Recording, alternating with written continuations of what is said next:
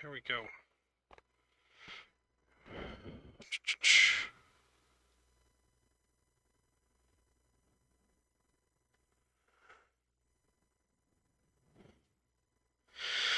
All right, welcome to pre-world flight, everyone. We're going to be positioning our plane over to Sydney.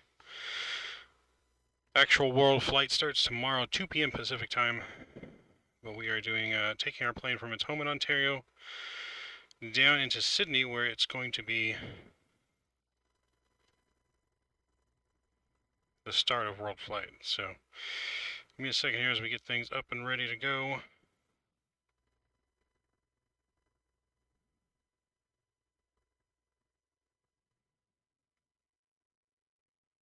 Our captain, Captain Geo, will be joining us here shortly.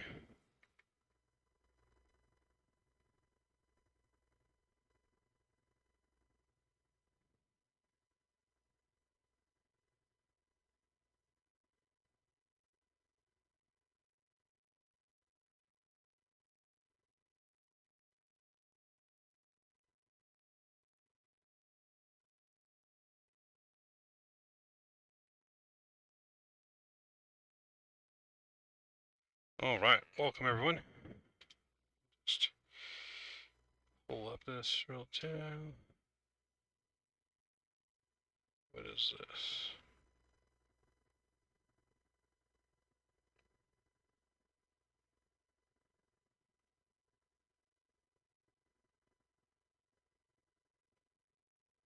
Kenny's here, good to go. I mean, you can leave it open until we get ready to go, because we're not fully boarded yet. But Kenny's here, welcome aboard. Kenny, Farth, Miranda, welcome. Alright, let's get things ready to rock and roll. Reset this.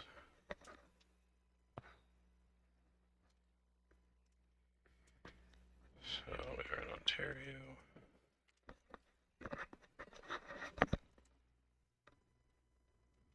We are...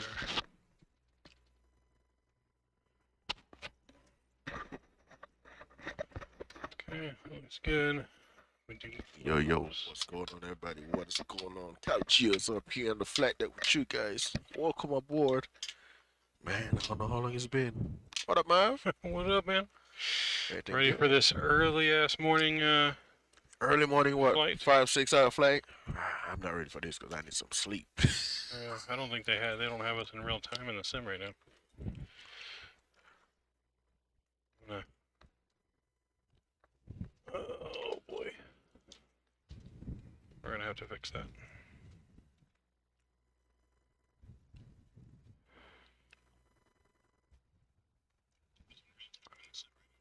Yo, Zato, what's going on, Zato? What up, yo? Greenlight, what's going on, bro? Welcome aboard. Welcome, fellas. Careful, the audio is getting picked up. What happened? The audio? On your phone. It's getting picked up twice. Yeah, I'm here a little bit. My bad.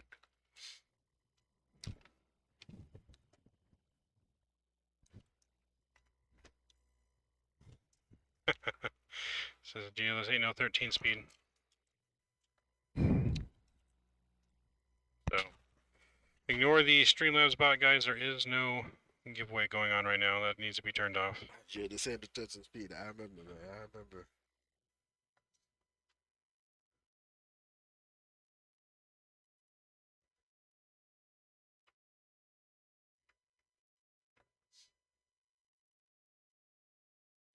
This has to be...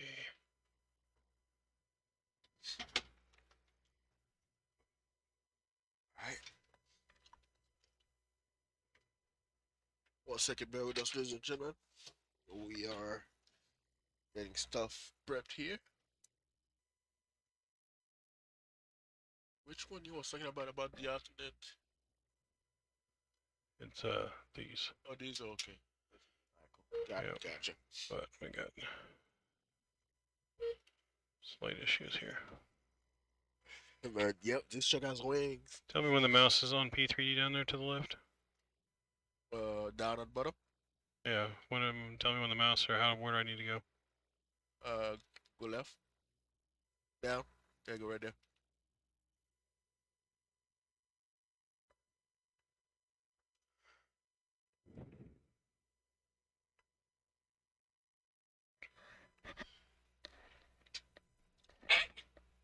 Well, bless you. Thank you. Damn. Oof. Can you do me a favor while I'm doing this? Can you go out to the dispatch station and turn off the Streamlabs giveaway that I was on test mode? I never canceled it. Just cancel it. All right, cool. Wait, on On the dispatch station, you'll see the one that's open that has Streamlabs on it. Okay. Just go in there and cancel the giveaway. Cancel. All right, cool.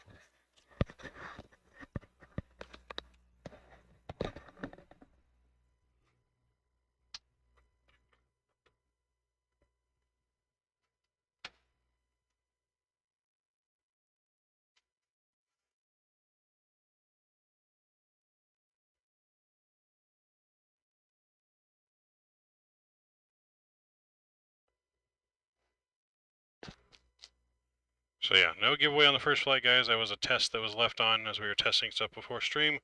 Do apologize for that. There will be plenty of giveaways, though, during World Flight, so no need to fear for that. No need to fear for that.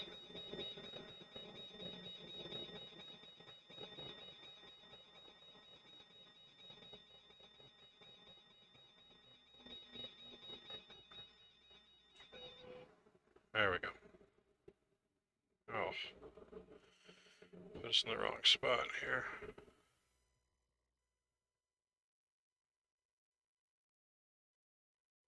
Forgot to put us at the right place.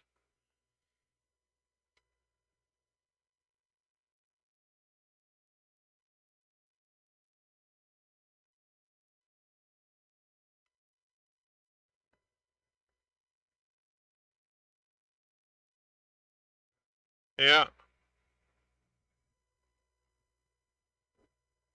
Say what? Okay, hold on. Bear with us for a second, guys. Getting the plane all ready for the early morning departure. Lots to do. That's why we started a little early. Our departure time is technically 3 a.m.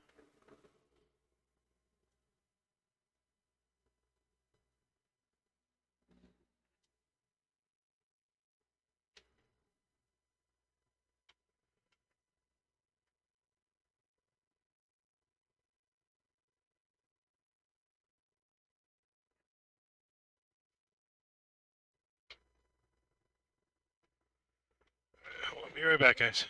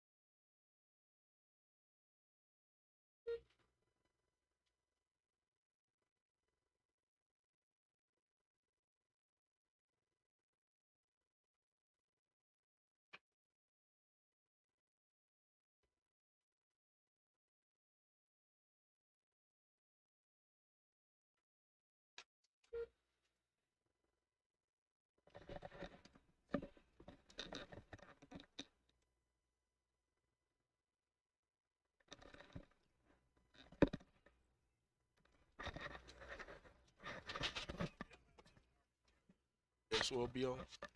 Yes, we'll be on Vatsim, guys. Be patient with us a little bit as we get things on.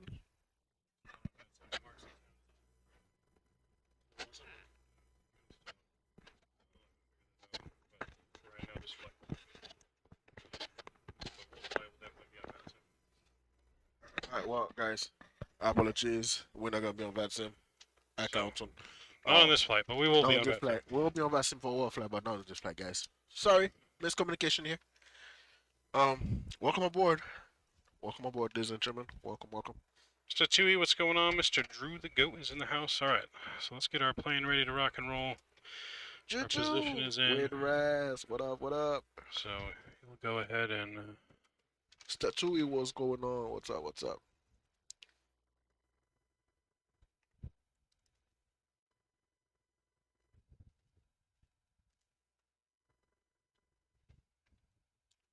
Alright, we are good to go. You got your clipboard over there, right? This is my clipboard? Yeah. Wait. Nope, that's... yeah, that's mine right here. It's right there. Cool. Board will go there. That will go over there. Okay. Finish my flows up here while you get our flight plan in.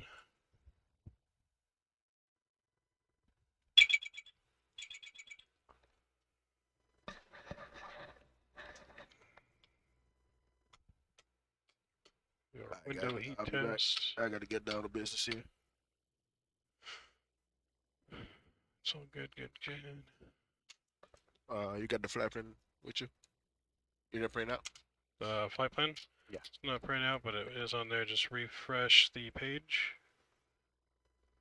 It should have the correct flight plan on it. First Officer Jones in the house. Work was good. Work was good. Alright, so yeah, give us some time so we get things ready to go, and then we'll be back in chat.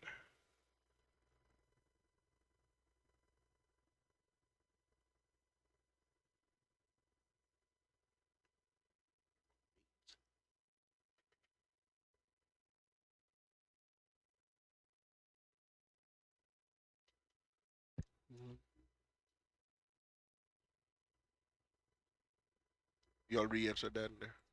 Alright, cool. Alright, cool. Oh yeah, request.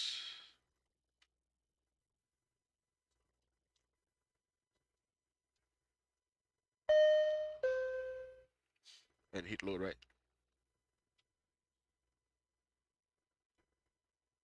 Activate. Secure that. Alright, perfect. When I refresh this, it didn't load up the flight plan. On this? Come out to me empty. On auto.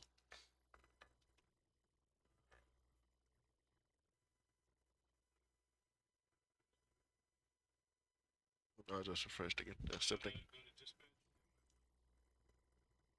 Here where? My flights? Yeah, dispatch my flight plan.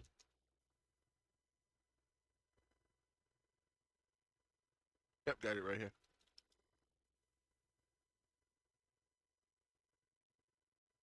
Alright, I'm about to throw a little right here. Why this thing got us going to SFO instead of going straight out? Never fails, right? Never fails.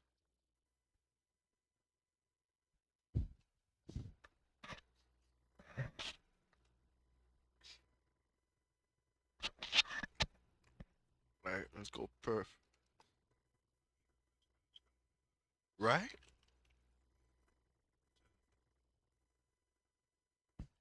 We're gonna put the flap in.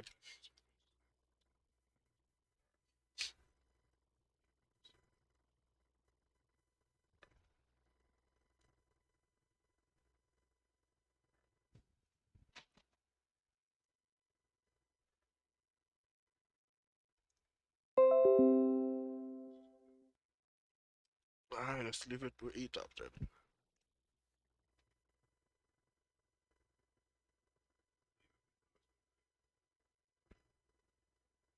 Yeah, we can always go direct. So. Always do that.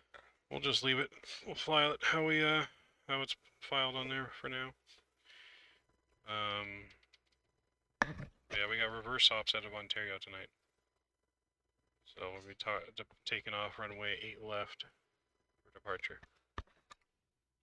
Looks like 8 left, Sunshine 5 departure.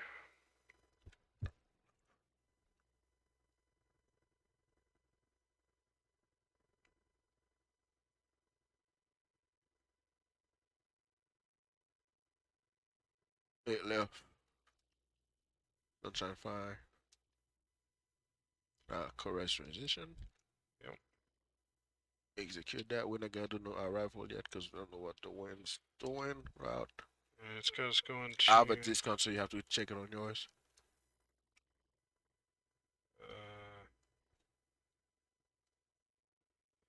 Check to see if I have any discount there. Yeah, execute. Oh, Yeah. that's good. Okay. Alright, cool. We're not gonna do no arrival yet. Yeah, we can put the arrival in on our way there, going to 34,000 feet. Let's see, as I was doing a step climb. So, Fuel we need 42.173. So we're gonna take 42.5. yeah, we got well, the extra fuel should already be calculated in the 40,000. 40,000. Yeah, that's just telling you Yeah, how we know much. for takeoff. So 41 should be good. It says block fuel 42.173. Let's go 42.3.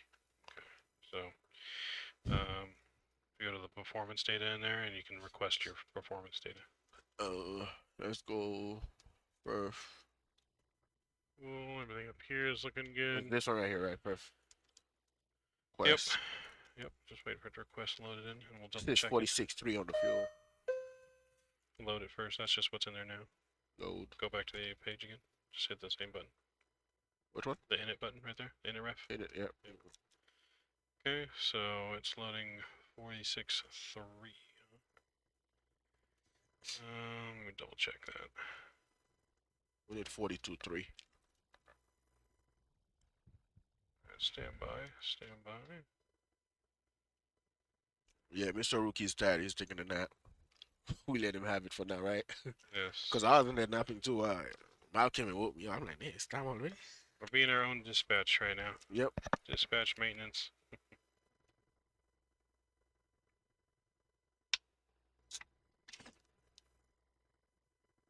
Why is there no options?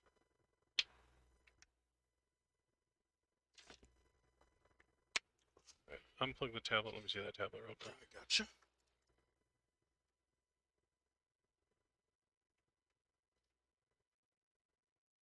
Go.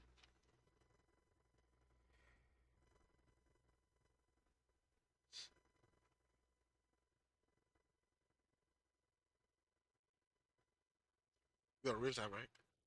This is real time right now, yes. That's why I had to reset it, because they didn't have us in real time at first.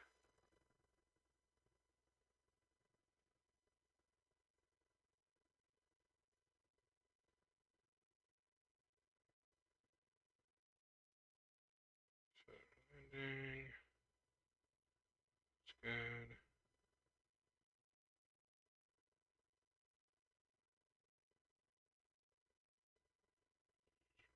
Save.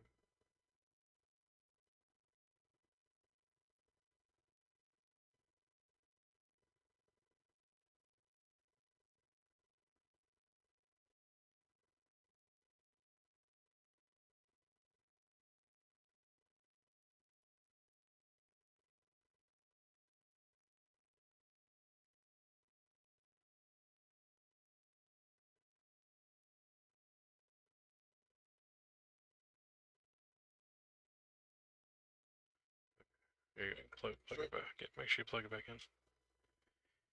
Alright, so what do you want to go on the fuel? You said 42 at? 42.5? 42.3. 42.3? We'll do 42.5. So that should be on the safe side. Okay, so center. That's always need good to to take take 300 pound extra. 200 extra. Well, when Warflight hits, we got to Alright, more than that. 90 minutes fuel. 42.3. I think it's good. Because we're going to take a shortcut anyways. We're not going to go up to the SFO. I don't think. Alright, as soon as we take off, we can get that shortcut in.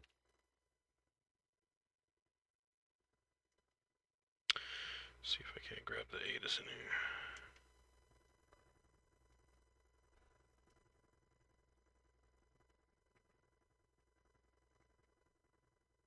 here. And Miriam Pierre, welcome aboard. Good morning, good morning, good morning. Early morning flight here out in Ontario. Yes. We got a long one, gentlemen. We got a long one. Do you have PCle in the cockpit? We do have that capability, yes. CPDLC?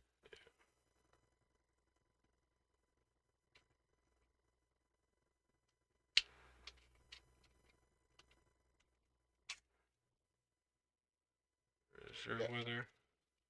Thank you. My weather. Alright, 1040 at when 350 at 4 knots, 9 mile base clear. Temperature 8 altimeter. But duper 8. Wait, what? Yeah, I'm saying it right. My bad, y'all. You know, when you've been off the flat sim for a couple of months. Altimeter 3019. Alright. PHL. Here's your other data there. For takeoff data. Yeah. Thank you. PHL, we're looking at 070 at 5 knot, 10 mile base, you at 2300, scattered at 43, broken at 55. So altimeter is 3019, right? 3019 for the altimeter. 0.26. Temperature 26, temperature 21, altimeter 3011. Alright, cool. We don't need that for now. Wait, what did you say the altimeter was? 3010. I got 3019. 3019, yes, 3019. Okay, 3019 set on my side. Let's get there. Up there. Sensitive, yep. 3019. My bad, yeah, I've been up the flat sim for like 2 months. Alright. Alright, fuel plane taxi 500, raw 31, 473,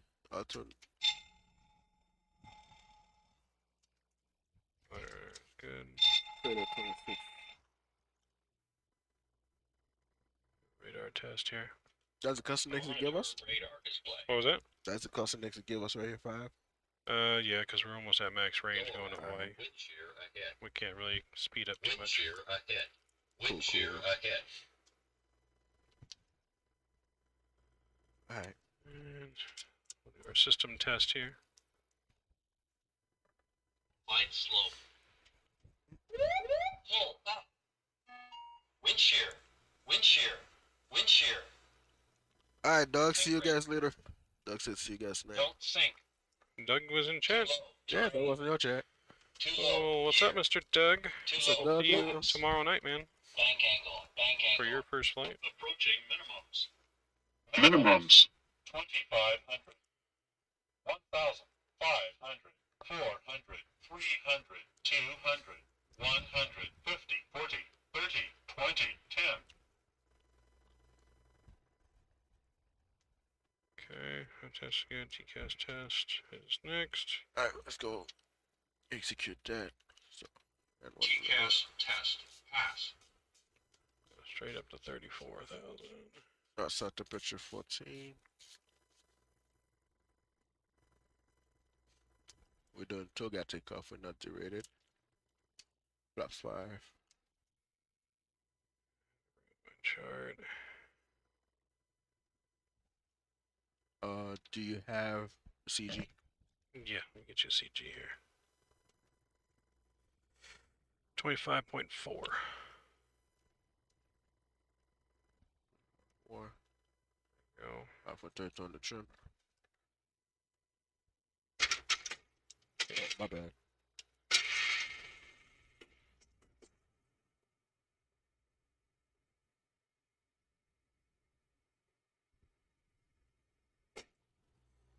Alright. And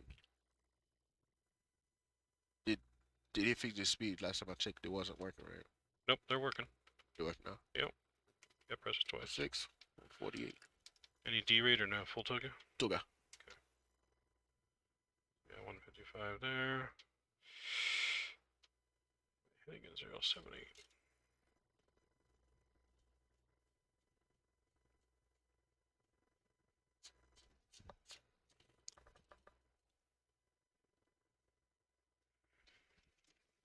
Okay. Oh, some real stuff though. You know what I realized? I was flying the Airbus on my way here. A321 American. You know they let the wing lights on all the way through. Did they? Yeah.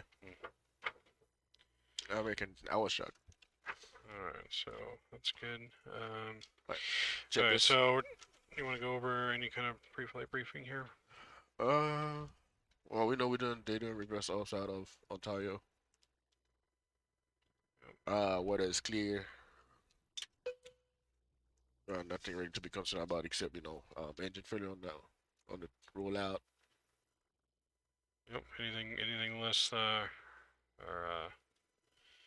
anything before V1 will abort for any reason. After V1, only for an engine fire. After rotate, we must get it in the air to go around. Yep. Yeah, winds are calm. I don't think we're really expecting anything that I can know. We got a full load. We are fully loaded. Yep, we are heavy. And yeah, no, that's it. So I think we can call for the checklist. Alright, cool. So, pre-flight checklist. Alright, enter and exterior inspection. no. Oh, pre-flight. Interior and exterior inspection. Complete. Circuit breakers. Checked. Nav and display switches. Check. Passenger signs. On check. Window heat. On. Engine bleeds air switches. On. Pressurization panel. Set. Pressurization mode selector. Auto. Mode control panel. Set and check. Oxygen mask. 100 right. Check. Altimeters. Set and check. 3019. 3019. Set. Not set. 3019. You got 3020. This thing is sensitive. Yep. One click. There There you you go. 3019 set. Cross check. Flight nav instruments. Check. Check. Cross check. Warning announcing air lights. Check. Speed brake. Speed brake down. Takeoff warning. Check and close. Engine start levers. Cut off. Stab train cutout switches. Normal. Fire warning. Check. Radio and transponders. Set. Radar. Radar off. Check. Rotor and aileron trim. Free and 0. Parking brake. Set. Windows. Close and lock. Close and locked right. Flight attendant briefing. Complete. Departure briefing. Complete. Log book and QRHs. On board. Fuel required. 42.3. 42.3 on board. 42.3 and 42.3 on board. Check. Check. Brief for the checklist complete. Complete. Alright, ready for push.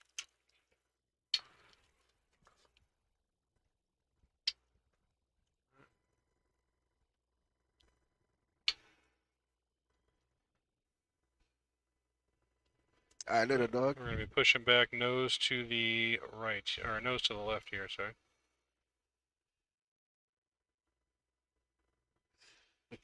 The guys are funny. We call up the search party. See you tonight, Doug. Hey. Jill said we call up the search party. Pushback Jill nose has to been the spotted in right, you guys Socal. said? Wait, what? Pushback nose, right? Yeah, but not yet. Yep. Our AP is still firing up. Hey, I just watched us alive. Rookie's alive. Welcome back, sir. Our dispatch is here. Closing dispatch shortages these days, you know. Right? Had to come fill an emergency.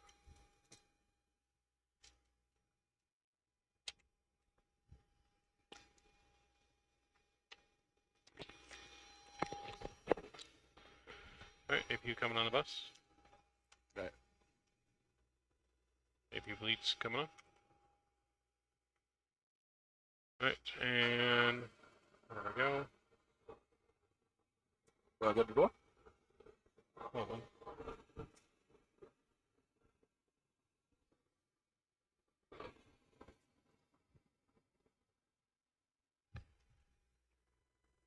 Turn that down a little bit. That was a little too loud. Alright.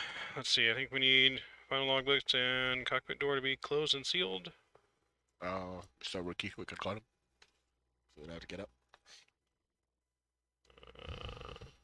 Flight 10, I think, is going to close the door here in a second. There's Navigograph in here.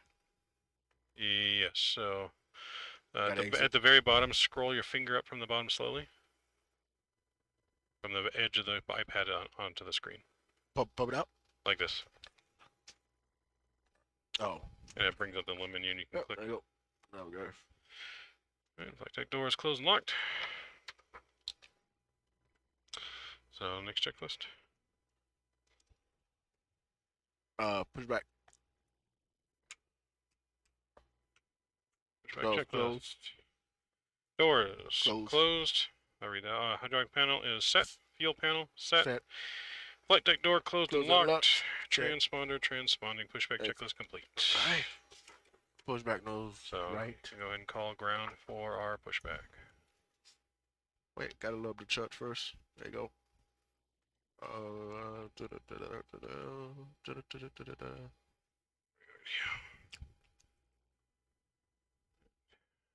Cockpit to ground. Go ahead. Ready for push and start. Nose to the left. Alright, you ready for push and start? Nose to the left. Stand by. Roger, standing by. Let us know when to release brakes.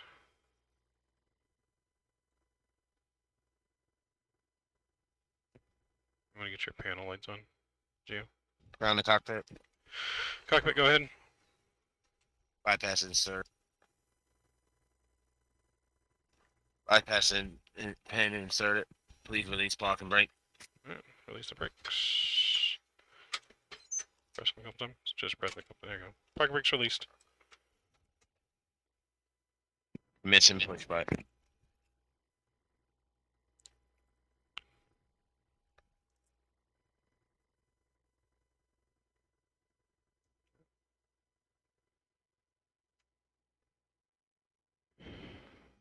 Standing by for engine start clearance.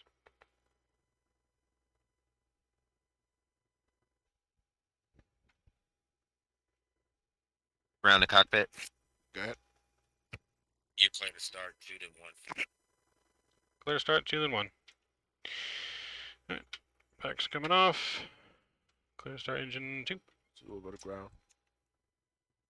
Waiting for 25% N2. Nope, I start the engines. Make sure we don't hit anything. Do make sure we don't hit anything. I'll start the engines. You start the engine? Yeah, have Oh, fun. yeah. Right. Make sure Rookie doesn't dispatch doesn't crash us with a tow driver. You know how crazy these tow drivers get. Right. He just woke up out of his soup too.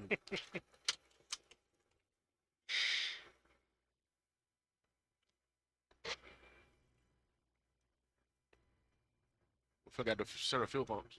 After engine start. Okay.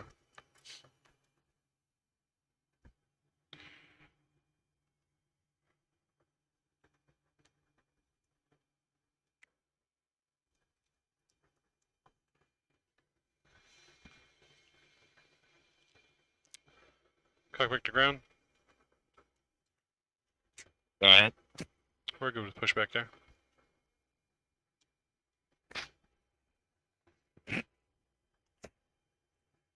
Ground the cockpit. Go ahead. Please set block and brake. Push your brakes in first. You gotta push those and hold those in when you pull that back. Oh. Right, we set. Alright, Stand by. good start Gotta on remove the bypass pin. Look for the hand on the left. standing by. Look for it on the left. Alright, good start on 2.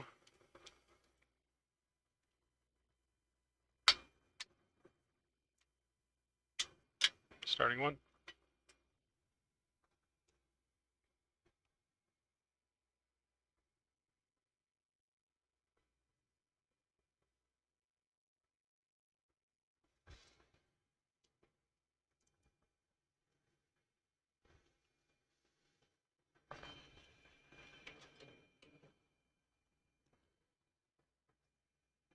around the cockpit? Go ahead. Are you guys on the network? Nope, your thing is still MIA. I tried.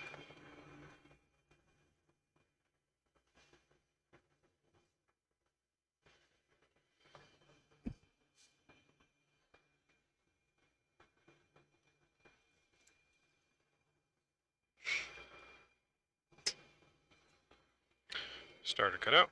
Waiting for one to stabilize.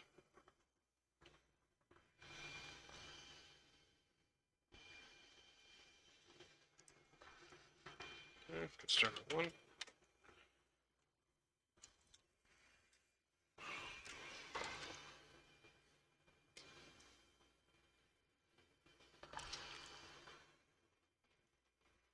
Alright. Next checklist. Alright, after start checklist. Generators are on. On. Probe heat On. on. Anti-ice. Anti-ice. As required for what's 50 degrees outside. Yep. Air conditioning panel is set. Recall Check. is checked. And auto brakes RTO after start checklist complete. Alright.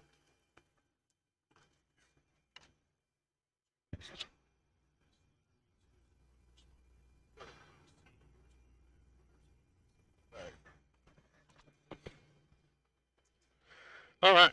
After start checklist is complete. And now taxi checklist.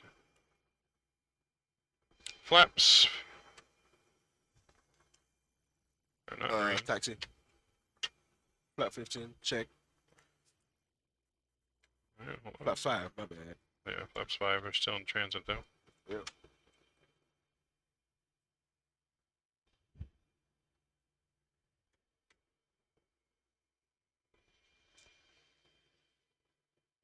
Alright, 5 and green indicated. Takeoff speeds. V1 146, VR 148, V2 155. 146, 148, 155, check. Set, check. Thrust. Thrust, 98.3, 98.3, check. check. Step Step trim. 5.3, 5.3, check. check. Flight controls. Test your flight controls. Up. Left. All right. And rudders. Left. Right. Neutral. Flight control check. Alright.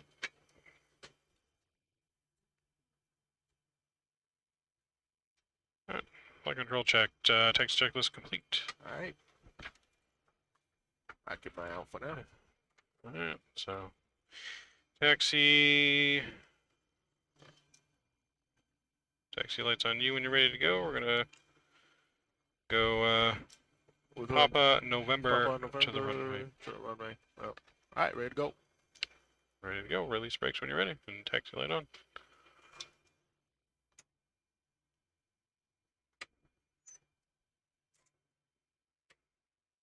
Let's test something. Lights on what? Should be, but just go ahead. And taxi with this one. Yep.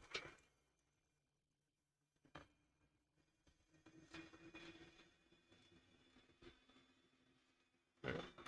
All the little blue lights out, or the green lights out, I should say, next to the blue lights. Is this thing turning?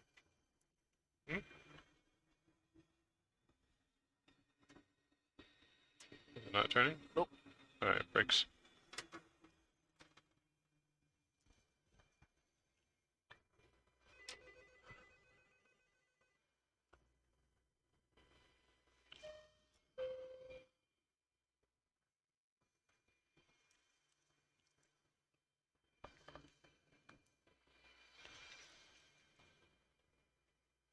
It's called dispatch.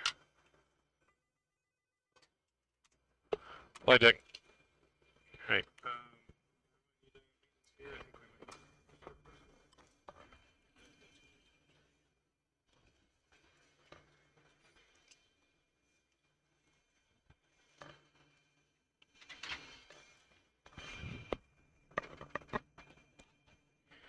Alright, standing by for maintenance.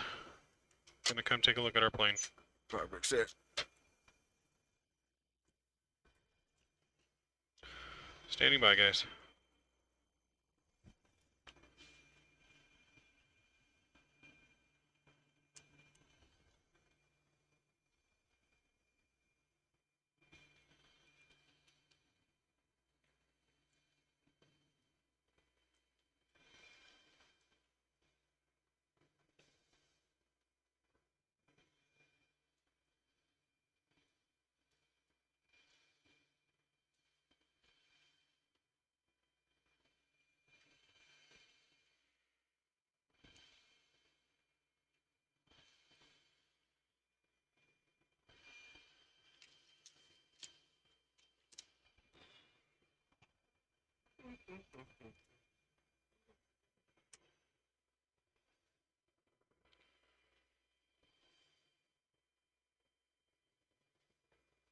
Yep, standing by.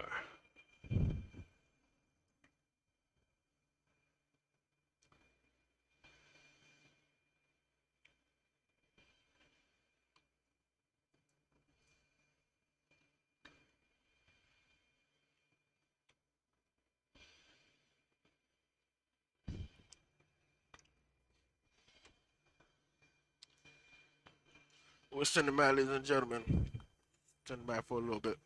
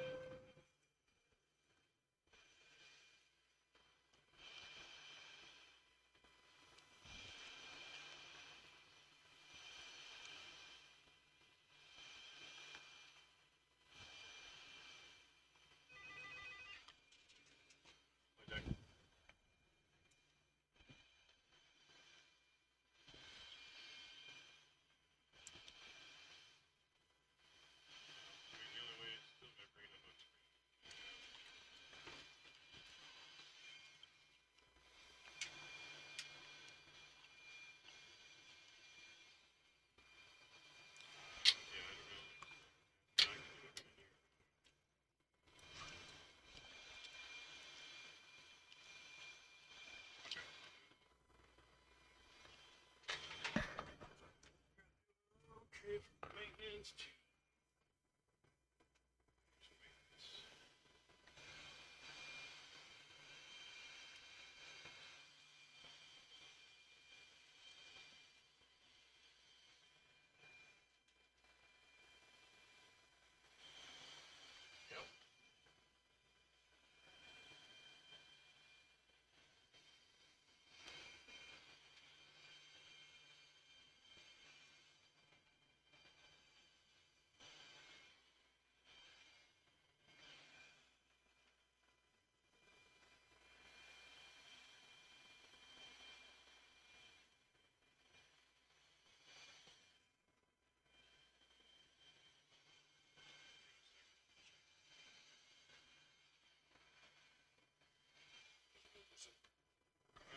Reloading process.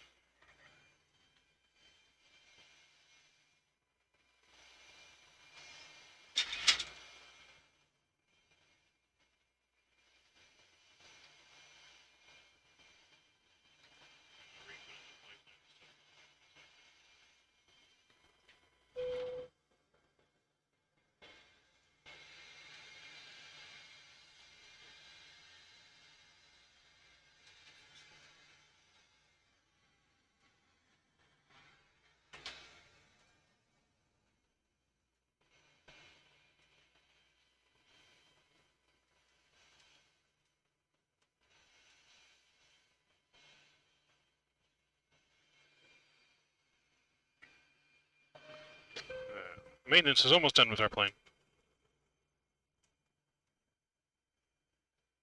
The flight deck. Flight deck, go ahead. Can you verify that you got functions on the left and FMC? Negative. Stand by.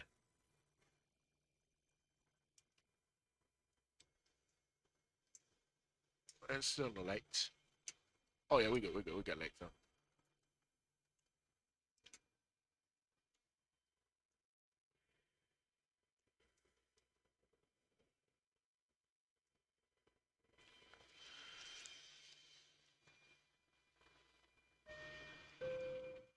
Joe, what's going on?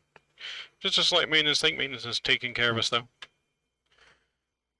We'll be departing here shortly. We pushed back early, so we're still on time. Gio, just hold on. I got you. Don't press anything. Nope.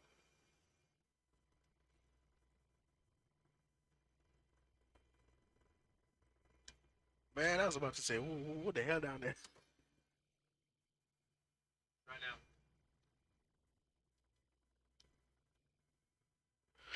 No, Nothing. let me try this. Reset the screen. See, Nada. proceed. Oh, we're good. We're good. Well, hold on. Wait, we're good. Yeah, we're we're good. It's working. We're good.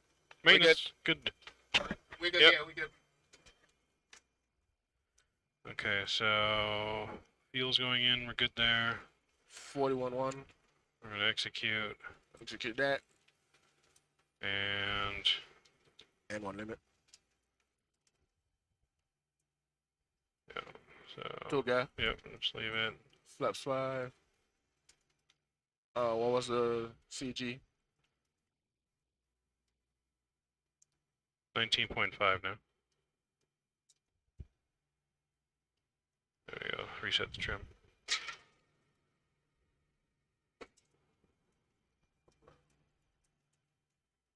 $154. Yeah, set that in there. I'll set the altitude. What happened to the screen? Oh boy. Oh Lord. Is your man not found? Huh? Is your man not found on that?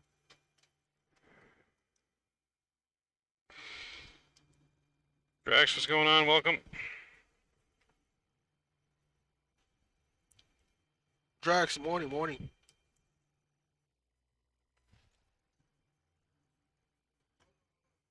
He said, hold on. Okay. Standing by.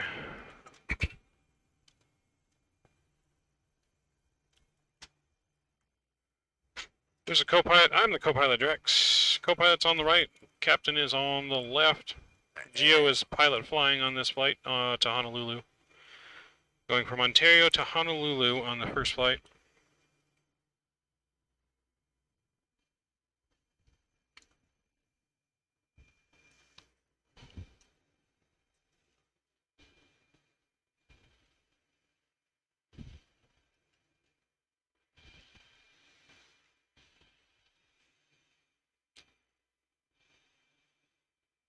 So you reset your altimeter 3010.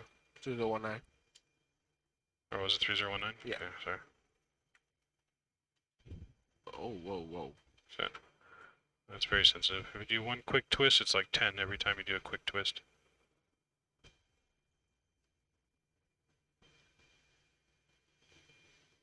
Okay, that's good.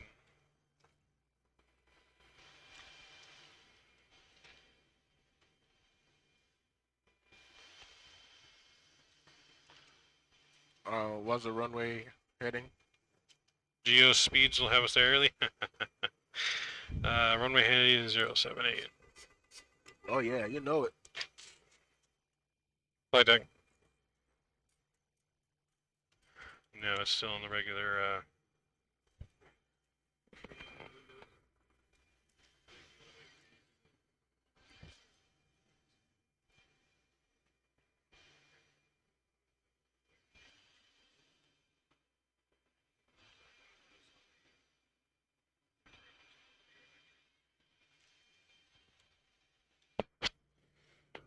Alright guys, stand by. We are going to transfer you guys to the Be Right Back screen real quick, but we think we found the fix, and we will be underway momentarily. Give us just a few moments, guys. Bear with us.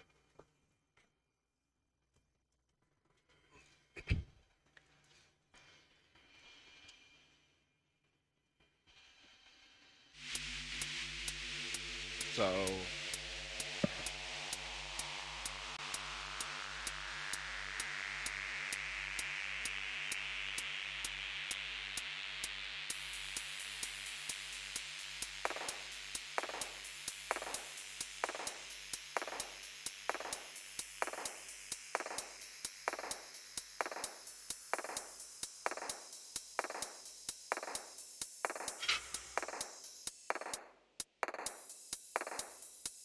Make sure the weather is on. Hold by, stay by. I can't. See, let me know where my mouse gets to the X. For the. Yeah, this first screen right here.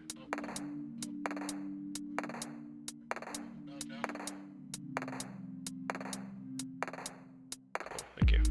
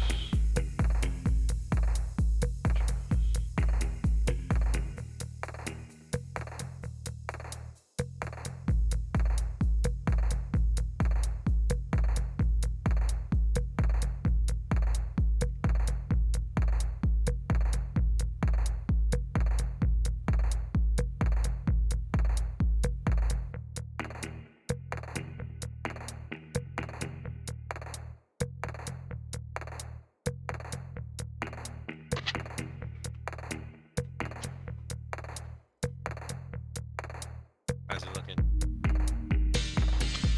We're loading in. We're getting there.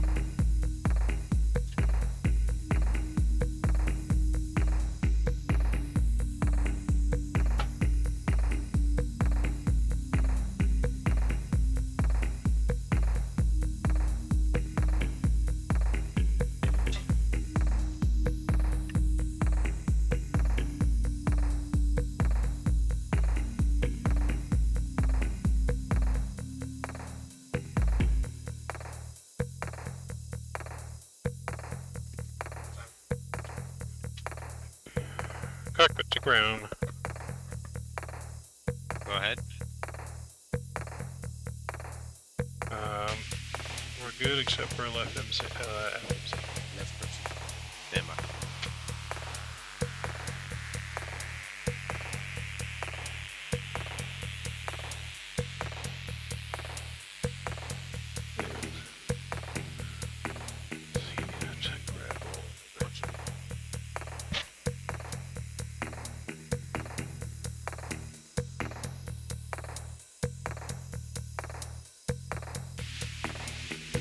Yep.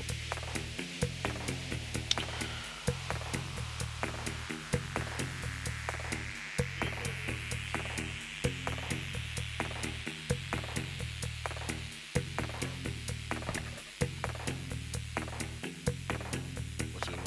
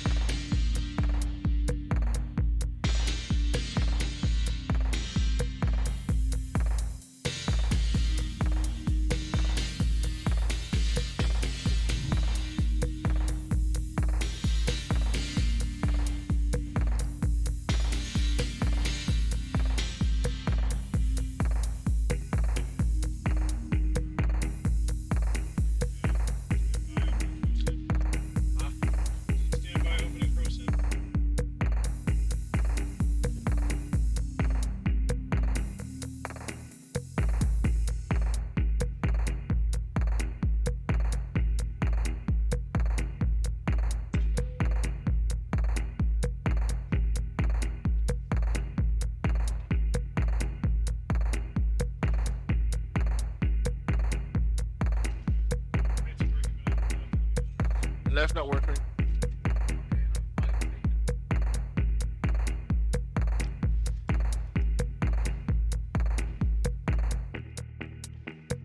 Where the rise? Jill, thanks for continuing your membership for 12 months, man. I appreciate the support. Thank you, Justin. I appreciate you, my man. Justin, Jill the GOAT.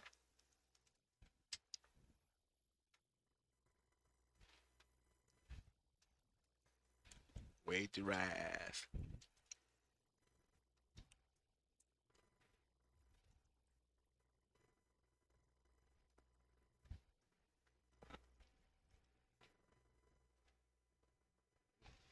It's look coming up right now. Hold on.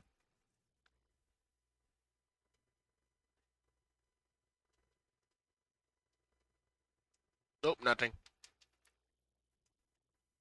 It's not working. The right one's still working, not the left. No, hold on.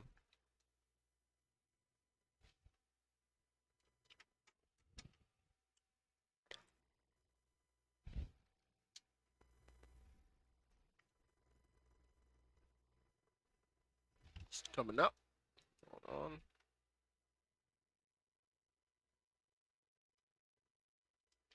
Nada, nothing.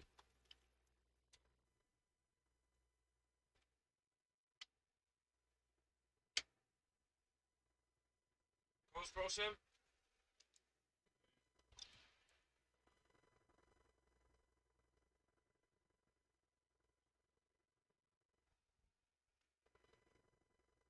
Suppose. Doesn't work this time. I just need to restart whatever the computer is. The screen.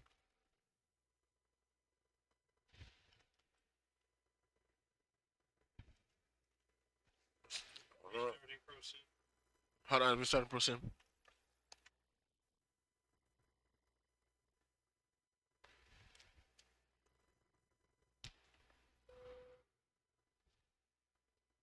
We're good. Both working, we're good.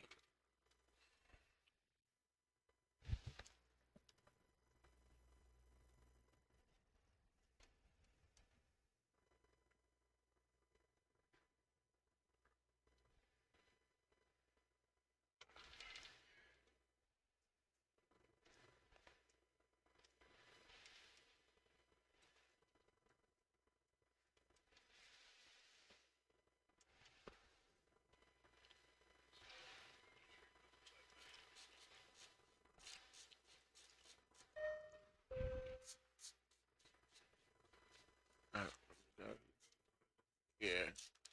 KONC2. Oh, there you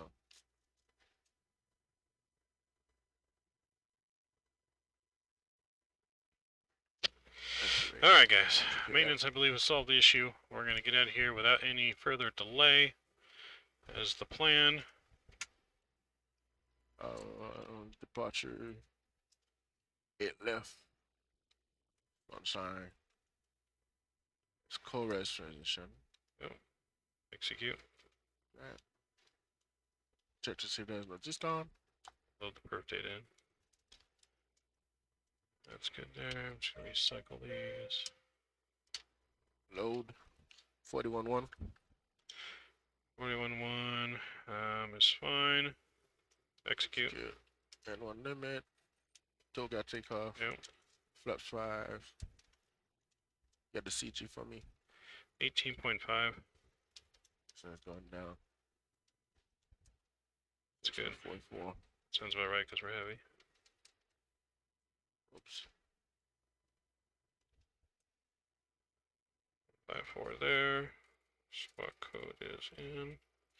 Just got a Transponding. 155. That's good. That's not good. It sounds not good. Hold on. Trim not working. Huh? Well, because we're paused. Hold on. We are paused.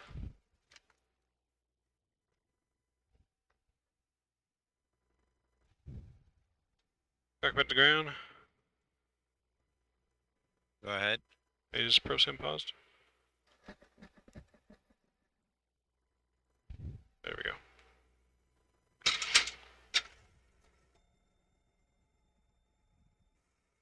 Alright, we're good. Pretty good. Sit there. Take off weights. I'm gonna get the APU fired up again. So 7, 8. No. We're gonna go with checklist or without checklist? We're going with checklist or without the checklist? We'll still run through the checklist real quick. Cool. We're gonna rapid fire this checklist. So you call the checklist and I read it off. Alright, interior and exterior No, inspection. I read it off. You just call. Okay. Checklist. All right, interior and exterior inspections. Complete. Circuit breakers. Checked. Nav and display switches. Check. Faster signs. On. Window Check. heat. On. Engine bleed switches. On. Pressure station panel. Set. Pressure station mode selector. Auto. MCP. Set. Well, that was set. Oxygen mask. Flight deck.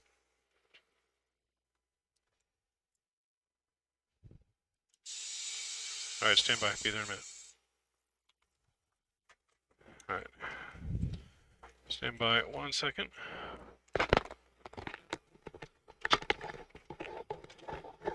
Coming in.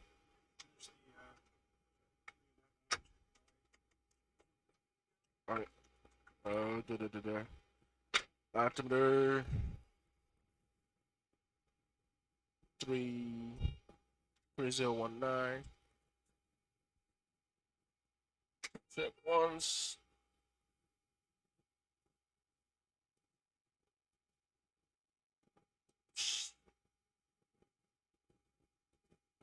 Check twice. Check 3 times. Altimeter check. Cross check. Flying nav instrument check. Warning and nav insertion net check. Speed brake down. Takeoff warning. check. Engine start levers cut off. Stop options cut out normal.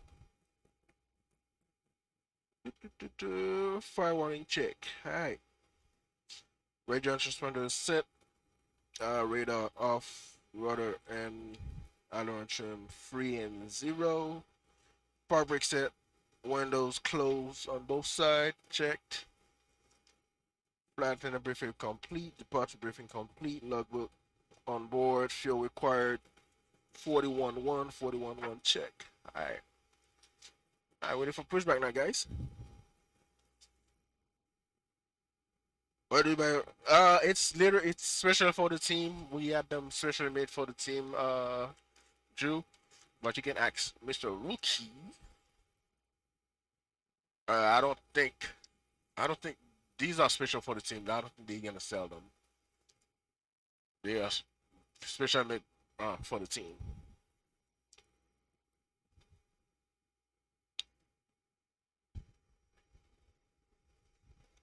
Make sure lights work. Yeah, we got lights. We're turn off. Alright, cool. Retractable. Perfect. Standing. Alright.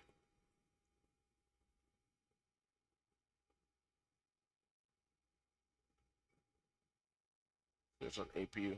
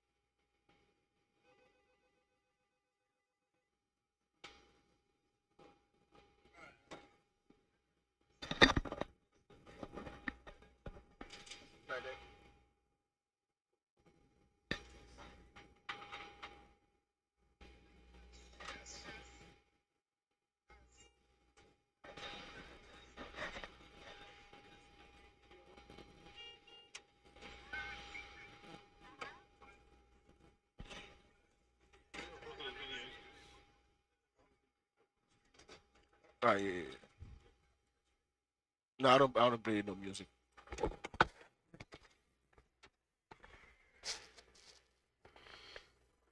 Alright, back in flight deck. Everything's good. Check, check, check. I stopped exactly at when pushback. Check this. Alright, so I'll run through that real quick. Doors are closed. Hydraulic panel is on. Fuel panel set. Flight deck door closed. Unlock transponder transponding. Pushback checklist complete. Cockpit to ground.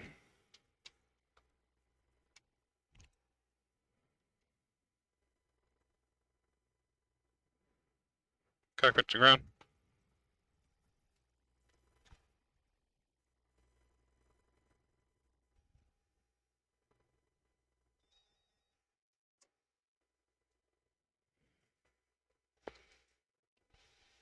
Cockpit to ground. I think our ground team took their union smoke break. Where do you buy your World Flight T-shirt? I'll answer that. I don't think we have any available. We're gonna have to have them available next time, though. I don't even think we thought about T-shirts for sale. Yeah, I never thought about that, but I think they were exclusively made for the team Yes, but we can't make other ones that are a little bit different for sale. sale. Yeah. True. Oh, you wearing yours? Cockpit to ground. I'm not even wearing mine. Go ahead. Ready for pushback and engine start. Nose to the left. Okay, stand by. Standing by. All right, we believe we're really ready to get out of here this time. We're only 23 minutes late. It's fine. We'll make up time. We'll make up time. Yep. What? 0.81. You got the two best pilots here. We're gonna make up time. Right, we gotta go Ground speedy the guns cockpit. out. Go ahead. Please release park and brake. Don't. There you go. Park brake released. Commencing push. Roger. We'll advise when you can start engine. Standing by for engine start.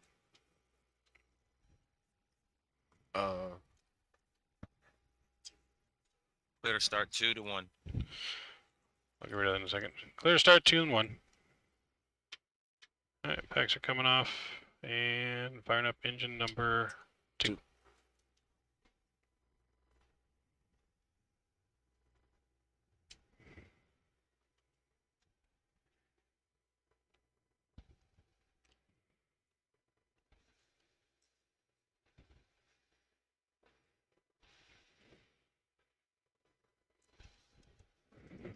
25% into. Introducing fuel. And de-rising.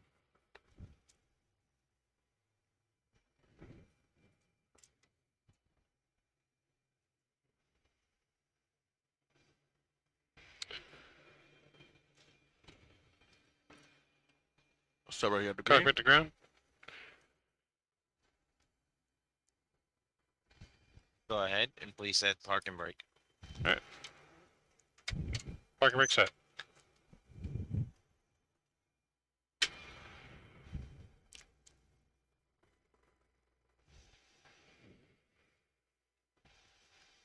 Bypass fin removed. Look for the hand signal on your right. Signal on the right. Have a good day. Thanks for the pushback. All right, good start on 2. Starting 1. Good start. Into rising.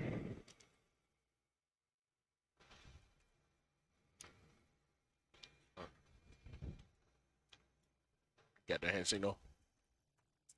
Yep, hand signal's on the right. We'll see you. Pushback driver is clear.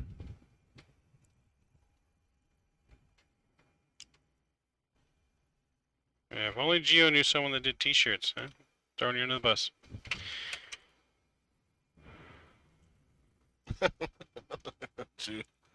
Jude the goat.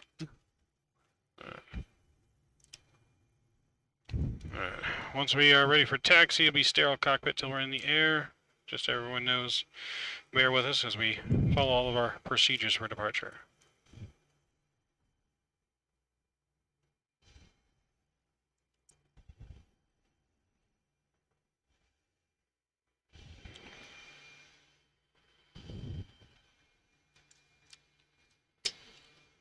Starter cut out, wait for engine stabilization.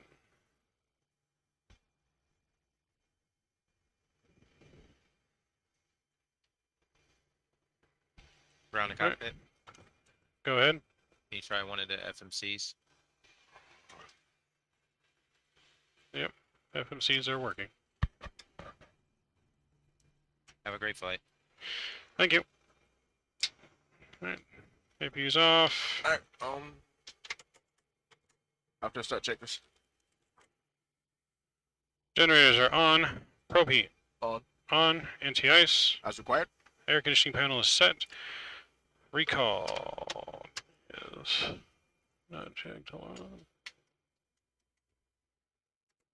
Brake call is checked. Auto brakes RTO. After start checklist complete. Alright. And Taxi. taxi checklist. Flaps. 15 green. You mean Flap 5. 15. Flaps 5 and Yeah. green. Check. Oh, I said 15. I know I should play the lobby. Captain is not awake right now. I'm scared. Right? Next. Takeoff speed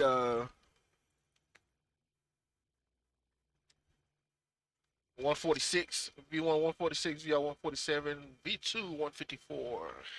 146, 147, 154. Set. Check. Thrust. 97, 90. 97. Check. Alright. Stab trim.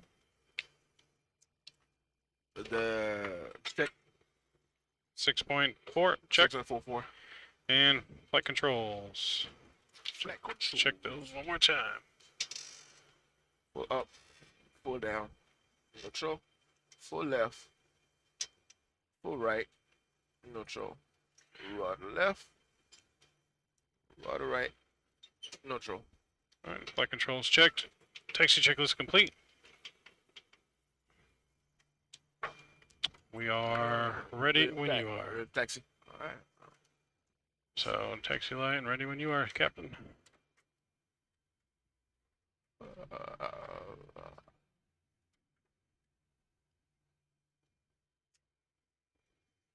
Alright, park brake release. Alright, release spark brakes. We're good to go. Alright, taxi left, make a left on Papa, right on November.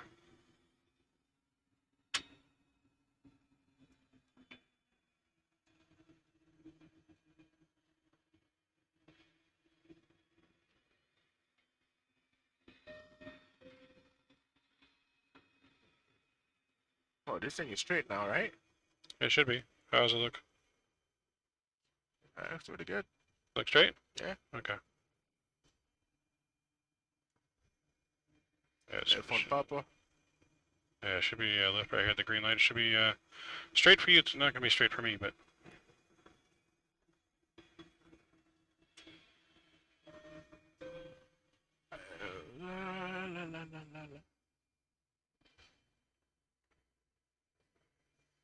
And then you'll take the first right here in November. I'm gonna go ahead and turn it low. I'm gonna turn off. They don't help very much on the right sides. Yeah, you know. Oh, there we go.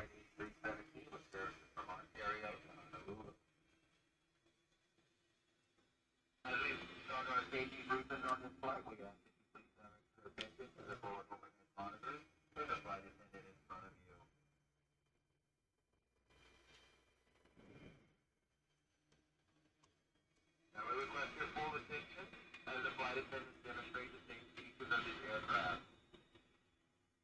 When the seatbelt sign is illuminated, you must fasten your seatbelt, insert the metal fitting, one into the other, and tighten by pulling on the loose end of the strap. To release your seatbelt, lift the upper portion of the buckle. So, set the thing. Yeah. Keep your seatbelt fastened throughout the flight as we may experience turbulence. There are several emergency exits on this aircraft to forward, to aft, and to the rear on each wing. Please take a few moments now to locate your nearest exit. In some cases, your nearest exit may be behind you. If we need to evacuate the aircraft, floor-level lighting will guide you towards the exit. Doors can be opened by moving the handle in the direction of the arrow. These doors equipped with an inflatable slide, which may also be detached and used as a life raft. Oxygen mask and air pressure are always being monitored. Any event of decompression and oxygen mask will automatically appear in front of you. To start the flow of oxygen, pull the mask toward you. Place it firmly over your nose and mouth. Secure the elastic band behind your neck and breathe normally. We don't want you to pass out. Although the mask does not inflate oxygen, it is flowing through the mask. If you are traveling with a small child or someone who requires assistance, make sure your mask is on first and then assist the other person. You can't assist them if you're knocked out. Wow. Keep your mask Wow. on until a uniform What's up with these little legs? Is it the lipo? Any event of emergency, The scenery is like that? Somewhat the scenery now. Oh. lean forward with your hands on your head and your elbows against your thighs. Make sure your feet are flat on the floor. We're taking full runway or? Yeah, full runway, we're fully loaded. When instructed to do so,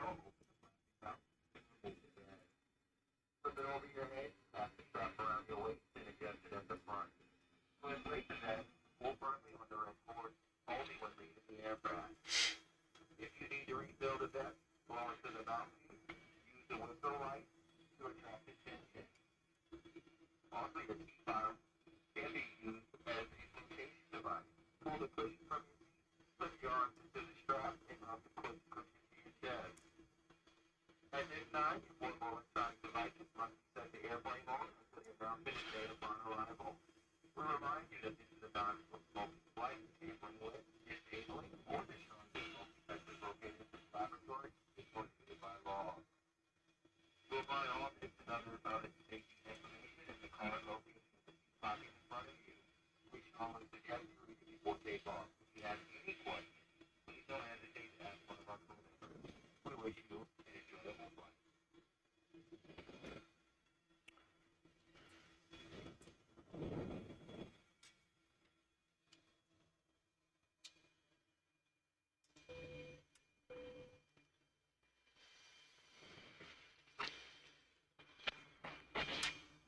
Flight attendants, please prepare for departure.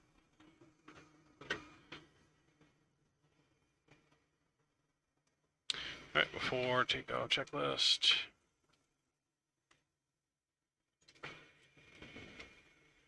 Runway position.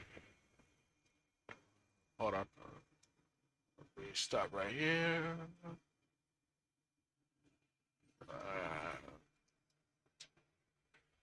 Alright, runway position. Before takeoff, check. 108 left. 08 left, check. And it's fine. Flaps. 5 green. Navigation briefing. That's you. Flaps. Flaps 5 green. Yeah. Navigation briefing. Complete. Takeoff warning. Check. Auto throttle is armed. Engine start switch is continuous. Transponder TARA flight attendants notified. And before takeoff checklist complete, we are cleared for Alright. departure. There we go. I have to remember to check this by head. Alright, clear for departure. Alright, slow it out. Oh, hold on, stop. Your reverser is on. So, sometime on the reversers here. Hold on, stop. On the right there, short. Sometimes it comes on, you just gotta kind of engage it a little bit. Let it go past 30. Don't close all the way until it goes under 30. And I move the throttle, there you go. Now we're good to go. You may have to do that on touchdown, so. Alright, clear for departure. Alright.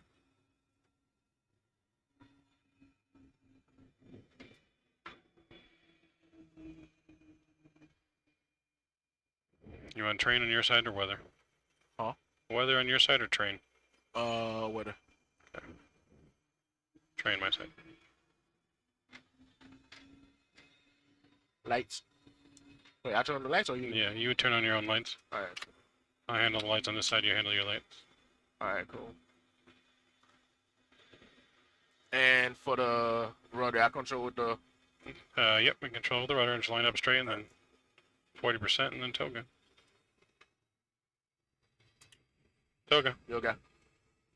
Guard the throttles. Yep. Take off our set. Airspeed's alive. Use the rudder, yep.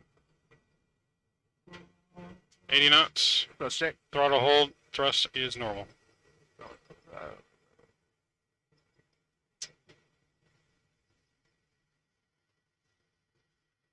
100 knots.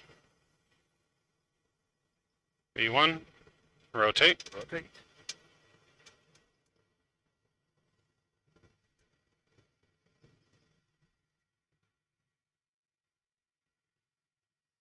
Positive right. Gear up. Gear up.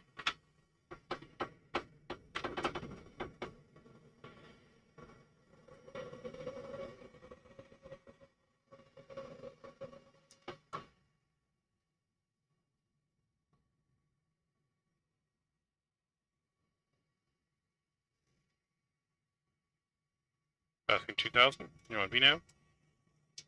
Yeah, V9. VNAV's on.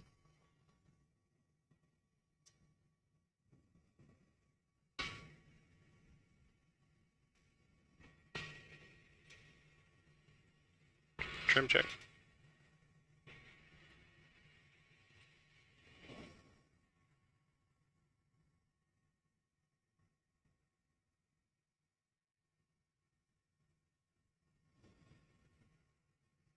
Flaps 1. Flaps 1. Speed check.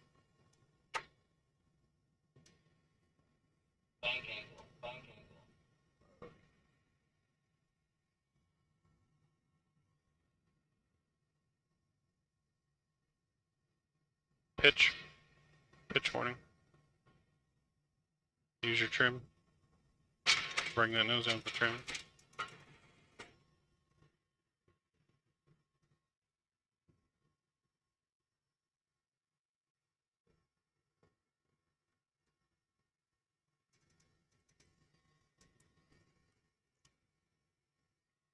Pitch. You're descending now.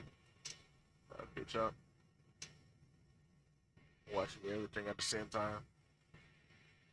Flaps. Speed flaps check. up. Flaps up.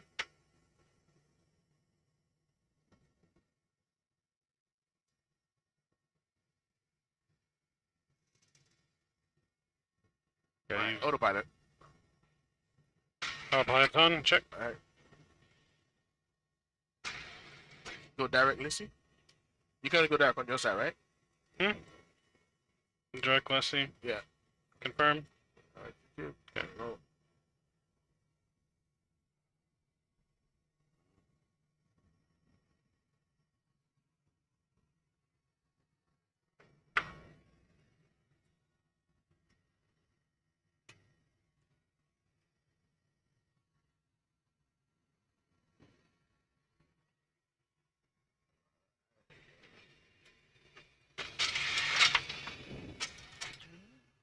After takeoff checklist complete.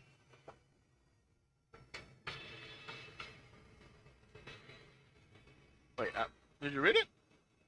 It's a silent checklist on the after takeoff. Oh. Wait, that's what Delta thing?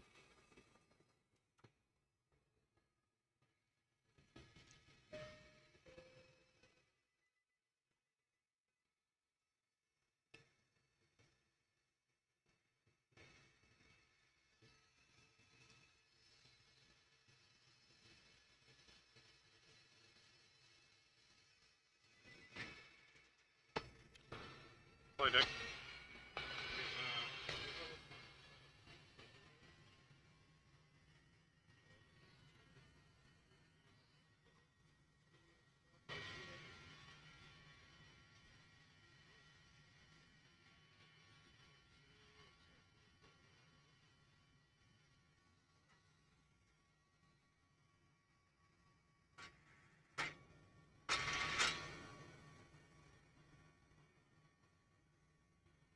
Hey, Bob.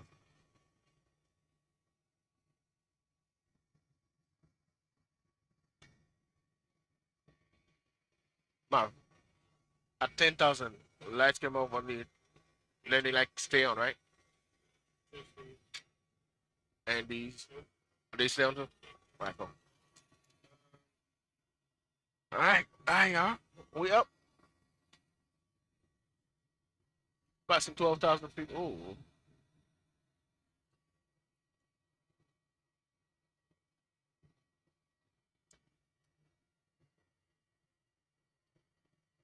Break this out of tab. My Bob just gone.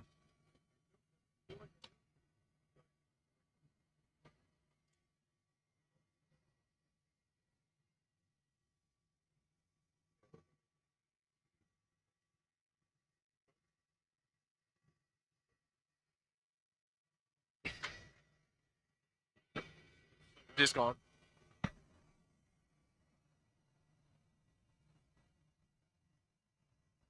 Hey, why is it saying that?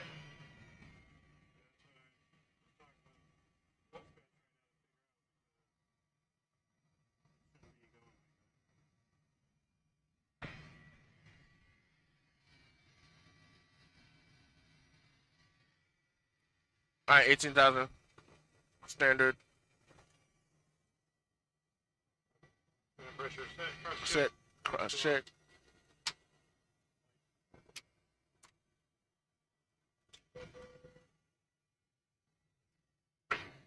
Ladies and gentlemen, cabin turn off the fasten seatbelt sign. Feel free to move out of the cabin.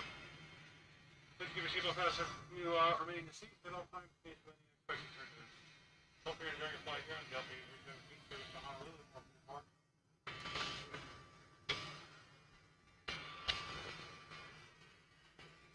All right. We're off the ground, ladies and gentlemen. Announcements could have been a little bit louder.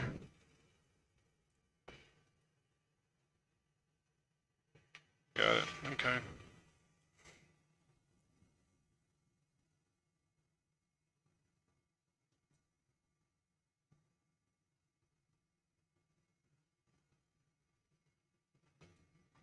Alright, we're gonna go direct below. You agree? Shortcut? Direct I agree. below? Go ahead. Direct below. Execute. Confirm.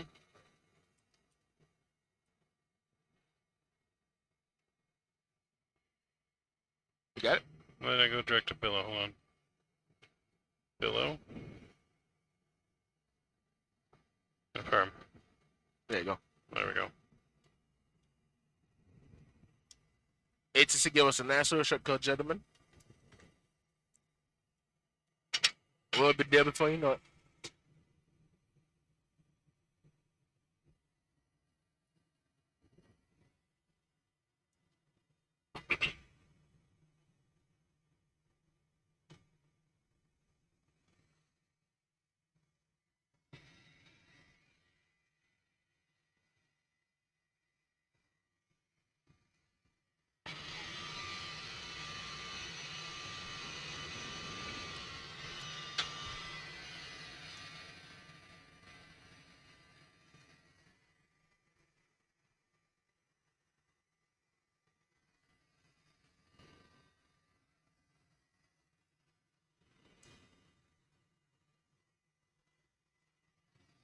Gio, let me see your tablet, please. Sure.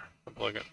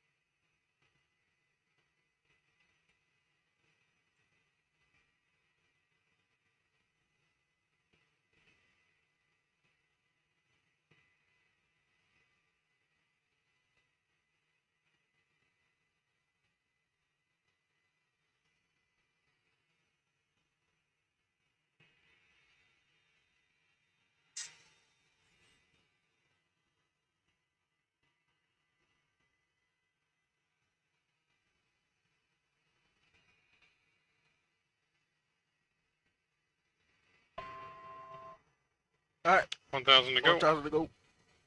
Stretching 4,000 feet. Thank you.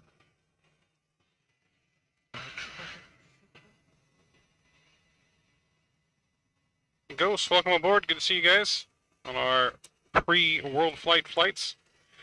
We are repositioning our plane to Sydney, Australia from Ontario, California.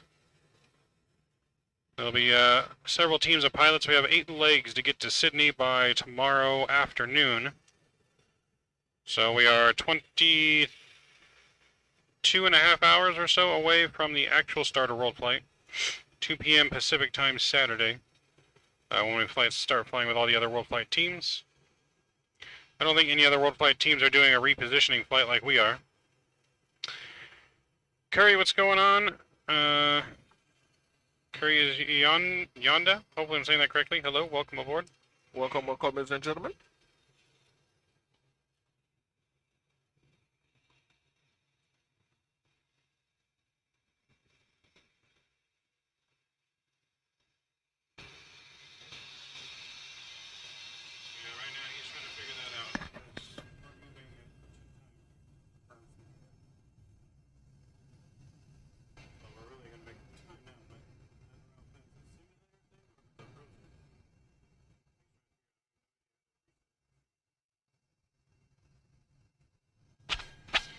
I mean, we might as well go like that and figure it out on the ground when we land.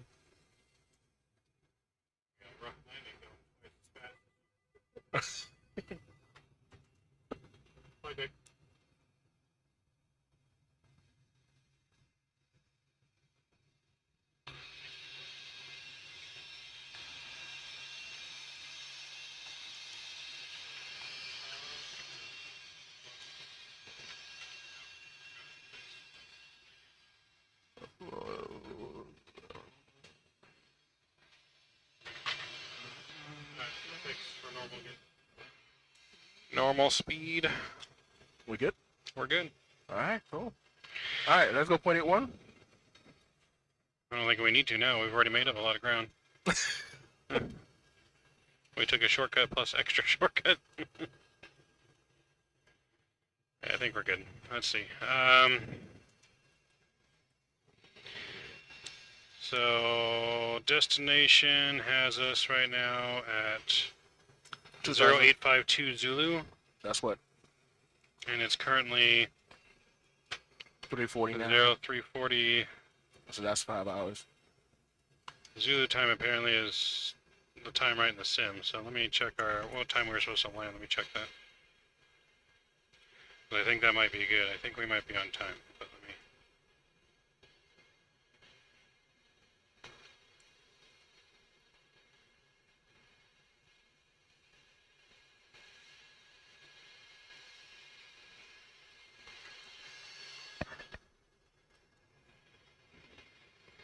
We're still gonna make good ground though.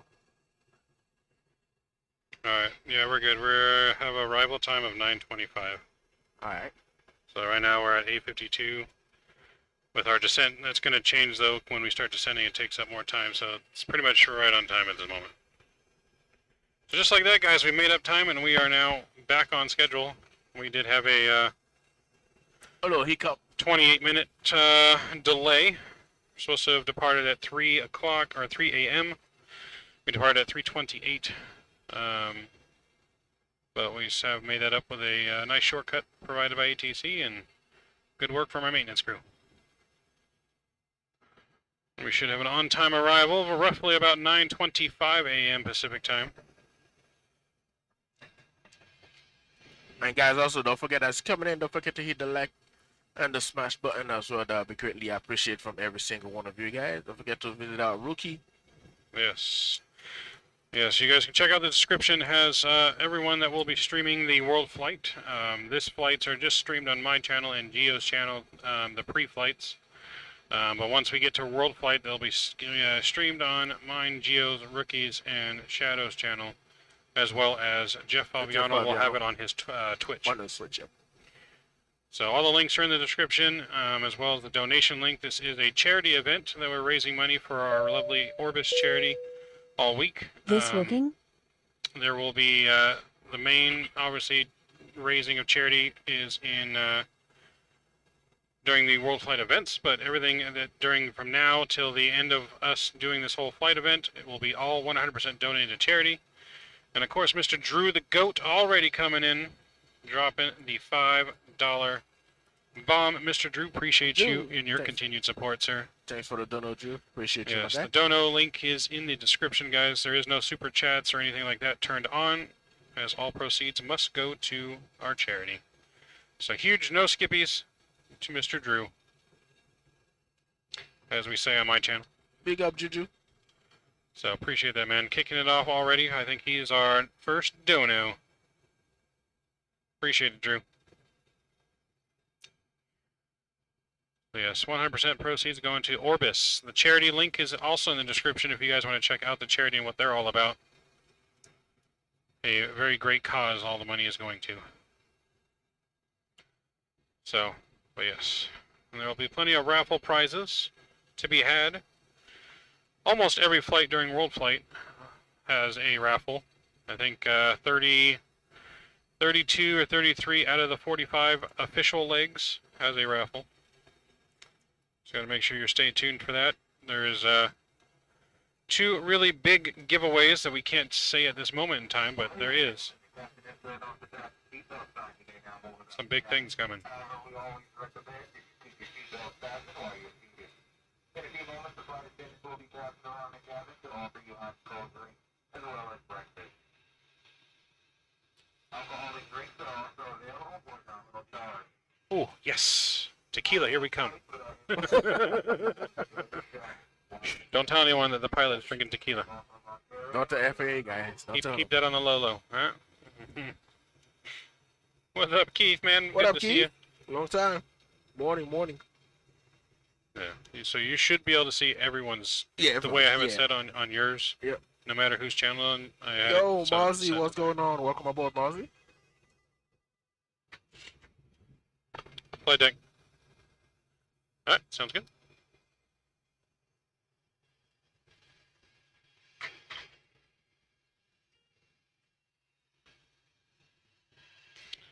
Thank you. What we got? We got a menu. Yeah, look at the menu there. We got our menu selection here. I don't think he gave us any markers. Hold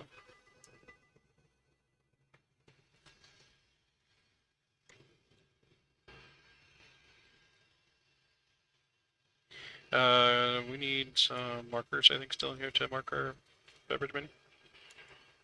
Said we need markers.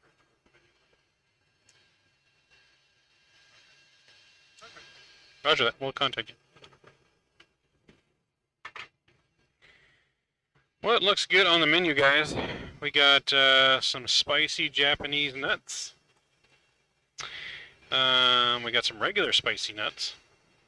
Some spicy Dorito nachos. That does sound right. And Dorito nacho cheese. Cool Ranch, Funyuns, Cheeto Puffs, original Cheetos, some Lay's. Wait, hold on. So I believe the only thing available right now is the first page in the snack menu First for page. breakfast, yeah, as well as up to Biscoff cookie on the next page. All right, Captain, get to choose first, though. hey, Captain goes, and then the drinks on the last page, as well as more nuts. The nuts on the last page. The second page is not available yet. So which one's the first page? First page is Because I'm looking at this here. this page is the first page. Starts off with the Japanese nuts. Sabrita's Japanese style nuts. Yes, that's the first page. Second page not available. Third page is available. Same page not available. I don't know Alright. what I want. So I guess I got a Canada Dry and honey roasted peanuts. I'm gonna get 2 things of cashews and a Coke Zero. Or no, Alright. I'll get water. Yeah, I got a Canada Dry. I already got a And soda here, so I'll roasted get 2 peanuts. waters and 2 peanuts. Or 2 cashews. All right. You know what you want? Huh? So you know Yeah. what you need? We'll call our flight attendant with the lovely flight attendant button. Mall ZX, what's going on? Welcome aboard. No Jack in a Box for breakfast? No, they didn't pack the Subway or the Jack in a Box on this flight. I'm kind of mad, Drew. I want my Subway. Right. Flight deck. Yes, we are ready. Mr. Gio, where were you getting? I'm getting a Canada Dry and 2 honey roasted peanuts. Canada Dry and 2 honey roasted for the captain. And then 2 cashews and a water for the FO. 2 honey roasted for Mr. Captain Gio. And Canada Dry. And a Canada Dry can, and then water and 2 cashews for me. Thank you. You want to turn off those lights back there? Those can only be turned off outside. On the outside? Yeah. Right, they bug me. I know they're bugging, but also, especially at night flying, it's kind of needed for them to be able to see us. Oh, okay, yeah. Makes sense. So, I mean, you can turn down these a little bit. Not those ones, the other one. Yeah, there you go. There you go. This better Eat than- fresh, right, Drew? I need my Subway, Eat man. fresh. I'm gonna tell our, gotta tell Delta they need to step up their game and get some Subway on here. I have canned bread. I need my yes. Subway. Zato said you would have canned bread. Canned bread. Damn it, Zato. Yeah, I think they're fresh out of canned bread. Chips and nuts. That's all we get. Right.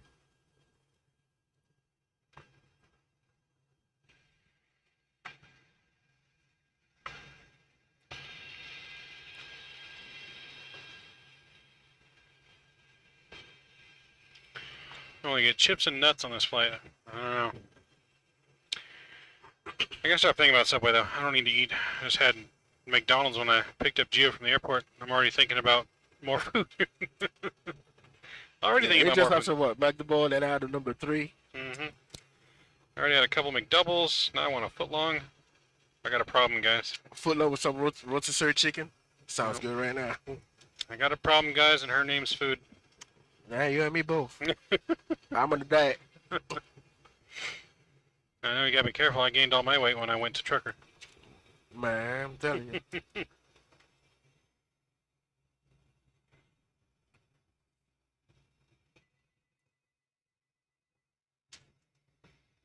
Flight deck. Alright.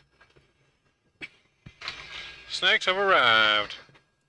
Check the security camera, make sure we're clear. Go. Alright. There's my cashews and my water. Thank you, sir. Thank you. Appreciate it. Got my nuts and my water.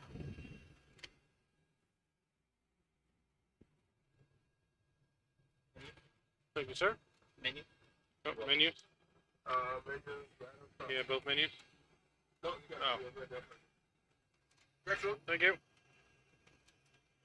Thanks to our lovely rookie flight attendant.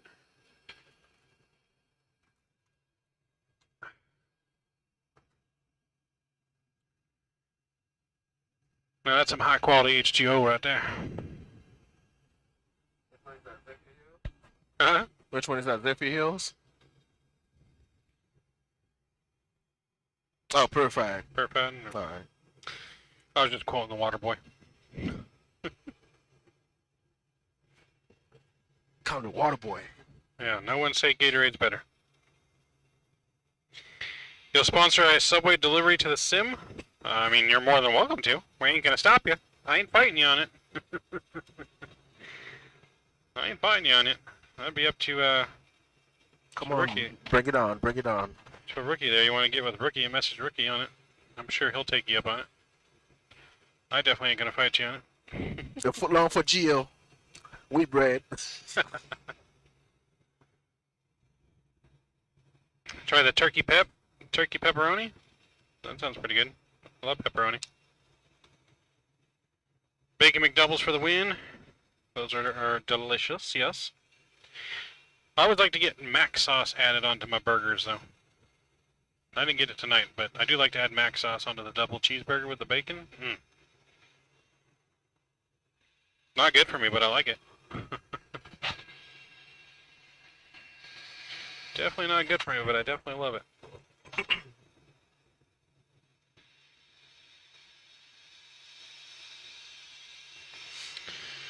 Can you believe it's 7 a.m. East Coast? Everybody's awake. Going to school. Yeah. Ouch. But we are cruising. We're going against the sun, so we are in real Yep. time in the sim.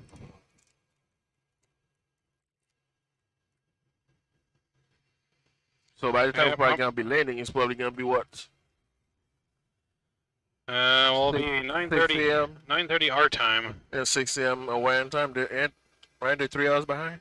I think so. So it'll be about 6:30 Hawaiian time, I believe. Yeah. So the sun may start to be peeking up Picking out when sun, we sunrise land, landing. possibly. Yeah. Possibly. We are nearing winter time, so Quote it does unquote. get Yeah. dark or light later. Until daylight savings time this Sunday, we gain an hour again this Sunday. Yeah, time falls back this Sunday. Oh, Lord. So, but I agree with Satui, man. You gotta have the herbs and cheese. Are we connected to Vatsim right now? We are not for this flight. We will be for the flights moving forward, but we are not at the moment. So Vatsim itself was having an issue. Not really on our end, but Vatsim itself was having an issue, which we're told is being corrected, and we will be on for the next flight. What up, Shaq? Got Shaq in your chat. What up, Shaquille? Bojangles, 2 flights today, work entertainment. Good morning, fellas. Good morning, Shaq. Good to see you, man. Bummer. Yeah. No, we will be on Vatsim, though, moving forward, man, for the rest of the event. Just some slight Derby issues with... Friday. Some slight issues just with Vatsim itself this morning, but that's all going to get corrected for the next flight.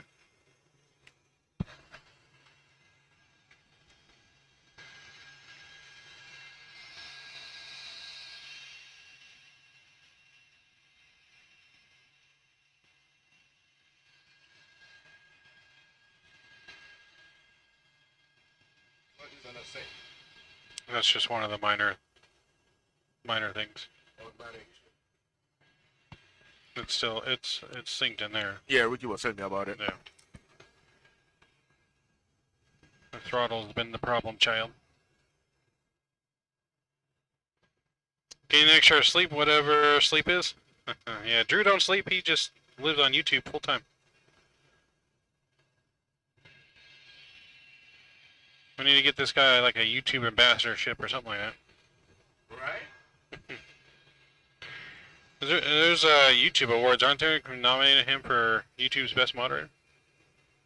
There's got to be some kind of YouTube awards. Rock City Strong's in the chat. Yo, what up, Sleeping Rock? you're dead, right? Well, Big up. we ain't gonna be sleeping very much this whole entire week. Let me tell you. Sleep. We're gonna sleep, not me. This flight is about almost 6 hours. 6 hours. And I know you have another one. And I got a flight right after this for another 5.5. So I got 11.5 straight hours of flying. And then I do have a nice 2-flight break. Was it 2 flight or 1 flight? Oh, yeah. I think it's 2.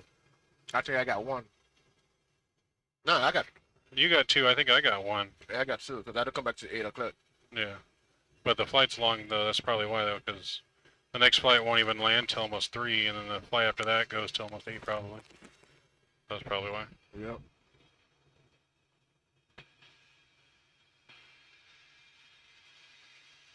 What is the charity? Orbis. Statui Orbis, the flying hospital. You guys, the link is in, or their link is in our description on both of our channels. So check out the description, click on the link for Orbis if you want to check them out, see what they're all about. Very great cause though, that we're raising money for charity. Everything during this entire week, 100% is going to the charity. Donation link is also in chat.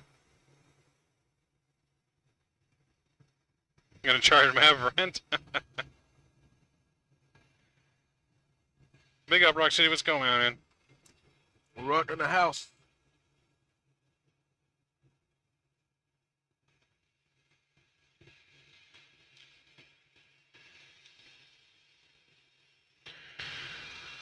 So I'm sure you've seen the Orbis MD11 or not MD11. What is it in Microsoft? It's a MD10, right? MD10 or MD11. MD10 11 that doesn't fly, but it's in Microsoft. But it represents Orbis, as Orbis is a big part of Microsoft.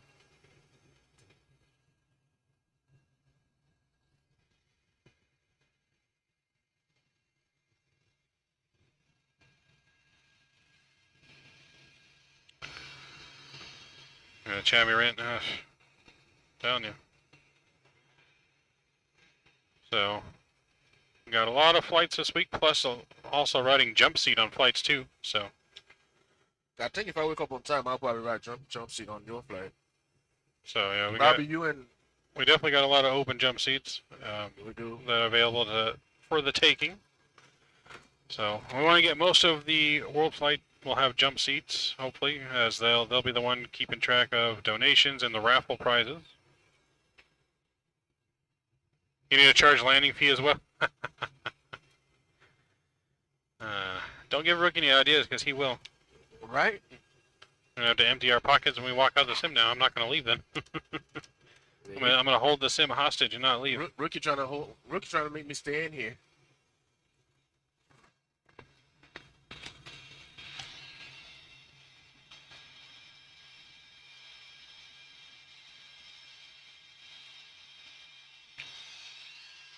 Somebody, hey, Rookie, you didn't see that message, right?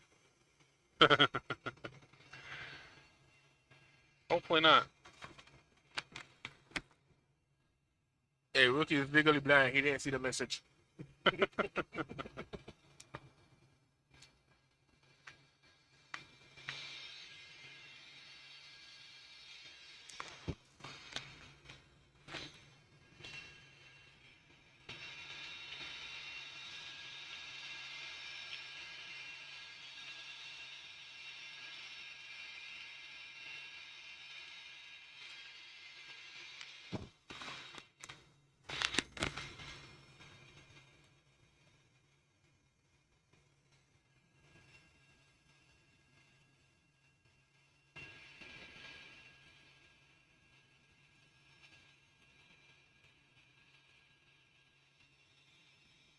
Oops.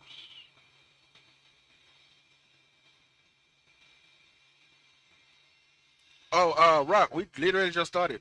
Like what? We took off 20 minutes ago. No, we took off. 30 minutes ago. Yeah, about We took yeah, off about 30 minutes yeah, ago. about 30 minutes So, ago. 28-minute delay. No biggie. We made up time already though.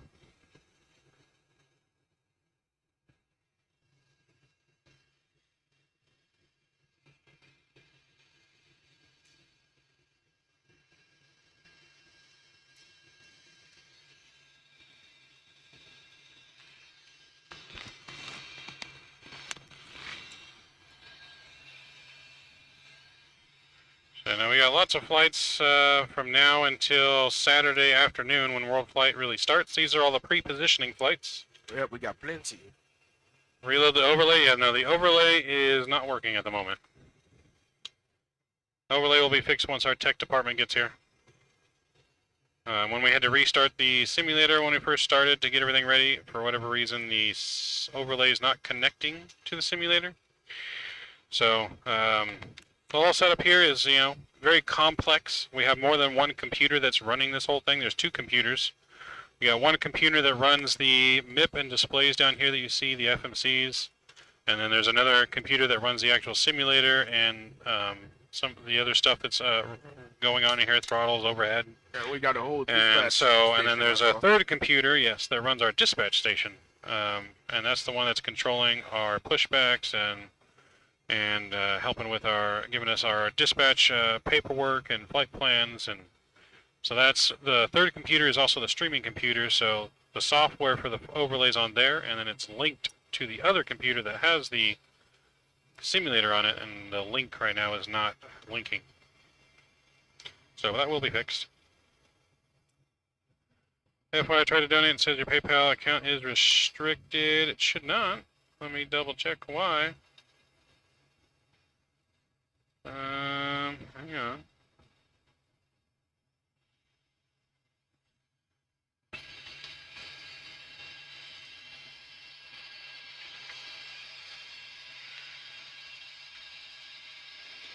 Hold on, stand by.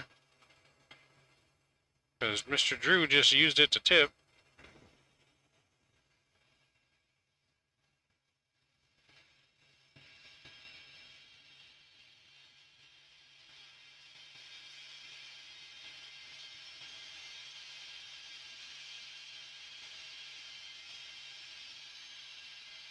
Alright, hold on. Let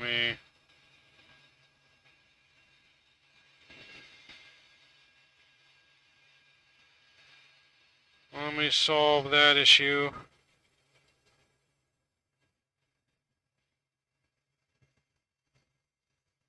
Andrews, what's going on, man? Total Ray, welcome aboard. What is the scraping sound?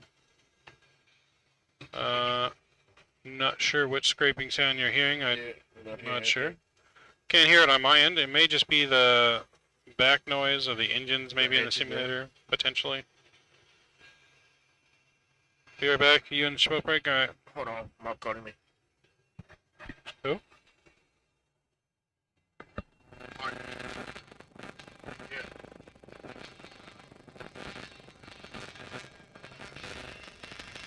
Move the your headset away from the phone, Gio. Yeah, I'm gonna go in there. For the Cougar dragging his blades on the wall, you guys all hear that blade dragging? Alright, cool.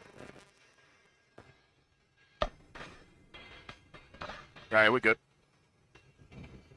Okay, yeah. Is it the trim? Nah, I think it don't was on think my so. end.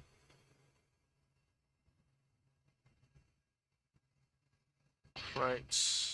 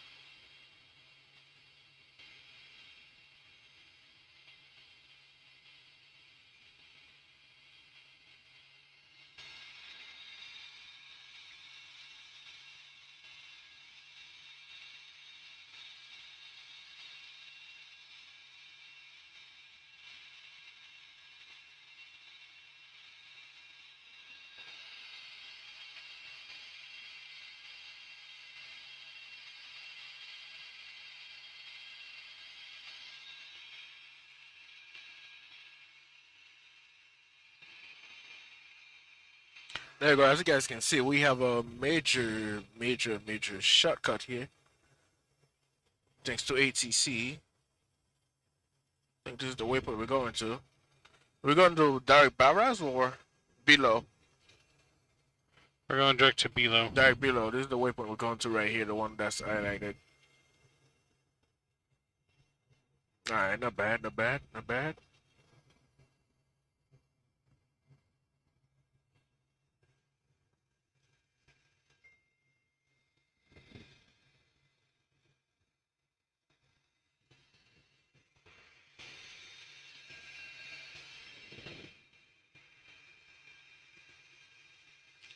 Yeah, Lamar Gaskin, no, we're not running MSFS, unfortunately, due to some, issue we had. We are running P3D at the moment. Yes, when we started the venture, Microsoft did not offer multi-monitor support. But now they do, so... But we just couldn't wait till it came out, so we had to... We had to make sure not to run stuff at the last minute. Yep. Trying to be in a rush to get it to run, so... Yep, as you can tell, this is a very, very complex system, so...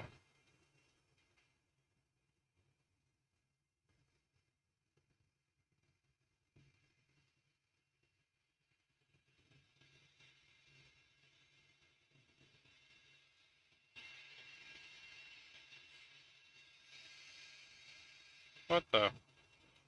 Good?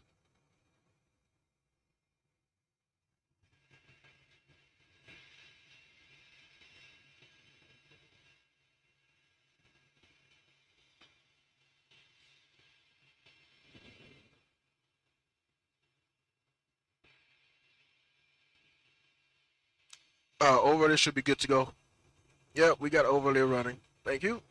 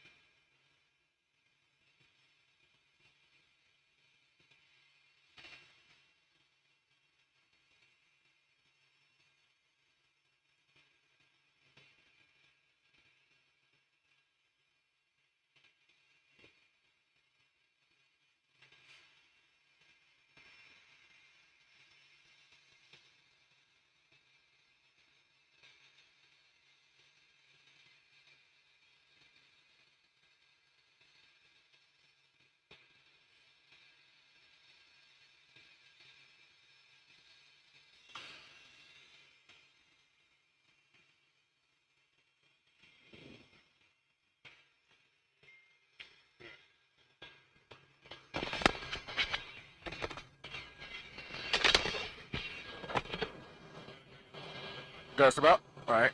Well, I guess I'll keep you guys company here for a little bit.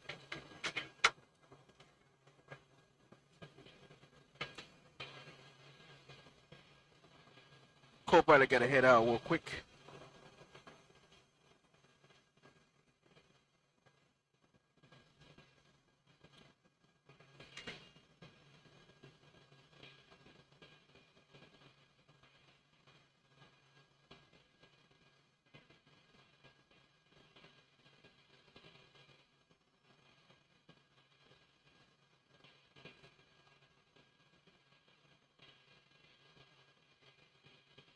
What else is going on, young aviator? So you guys want the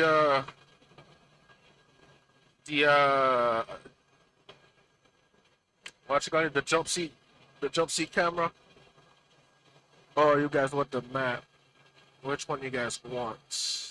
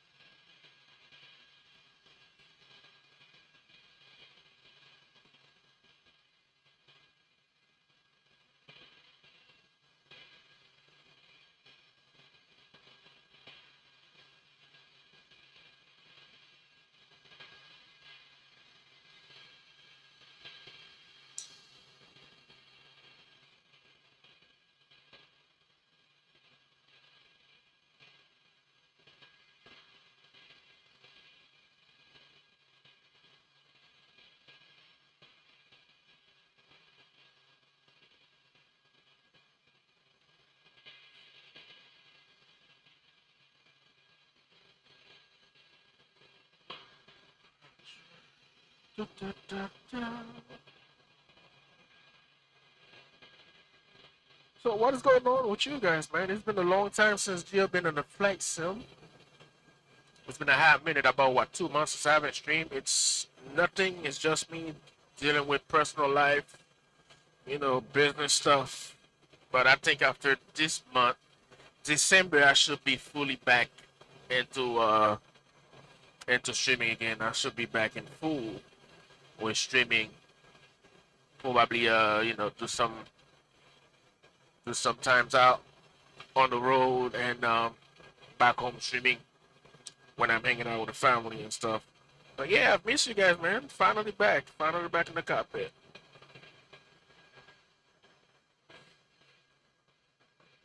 I got your Smith to add something else as well. What is it?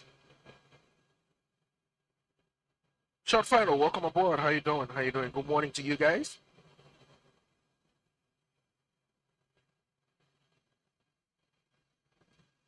Morning time, morning time, morning time. It's 4:21 Pacific time here. No sleep. I mean, I took a nap in the airplane on my way here. As you guys know, I flew out of Fort Lauderdale, 5 hours flight. Oh, tired.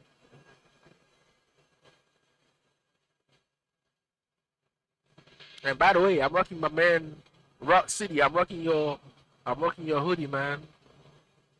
I'm rocking your hoodie, my guy. Oh, y'all don't miss me? Alright then. Alright, Rock City, I'll see you. Y'all don't miss me? Alright, Rock City. Alright, y'all know y'all miss the shenanigans. Y'all know I'm the king of shenanigans. Y'all gonna learn today. We gonna learn today.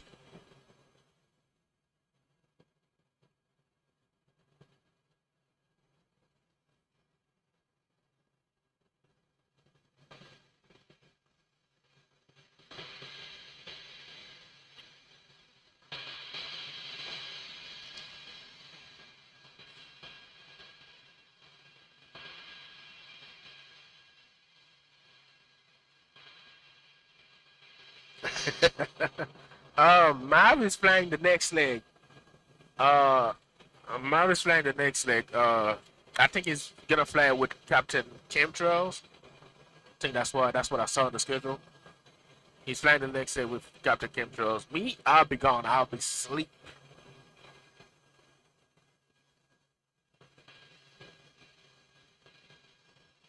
Hey, big shout out to Roxy in chat, man. This guy has been a real brother. Big shout out to you, Rock.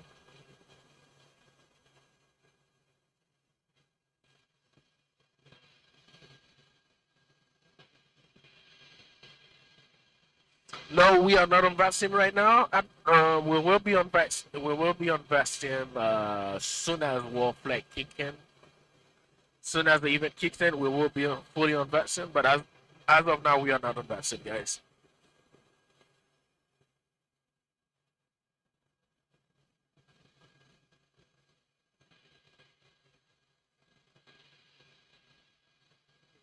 I don't know. You have to talk to Mom about that. Don't know what's going on with it.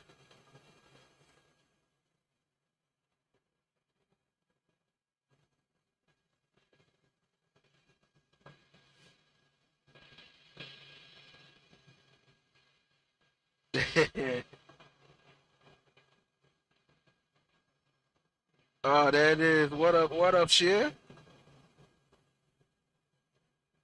Jill, we gotta get you X-Men 12. Say less, fam. Say less. I will get everything started here once I get back. Cause after this 2 weeks off I'm taking off here, I gotta head back to work and probably won't be back home till December. So when I get back home in December for about a 7 days vacation, so I will definitely be streaming. Everything should be back in order by then, so definitely be streaming.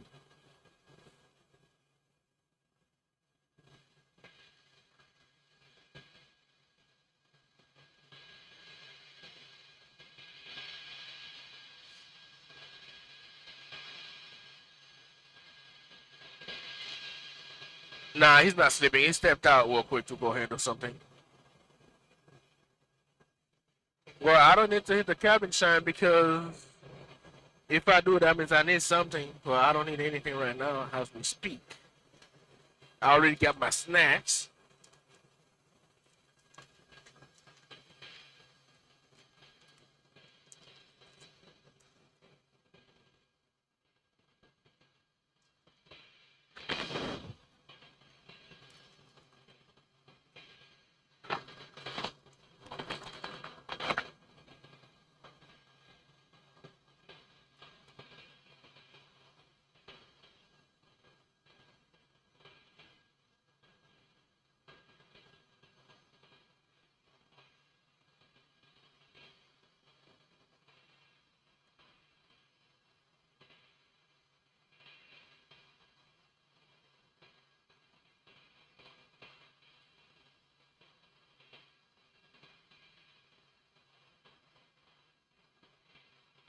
Alright, definitely. You guys never know which one y'all want to fly first. I'm spending some long haul in X-12 soon.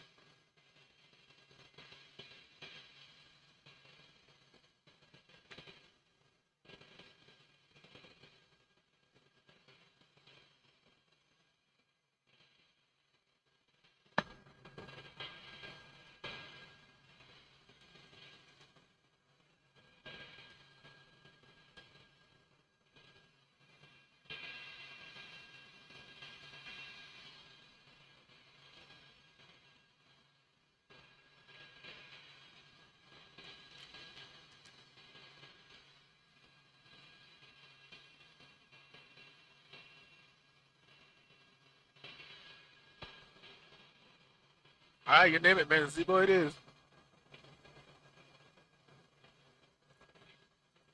No, we're doing the Zebo, man. The Zybo.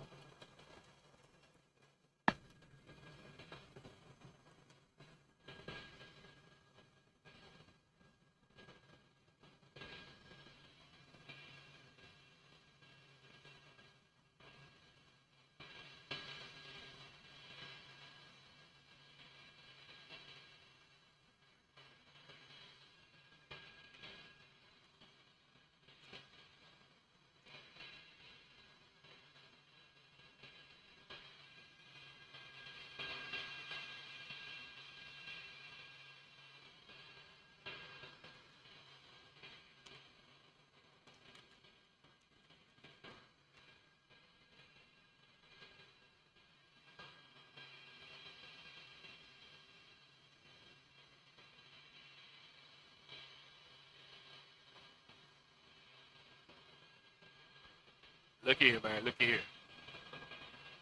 I am not touching the. I am not flying that chef hat. Okay, if you look at the front of the beluga, it looks like a chef hat, from Ratatouille.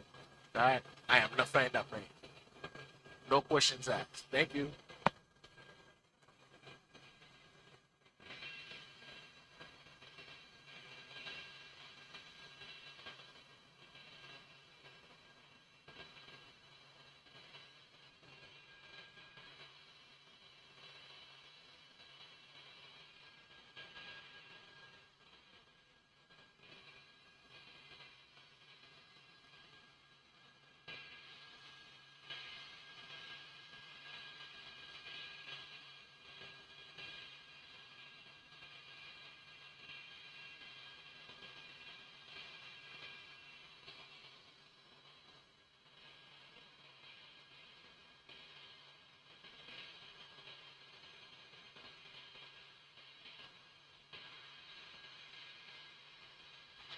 All right, that's what's up, Zato. Yeah, I'll try to stream at at any given time.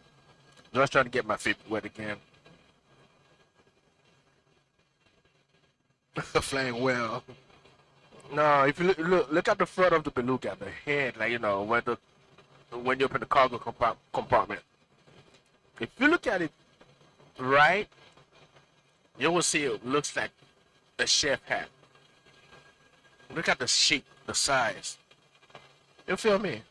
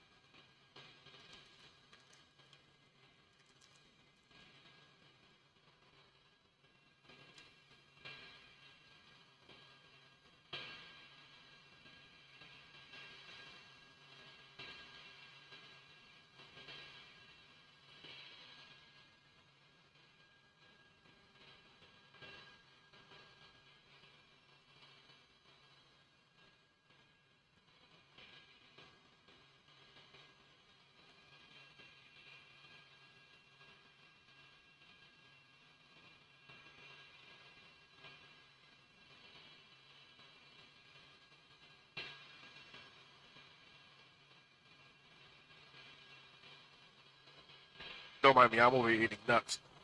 Peanuts.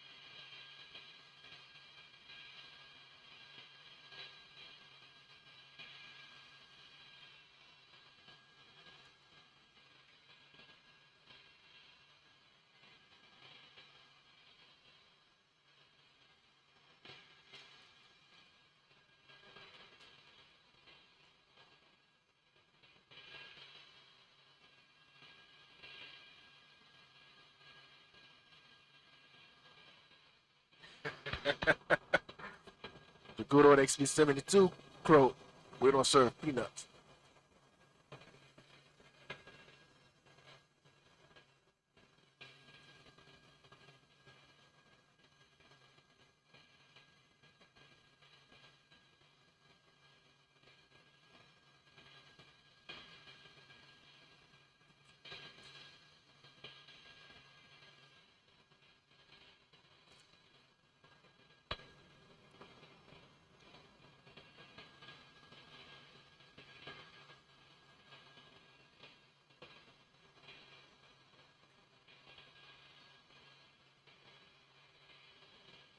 All right.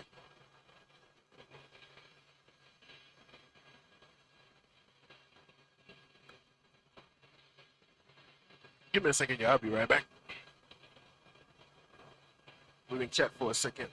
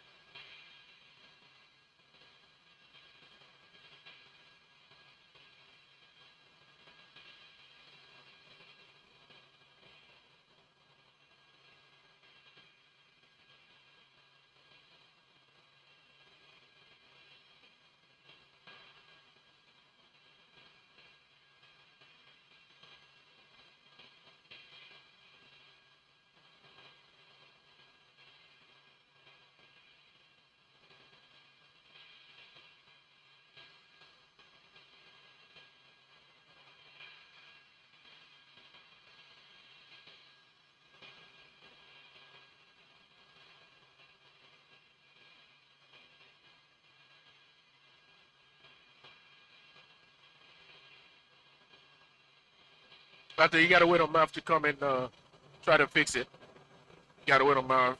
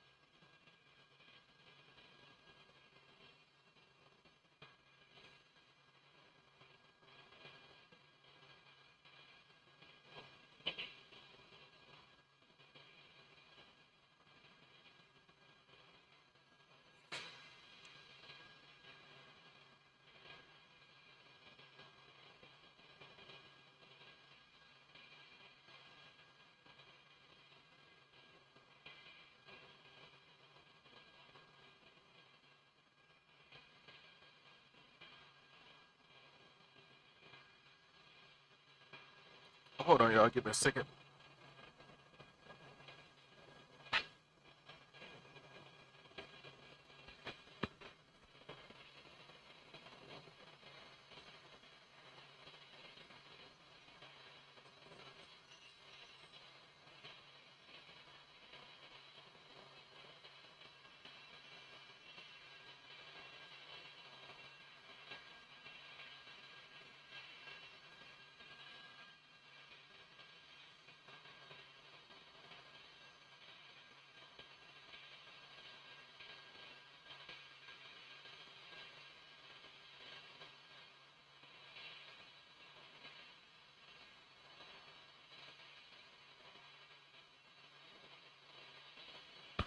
Stand by. They're trying to get that thing situated.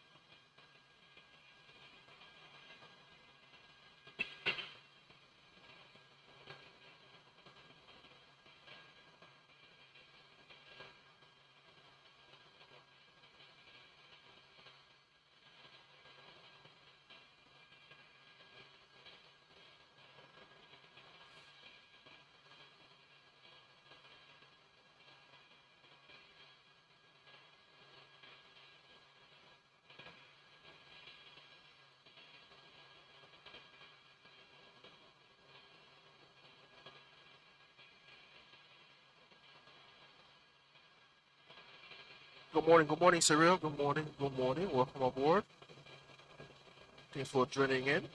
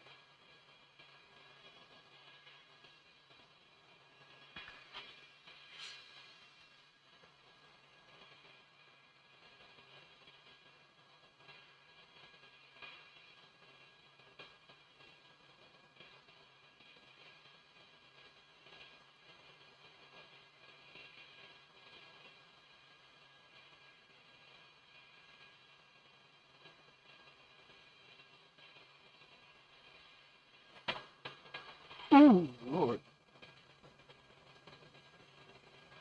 Alright, so we catch you later, man. Alright, short final. Catch you later, my guy. Thanks for joining in.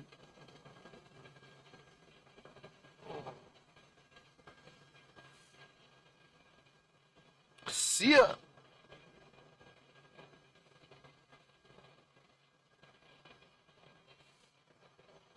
We got a 15-knot crosswind. Should be good. We are over the ocean, over the water.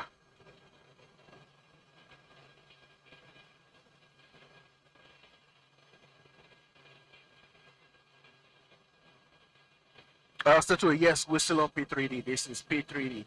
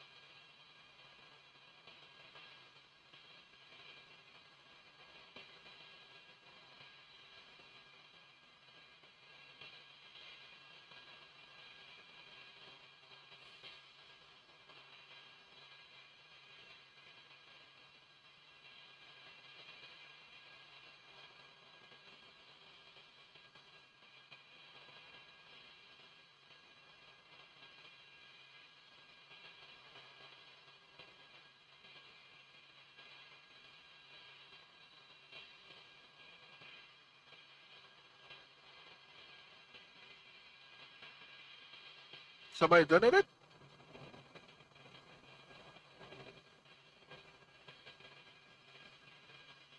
Yeah, we got plenty of water. We gotta stay hydrated, folks. Gotta stay hydrated.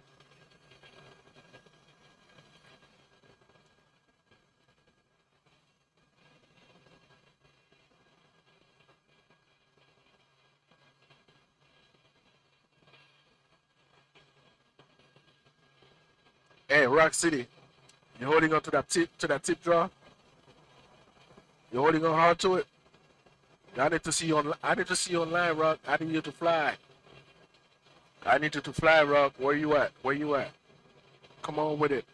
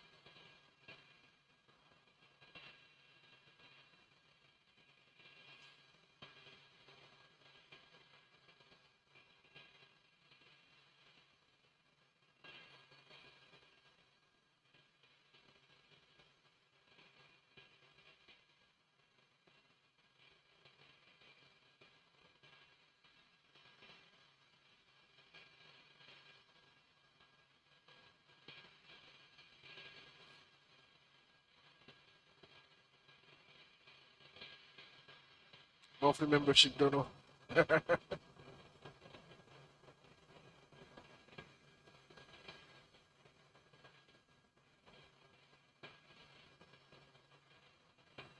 Alright, we'll be on Vatsim when World Flag gets here, guys. I don't know if anybody else will be on Vatsim later on today, but we shall be on Vatsim when World Flag gets here.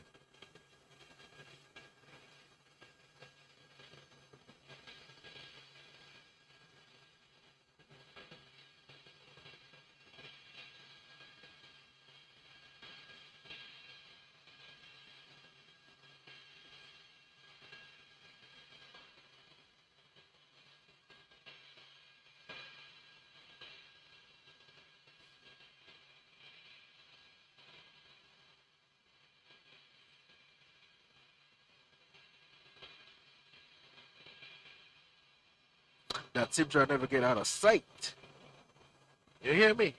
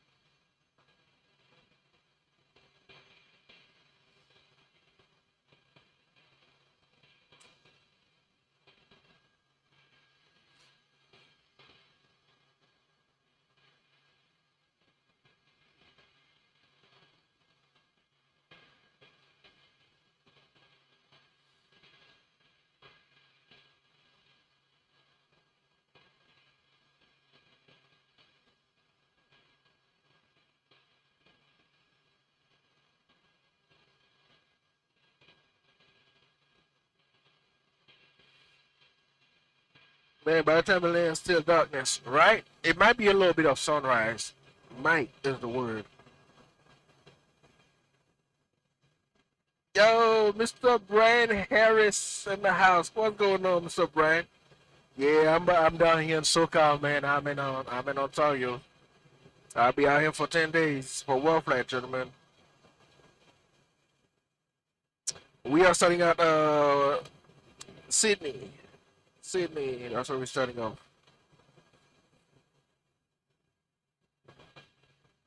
BBO is open, right? Boom, boom, boom.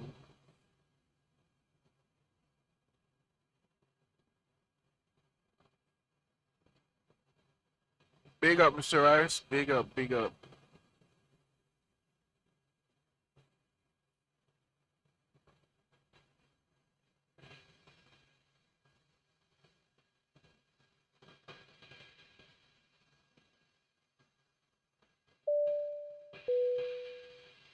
This is a test donation for $18.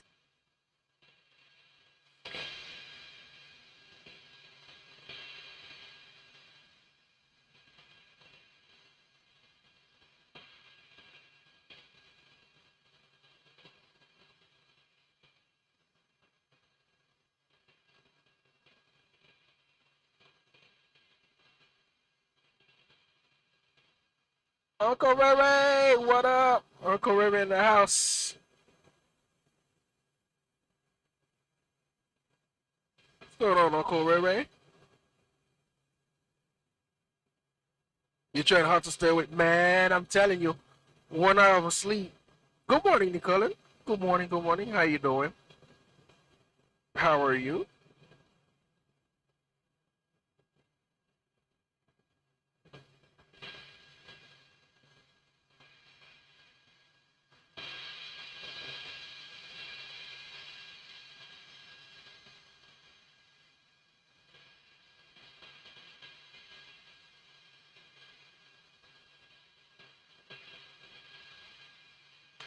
I'm trying hard to stay awake, man. Look, I'm over here drinking ginger ale. Not supposed to drink soda. Don't tell somebody I drink soda, alright? Just keep it low, guys. Keep it low.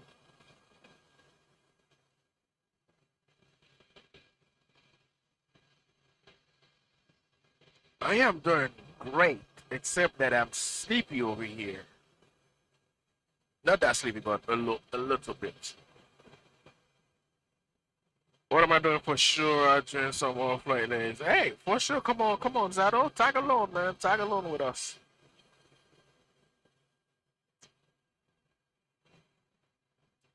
My co-pilot here, I don't know where he went. He probably went and took a nap. Because he got another leg after this one. He got another 5-hour leg. So after this, I'm going night-night. I am going night-night. You hear me? I'm going night-night. Uncle Ray Ray, how's everything, man? Hope everything is good with you. Long time no see. I know, guys, I've been MIA. I've been dealing with some stuff here. Some of you guys know what's going on. So I should be back streaming soon, guys. I should be back streaming soon. Just got to implement it in my schedule. Young Aviator. Sir, what, HOS boss? What up? What's going on? Jesus, take the wheel. Hey, guys, y'all forgot Captain Geo is the king of shenanigans. Yes, sir. Everything is falling in place for me, man. Everything is falling in place for me. Can't complain at all.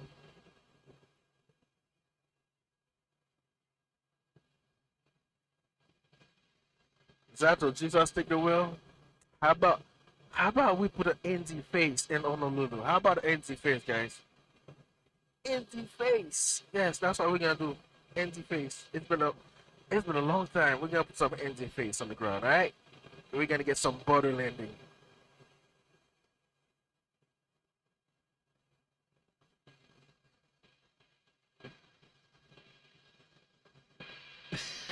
Reggie is still the king of shenanigans. You know it, man. You know it. Come on, knock him.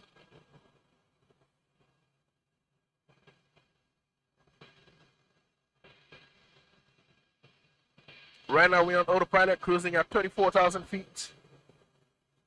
Heading west.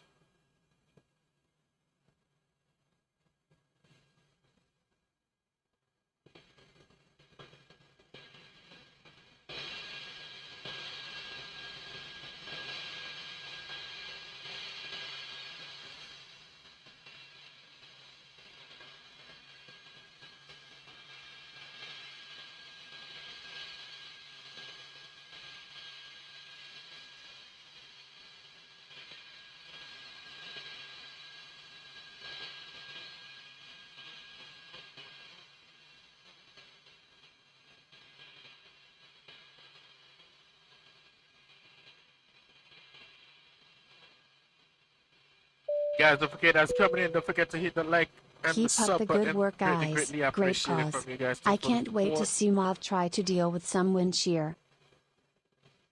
Thanks much.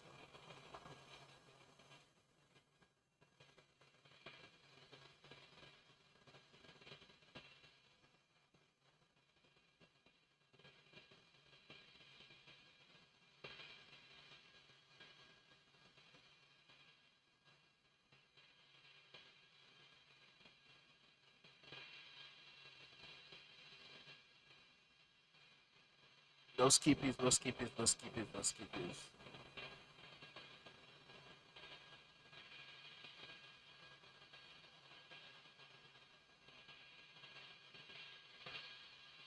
I am head down to my phone. Alright, it's getting hot in here. Get some air in my face.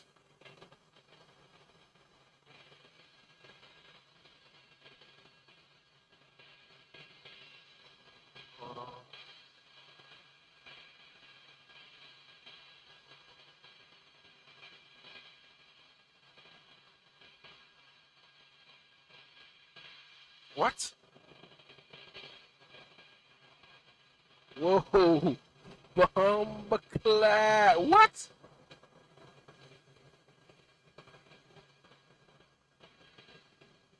Ras. Yo, big shout out to somebody that just donated $420. I really appreciate it, man.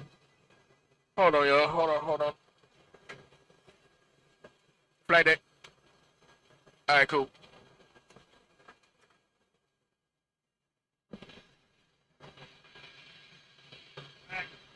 Hey, somebody donated? Somebody donated? Woohoo! Statue, you're the man. Big shout out to you, my guy. Big shout out to you for donating $420, man. We really appreciate you. Big shout out to Statue, guys. He just donated $420. Maverick is back in the cockpit. He decided to come back. My co-pilot done went out, took a nap. The co-pilot / IT guy is back. Hey, don't listen. He's not IT. He went and took a nap. Oh, I did not. Nope. Again, Satui, thank you for that huge dono. I appreciate it, man. That's really Continued dope, support man. of the channel That's pretty and dope. supporting the charity, man. Absolutely appreciate it. PayPal, yep, he bought me back. You sure did. You gotta pay to see all of this, Right? If you guys donate high enough, a stripper pole will be installed in the galley. Oh, I'll tell you what I was gonna say. I don't know about that one. There. Yes. Sorry about that. So we do know there's some minor issues. That's why we're doing these pre-legs, so we can also work out the minor stuff that we have going on that will be fixed once the official World Flight legs are going. But these are all part of our charity raising, so all 100% of that dono is going to the charity. No backsies. How much for the stripper pole? Rookie, how much? Man. I'm gonna have to start taking dares. Every $1,000, I'll do a dare. True for dare.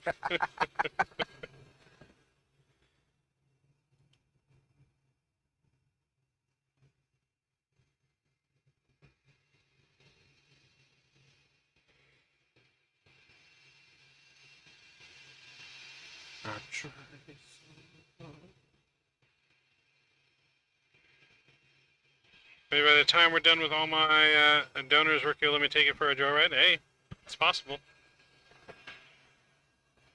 I don't know. It's possible. A top donor might get something. But yes, $1,000 and Mav breaks out the stripper pole. Yep. It's got to be 1,000 though, all at the same time. 1K. Let's go. Come on. Let's make it happen. Let's start a trend, guys. Let's start a dono trend. Let's go. All right, how are we doing here? On We're our doing flight? good. We need to check on fuel. All right, We are 29.7. let me call flight attendant. Pilot left his iPad out there. I remember he was saying we need to shut off the center tank at 500 or 300. I mean, it used to be that way. It hasn't been doing that anymore, where it has issues when it runs out. Hi, Dick. Did accent. Rocks Yeah, in the I house. kind of left my tablet out there on the table. Thank you.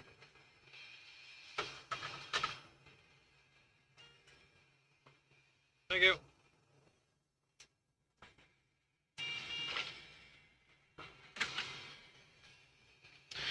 I got so excited from the dono, I left my tablet outside. Had to have my flight attendant rescue me.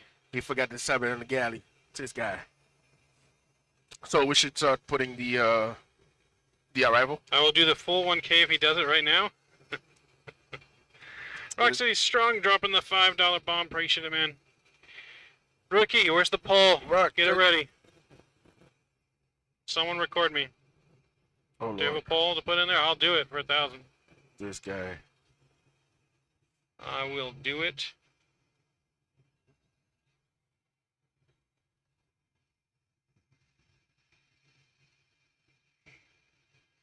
I don't think I won't. I will, Bring a broom or something. Mr. Scotty D's here. What's going on, man?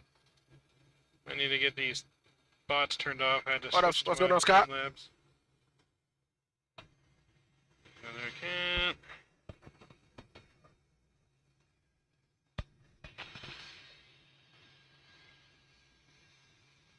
Oh.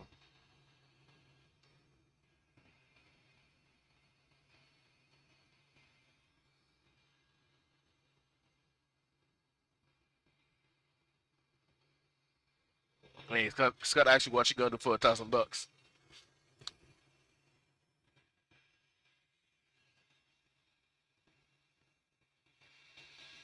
Cancel.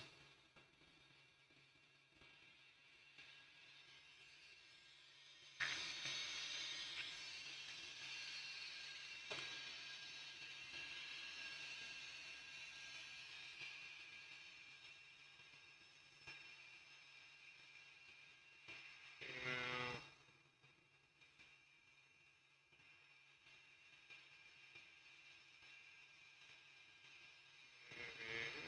Mhm.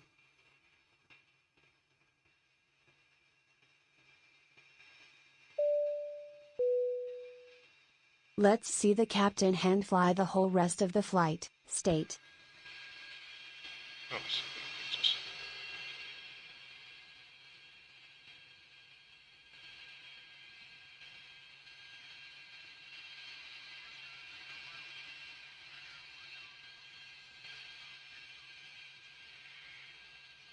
So Chewy dropping the $666 Whoa.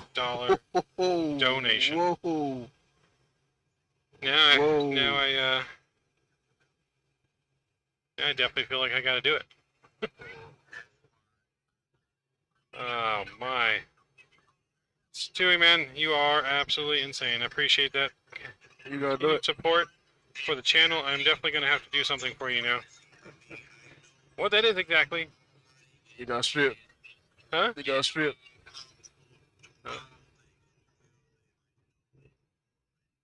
So. Yeah. Be careful, it's picking it up on your mic.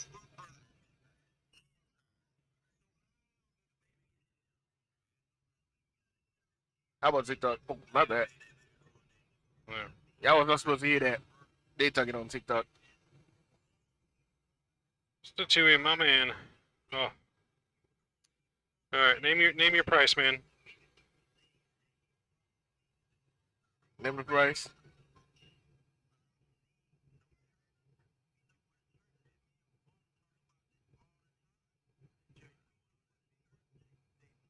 Alright. So Chewy says you got a hand fly from here, sir. That's his price. You're gonna have to hand fly all the way to Hawaii.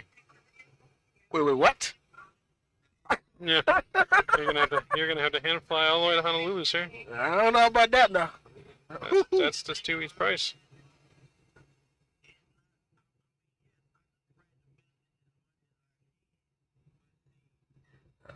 Wait, hold on. I gotta check this out. I will say that I gotta check this out. Hold I on. can say that he is the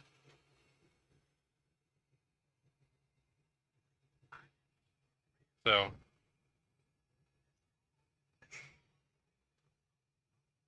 I think he's got a hand flight at least till descent.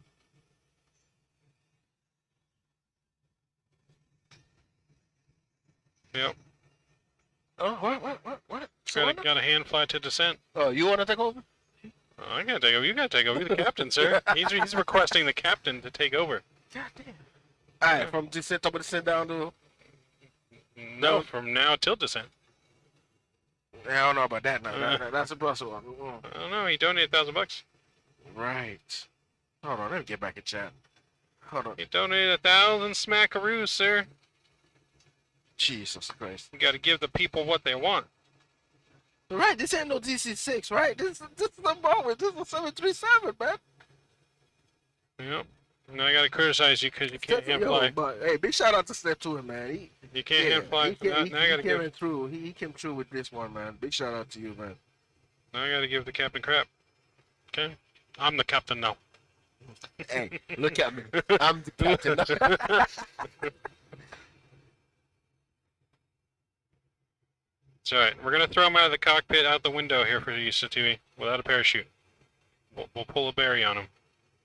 Oh, he said he want Miles to criticize the captain performance. Really? Oh, come on. Yep. Rookie's saying you got to hand fly it. You got to take over, sir. Give the people what they want. Ay. At least hand fly it to Billow. Next 400 miles.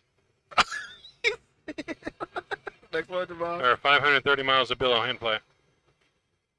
Oh, what? To Billow. To below? 530 miles. You got this. Just make sure you keep it trimmed. Right. Yep, he says yes, he'll accept that. So, disconnect, sir. Alright, autopilot off, please. Push a button twice. What, this On one? the yoke, yep. Yep. Autopilot is disconnected and now we're climbing. Oh boy. Trim it. Use that trim wheel. Work that trim, baby. Hey, don't mind me if I go off course, alright? Gotta keep us as close as possible, sir. Trying. You just gotta make it 525 miles. Trying. That's gonna be... Hey, yeah, won't take too long to get there. It's hey, only 500 miles. what should come out with my biceps so strong? Hey, bicep gonna be on the flick. You hear me? There you go. We gotta work it.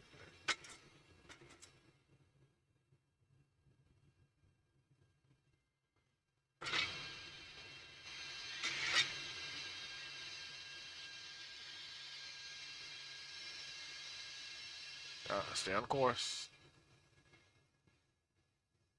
Yep, gotta work that yoke, sir. Stewie says, good luck. Damn. Hey, we flying to Billow, right? Yep. Okay, cool. My boy gets to Billow with no issues here. We gotta get another. Someone else gotta donate. Oh, the shenanigans we gotta deal with. Alright. Pat says, keep your hands on the wheel, just trim pitch rudder. Yep. Just follow that to flight director.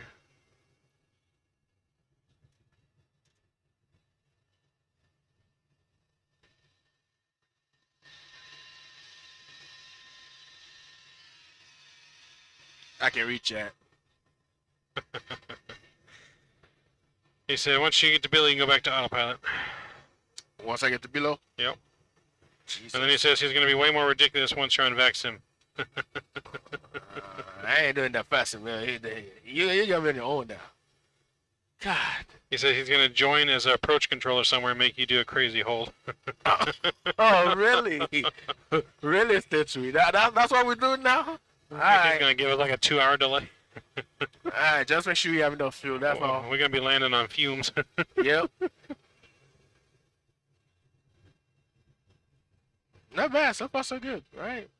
As long as you keep her trim, she handles like a beauty. I'm glad he didn't say to do a barrel roll. Hey, anybody remember my barrel roll into Boston in the 350?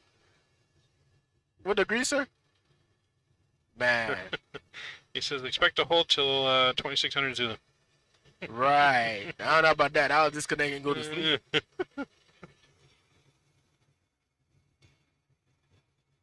So, just gotta get us a little to the left. See a little to the left. Or a little. Yeah. I mean, we can go off course by like 2 degrees, 3 degrees. That ain't no problem. 2 degrees at 500 miles is a big difference. Right.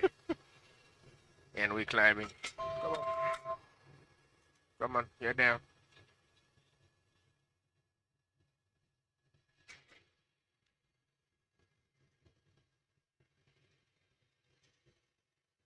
Trying to keep it level here.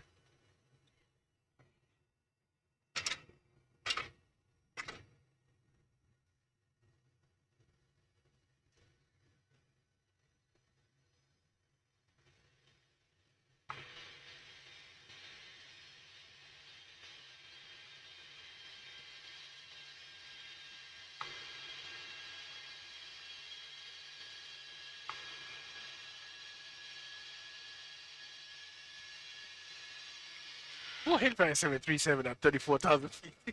Impossible. I know, what the... What do you think they did before they had autopilot? Yeah, don't remind me of the DC-6. Oh, assist now 172.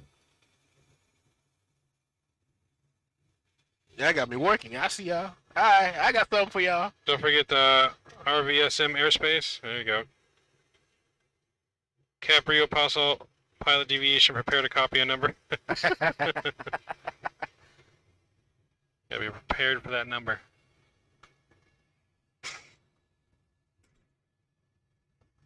Probably check our fuel here just to make sure we're not running low.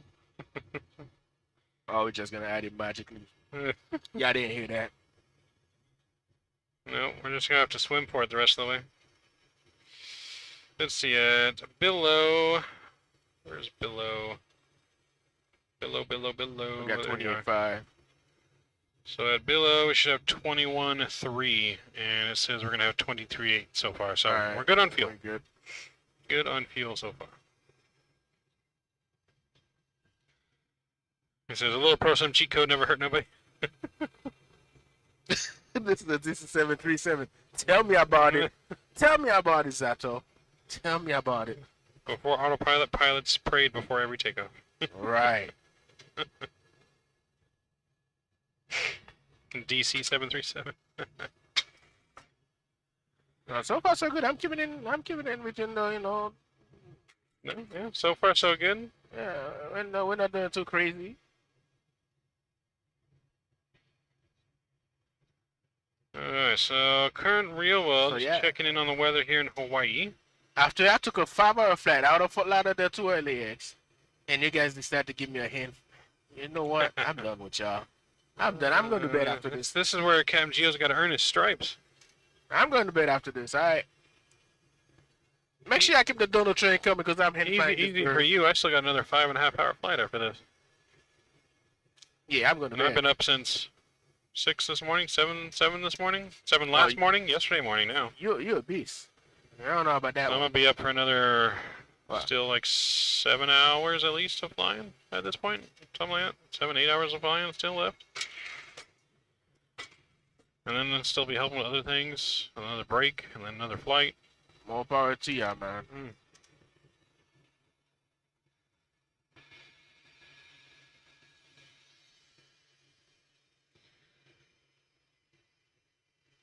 So we got light winds, scattered clouds. Good visibility though in Hawaii currently. About 10 miles is right. Yep, 10 miles visibility, scattered clouds, light winds. Their landings on the 4 and 8. Can you run it again? This might be a low. Can I do it? I just refreshed it. Oh, just for that. Yeah. That's currently what it's at. Altimeter 3008. So, but we still got a ways to go before we do everything. Still got another 1,200 miles to go.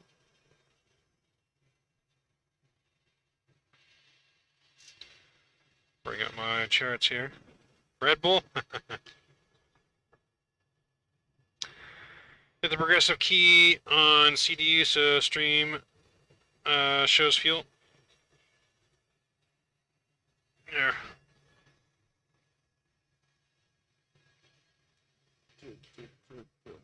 Well, okay. We'll love to see the power bill there after the week's out. Yeah, you don't want to see the power bill. Just have a sub or two, man. Hey, don't tell me. I'm already craving. I am already craving Subway. I had already McDonald's before the flight, and now I'm already craving Subway. Picked Gio up at the airport tonight at 10:30. Got McDonald's on the way back. And now I need a subway. Someone throw a footlong my way, please. That'd be greatly appreciated. Make it 2. Thank you. 2 footlongs, herbs and cheese, spicy Italian, and turkey oven roasted turkey breast from the man over here. Chicken oven roasted. Yep. Oven roasted chicken, turkey breast. Or chicken breast. Nachos were good. I had some good nachos with Mr. Pat there in San Diego. Those are some good nachos. Those are a lot bigger nachos than I was expecting. Man, have you eaten McDonald's? Never. I really don't eat McDonald's that often anymore. It's a lot of Subway, a lot of Del Taco. Tacos for the win. I think we might need to go grab some tacos later on today.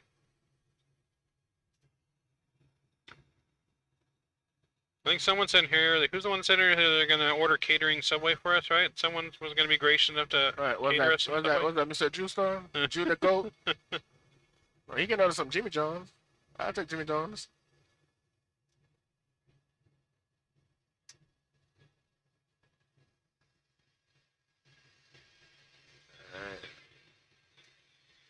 Del Taco, yes. Drew.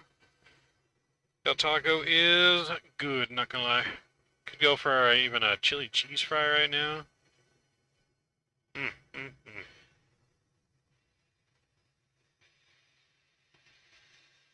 Man, this ain't a war flight yet, man. This should have been done for war flight. Come on, not a pre-flight. God. Statue, man. What? Alright. Did you have a Happy Meal, man? No, I did not have a Happy Meal. Oh. As a kid in elementary school, I used to have a Happy Meal every day after school. Hey, Statue, please tell me we still gotta bring the stripper pole out for Mr. Midnight Maverick here. The stripper pole, he cashed in his donation for your hand flying.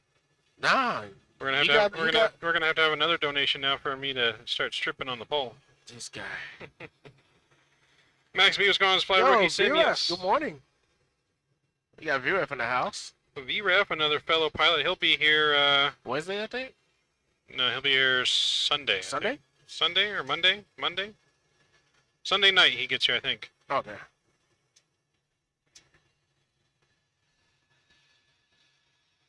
The schedule have 28,000 pounds at arrival. No, that's 28,000 pounds at top of descent.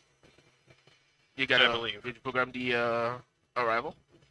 Or no, that's fuel economy what we have right now. We're supposed to have at arrival. Let me look how much we're supposed to have at arrival. About 23 or something, or less. No, I think it was 23 14. was at that waypoint you're hand flying to. I think it was 14, something like that, Our or landing, less. arrival, block fuel, minimum fuel takeoff. Our planned landing fuel is 8,900 pounds. 8,900 pounds planned. Our minimum landing is 4,800 pounds. Available delay fuel is about 4,000 pounds of delay fuel, which is about 45 minutes at 15,000 and clean. So, yeah, about 8,900 pounds, give or take, is what we're planning to arrive with. Well, actually, they said pick him up now. He'll be there in 2 hours. No stripping, Matt, for the love of God.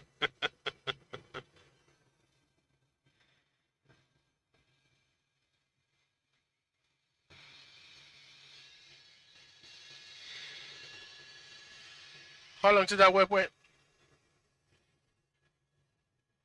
Can I take a break, please? Thank you. Can I take a break from 100 miles, 100 nautical miles, and come back at it?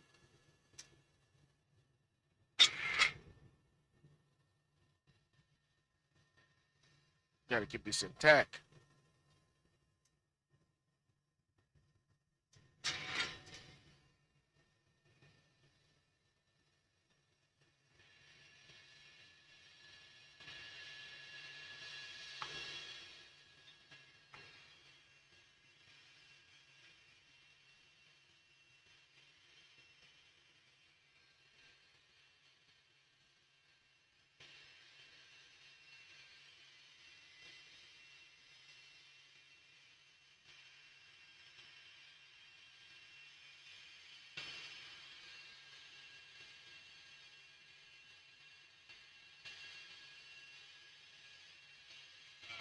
Ricky said to watch your. Ricky said to watch the What? the WhatsApp from time to time, so he doesn't have to call or something like that. What's up? Mm-hmm. Because I'm listening. I'm watching chat right now. Unless you want to read chat. Hold on. Because I'm hand flying.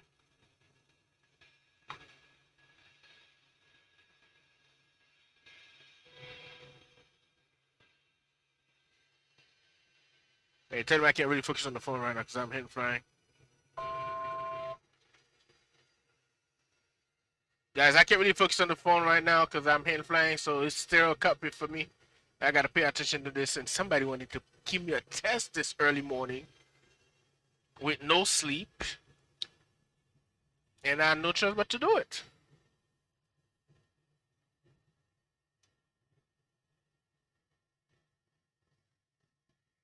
£800 sounds like good planning. You plan ETOPS? We did. We took a shortcut. Yeah, we took a did. shortcut. It wanted us to go all the way up to San Francisco. Since we had a delay of about 30 minutes for our departure, we took a shortcut so we don't fall behind, because we don't have much room for delays on our repositioning. We only, if all of our flights are on time, we're only going to have about an hour and a half between repositioning and the start of world flight departure. So, yeah. Let me make sure Gio been at the gym lately with hand flying, right? That's a workout, man. Workout.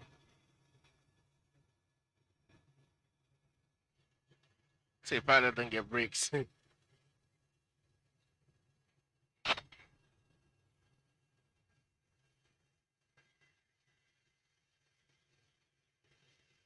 I think I found the sweet spot. I found the sweet spot. There you go. I found the sweet spot. Don't jinx it. Oh, you only got 413 miles to go. 100 miles down. Good God, that's a whole lot. 100 miles is already down.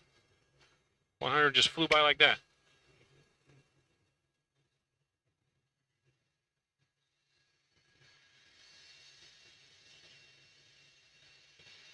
Gio's got this.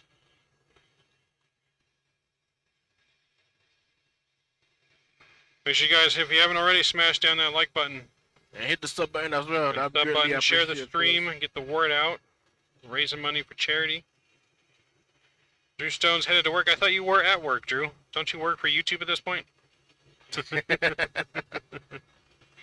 have a good day at work, man. We'll hopefully see you. I mean, we're going to be live 24/7 pretty much for the next 7 days. So we will be here. Someone will be here. I may not be here the full 24 hours a day because I am not a robot. And eventually I will pass out and need some kind of sleep. But for most of that time, I say a good 17 to 18 hours out of those days. Yep. Go home, sit for 2-3 hours, and back at it again. Mm-hmm.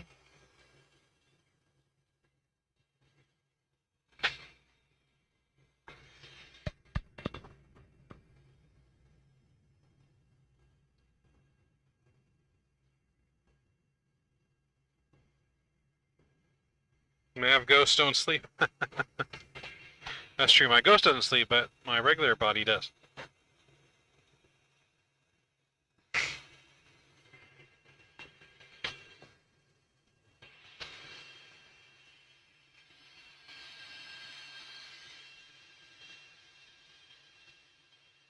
Oh, 400 to go.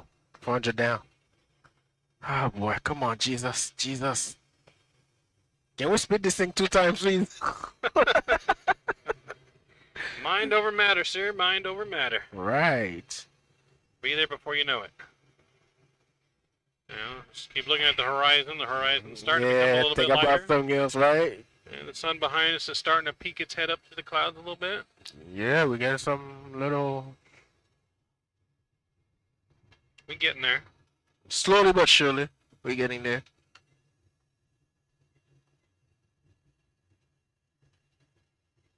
Yeah, slowly but surely we getting there.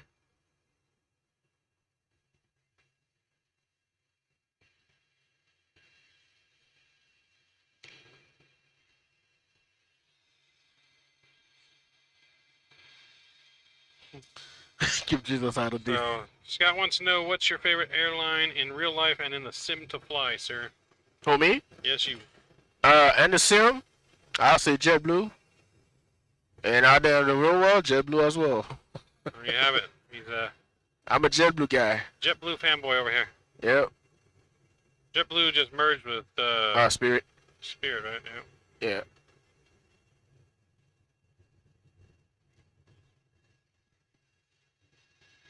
But United is my second favorite though. Even though they're always late. It's a good thing we're not flying United. We're flying Delta, always on time. I never flew Delta. It's either United, JetBlue, or American. I've flown American. I've flown United. I've flown Southwest. I've flown Delta and Frontier. Never Spirit. I've flown Spirit a couple of times. Yeah, I've never done Spirit. But mostly JetBlue though. Never done JetBlue either. Flew first class on American once. A321 first class from Boston to Vegas. Southwest versus JetBlue. I haven't flown Southwest, so I gotta go Yeah, with pay JetBlue. attention. I'm paying attention, man. Just ending. I know. It ain't nothing but He's a couple of trying to hundred kill feet. us. It ain't nothing but a couple of 100 feet down. Say that when we get to the ground. Right. The big difference.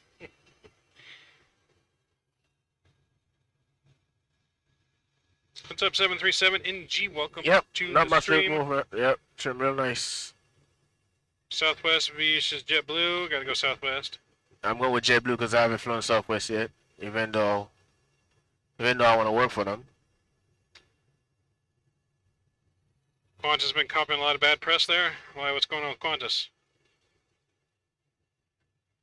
Yeah, wasn't much of a yoke movement until he just let us start nosediving. He was doing so good. Right, because I'm paying attention to chat. You know, he's doing no-nos. The FAA is going to be calling him here soon. I don't want no phone calls. Thank you. Can't believe y'all got me hand flying. Gotta earn them wings. Gotta earn them stripes. After what, 2 months off flight sim, never. You know, I gotta grace this landing, man. I gotta grace this.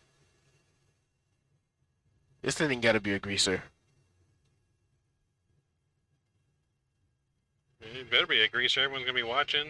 Right? The landing rate's gonna pop up on the screen. They're gonna know. Lord. There ain't no hiding it. They're gonna know. Yeah, they're gonna know. There ain't no hiding it. They're gonna show them.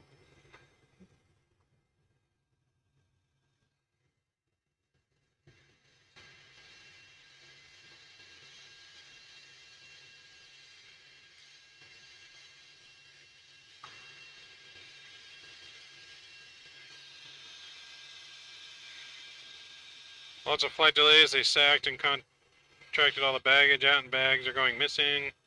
We can blame Kenny. It's all good. Kenny did it. Kenny and Skippy did it. That's right. Blame them. Damn it, Kenny. Damn it, Kenny.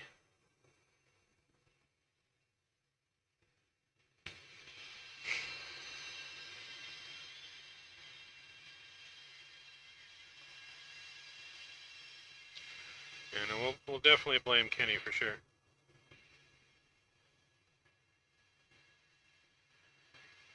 Let's see. Remember my 2 network I/O boards will be here Tuesday. Won't be on the south side of World Flight. Hey, well, at least they're coming in soon, man. Get everything fully up and running. Have to come down there sometime and do some more flights with you. Can you get GSX to read your sim brief? Yes. Yep. Nope, we have it. There is something you have to do to the config file if you're using the PMDG. So on the 800, What's going on, Pat? on 800, it reads the plane as a 737-700, so there's a mismatch. So you have to change something in the config to make it so that way GSX recognizes it as an 800.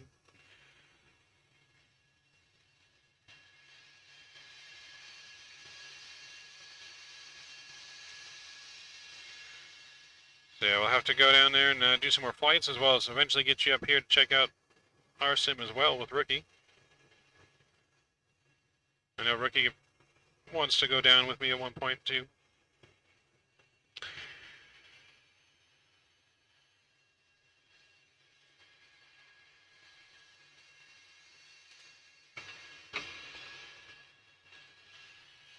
ladies and gentlemen, from the flight deck. I apologize for a little bit of the swaying here, back and forth. Captain's decided to hand fly here for about the next 355 miles. He's a little tired today, but Oh, we'll really? be there on time arrival still for about the next 4 hours or so, just under 4 hours to our destination in Honolulu. Thank you for choosing Delta.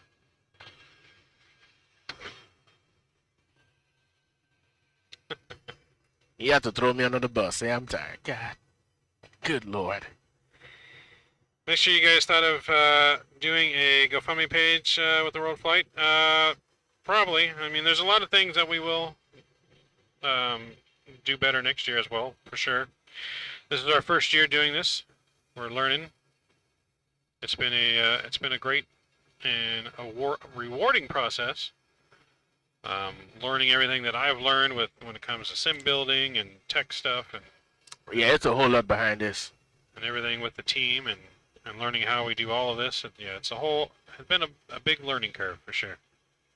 Pat can tell you how much work goes into making these simulators work. It is not as simple as plug and play like you do at your desk. Nope.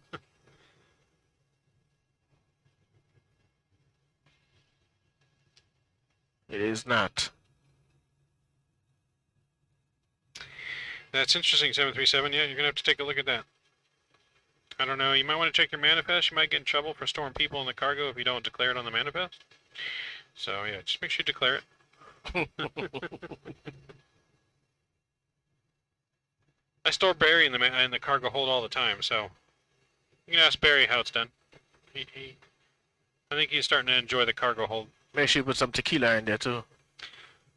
Nah, Barry's not good enough for tequila. He ain't getting in my stash.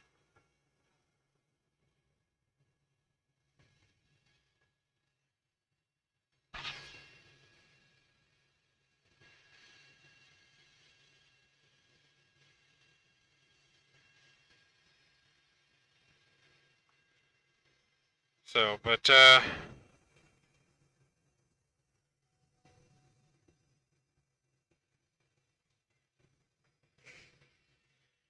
so yeah, lots of fun prizes and everything going on this week.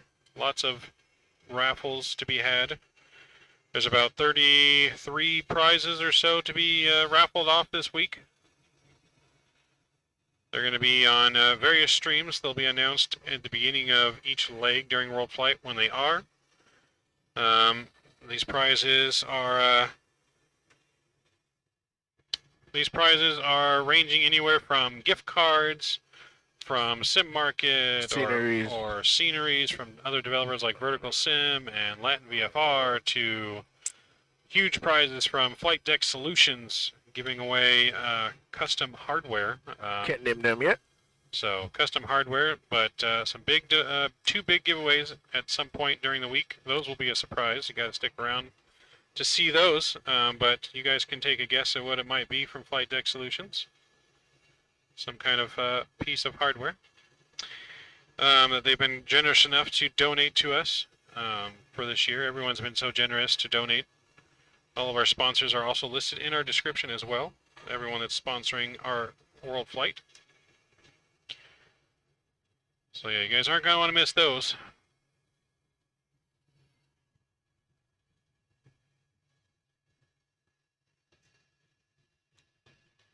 Oh, come on.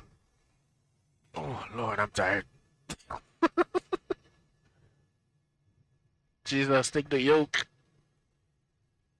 I remember with your streams, Mav, how much testing is in before the World Flight? Yes. Non-stop work since February, for the most part. If you guys are in the deep end of the sim pool with sharks, so we're swimming with sharks and piranha. Not even just sharks anymore. Sharks and piranha.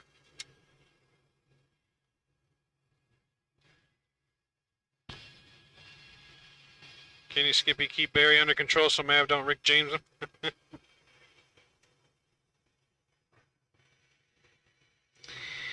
A real 737 is the jackpot? You guys are just going to have to stick around to see what FDS is going to be be given away. I can tell you what pilots will be flying during those 2 giveaways. Okay. On one of them will be Mr. Sheeran Sane in Shadow, and the other one will be Mr. Jeff Faviano and myself. But you guys will have to stick around and see which ones.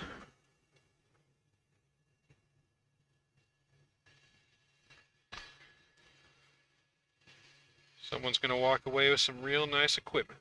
Yep.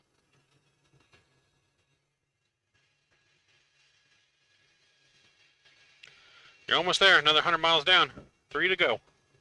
God. Good God. Hey, it's keeping you awake. Nah. Mm-mm.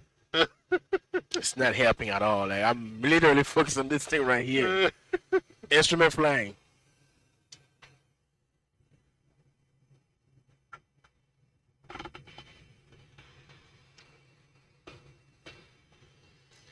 I believe in you, sir. Right. Now, don't blame me if I don't get no greaser, because I'm going to smash it. You should wear pilot uniforms in the sim. Kenny will love that. So we do have some pilots that are potentially going to wear the actual pilot shirts with the epaulets. I was one of those. So whatever crew's in here, we both have to wear the same. Either our world flight shirt that I have on now. The reason why I don't have mine on, it's not World Flight yet, so. Yes. So, however, as you guys heard in my last stream, I completely ruined mine and spilt my fruit punch all over it. So, I did not have time to buy another one. You can always go to the store, man. Unfortunately. But, you know, as a team for Socal crew, we're going to be doing events all throughout the year after World Flight. We're going to be trying to do at least an event every month with the team. Whether it's, you know, it'll be a team of people here at the sim, and those that can't make it will be flying along virtually with us. Is there no autopilot? No, well, there is autopilot. However, Statui dropped a $1,000 donation for him to fly the next 500 miles without autopilot. Yep. So that's $1,000. that's why there's no autopilot right now. To fly 500 miles. 500 miles, that's what, an hour and a half?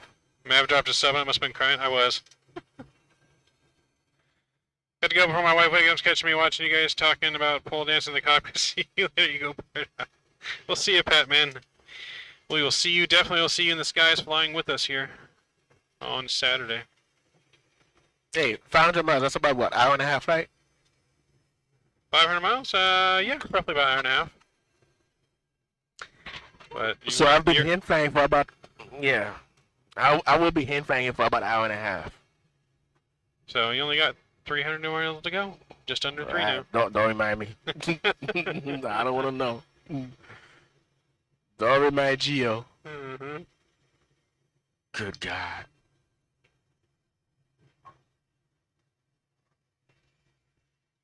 Oh, Barry's destroyed the toilet, huh? Put the front lavatory out of commission? Damn it. Put Barry back in the cargo hold. He's not allowed to use the restroom. And Friday with 26, not crosswind. Yeah. No, you can leave it at 43.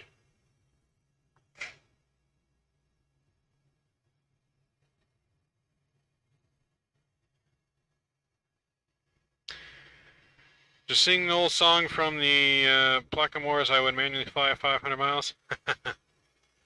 I would fly 500 miles. There you go. So if I will walk 500 miles, we're going to fly 500 miles.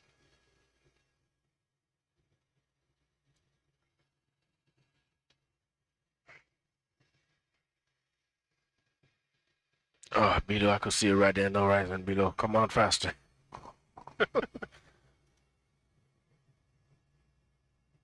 Come on, below.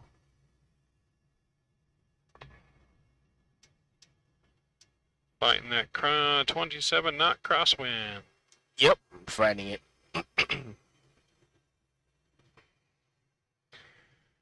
Oh boy, I'm gonna need some like 5-hour energy shots here soon. Yeah, I think I might need one too.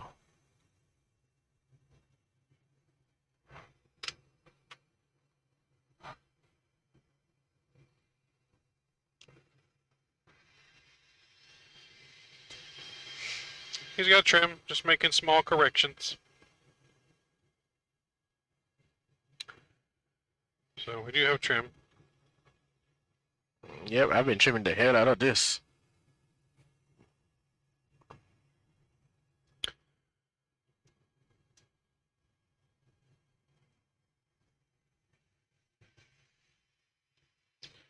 Yep, no trim. He's got 278 miles to go. You should start selling merchandise, Mav. I do have a merch store, Scott. I do have a merch store. I need to get some better stuff on there, but I do have one. We should have sold World Flight t-shirts this year. Didn't even think about that. No Skippy t-shirts will make you millions. I'm going to have to get a No Skippy t-shirt. No, I got to revamp the merch store for sure. I definitely got some ideas. I just got some basic stuff on there right now. I'm more not got stuff on there just so I could purchase stuff to wear myself. But we'll definitely have to get some nice No Skippy shirts. I agree. So for those of you guys just joining us, please don't forget to smash down the thumbs up button and that subscribe button. We are flying, kicking off our week of 24 hours of continuous flying around the world for 7 days. These are our pre-world flight legs from repositioning the plane. The event takes place in Sydney. And we're flying from Ontario down to Sydney. It's going to take us about 8 legs to get down to Sydney. First leg here is to Honolulu. The second leg from Honolulu, I believe, is the Marshall Islands, but let me take a look just to confirm. So yeah, Honolulu to Marshall Islands to Guam, Guam to Babelathump, if that's how you pronounce it. From there to Jackson's to Cranes to Gold Coast, and Gold Coast to Sydney.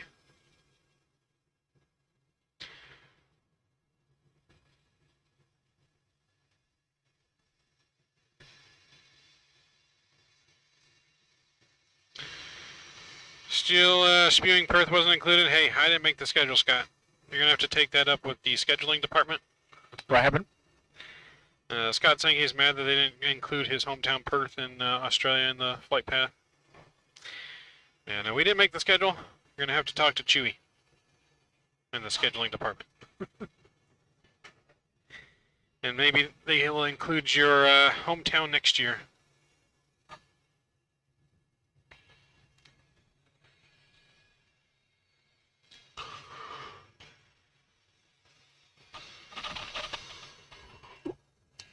Ooh, Lord.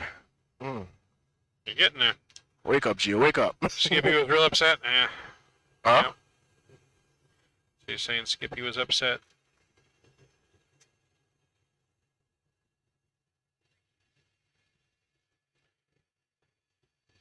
Skippy is upset.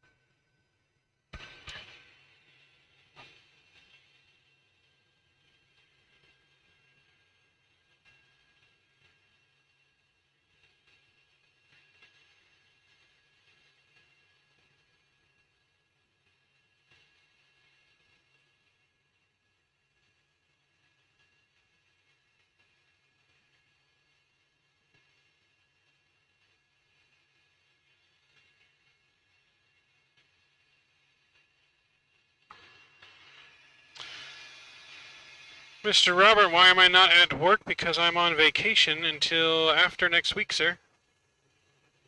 So you enjoy and you have fun. I am flying for my week-long charity event that I've been planning since February. So you have fun. Enjoy. enjoy your Friday at work.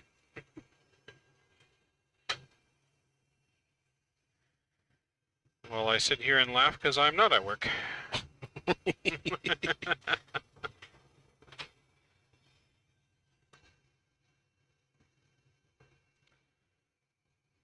That's right. Alright, Tons of fun. 242. Come on, It's come what on. you make of it.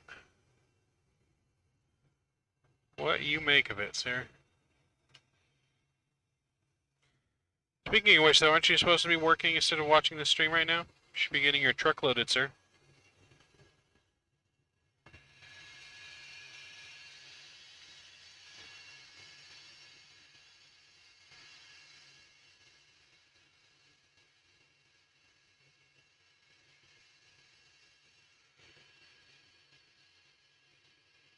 So this is our charity stream now. Do you want the views? We want the money for the charity. You gotta go to that description and hit that donation link to donate to our charity. 100% donations go to the charity. Orbis. The Flying Hospital. Yes, sir.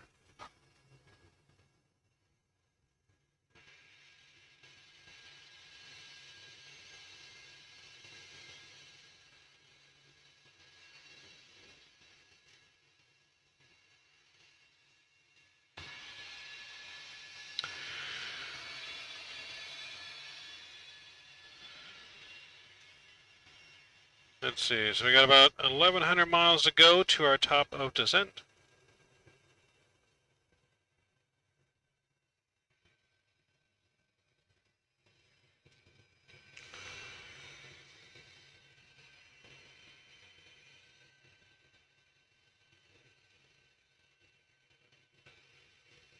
Got about 30 minutes left to hand flying. Jesus 30 Christ. minutes, you got it. Oh, yeah, yeah. Let's get some support from my man Geo here, hand flying this 500 miles like a champ. And I bet someone's going to fly the Orbis Flying Hospital in world flight. If it was flyable, they might, but no, they can't because you have to have a full cockpit simulator to join the actual like event teams. I mean, you can fly anything you want. Everyone can fly on Vatsim with us during the event. Vatsim's always open to the public, but to be a part of the official world flight teams, you have to have a full cockpit simulator like this. It doesn't have to be a 737, it can be a 787, 747. Capital A320. Airbus, yeah. Airbus. I think there's 2 Airbus A320 teams, 1 A330 team, 2 747s, and then the rest, I believe, are Hey, 737. you hear Roxy? He sounds like a baby doing it. No, I don't like hand flying. Yeah, if y'all been watching my stream from day one, King of Shenanigans, y'all know I don't like hand flying. As soon as I take off 400 feet, bloop, autopilot going on. Not today. Y'all got me today. Yeah, y'all got me today. That should have come tomorrow. Should have. Should have is the word. Yeah, on Vatsim, yeah. So this first flight's not on Vatsim, but we are going to get on Vatsim. Should be on Vatsim for the flights moving forward. Vatsim was just having an issue this morning, and we already delayed, so we needed to get taken off, so we went miss world flight. Got to get to world flight. Next time gonna be on Vatsim? Next flight should be on Vatsim. Alright. That's the plan. That's the plan, anyways. D-plan. Yeah, I don't want to say 100%. Like 98%. Sure.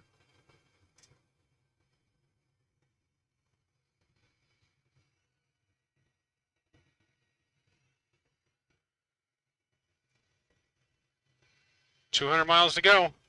Alright, wake up, Gio. We're home stretch. Home stretch. Let's go. I need to pull the fire bell, wake you up? Nah. Maybe just don't forget to deploy the landing gear, not like the other day. Hey, it's still deployed in time, right? We didn't pull an XP and actually land on our belly. Oh, The landing gear was down. Direct2G Vine, what's going on? How you holding up? Any stretching yet? Get that circulation going, y'all legs? I mean, I had a little bit of stretching as I was trying to be IT for a little bit. I didn't get none yet. Geo has not yet. He's still got 200 miles to go in his 500 miles of hand flying challenge. Yep, they got me up to a challenge this morning. You guys donate big enough donations, we'll do some challenges for you. Except we're not doing no engine failure. Yeah. Anything about failures. We can't do failures in the sim just for the purpose of because we have to complete the flights. Yep. And we can't not complete the flights. But anything other than that, we can pretty much do. Oh, we cannot do no barrel roll too, so don't come and chat with that. Oh yeah, the plane won't do a barrel roll. He'll crash. But anything that doesn't cause the plane to crash. Hand flying, yeah, we can do hand flying. I offered for the stripper pole in the back, but I think we already turned that down.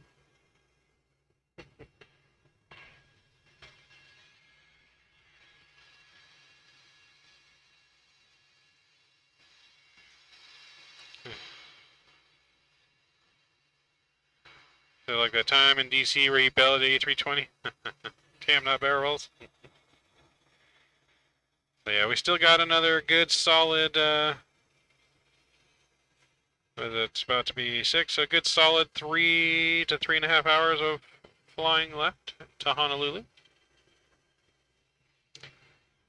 Yeah, it's about 6 a.m. now. Yep, about to be 6 a.m. here local time. In, well, we're at physically, not in the sim, but... Does flying under bridges count? Nope. Negative. I don't know. There might be some bridge flying during world flight at some point. Under what? Which one? Sydney. You go for the 737 on the Sydney Bridge? Yep. There may be. Oh, Heathrow? There may be under the Sydney the Bridge, London Bridge? On the return back to Sydney at the end of world flight. Just saying. There may be some shenanigans towards the end of world flight. That counts you in because you ain't gonna do it. Yo, MT10, what up? What's going on? Welcome aboard, MT10.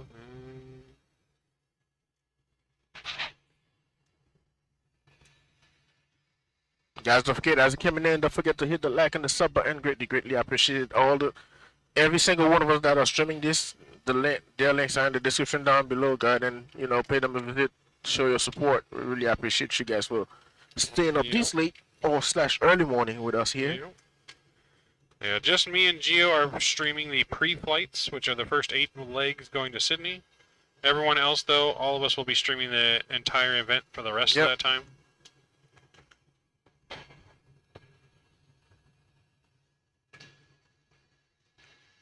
Excuse me here while I take a snack break and eat some of my cashews. I'm gonna leave you out a snack. I'm just drinking my water. You gotta savor the snacks.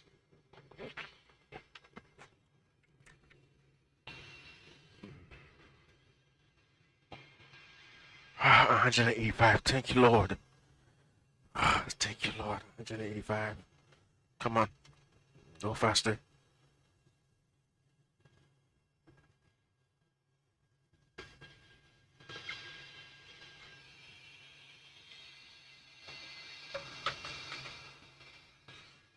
Oops.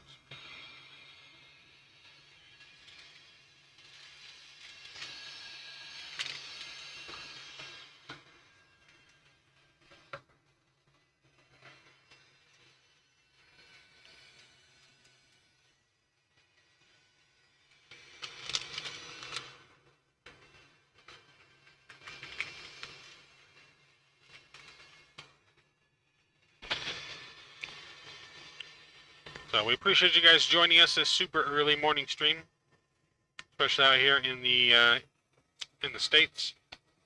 Not so early for you guys in Australia and Europe, but if you guys know how much I hate hand flying, man. Rock, stop it, Rock, stop it. Stop it.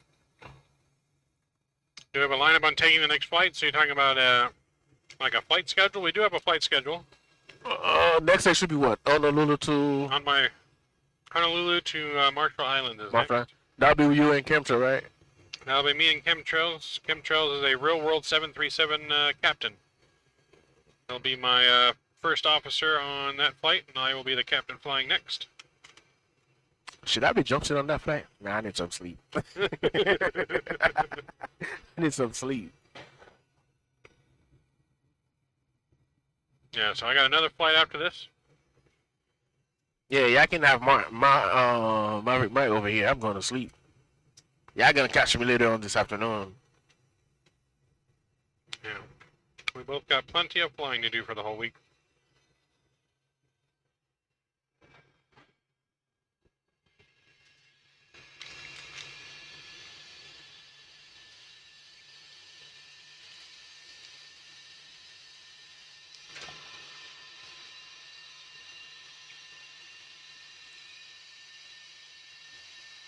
Actually, might hop on Vatsim for some of the world legs.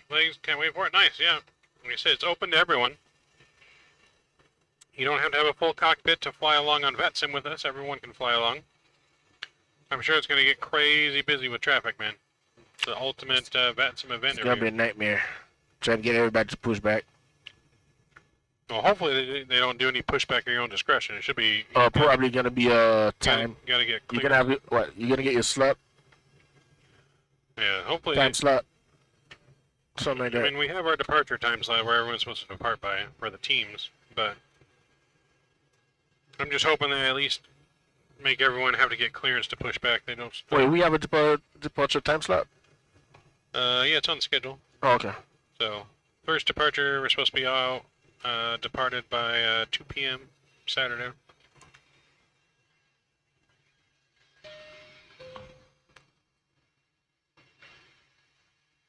Call my lovely flight attendant to the deck. And then some more snacks. Oh, okay. I am way out. Flight deck. I did. What's the odds of if I give you my McDonald's cup, I can get some ice and one of those cooked zeros?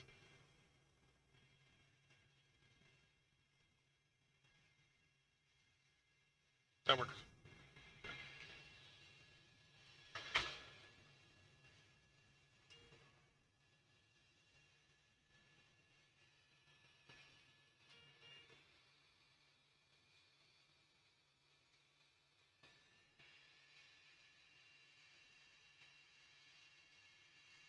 Is Skippy your flight attendant Maverick? Can he maybe? Rookie is. Our lovely rookie. Skippy's not here yet. I don't know where Skippy's at. He's running late. I think he got lost along the way. Skippy got stuck in customs. Had some questionable things in his pouch.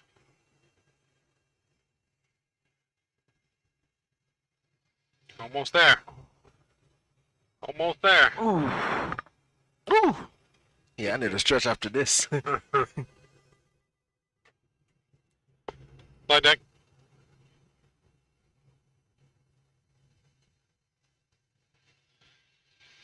Okay.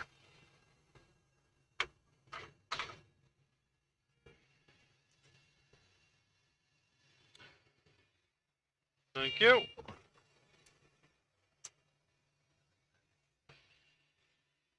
My McDonald's cup's right here. That's yours. Wasn't here for me. I told him to my McDonald's cup. He assumed that was mine. Oh. So yeah, that's yours. I guess I'll keep this here before I leave. I'll take it out with me. Rule number 1, don't spill anything in a cockpit. Yes. So you better fly this shit steady. No bumps. Don't spill anything in the pit. If I spill, I'm blaming it on Geo's plan.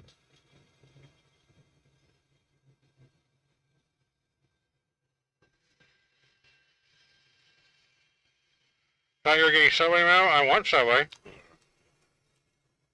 Someone's supposed to order Subway for me.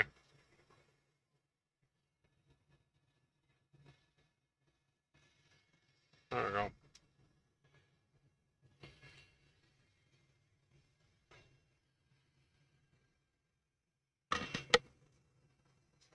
Good God. 138. You're almost there, man. Almost. 138 is the hardest point. Yep.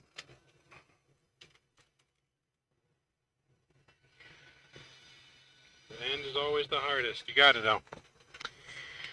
He's flying it like a champ over here. like a baby champ, but he's fine. Right, yeah, baby champ, yeah. I like that. I'll take that. And then you should do a contest who can start from cold and dark the fastest. I'd win on that, hands down. Just simply because I have the most experience in the sim from working on it for 8 months.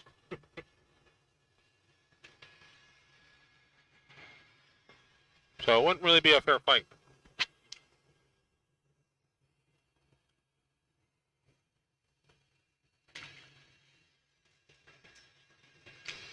We are doing landing rate challenges, though.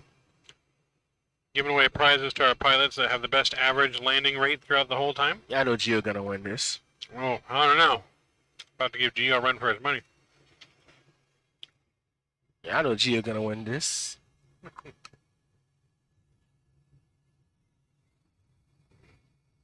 Get a count, Gio. That's right.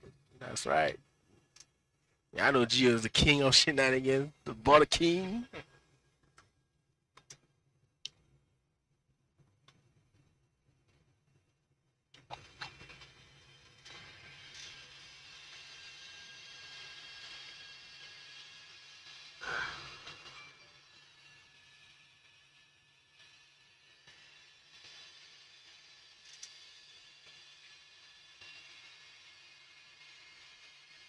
What if you float halfway down the runway? Nope. The landing challenge, you have to land in the landing zone and on center line.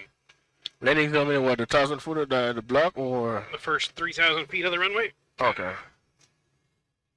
That's doable. So the normal landing zone within the first 3 markers, and got to have the main gear in main gear. The center line has to be in between the main gear, All right.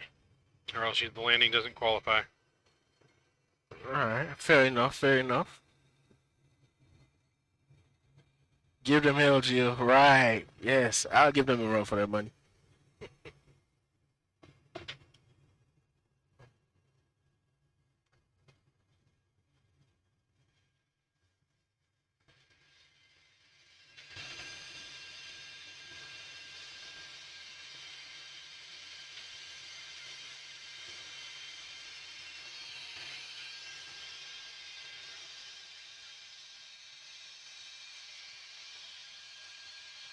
$117 to go. Don't remind me. Trying not to pay attention, man. I'm not trying to pay attention to this thing. I Jesus. can't make it easy for you.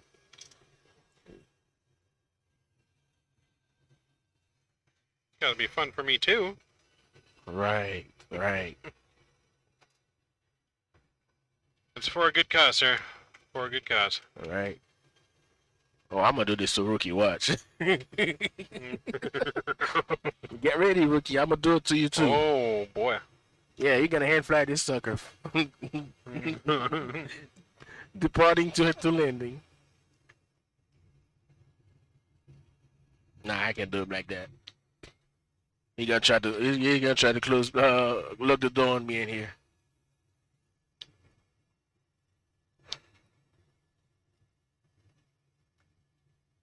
It's gonna be like, hey, look at me. I'm the captain now.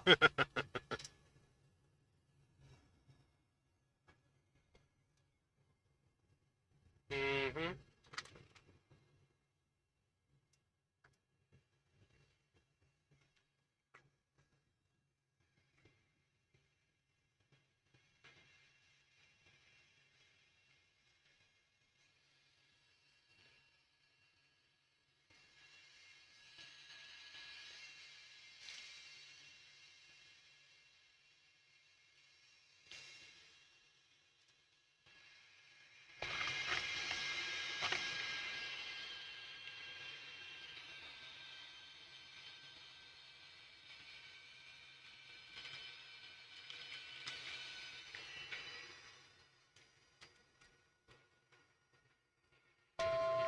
Yeah.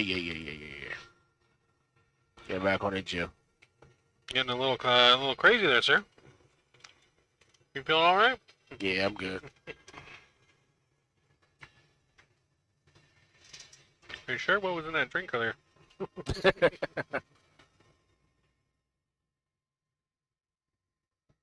Just trying not to pay attention to the 100 miles I have left.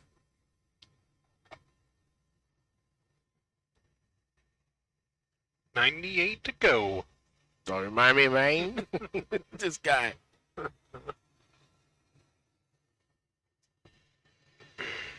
98 looking good. 97 never looked so good. Yeah, you see, I see what I got to do with.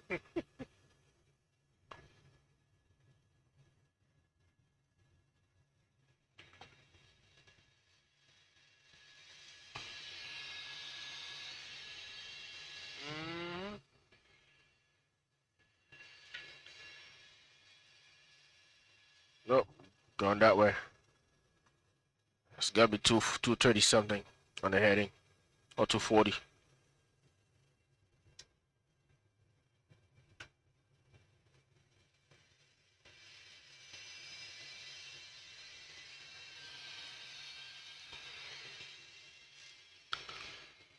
And 90. Yeah, still at 90? Thought I said it was a 50 or something.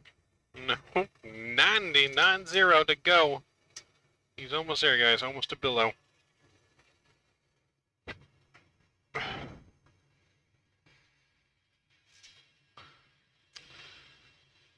Ricky has to dress up like a female flight attendant and bring you both subway. All right, another $1,000 dono, and Rookie will dress up like a female flight attendant, and he will bring us subway. That's his subway's open right now.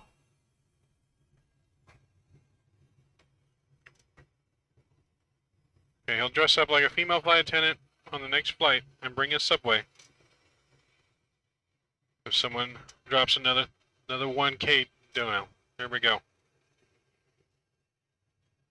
Let's go. Let's get it.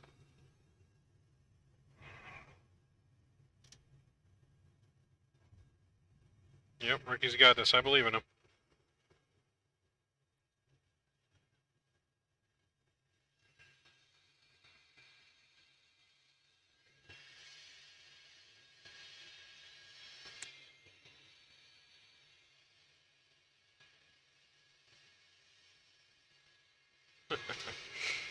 Fanboy main member Mike, no, not me, Rookie. Rookie is the one that he's graciously said, because I know he's listening right now. He right over there laughing. He's listening right now, and he's probably thinking of ways that he can kill me. But he told me to start making executive decisions, so I've made the executive decision. He's going to dress up if someone drops 1K. Attempting to go couch a bank to see that.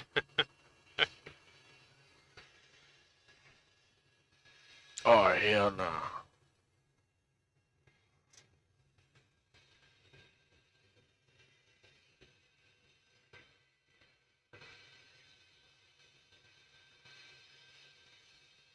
I say click the FMC. You want to make sure it's not frozen. I already tested it. It's good. Both? Yep. Alright. Cool. Hey, yeah. Look, you gotta text Marv, man, not me. I'm here playing this. He is texting me. I can see all the same shit you're getting. That's why I did it. Okay? Yeah. Got focus. Don't kill us. Right. I don't want to swim with the sharks. Come on, ain't no sharks out there, man. There's probably shit out there worse than sharks right now where we're at.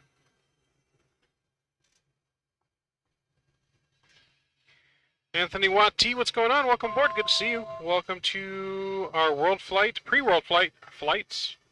It is World Flight Week, baby. 24/7 non-stop streaming for 7 days. Look, Mav, no hand fly. Look, Mom, no hands. The plane drops.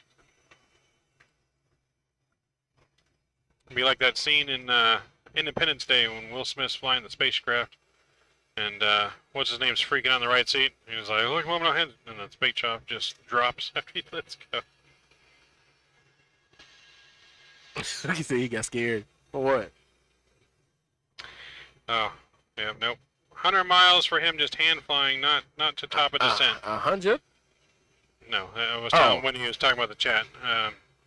No, we got 1,000 miles to go to top of descent. 1,015.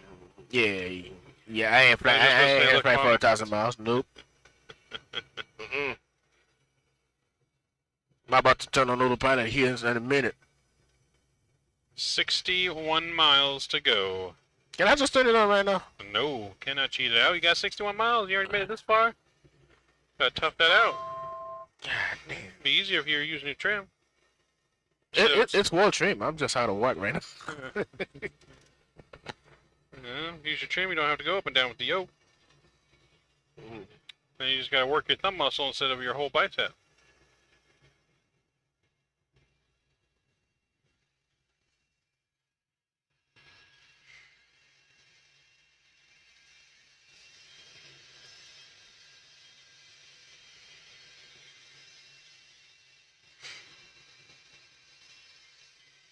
King 26, what's going on? Welcome, good to see you. Welcome to the stream.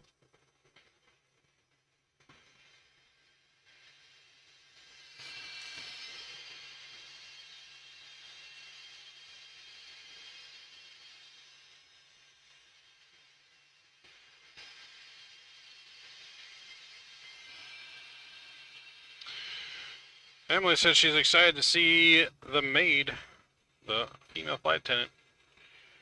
Well, gotta get someone to drop that big dono. And Rookie will for sure do it.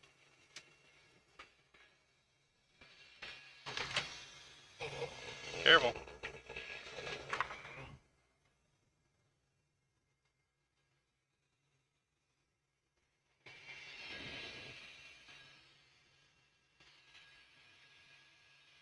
Yes, I remember you telling me that.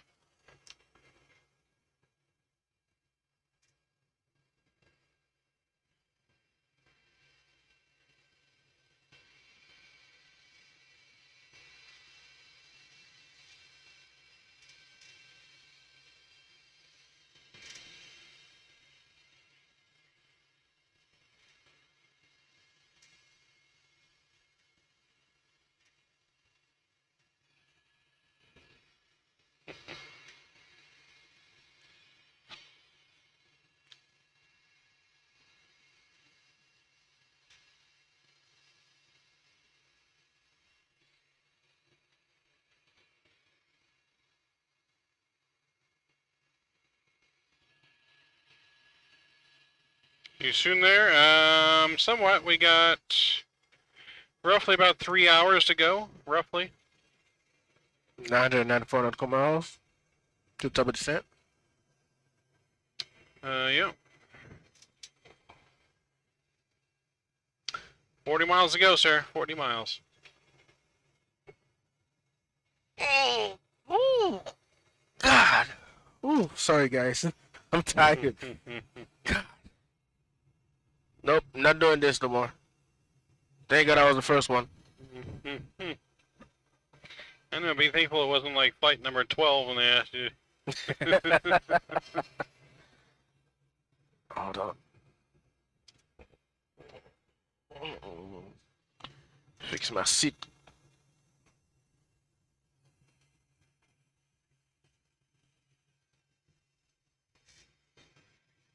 So yeah, we're about halfway there, yeah. About pretty much the halfway point. More than halfway, like 3/4. Nah. If you look at the map. I'm looking at it. Yeah, A about half. little over About half. Yeah, a little bit over half. A little over half, not quite 3/4.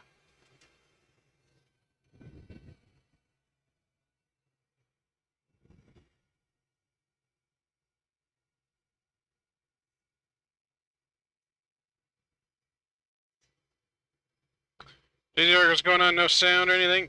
The sound's going to be worked on as soon as our tech department gets here. And there will be sim sounds and everything else.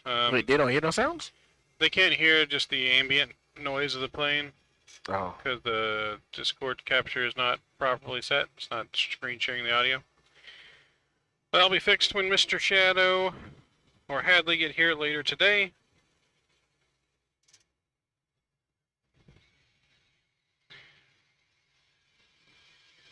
So right now you got the audio of just us talking. You got some of the sim audio we can hear, but not all of it.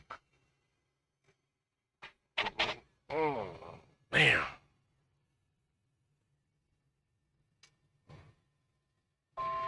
Yeah.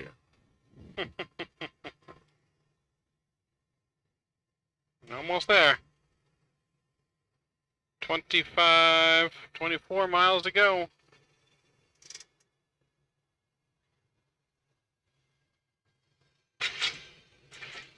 "24 miles to go." Wonder if Rookie's ever gonna come. I mean, Rookie's working our dispatch station right now. He's working the dispatch station, handling if anything goes wrong, getting us our snacks, Yeah, they were putting drinks. popcorns. Nah. Huh? They got me hand flying this thing here, man. Oh, we have to have Rookie come replace me in a few here, so pilot can use the restroom. Yeah, that part. Yeah, after I turn on the autopilot. Oh, for you, I was talking about myself.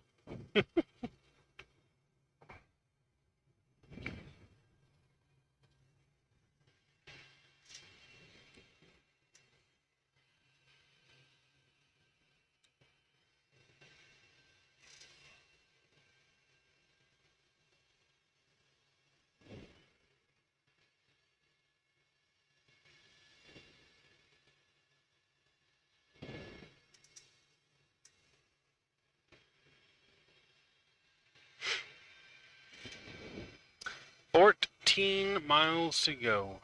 The longest 14 miles of your life. Ooh, sigh. Longest 14 miles of his life is being done right now.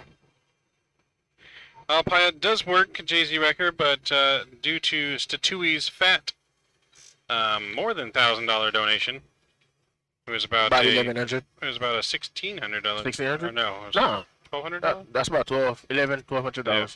So since his fat donation, his challenge was he had to fly the next 500 miles without autopilot, Yes, 500 miles without autopilot. Can you believe that? and he's got 9 miles to go. Oh, Lord, thank you, Jesus. I'll be relieved when I turn that autopilot on. Ooh, God. Got 9 miles to go. Mm-mm-mm.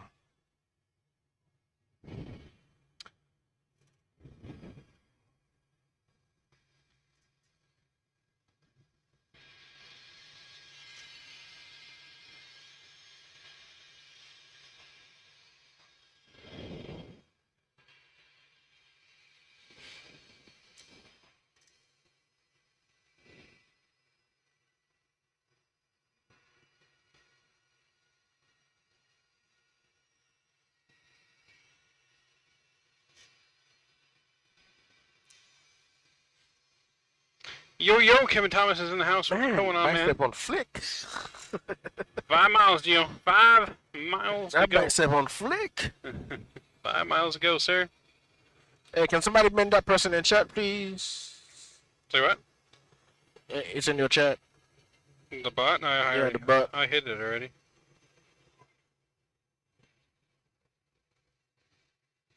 Alright, we made it. Autopilot, thank you. Alright, here you go, direct there. Autopilot's gonna come on. Whew. I can't relax. Autopilot's on. His 500 miles have been completed. Ooh. Get some no skippies in chat for Geo with that 500 mile hand fly. Oh man, I'm tired. Good Lord. Mm-mm-mm. Man, oh man. 500 miles in flight. A whole hour and a half. 5 smackaroons. So, let's get in chat how proud we are of Geo. He accomplished it. What's the two? Flight deck? I did. Is there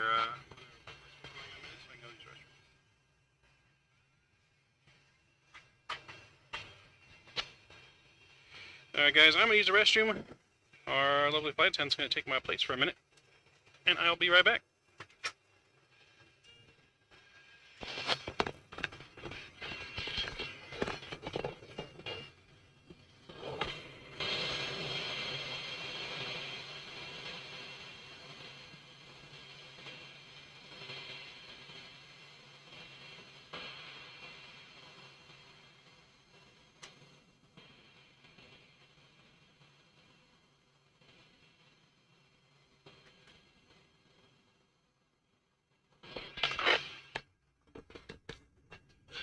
right. What up, Wook? What's up?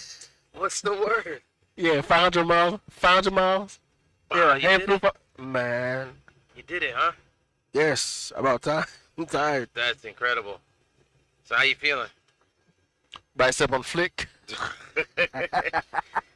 Oh boy. You're gonna learn today. Definitely gonna learn today. Definitely going to learn today.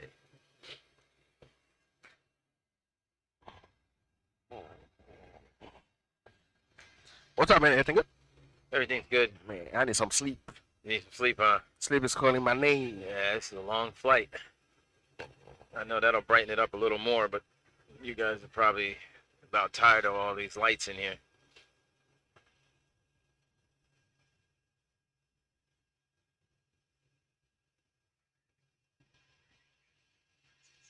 So I guess I'm relief jump seat pilot right now. For, Yes, you are. for Midnight Mav.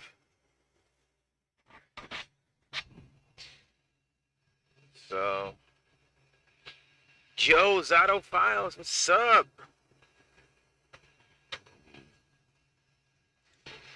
What up, HD? What's going on? HD in the house? HD in the house. I gotta get the chat up. I gotta log into this restream thing right here. Let me try.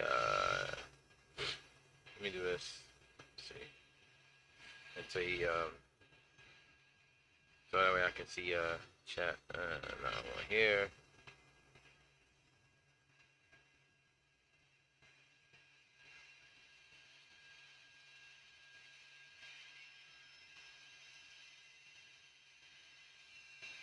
See it here.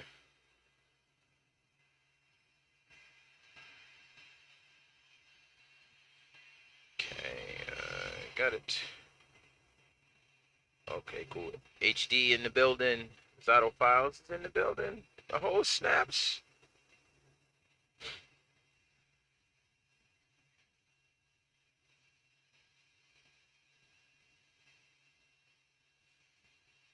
Yes, I remember you, Bakazato. Yes, I do remember you.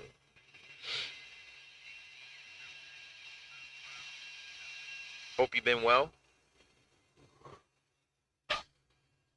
What time is it? It's got to be late over there where you're at, right, Zato Files? It's out about, what, 9 o'clock? Yeah, probably PM. 9, 10 p.m. Yeah, it's late. Yeah. Hopefully you guys are ready for World Flight. This is our repositioning flight as we fly to where we're going, Sydney, right? Yeah, to Sydney. And I guess the official World Flight starts tomorrow. Wee hours in the morning tonight. So the Yep. 5th, Saturday the 5th. Yep.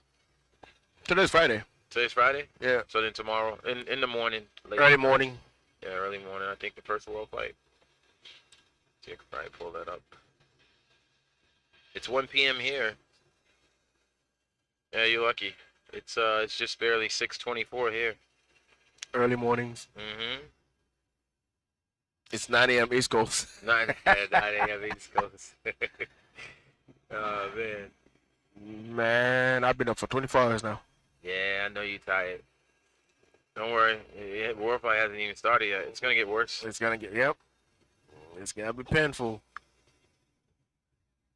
Gonna get tired. Tomorrow 2 p.m. Wow, World Flight starts tomorrow 2 p.m. Oh, maybe that's maybe it's the 5th for Australia. Yeah, Time. it's The 2 p.m. 4th for us. 4th for us. So it's around 9:30 p.m. But I sleep at around 11:30. Oh my goodness, Auto Files. Jeez. He says he goes to sleep at 11:30 at night. I can barely keep my eyes up past 9:30. Hey Zato, don't let mommy or daddy see you on YouTube, man. So tomorrow at 2 p.m.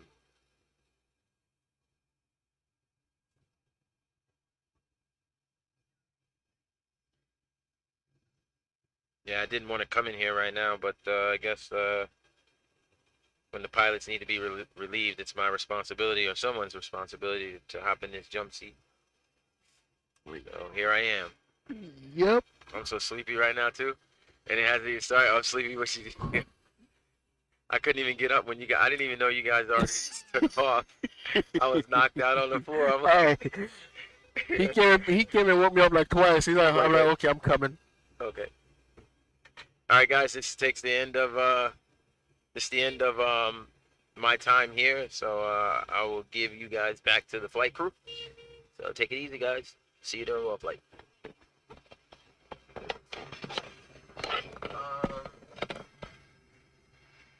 Can you log into YouTube?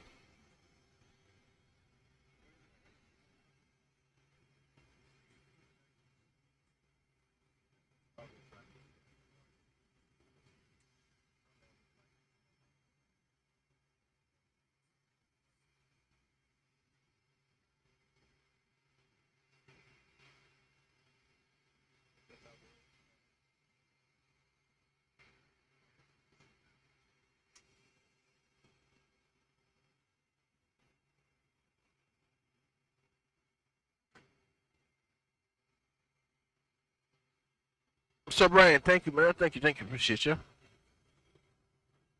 Ah, boy. Okay, Gio. Okay, you got this, Gio. You got this.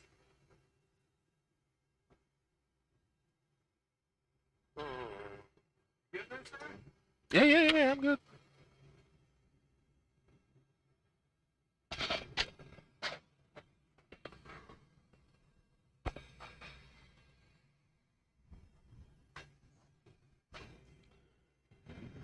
Alright, I'm back, guys. You over here falling asleep on me? What's going on?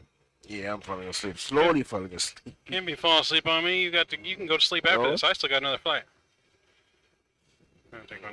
Just had a burger, but Yeah, I'm taking one to keep me up.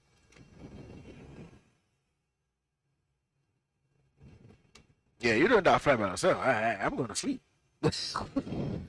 I'll go ahead and crash. I got Kim coming. Me and Wookie like gonna be knocked out. Is this a motion simulator? No, unfortunately not, but eventually one day, possibly yes. I know Rookie wants it to be a full motion. One of these days. And when XP flying down to Cali for a flight, unfortunately XP can't make it this year. Some personal things going on. So hopefully next world flight. Yep.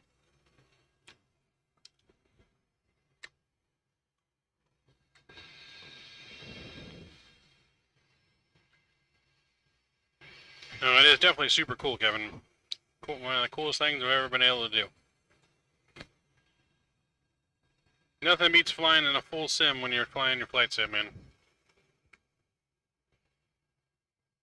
Even though this thing's not full motion, when you sit in here long enough and you're staring out in the open sky, it feels like you're moving sometimes. Yeah, it feels like you're moving up for real. So you definitely get the somewhat of the sensation of moving sometimes. Hey, I'm about to do something for 5 minutes. You. Uh-huh. You're the pilot and come in. I'm about to do something for 5 minutes. Doze off for 5 minutes, uh-huh. Yep. I need 5 minutes to close my eyes. No, you gotta keep them wide open, baby. Just a long haul, alright? This ain't no long haul. We're only going to Honolulu. Still a long haul. I don't know, some say long hauls ain't until you get past 10 hours.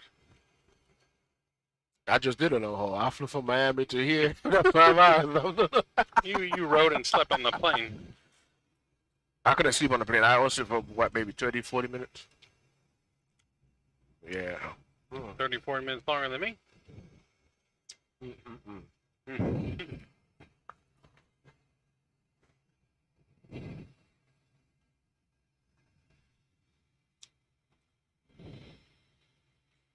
Says Gio, Zoto says, Gio, you can finally say you've flown all 3 sims. X-Plane, P3D, and Microsoft. Yep, you can say that.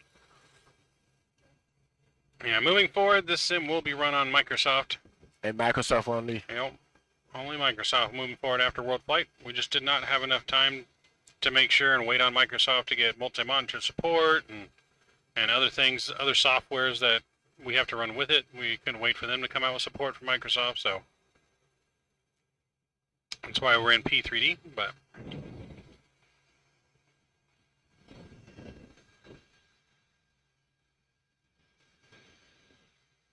Microsoft will pretty much be installed day 1 after World Flight, and That will be its new home.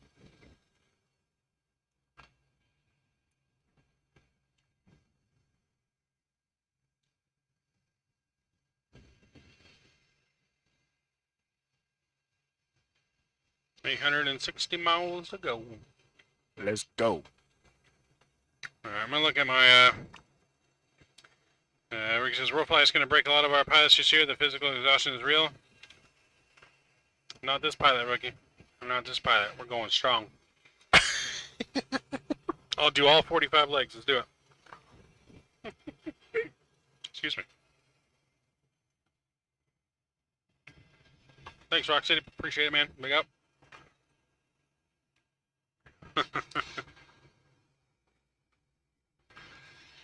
Now, see, I said I'd do all 45. I didn't say I'd be alive for all 45. Right. I'd just be dead in the jump seat.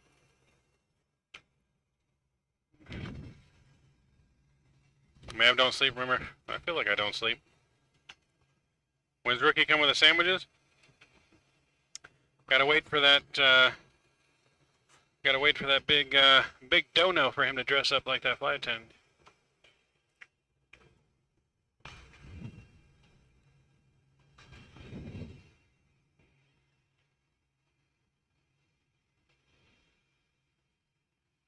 He'll dress up like a big old flight attendant.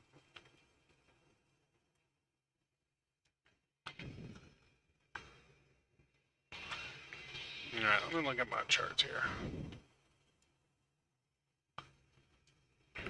So, I don't know what happened to my flight. There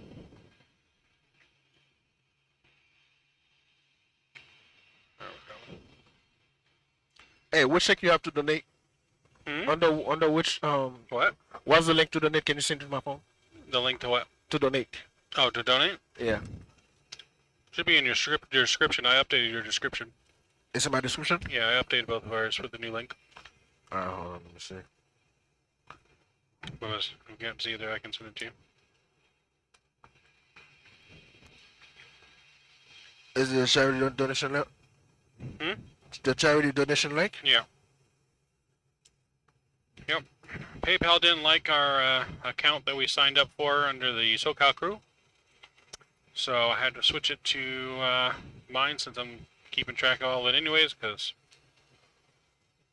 PayPal permanently shut down the other one. That's why I don't know. I guess they thought Drew's donation was suspicious, and somehow they said we broke some terms, or I don't know. Didn't make any sense to me, but Alright. doesn't really matter either way. It's all going to Orbis.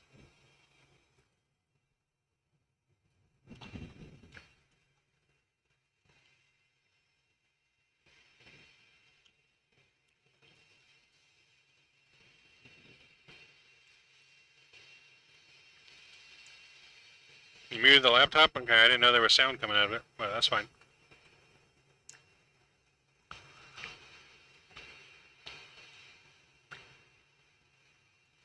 Eric donate his own stream. I can donate. I don't have much until I get paid this weekend, but I can donate. Challenge accepted.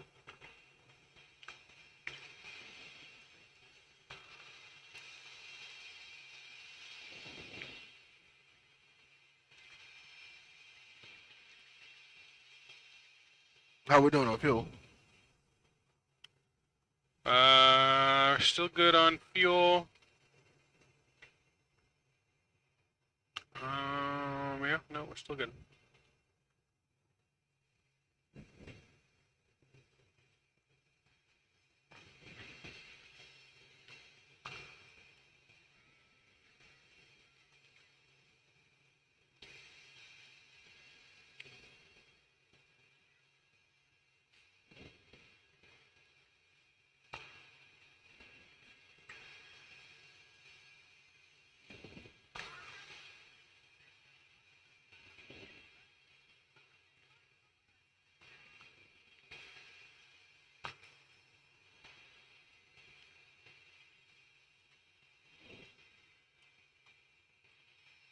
see here.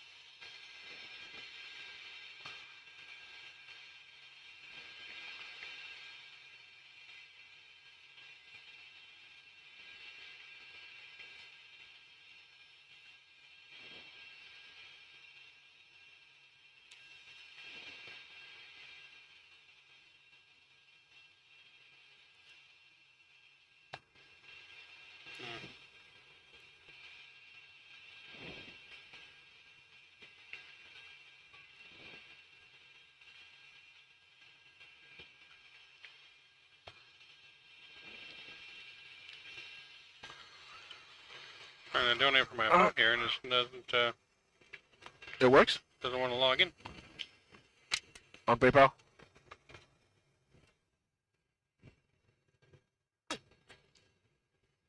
Yeah, I'll donate when I get to my computer after the flight, because it's not letting me use my mobile device to log into my Streamlabs. Whatever reason.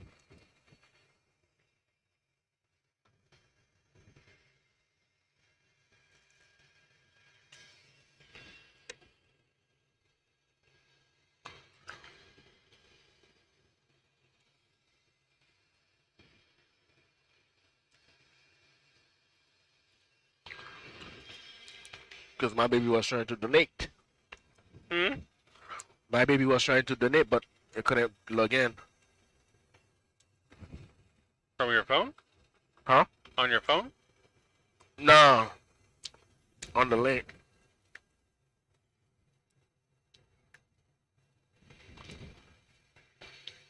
Oh, you think you want to put the arrival now? Yeah, that's what I was doing until I started to try to donate. So we're doing the Cayenne Alpha 2. I'm gonna double check the status, which actually just get that in here.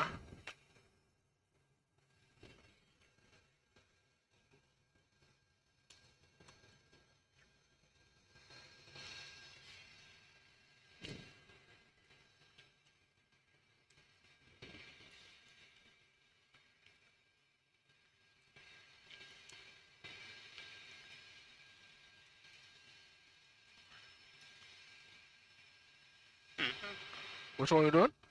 Press it here, but it didn't try to do away. That it would be the Cayenne Alpha 2, Kilo Alpha Echo November Alpha 2. Wait, Kilo Alpha. Oh, Kina. Rich, what's the transition? Let me see. Let me load it up here. Beta. Beta is the transition.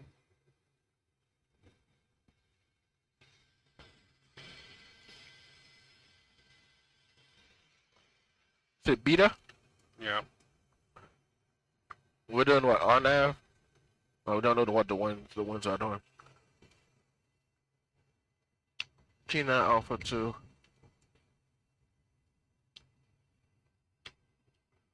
Oops.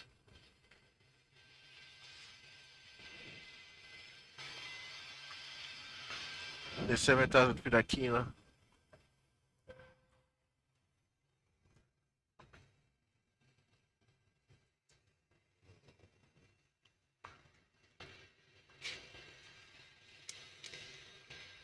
Winds are at 5 knots. 3007.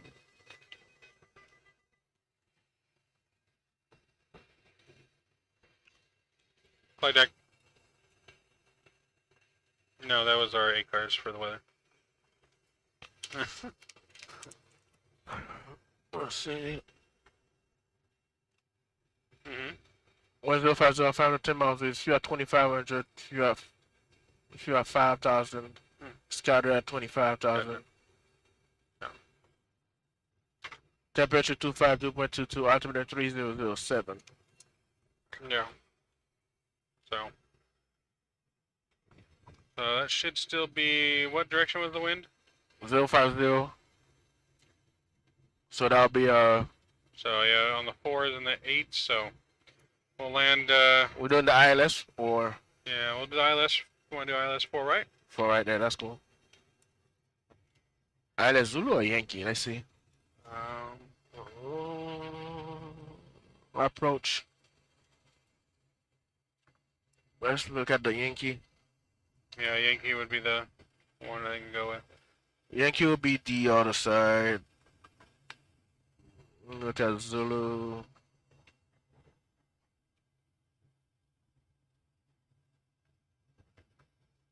Zulu, that'll be from Harry. Yep. That's Zulu, go for right. Zulu. Yep, from Harry. Execute that. Alright. We are good. You got a disc on?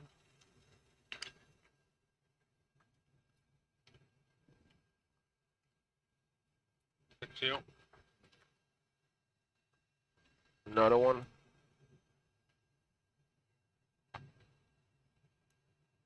Alright, we good.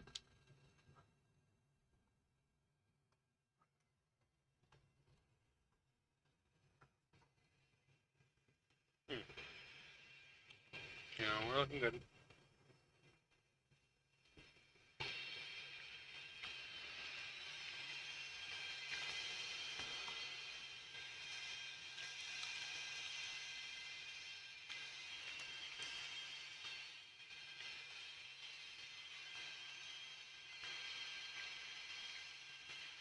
Yep. 800 more miles to go still, Shaq. 800 miles to go from Ontario to Honolulu.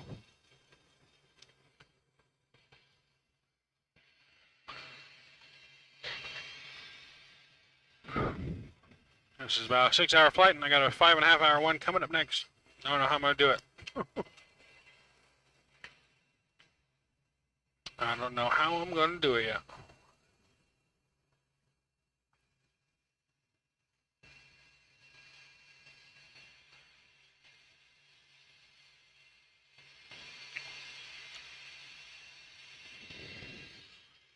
Alright. Looking good. Yeah, we good.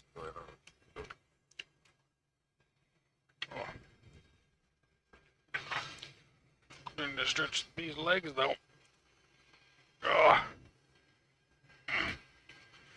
Ooh.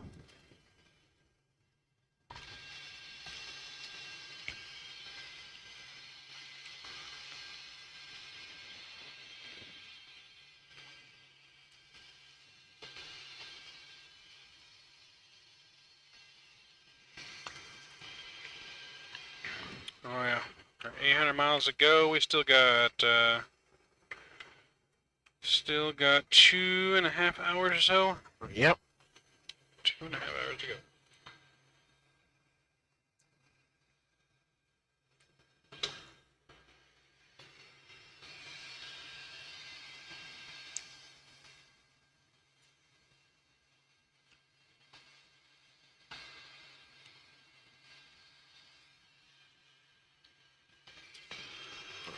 This is a good flight so far. So far, so far. So far, so good. We still got fill in the center tank. We do. We got 3.5 gallons on. 3,500 gallons.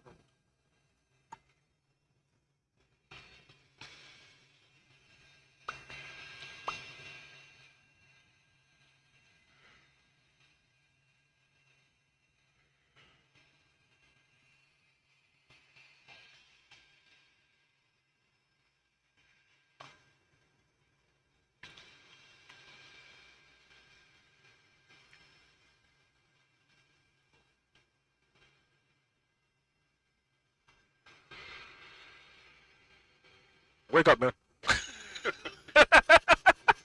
Fall asleep. I pulled a Geo. Hey, my way probably asleep, guys. Wake up. Pulled a Geo. Damn it. Gotta take a quick break. Go wash your face. I'm good. I'm just gonna eat more of my nuts. Alright. I have more nuts. Y'all should have seen him trying to fall asleep over here. Wake up. I just gotta stop thinking about shit. Whenever I try to go in deep in thought, and I start goes now. Right. I'm thinking about more World Flight shit. So this leg and the next leg, those are the two longer legs we have on the Pro flight, right? Or like the just going to Sydney. Yeah. They're the two longest, I believe. Yeah. Alright. There's still another 3-hour one, 3.5-hour one, which is also mine for whatever freaking reason. Alright, cool. Because I'm crazy.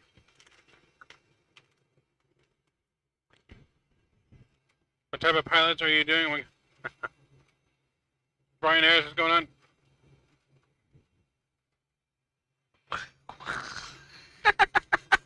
Hey, what City saying?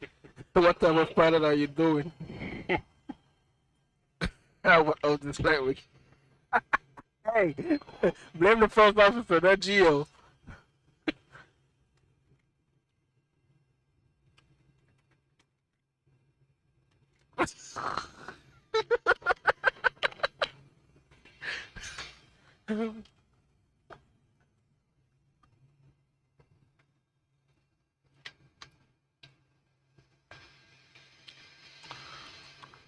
Right, we need exclamation point FO.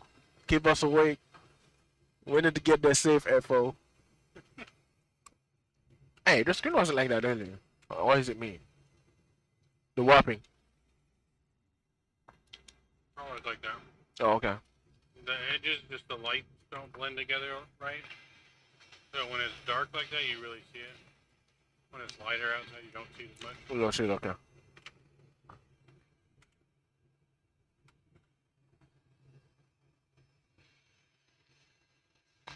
Next leg is about what, 5.5 hours? More or less about 5.5, 6 hours for the next leg. Yeah, I don't know how I'm gonna do that, but You got it, something to drink, man.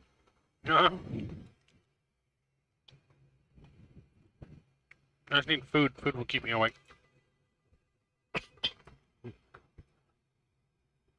Let me answer. I got. Flight deck. I would. Would you like some Biscoff cookies? Biscoff cookies? I'll take some. Yep, we'll take them. With a bottle of water, please. Okay.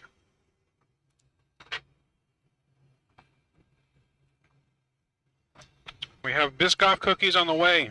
Yay. Don't worry.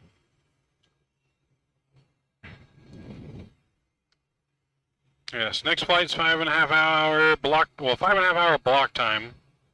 And So time should be less than about that. 5 hours total of flight time or so. Yeah. But I am pilot flying on that flight. So Hey, ROG City, I think I turned off my links because on World Flight. I didn't want to leave any links on there, but I guess I'll add them again except for the donation.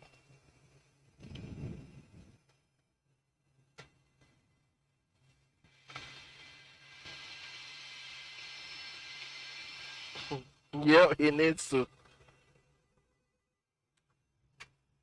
flight deck. Yep. Close them in. But no. Hey, Ro, can I get a water, please? Yes. Thank you. We got some biscuit cookies.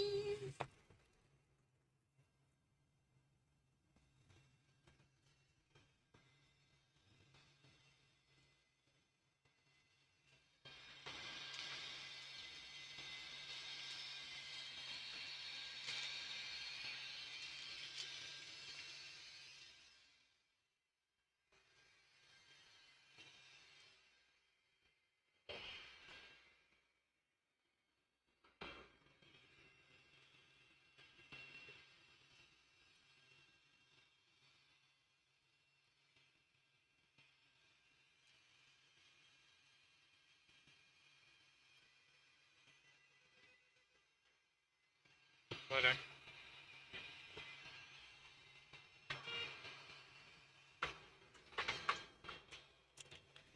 Thank you, sir. Yep. Alright.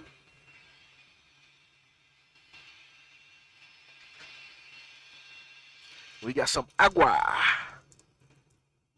Yo necesito una botella de agua, por favor.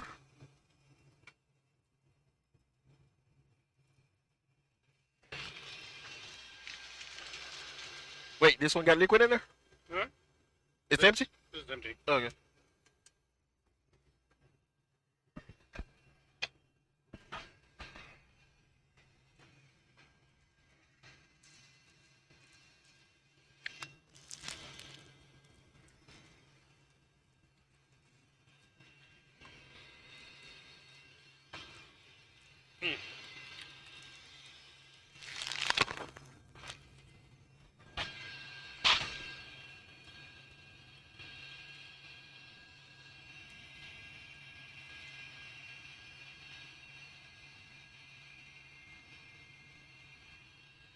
So make sure you guys don't forget to smash down that sub button and like button for both of us.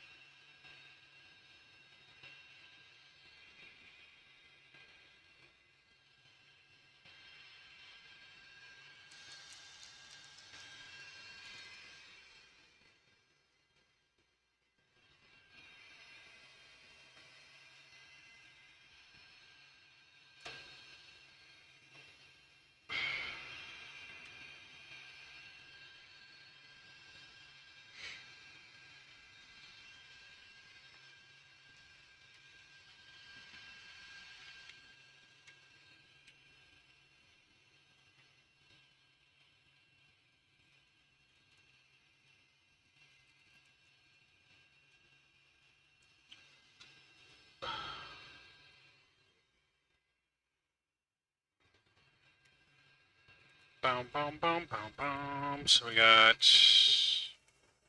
737 miles. See now. See how it feels when I was hand flying for 500 miles? Like, watch. He comes me down the top of the set. And did something. It is. It is way past my bedtime. Right. Didn't even go to bed. You know, had Captain Geo and Dispatch Rookie over here passed out in the house while I'm still getting stuff set up. Made their butts late to stream, had to wake them up.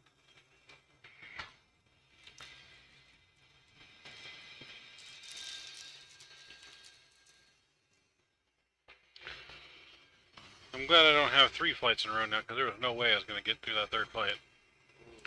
Me, I need some sleep right now. I'm barely going to get through the 2nd flight.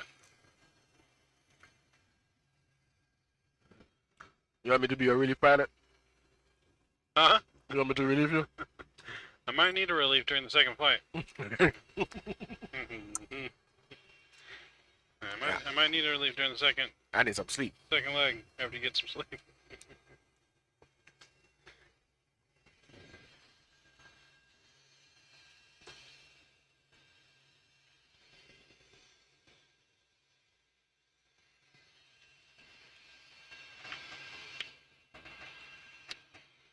Yeah, you're gonna need everything.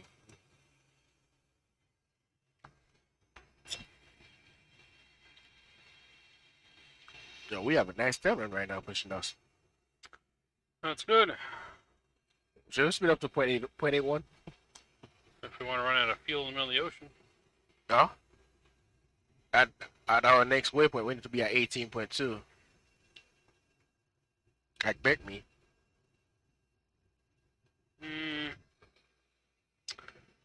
I would say, let's go 0.78. All right. Yeah, we can tip it at 0.78.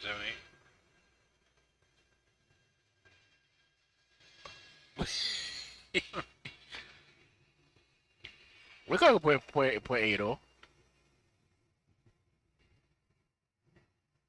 Just got to keep an eye on the fuel.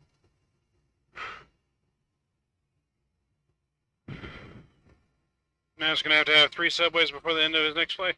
Now, if I eat too much, that's Good gonna point, though. eat too much. That's gonna make me fucking pass out too.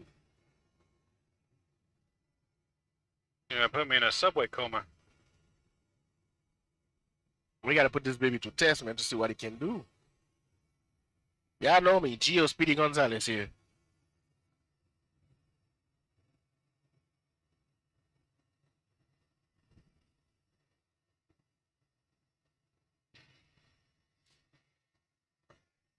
Y'all know when Gio's in the cockpit, we're speeding. We're speeding. We're trying to get there. We getting somewhere, guys. We're getting somewhere. And subway credit card, right? Right. Subway just needs to sponsor me already, and I'll talk about the streams and the subs, and they give me free sandwiches. That's all. That's all I need.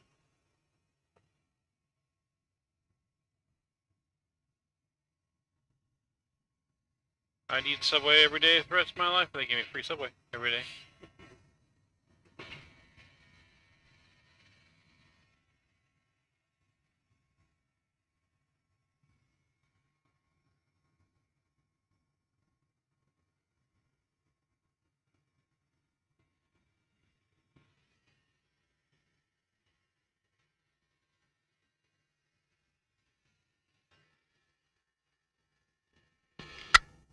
Still need to get me a new chair.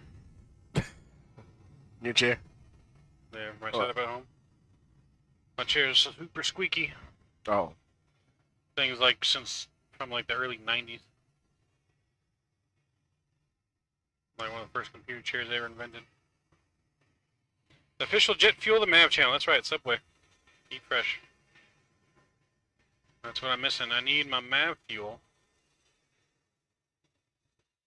This is what I need. Need my MAV fuel. MAV fuel. So now we're in unprecedented territory right now, just so you guys know with what time it is and how I have not slept in 24 hours. Anything could happen, that's what he means. He could literally sit here and fall asleep, that's what he means. It's alright. We're on autopilot, it's fine, I can sleep. Now I'm gonna make your head fly. You're gonna fly for 500 miles and we good.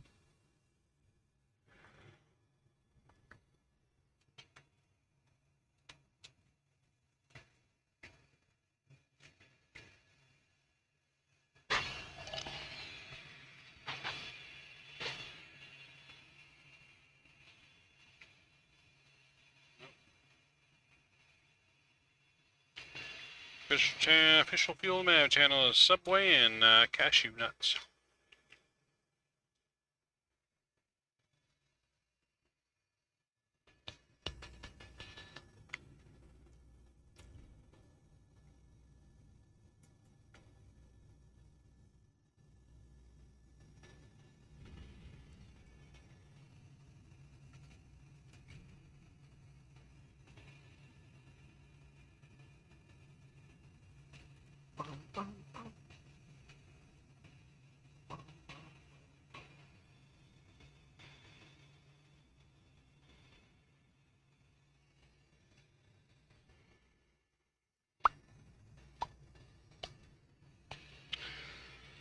Bum bum bum. Bum bum bum. Man, these long flights are hectic. Me and I like them. Yeah. Whose idea was these repositioning flights? Why was it my bright idea to fly it?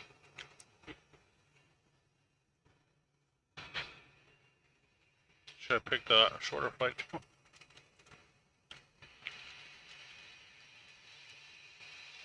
Still got another 6 hour or 5.5, almost 6 hour flight in the sim too, for a world flight. Yeah, that's the one That's coming towards the towards end the or end. whatever. Yeah, towards the end.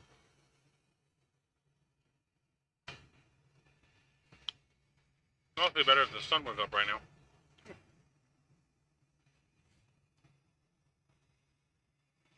I do miss my flight music playlist. Unfortunately, we can't play music because not everyone has a Sound account.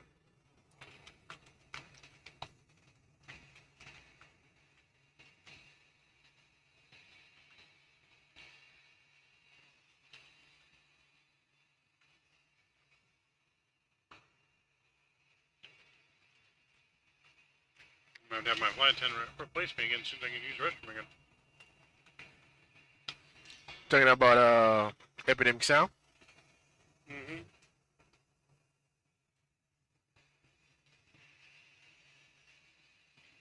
Epidemic sound is a must if you're a streamer. Because that YouTube library, not very good. Yeah, that YouTube library is something else.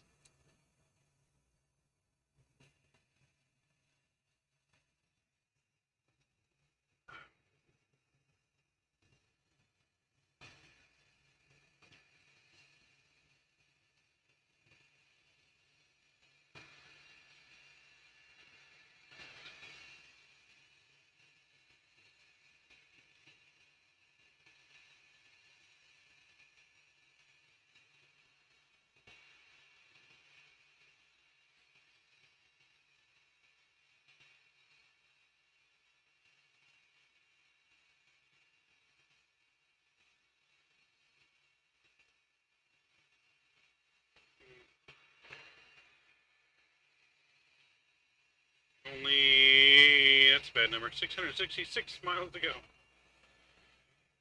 666 miles to go. The same amount as Satui's last donation. 666.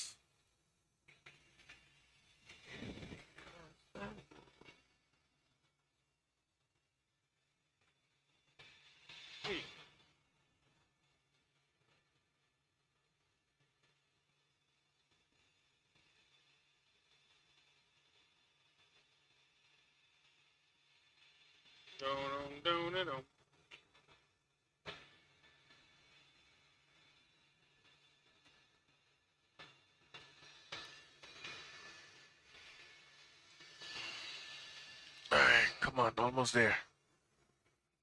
Almost there. Ooh. We got a whole hour and a half, 2 hours before top of descent. What? What's 8:35 Zulu? What time is that? So it's saying Zulu in there, but I feel like it's actually the same time as What? the real time. Like 8:30 in the morning?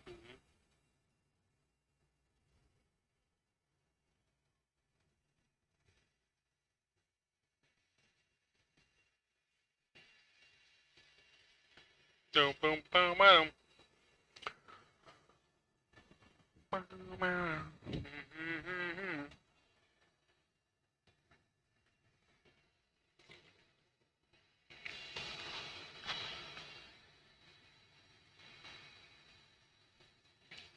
I'm about to find out now.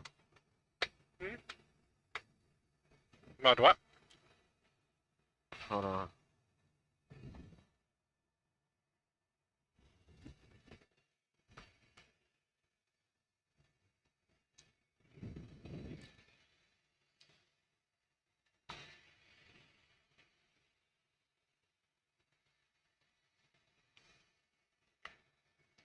I'm in H now.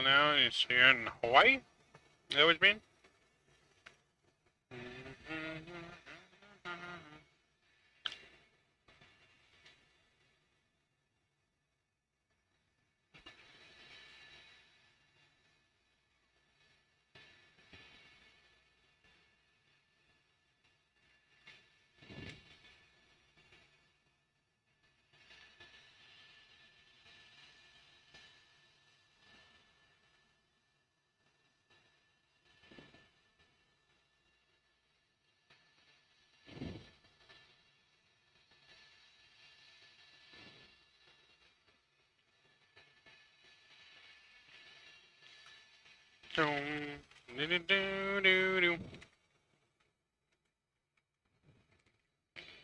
Scott says he's in Honolulu right now.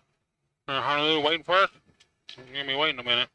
Yep, we'll be ready for like another 2.5 hours. Maybe less. What time is it? It's 7 o'clock. Oh yeah, about 2 hours. I think we're still Jesus, already daytime out? God damn. Huh? It's already daytime? Good lord. Okay, I need to stretch my leg. Me too. You too? Oh. Yep. I'm next after you, so don't take too long. Okay, sleep. Oh, there he is.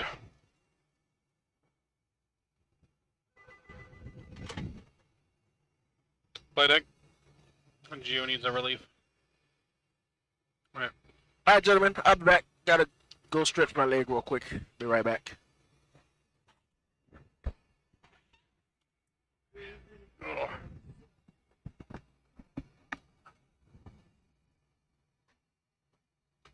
"15 hours behind you, Scott?" Well, and then we're talking to Scott in the future.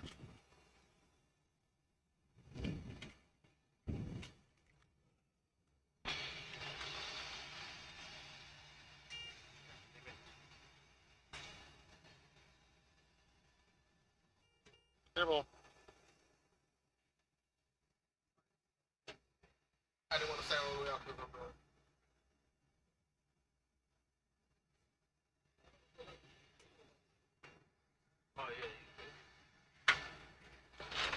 What up? The man, the myth, the legend back in the house. Back in the jumpsuit.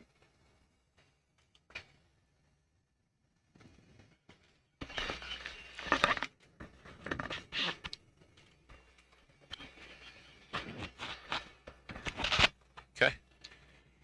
So what's going on? How's it going? Well, it's going. We got Alright. 600 miles. 600 go. Top of drop. Uh-oh. Battery's on 6% here.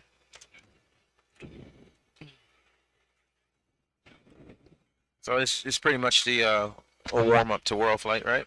Yeah, pretty much. The warm up, making sure everything's working and going. I mean, still part of World Flight. Everything raised during pre-flight still going to our charity.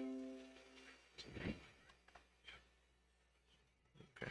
Awesome, awesome, awesome. So, I think chat wants to hear a story. You got any good stories? Negative. No stories at the moment. No? Unfortunately, no. I think we're all running on a little bit of energy right now.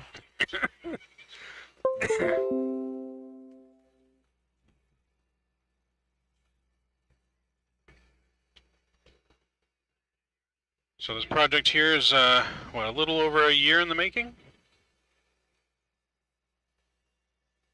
As far as the sim? The sim and World Flight? Yeah, the World Flight, yeah, about almost a year. Yeah, when we started planning, was it December? We started talks, and then January we started forming the teams. So yeah, 11 months maybe. 11 months. 11 months since come to fruition, we are officially flying. Oh yeah, only after many issues.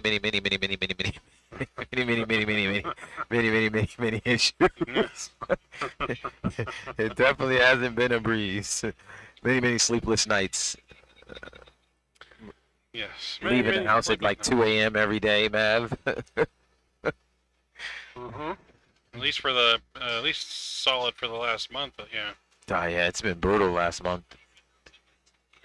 It was almost some uncertainties on if this would even happen. Yep. But we persevered and we are here, and every minute that's going by, I'm getting a little bit more sense of relief. Oh yeah, absolutely, absolutely. It's a little toasty in here, so I It was getting a little tad warm, but I opened not, it up so it can breathe. It should cool off in here in just a second. I'm gonna provide you guys with some air as well. no, so it's not too bad in here. It's just nice and still comfortable. Once Gio gets back in here, I'll leave it right here. Just pull this up so that I'll get you guys some airflow in here. Oh shoot, I had to connect that Connect what? to get you guys some air in here. I forgot I disconnected it yesterday. Oh, you guys right there, I thought. No, the other end isn't. So now I will do it so that way it can circulate some air in here. I got something to do. It would wake me up.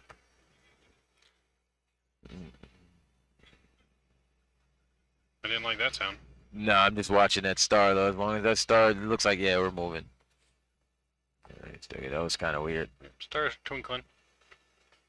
Twinkle, twinkle, little star. Made my heart skip a beat a little bit. But Oh yeah, it made my heart skip a big beat. Like, here we go.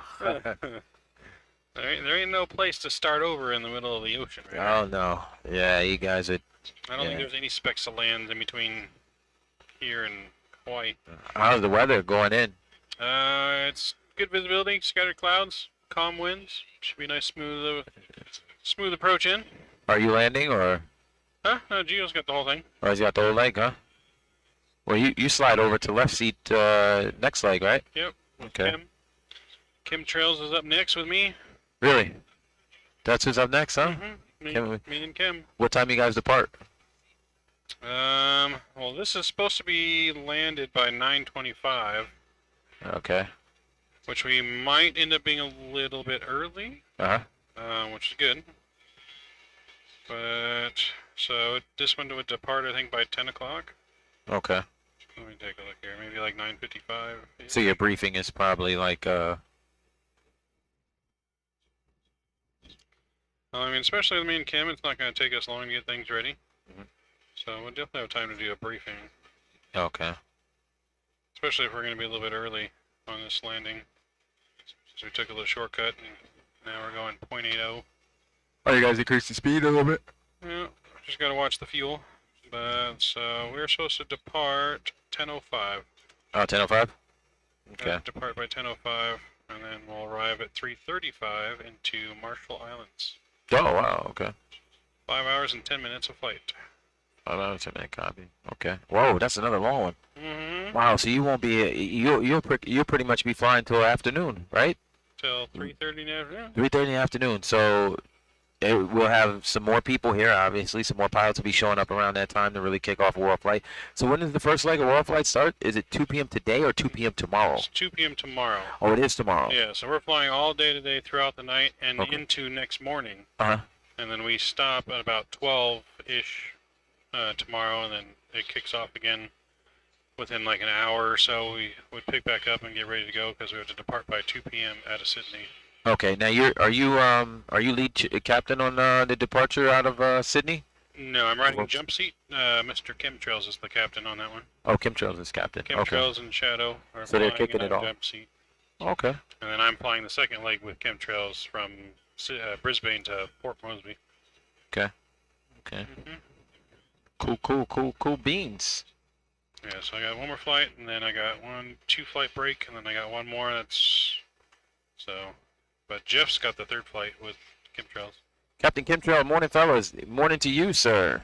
Oh, Mr. Chemtrails. Chemtrails is up. He's ready to. Was your ears ringing? We're just talking about you. Yeah, but literally. Like literally 5 seconds ago. But nothing bad. His ears are on point. So who's jump seating for you guys today? For me and Kim? Yeah. I don't think there's a jump seat schedule. There's no jump seater? Dang. No. Or I guess I gotta man the dispatch station until someone shows up. Then I would definitely like the jump seat.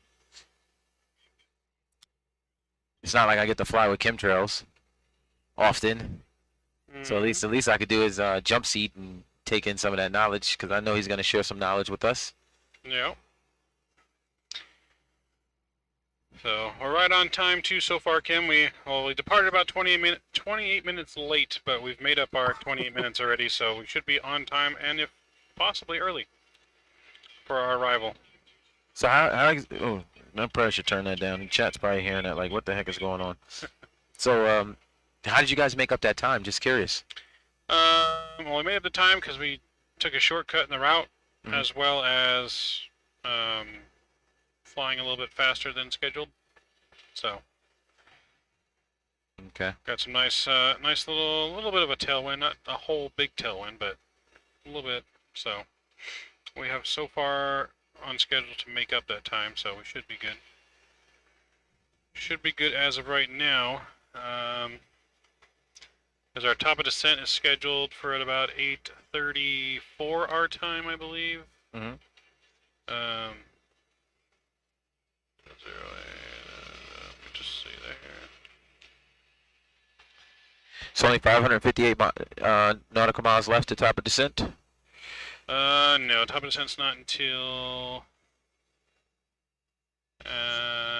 after Beacon, so we still got 556. yeah, roughly. Okay. Yeah, 556. Okay. So I'll be So descending it's about an hour and a half we'll be descending. hour and a half. So 8:30, it'll be descending right about 9. So yeah, we should be about on time. We're supposed to arrive at 9:25. So as long as we keep the speed up, we should have a nice, pretty close to on-time arrival. Okay. Geo is taking a stretch break. Mr. Rookie is filling in for him for the time being. The hand flying skills. Yeah, so what was that all about today? The hand flying skills. What happened there? So that was from Mr. Statui dropping his fat 1K donation, requested that Oh, as a goodness. challenge, Geo hand fly the next 500 miles. Really? Yeah. My goodness, the Tui. It started off as a joke that I said if someone donated 1,000, I'd break out the stripper pole in the back and film it. Oh my God. And the galley is going down. Yeah. But then he changed and said the captain. I want the captain to take the autopilot off for the next 500 miles. So what's this whole stripper pole thing and the correlation with Midnight Maverick 737? So there's got to be some type of correlation there. So fill us in. A little bit of correlation there, I guess. I have somewhat of a very dirty sense of humor, as well as potentially being known as a man whore. But so the joke was when I was first making my channel with my friends that coming up with names that they said the best way for me to entertain people was to have strippers on my plane while in cruise. Oh my God. And so that's kind of where the midnight part came from, for like an after dark type stream. Wait. Is this story gonna get rated R here? I mean, we got to keep it PG-13, at least PG-13.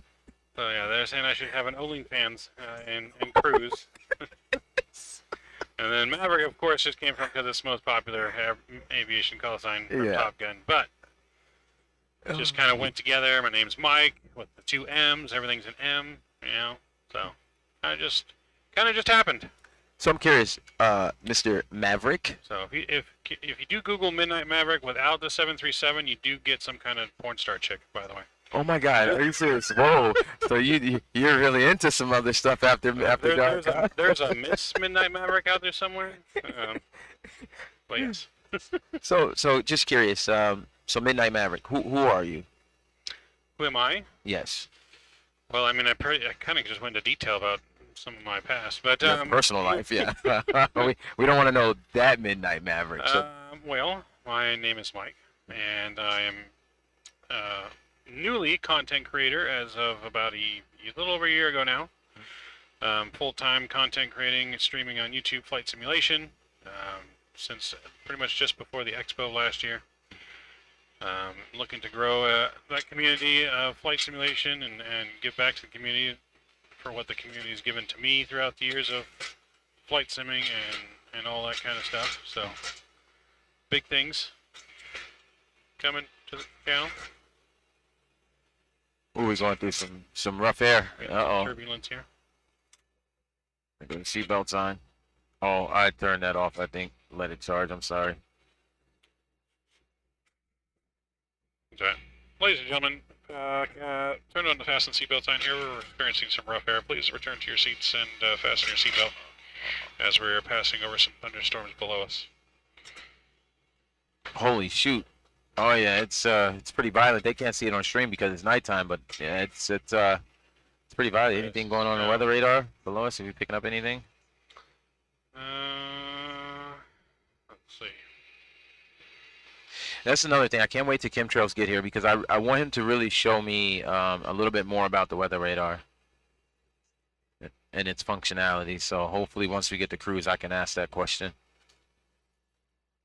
Yeah, so, I mean, it's on auto now, and I think because it's not technically that close to us, it may not show up. Yeah, we're not picking it up. Yeah, I was just wondering if we picked up any storms below us at all. I can definitely see the lightning out the window, but it's not picking up anything. Okay. Was Active Sky open already? I opened it, yeah. Okay, cool.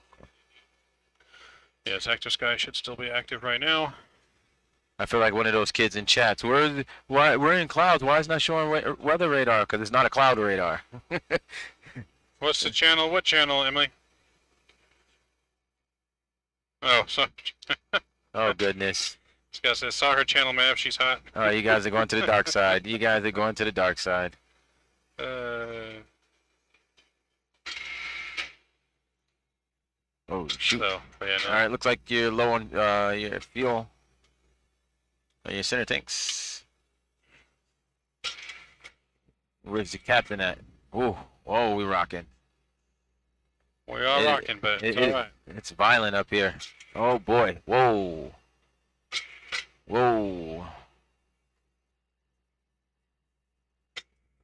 Oh my goodness. A lot too, because it's not really picking up any wind right now either. Holy shoot.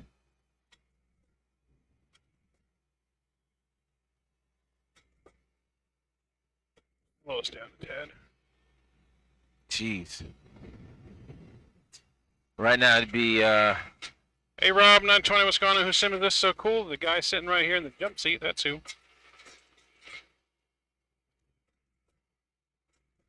it is violent up here, you guys. You have no idea what's going on. So yes, it is Mr. Rookie Sim as well as Socal Crew Sim.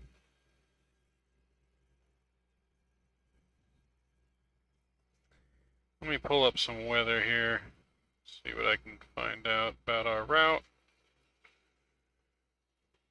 Yep, no, but I can definitely see the clouds below us. The lightning is going off like crazy.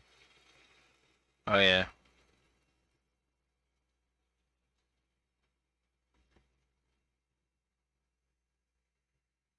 What I'm gonna do is I'm gonna switch this guy out with this guy, and I'm going to this here's got a little bit more of a charge on it.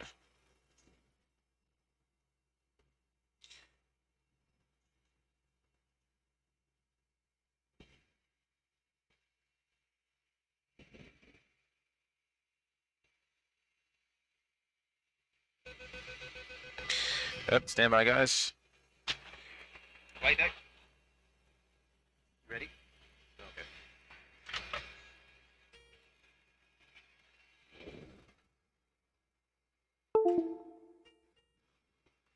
All right, 1 second. Yeah, I'm gonna check. Nah, no, heck no! Don't you do that to me. You got to be out your mind, sir. I didn't sign up to fly. All right, I'm gonna get some air in here and cool you guys off. And,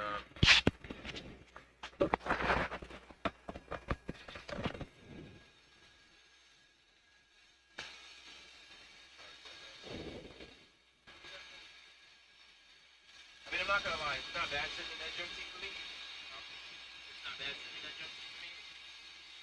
It's not bad at all. This. Take this. Pull that over.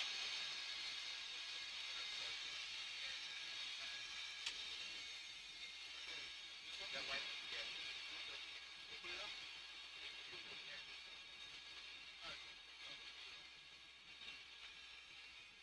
No, I can do it right there.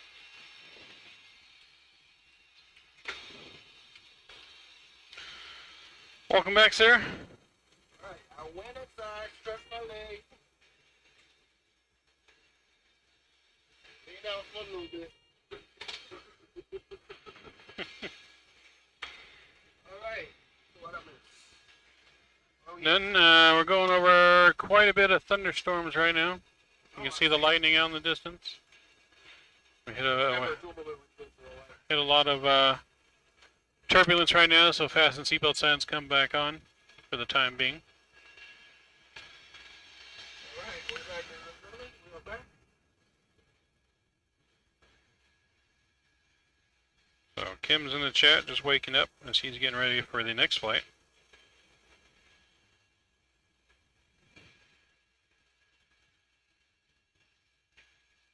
Yes, the weather radar is on.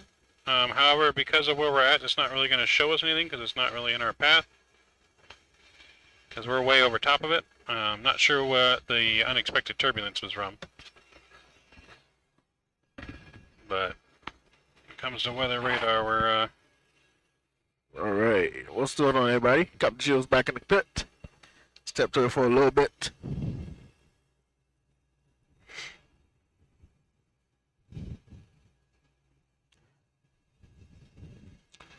What y'all thinking about? Y'all thinking about Emily?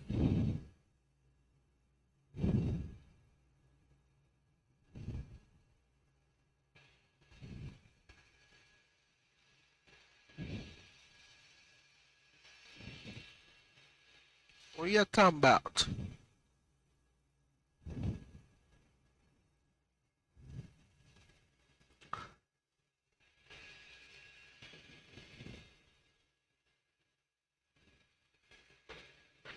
Alright, let's go. So top of the set 476 nautical miles. Yep. You wanna do the descent briefing? Yeah. Let's go ahead and put our. You already put the descent in there, right? Uh, Star and everything. yeah, the approach. Okay, I'll bring up my chart.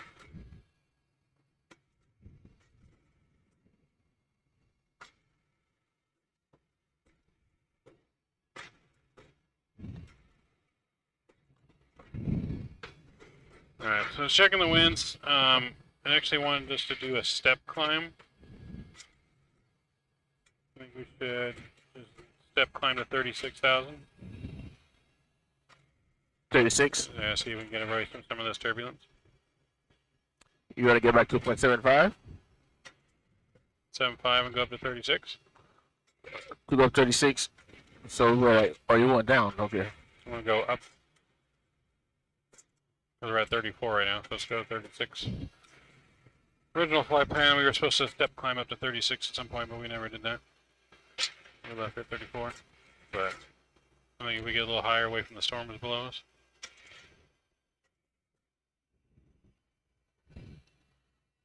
Alright, let's see. Let's look at the charts. Because we got, still got about 400 miles to go, 466 miles to go. So the bottom. So from Beta, we're gonna go Kena. We need to be at 7,000 feet at Kena, and we're gonna be doing the ILS.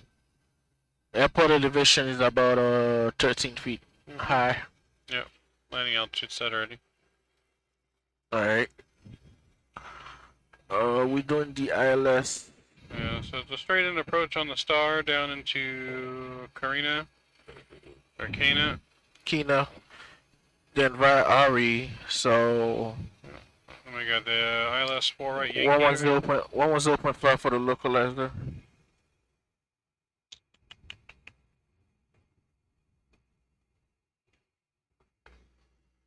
Okay, 1105 set on my side. And the course is going to be 042. And then our minimums are going to be 258 on the barrel. 042, 258 on the barrel.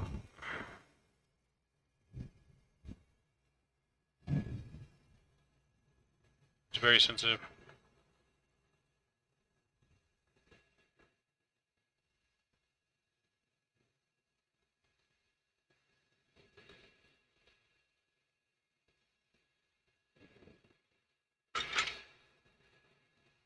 Okay, 258 set my side.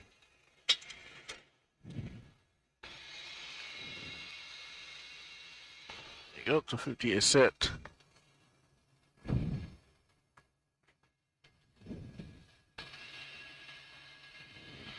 Alright, so runway here, we got 9,000 foot runway, plenty of runway.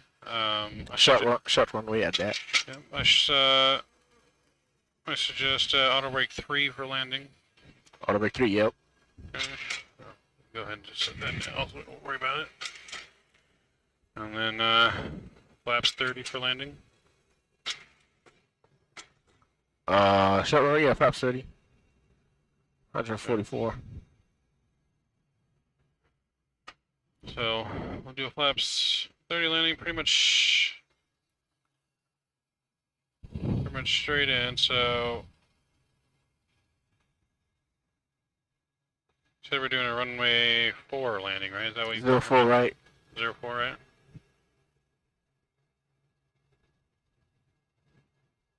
Okay. That works. So 04 right, we're going to try and exit by Kilo. We'll take Kilo to Zulu to the ramp.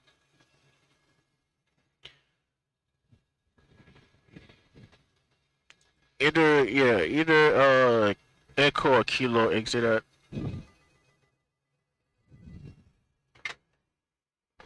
Flight deck. Yep.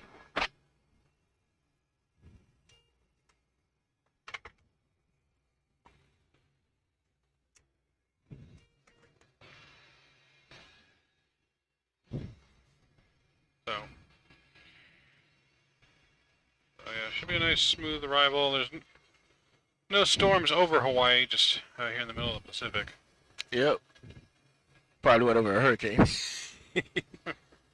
Never know.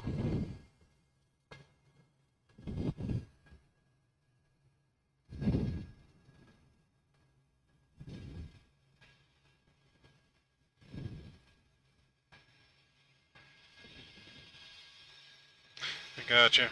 Asking why people don't ask why clouds don't show up radar, yeah. So it just has to do with our positioning and everything, but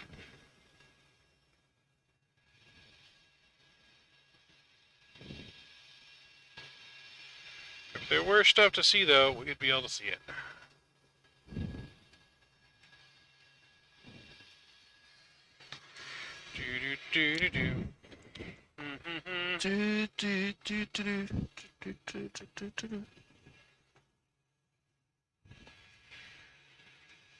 We are looking good.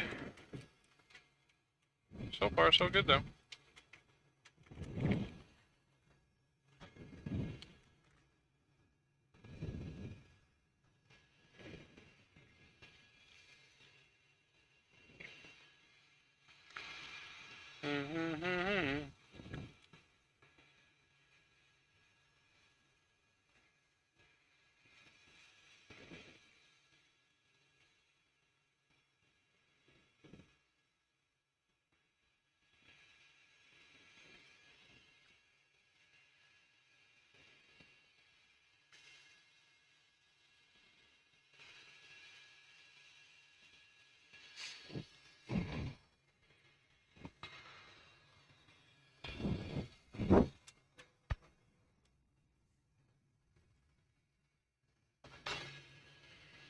From the flight deck, turn off the seatbelt sign again.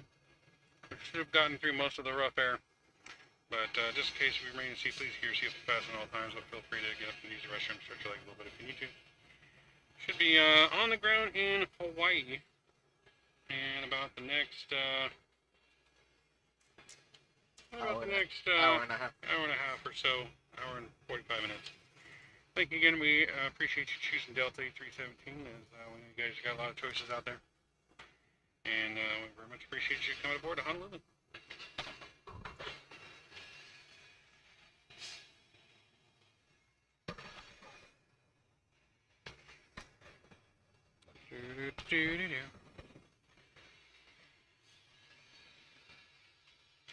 If you guys are just joining too, please don't forget to smash down mine and use both thumbs up and subscribe button. Greatly appreciate it. I appreciate We're going to be live all week long. 24/7. 24/7 until Non-stop. not this Saturday, but the following Saturday. The following Saturday, that's right.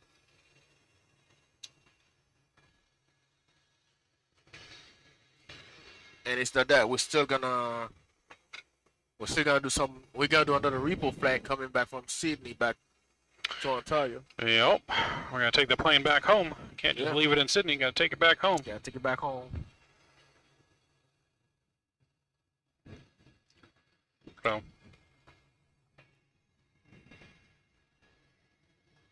So, what if we click thumbs down button and then you get ejected out of the plane at 34,000 feet in the Pacific Ocean?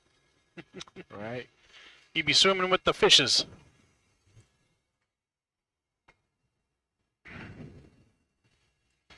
See you link.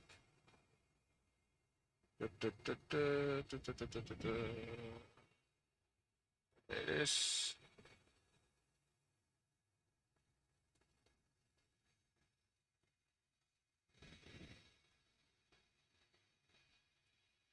That ATIS one doesn't work. You have to use the weather request one. Weather request? Mm-hmm. Yeah, that ATIS one doesn't work. So go back to AOC. Go to the AOC DAL button. AOC Dell? Yeah. And then you're going to see Request? yeah. And then the top left one, Okay. weather request. Yeah.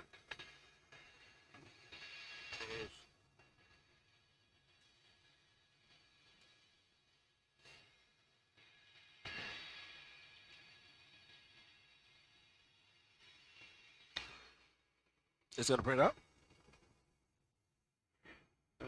Wait for it. It'll ding, I think, when it's done. Did you press send? Yeah. I don't think that's the right one. Why? Hold on. Let me do it. So it would be on the right side. So yours should look like this. Yeah, mine doesn't have it. You should. Hold on. Yeah, you'll see requests. Hold on, request. And then weather, not ATIS. You clicked on ATIS. Oh, so it's weather. Okay, there you go. And you can change it from hourly to term, forecast, or you can go NOTAMs. So you send off the term forecast, see what this gives us.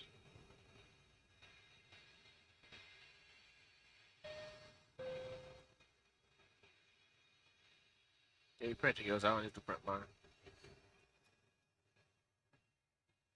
1060 at 5 knots. 6 mile Vs. Yep, still 5 knots. Oh, gusting 18. What? Where did you get that at? 072 at 12, gusting 18. Is that the pass hour? I think that's forecasted for later, because that's what we did was the term Oh, forecasted. boy. They're putting me to test today. No. Might be some gusty winds. I think the storms are headed towards Honolulu. That were below us, so about to see what Geo is made of. Oh, we're greasing this thing. We gonna grease it. You hear me? We gonna grease this thing. You got grease without floating it. Right. No float. No float, center line. Center line. And the touchdown zone. No, gotta be touchdown zone, center line. Alright, let's see what Gio made of. You said you're gonna learn today. You're gonna learn today.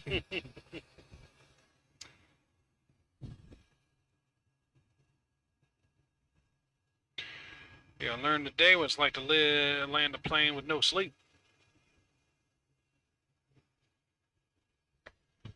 Alright. Yeah. We need to get to there early so that way I can take a nap before my next flight.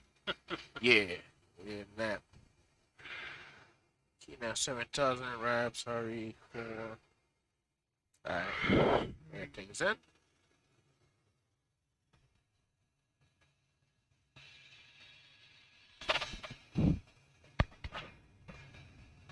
Everything is in.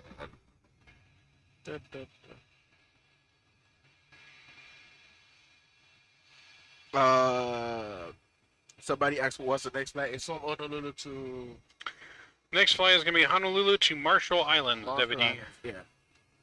Honolulu to Marshall Islands. It's about a 5-hour and 5.5 10 hours. minute flight time and 5.5 hour block time.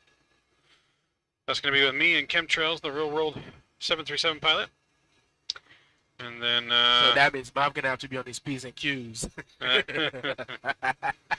yeah. How well does Mav fly with more than 24 hours? I can't even add anymore. 24 hours of no sleep with a real captain. Right. How much does Mav get yelled at today?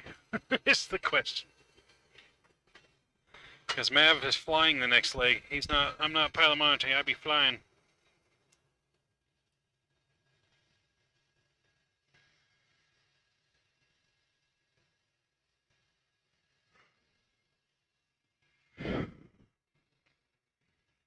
And then luckily I get a break for 2 flights.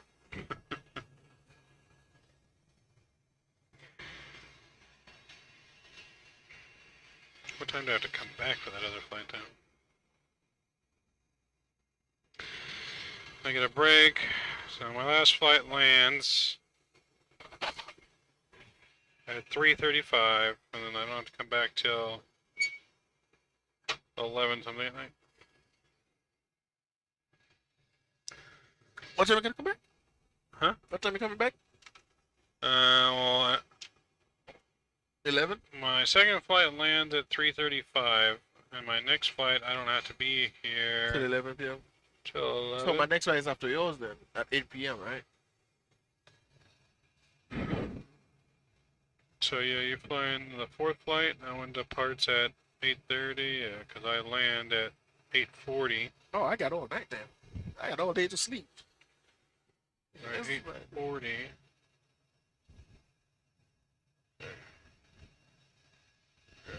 Is Jeff even gonna make it? What time Jeff coming in? Jeff arrives at noon, so in about 3 hours, or 3.5 hours, So he'll have time 5 to hours, 4 make hours. his flight. Yeah, Jeff doesn't depart with chemtrails until after my second flight, which is not till 4:15. Okay. He'll be here in plenty of time. He lands in Ontario about noon. So he has between then. Well, I guess four hours. he should be up in the air right now. It's about to be. Close. Yeah. He's not as far as you though, so. Man, he's out there in St. Louis.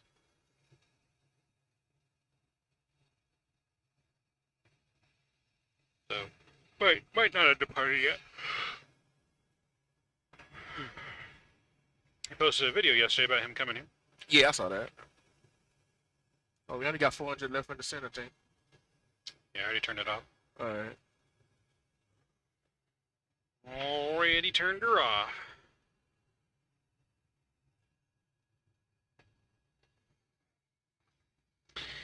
Just do another quick fuel check. So we're on our way to board.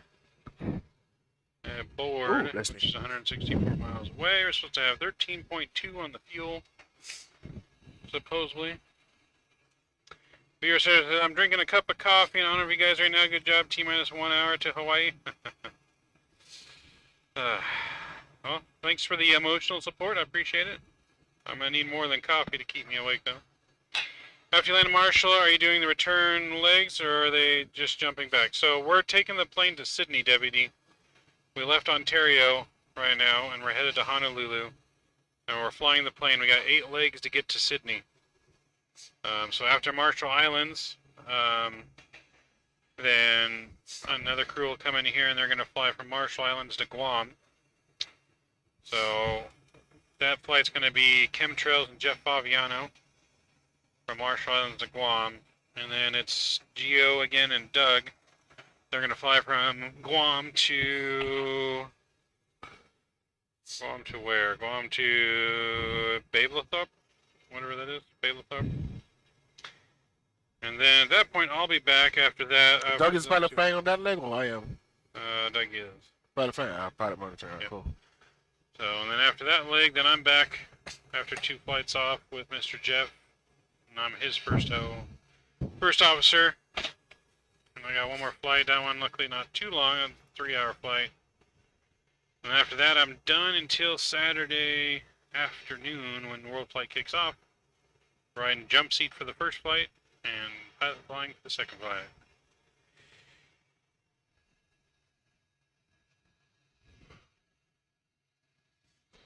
Looking good. Looking good. Yeah, and then after that flight from there, they're going to go from Babelthorpe to Jackson's to Cranes to Gold Coast to Sydney. That's going to wrap it up for the pre-positioning. And again, this World Flight, guys, it's all about charity, raising money for charity. The charity links to our charities in chat. You can donate to them directly, or you can donate to our donation link that's in chat. Which is my normal donation link, since I'm handling all the financial stuff for the team. And on 100% of everything donated between now and the end of the event is going straight to the charity. We've already raised, I think we've already raised about $1,300. Yep. And We had another this is donation? just flight 1. We had another one coming in after a step to it? Well, we had a couple small ones. Okay. His alone was at like 12. Because he had one for 420 and then one for 666, so. And the So yeah, it was about 1,080. couple So other yeah, we've had about 1,100 bucks so far or so. Alright. Can't do math right now. You're trying to make me do math. I hate man. I'm barely awake right now. I don't even know if I'm coherent to where I'm at right now. Yeah, not even coherent.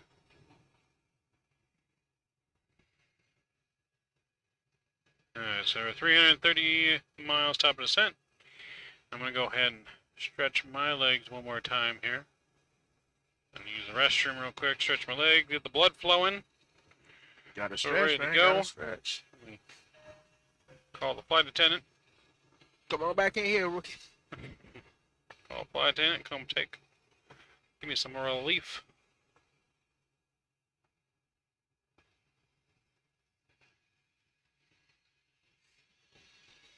You got 329 that'll come out top of the descent. Well, flight deck. We So, need yeah. a relief. Okay. He need to stretch. Him need to stretch.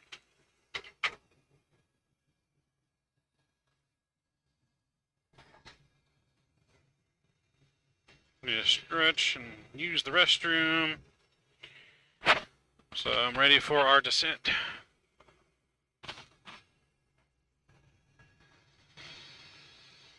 You buzzing, man? He said give him a second. Oh.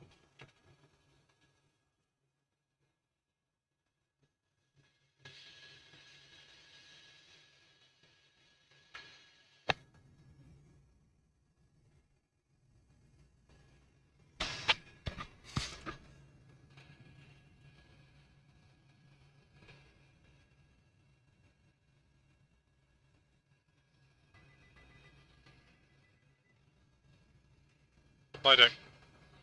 Alright.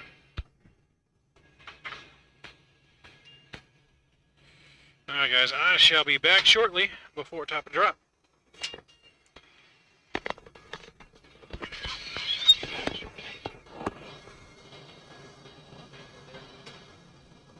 Pretty good, keeping me awake.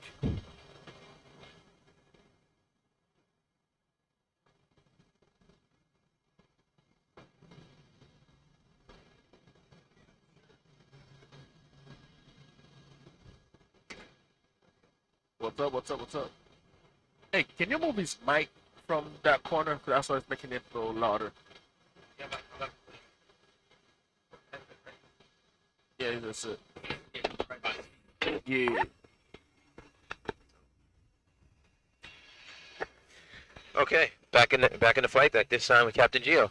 Yes, sir. So what's going on, Captain Geo? How are you? Good, how are you? I'm good. Having fun?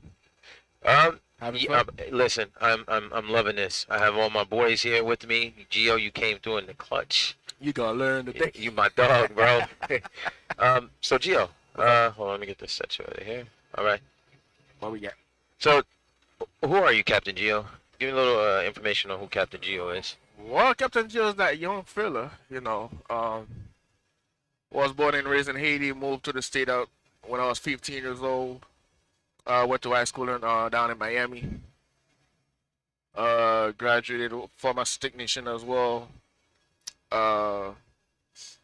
You know, went into trucking. My passion for aviation started developing when I jumped on the XP72 channel, and from there, all the rest was history, man.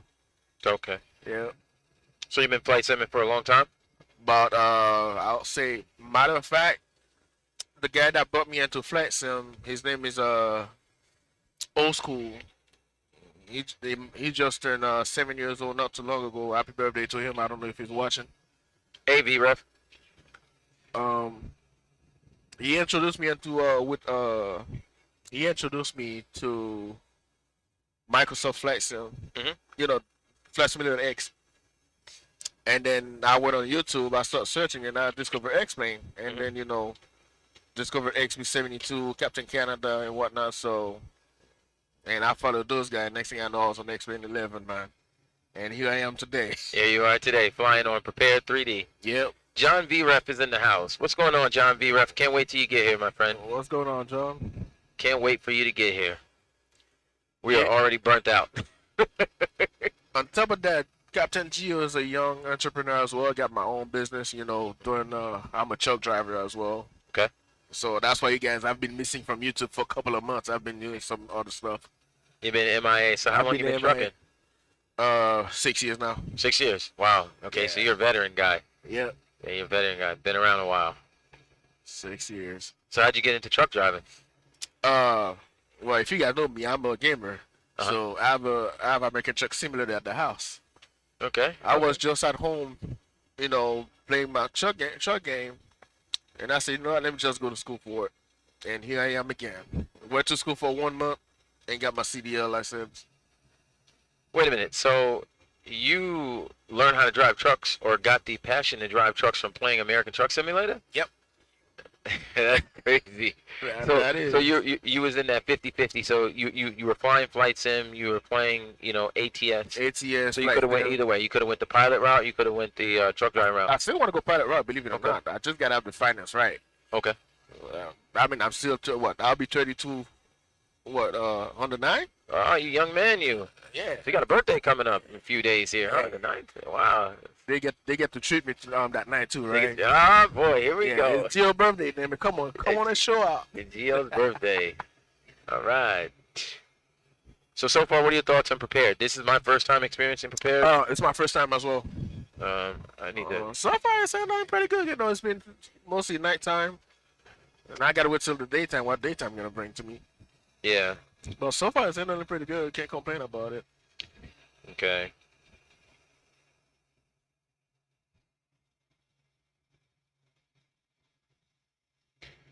Doggone it, how do I get rid of this? Yeah, I got it. You got it? I don't really. You can clean that up. Debbie D says, same here. Got the basic and passion from ATS and now driving. Wow, so you're driving too. So we got another fellow truck driver in the chat. Oh, nice. Look at David that. D. Big Wait a shout minute, out Drew to Stone, Drew the GOAT. Drew the GOAT. You're gonna learn today. Drew the doggone GOAT. What's up, Drew? What you up to, bro? How you doing, man? My guy, Drew.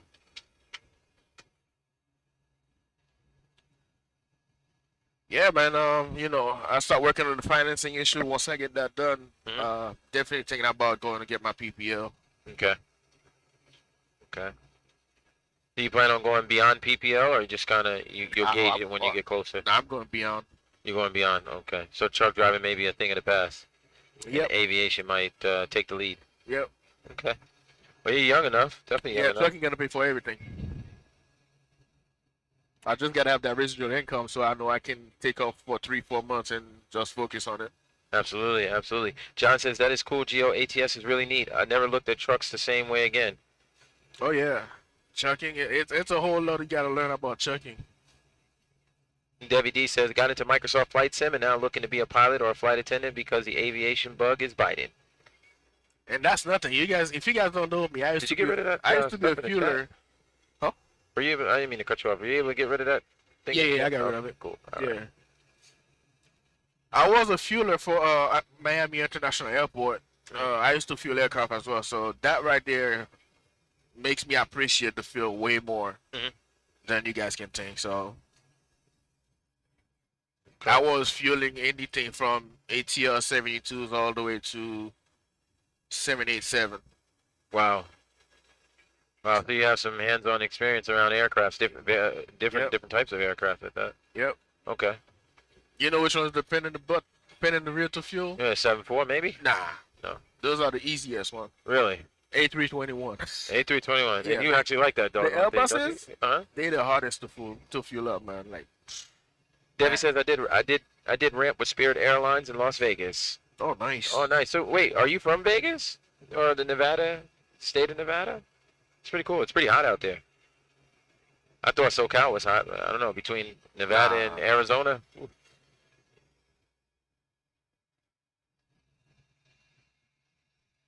Yeah, the thing about the 7.4s, you can hook up 2 trucks under them, and both of them filling at the same time. Okay. Debbie says I'm from California, but I live in Vegas. Okay. Cali boy. What part of Cali?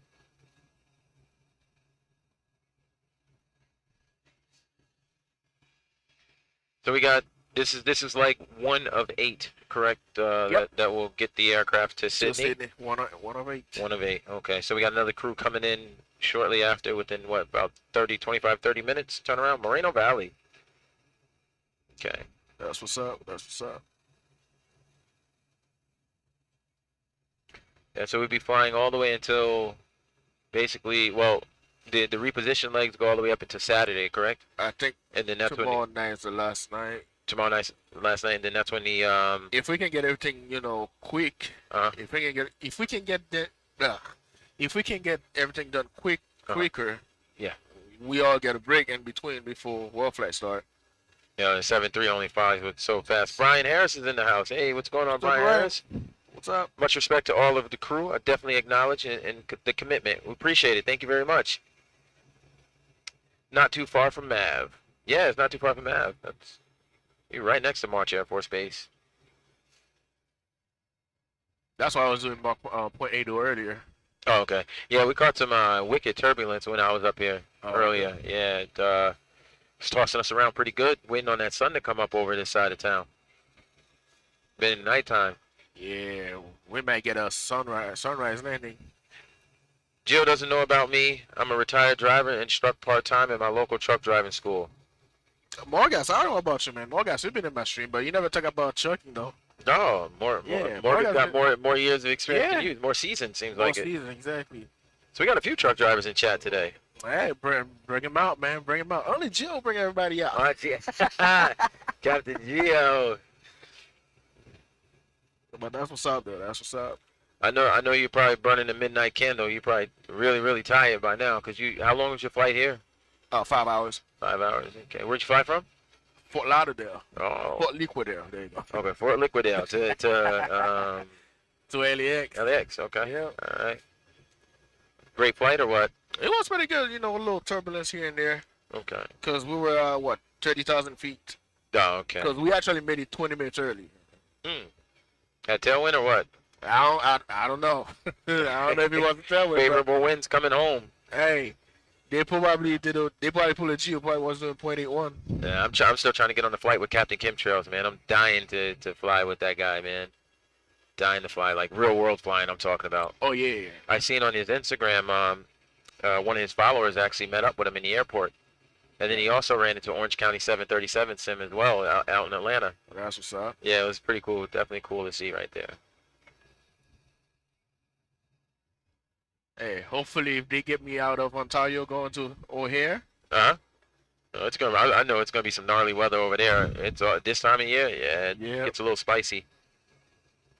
I heard that flying west you get some good tailwinds, but flying east a lot of headwinds. Yes, I do believe that is correct. I thought it was the other way around. No, I think that's what it is. Yeah, going east, you get a tailwind, but going west, you get a headwind. I always thought it was west. You get a headwind coming back this way, going west, and then going east, get a headwind. But I could be wrong. Dave! What up, Dave? Oh my God, it's Dave. What's up, Dave? Dave, good morning, good afternoon. I forgot where it's at. It's morning. morning. He's up there in Oregon. Yeah. Good morning, Dave. How you doing, man? Long time no see.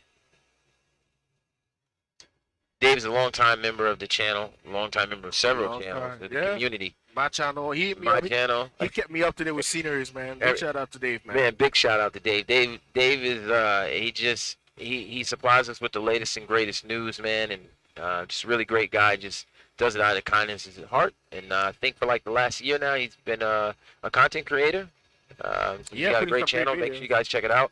It's not the typical stuff that you see on the internet nowadays with the big airliners. He does GA stuff, so definitely if you're into GA flying, check him out. Check out Dave. And if you're into a small airport, check him out. Yes, definitely. I'm in Iowa at the moment, and it's just raining. Oh boy, Iowa. You get headwinds going west, jet stream moves west-east. So you were right, Gio. Yeah. That's what I was thinking. You was right, so I had it wrong. These were flying at 30,000 feet. I'm like, okay, probably heavier headwind at, at high altitude. And Dave used to fly too, guys. So yeah, he's real world pilot right there. Real world pilot.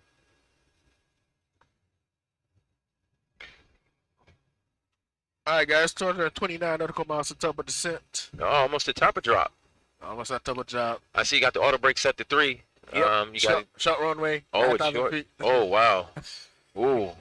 I got a grease stick, man. I got to get that butter. Well, make sure you guys look for that landing rate because it should be on there. I got to get that in the face. Yeah, in the face. So how do you feel? So when the world flight legs kick off, how do you feel about your confidence level on winning this challenge that we got? It felt great, bro. You know, think, I got this. Man. you think you got it? You got I it? got this. Well, I don't know if you know, but Midnight Mav has spent a lot of time in this sim, man. I think he's actually spent more time behind the yokes than myself, and I think he's got it down packed. I don't know. I think you got your work cut out. I believe in you, but I think you got your work cut out. I don't think it's gonna be easy. I'll tell you that. It might not be easy, but you know, I'm an old seasoned. Well, you both were saved. You both were saved because I voted chemtrails out because the human cheat code cannot participate in these things. I mean, the guy really got like a -2 in the real plane. So yeah, I don't know. He's the human cheat code. Chemtrails is the human cheat code. So you know, you can't have a guy like that competing for a contest. Who's gonna win? You're not getting a -2. Mav's not getting a -2. I'm not getting a -2. And I don't know. I mean, well, we haven't seen John V-Ref yet because John V-Ref is actually a real world pilot as well. We So might have to disqualify. V-Ref, I'm sorry, you can have to go in the corner too, V-Ref. Yeah, V-Ref. Sorry, you're not allowed to. You're not allowed to enter this contest potentially. Oh, Dave said he actually got the 738 from PMDG. Nice. Oh, nice. Okay. I actually, yep, branched out. Just got the PMDG 736. Yeah, he did. He did stream that. His video just popped up the other day. Yeah, he sure did. Yep. Yeah. The human cheat code. Yes. Yes, Chemtrails is the human cheat code. A -2. There's only okay. So I can recall 2 individuals ever coming into this simulator and getting a butter the very first landing. One was obviously Captain Chemtrails, the human cheat code, and then the other one was Captain Geo. The one and only. The one and only Captain Geo. Those are the only 2 and the very first landing came in with a butter, and that was last year during Flight Sim Expo. That's when Blue, XP, Chemtrails, Missed Approach, goodness gracious, Sim Aviator. I mean, it was packed. There was a lot of us here. It was a blast. Blue Games, yeah, and you in front of everybody, you just nailed it, man. You laid the butter, and that was just amazing to see. I had so many people that's been in the seats here. And I had the pleasure of watching people from CFIs to real airline guys, mainline guys, regional guys have been in the sim, and there's only been 2 people that have been able to successfully lay down the butter, and that's Captain Chemtrails and this guy right here in the left seat. But the one thing I can tell you from being in this sim watching, Midnight Maverick is no joke. He is no joke. Since he's been flying this sim, I don't think he's really had any bad landings. If you want to call bad, I say like maybe -202, but that was because we were just messing around the sim and just doing goofy stuff and just testing. But yeah, you got your work cut out for you, and you might want to throw in that fasten seatbelt sign because it's getting a little rocky over here. Yeah, so you got your work cut out for you, my friend. And we don't know about these other pilots. See how well they're going to do. I'm not going to tell you about myself. I'm just going to tell you that I hadn't flown this sim in over a year. Last time I flown this sim was October 31st of 2021 when I did the Halloween stream. And Yeah, I remember. Lightning. First time flying in the sim since last year. I got a negative, I think it was either 148 or 178. So I still got some work to do to keep up with you guys, because right after that I think I got like a 200 something or a 306. So I went from one extreme to the next. Yeah, they said, yeah, but you only managed to get down to the center of the smoke. I don't know. Come on, Dave. He putting me on the spot.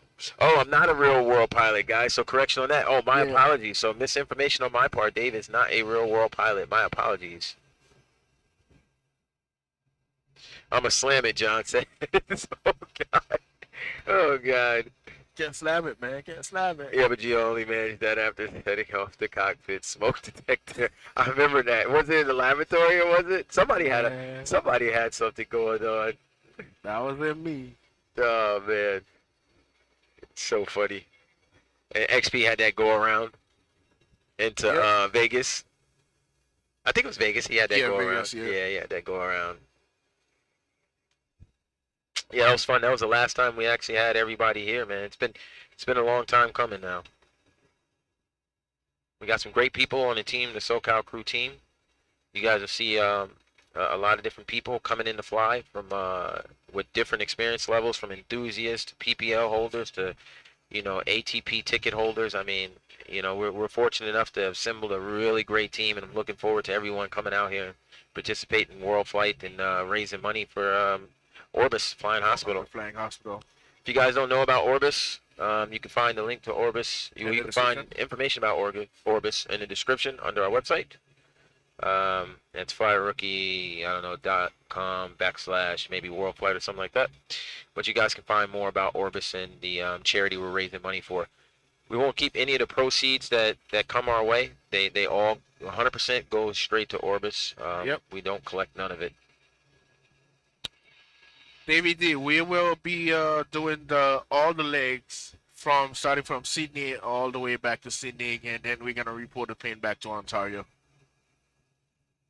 Yep. So basically, flying around the world. Flying around the world 24/7 non-stop content.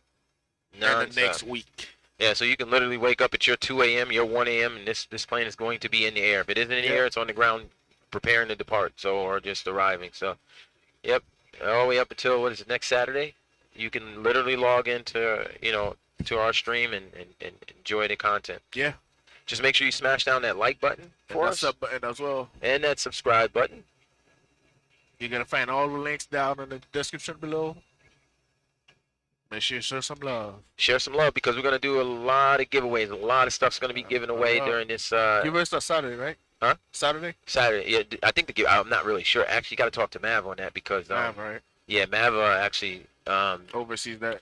Yeah, he did all that stuff. Okay. You guys did the scheduling, but he added the content or whatever, the giveaways that we're going to give away. And also on our website, you can see a list of sponsors that are going to be giving stuff away. But I think off the top of my head, we have Vertical Sim, Dezeki Design, Latin VFR, Sim Market, Orbix, Butt Kicker, Shared Flight, Flight Deck Solutions, Heavyweight Podcast, and myself. Yeah, FlyRookie. So got a lot of things going to give away, guys. So make sure you tune in, smash that like button for us, so other people get an opportunity in the Flight Sim community to be able to win something, and just hopefully you guys enjoy the content. There you go. Mav just said in chat. Raffle start 2 p.m. Saturday. There it is. Midnight Mav said raffle start 2 p.m. Saturday. 45 flight starting in Sydney, going completely around the world and back to Sydney. Sounds like a plan. Let's ride. Let's ride.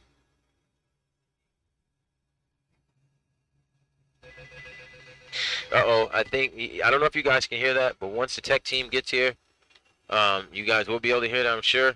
It's, I think somebody's calling me to kick me out. Stand by. Flight deck. Uh-oh. Yep, there it goes, guys. I got kicked out, so your first officer's coming back. It was nice talking to you, man. It was definitely nice talking to you. Gotcha. You guys have fun. I will catch you guys later. On the ground. I'll make sure I grease it too.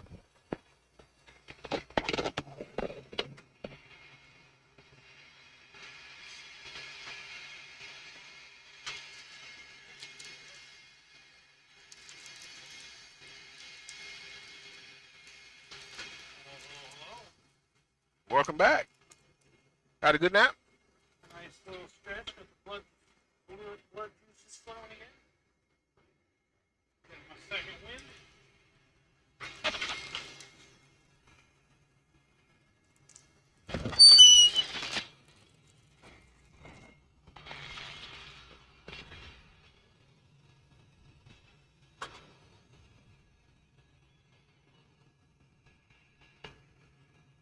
All right. I'm back. Ready to go. 160 miles. Good morning, Mr. Kenny. Welcome back. Good to see you. I'm awake now. You are awake now? Yep. Ready for that landing. What's going on, Kenny? Well, better be ready for that landing.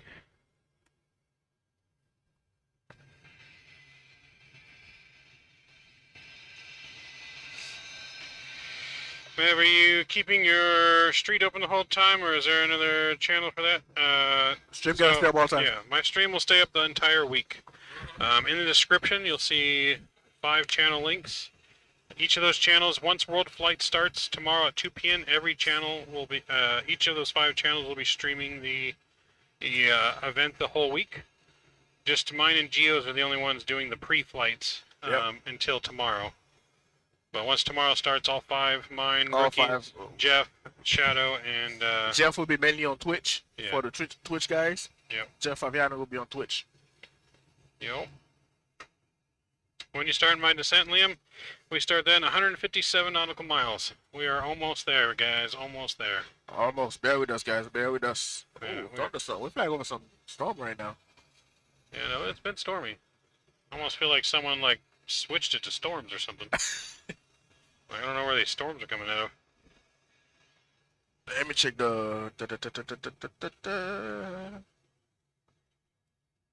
Z-Link.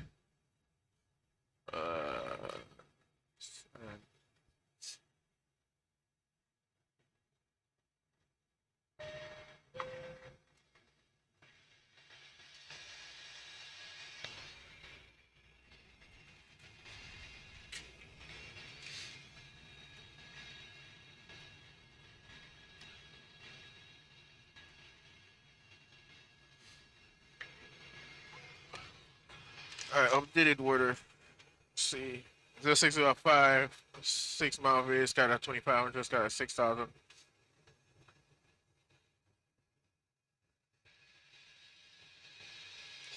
Good.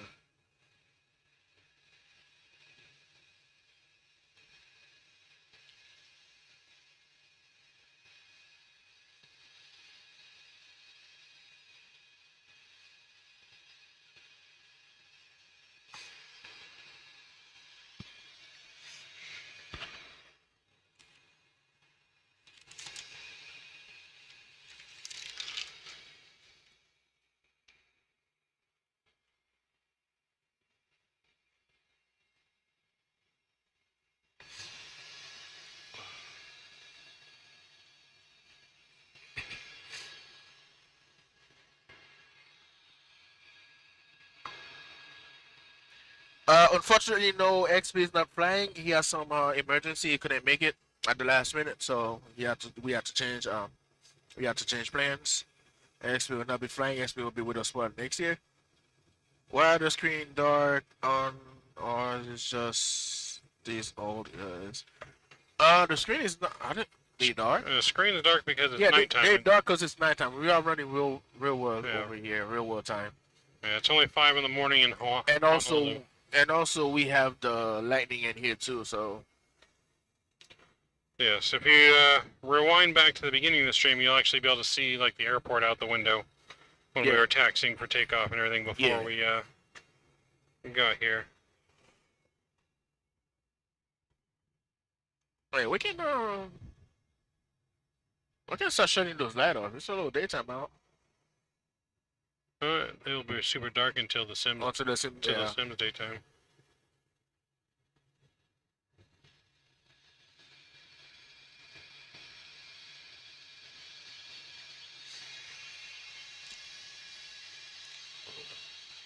Thunderstorm. Oh, that was nice. Oh, lightning over here.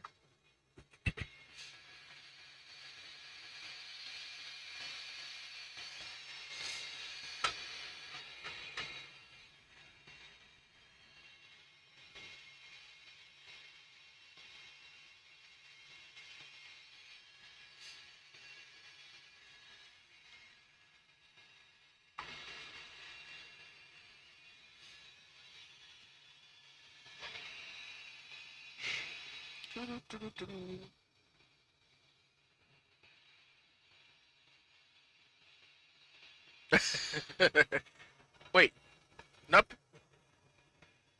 We're not going to PHL. We're going to Huh? PH and L, right? Yeah, PH and L. Yeah. That's Honolulu. Alright. Let me check the. Yeah, we're going to PH and L. We're going to Honolulu, not Philadelphia. How tired are you? You thought we were going to Philadelphia? Yeah, no. Dave said something in chat. I'm like, oh, we're not going to PH to Philly. I think you're saying he's in Philadelphia.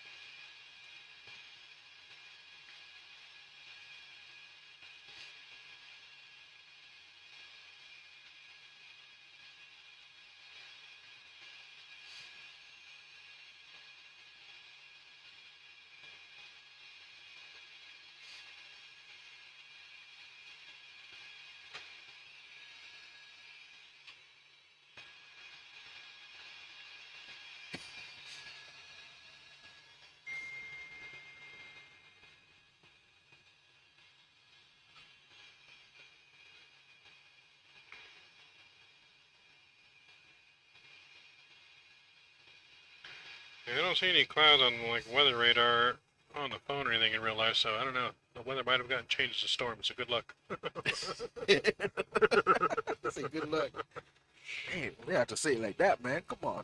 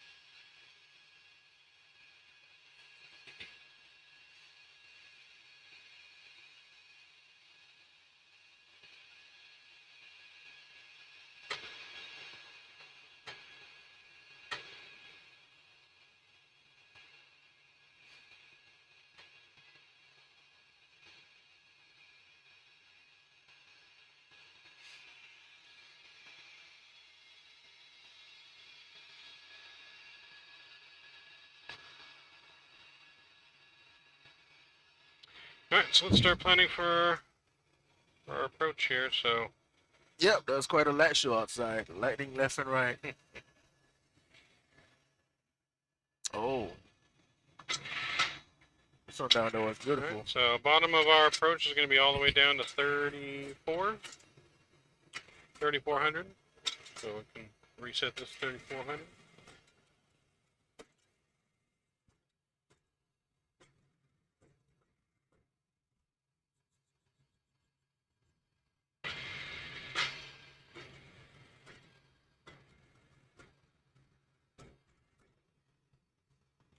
Check fuel here. We can see it's at 2,000 feet up there, B.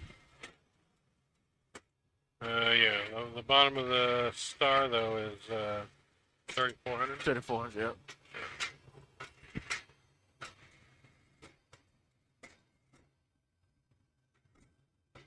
Alright, here we are coming in. You guys can see it on the map. Make it a little bigger for y'all.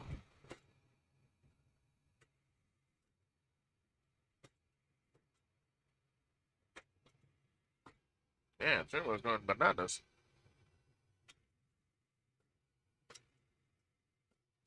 Yeah, we're going to turbulence.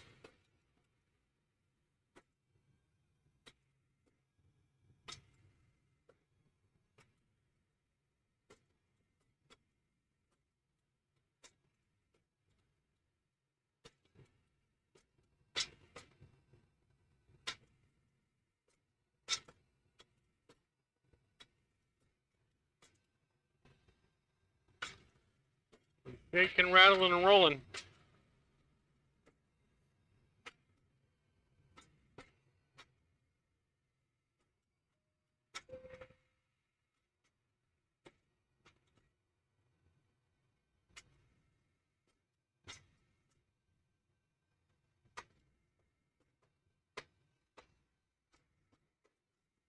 Alright, so it does say now it is gusting.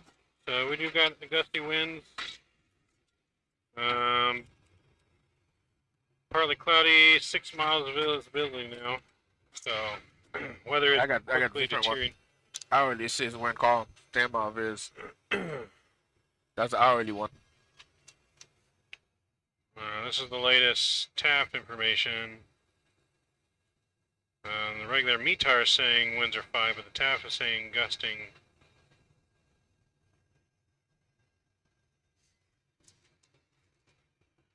What's the altimeter? 3005. Yep, it does the same thing I got here.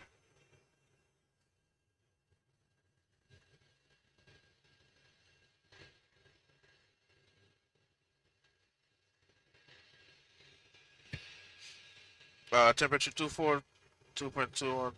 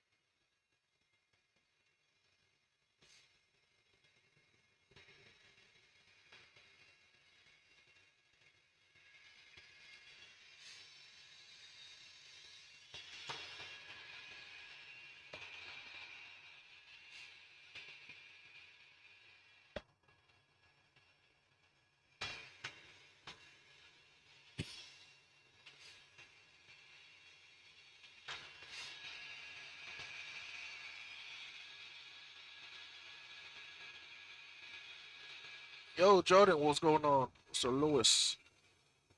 Dante, welcome aboard. Welcome, welcome.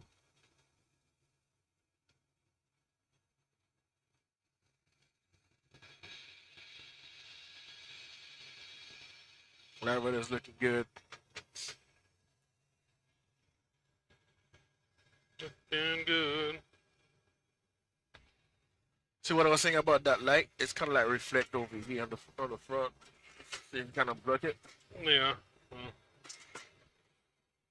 not much we can do about that till it gets brighter. Look, you can turn it off. Yeah, you can turn it off, but then they won't be able to see. Yeah. So you're just gonna have fun with all this lightning around here, though, because it's Right, a giant ass storm. blowing right now. Enjoy the storm, ladies and gentlemen. We've had this storm for like the last 300 miles. I feel like. I think someone like Shatter or something like remotely logged in and changed the weather to mess with you or something. No, viewer said it's actually storming out there. Is it? I saw this, yeah, cloud base. CB's up at 42,000 feet.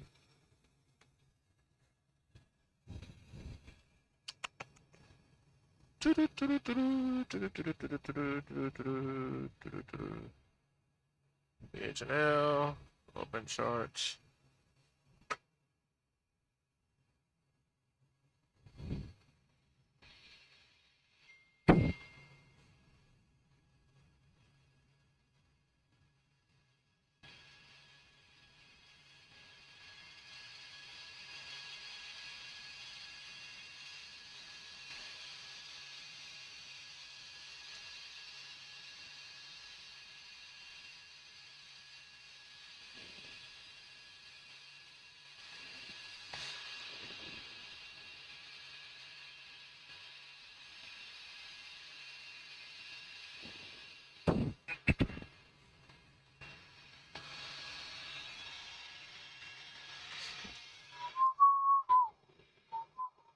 All right, ready for descent checklist? 58 miles out. We don't do descent checklists until below 18,000. Below 18,000? Mm-hmm. Because we don't reset our stuff until then. Okay. So yeah, descent checklist will be then.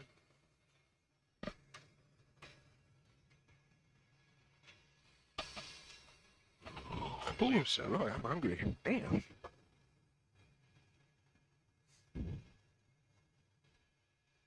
So, I mean, we can go through the descent checklist now, but, so, it's up to you. All right, I went for 18. Then what about approach? Approach is when we're on approach, All right, cool. and then landing is when we're fully configured.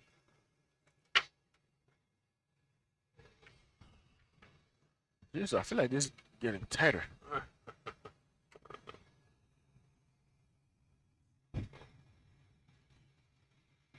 All right.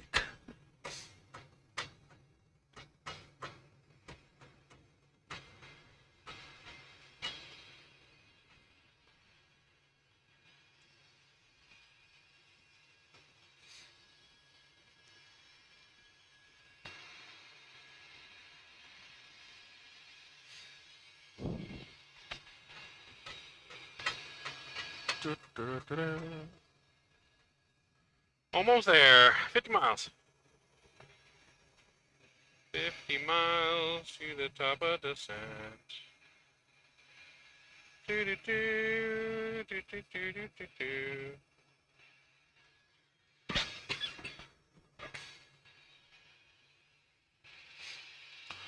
I always start my descent at 20 nautical miles out. Do a shallow descent.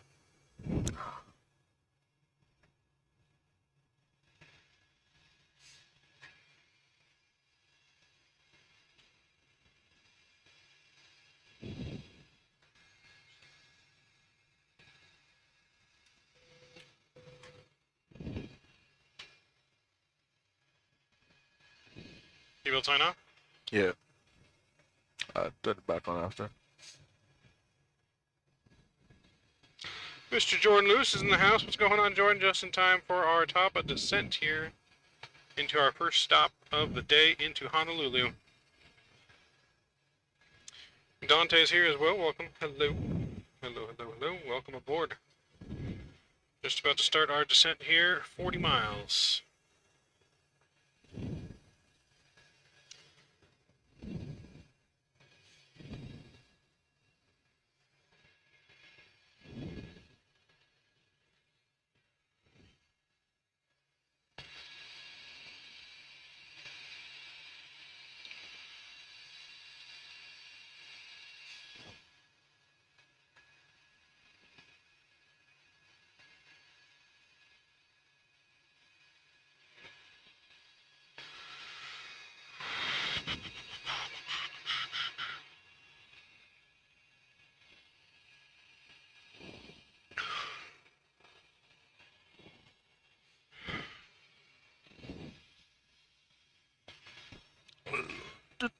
Landing at flaps 3141, so 146 on the landing speed. Yep. Yep.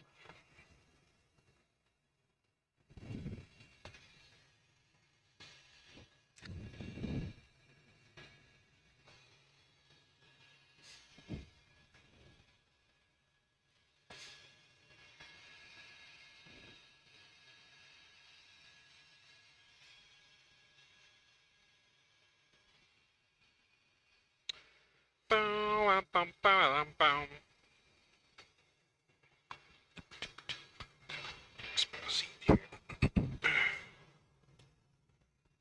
Alright, let me fix myself with that greaser. Alright. That He's greaser. talking big game. I'm gonna be all over him if he ain't a greaser. Pat228, are you folks flying on Vatsim? Not at the moment. We will be though once we are officially on the world flights, and potentially before that. There's just a like an error with Vatsim that's keeping us from logging in right now. That we're working with Vatsim to fix so we can log in. So as soon as we're able to log in, we'll be on Vatsim for the pre-flights, but for sure during world flight on Vatsim no matter what. So yeah, they're getting that worked out. So soon. Alright, I'm gonna initiate the descent. Seatbelt signs. Let me get announcement. 22.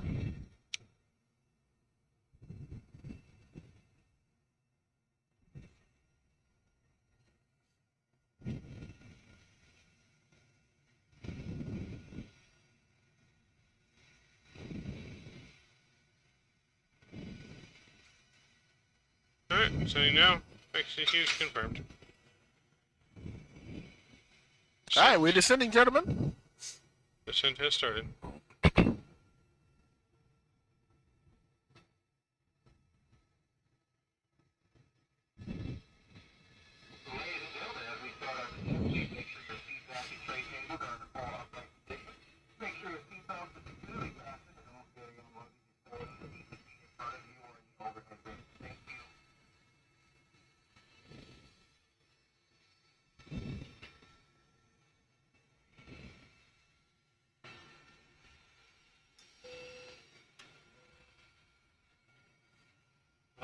The flight deck. Starting our descent now down into Honolulu. Should be on the ground about the next 20 minutes. It's going to be a bumpy arrival here. Lots of thunderstorms around us. Please strap in. And it's going to be a bumpy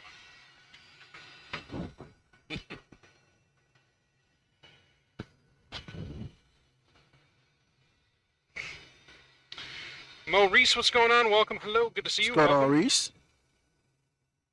Welcome to our live week-long charity event. 24 hours round the clock flying from 12 lovely pilots.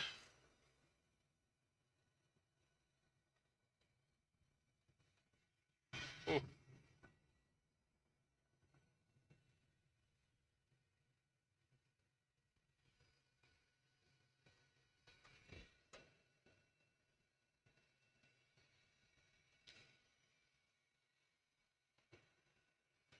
So at 18,000 feet, these two come Huh? This two and these two. So I use this one I mean, technically you could turn this one on too, but I use it as a reminder that I've been cleared for landing. Well, alright. Oh. So it goes on once I get my landing clearance. These will go on.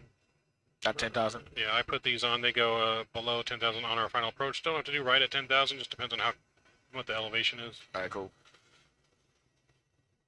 So I may turn them on right away just because we're about to fly into a storm. But if it was calm weather, it'd be just at the last minute.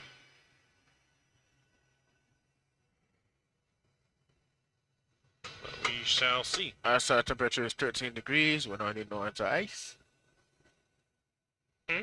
No, outside temperature. 13 degrees. As long as it's above 10, we're fine. Yep. Plus, I don't think that's the real outside temperature anyways. But Lightning show. So, yeah, this outside temperature is not exactly 100% accurate. It's like usually off, so if we're going to be flying to the clouds, you might want to turn it on at some point. Precaution, but Just to be on the safe side. yes. Gotcha. Especially when we don't have a lot of options of where to land right now. Alright.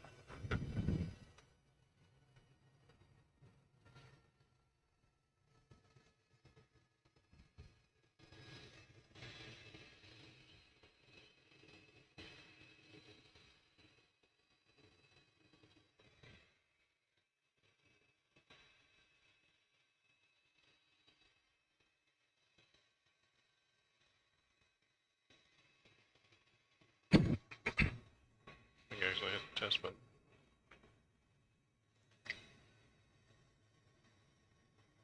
There we go.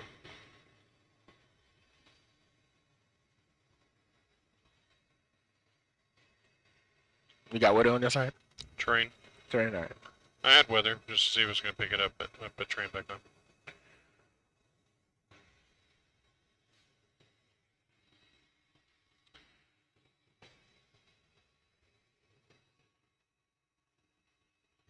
So yeah, should be descending here very shortly. Or I shouldn't say, be landing very shortly. We're already descending.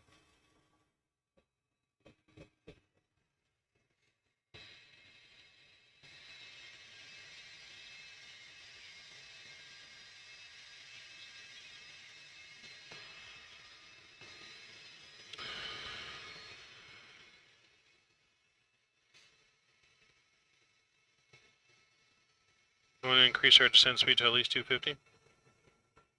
Yeah, good. Alright, 250 in. Confirm. Execute.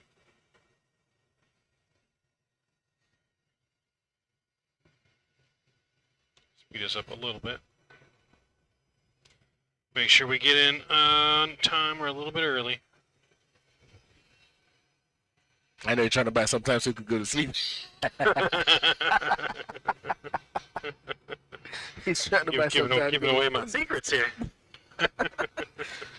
He's like, yeah, we gotta speed this thing down.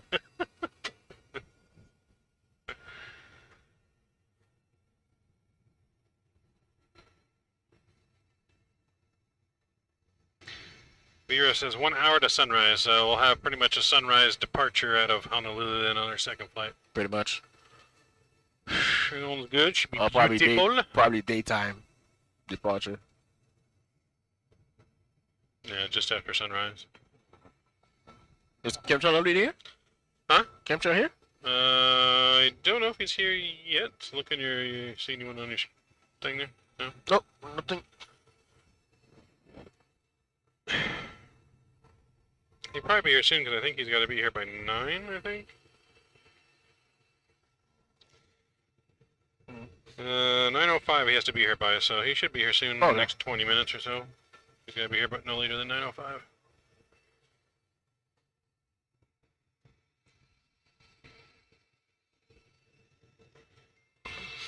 And we should be landing no later than 9:25, so. Should be a nice landing though. Nice night. Nice. Yeah.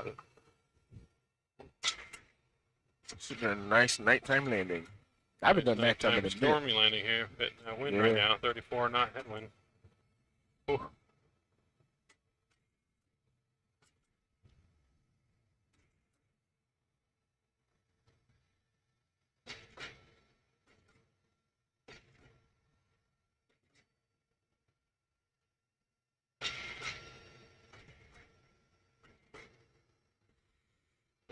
Double check. And double check the approach information.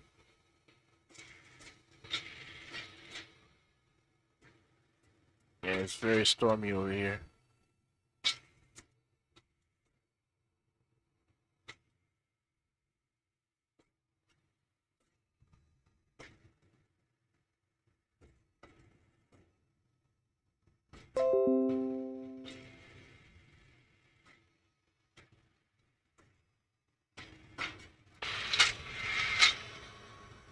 All over the place. Yeah.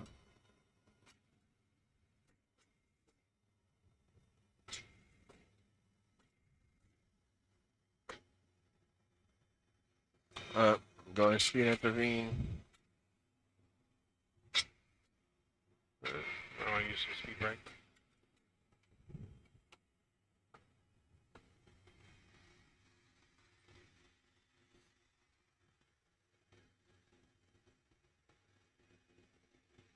There you go. Nice and slow. Just like that. Store them.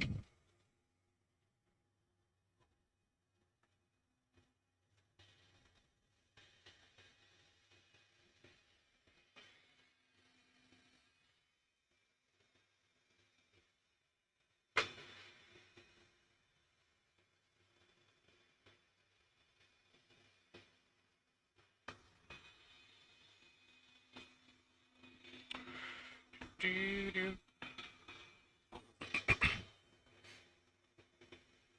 Let's say this fan down here is making me chilly. Oh. Good luck, sir. Oh boy. What did Captain Geo get himself into today? This was supposed to be originally a rookie's flight. But a rookie dodged a bullet. Yeah, this was supposed to be rookies, man. It's like he knew. Wow, it's gonna be crappy weather. I ain't flying it. Right?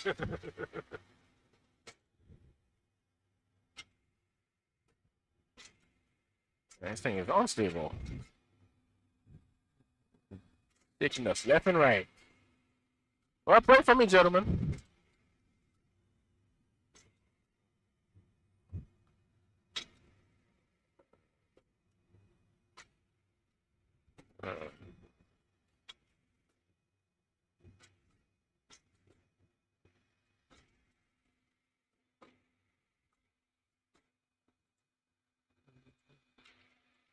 Cut rookie no slack. that was supposed to be his line. He's like, nah, Gio, you flying today. You flying today, Gio. Okay, I'm going V-speed.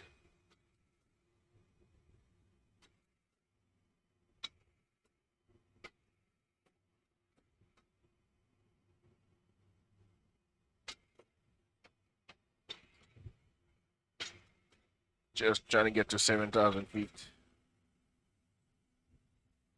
Currently set for 34. Huh? So you're currently set for 34.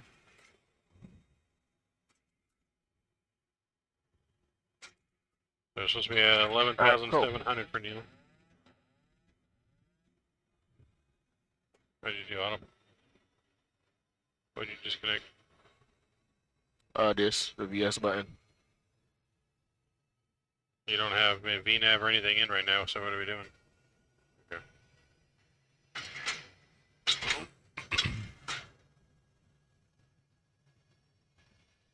But at Neil, we're supposed to be at 7,000. Huh? Oh, Neil 11,000. is 11,000. 11, okay. 7,000 Yeah, Kane is is 7. Keenan, Right. yeah. Well, Keenan is 7,000 above. It doesn't. You just can't go below 7,000. Below 7, exactly. Yeah. Alright, well, I put some fixes in there too. 15, 10, and 5 miles away from the airport. Alright. For the approach.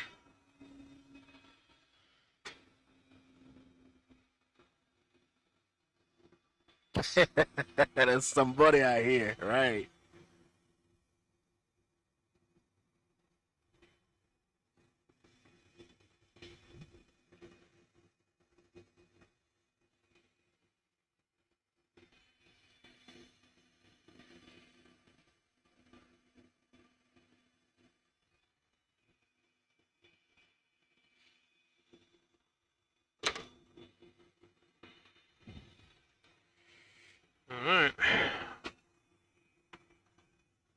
Right in the soup now. And do descent checklist. Alright, descent checklist. Approaching transition altitude as well. Let's just wait for that. Oh. Approaching transition. Yep.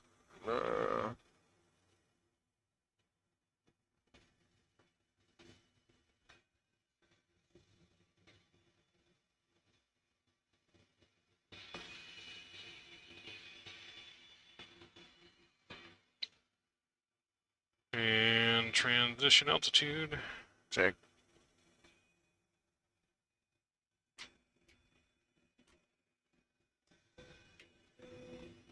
Alright, descent checklist. Altimeters. Oh, you read it. My bad. Yep. Descent checklist. Altimeters. Check. You read your altimeter out. 3005. 3005 set cross checked. Minimums, 258 258. set cross checked. Landing data. Flaps 3141. Flaps 3141 plus 5. Approach briefing completed. Auto brakes 3. Seatbelt signs are on. Press station panel is set. And recall checked. Descent checklist complete. Alright.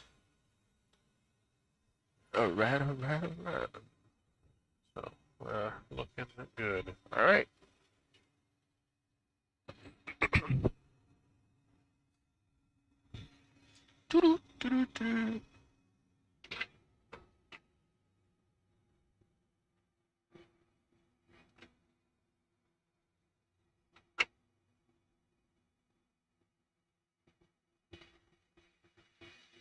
Trying to see if we can take a shortcut.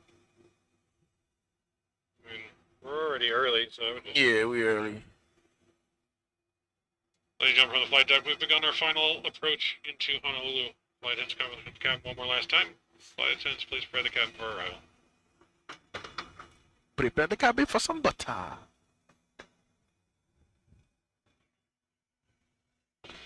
Alright, fix my seat. Oh yeah. Ready, man? Well, I'm ready. Question is, are you ready? Okay. I'm ready if you come in and capacitated, I can take over, but... I got you. Do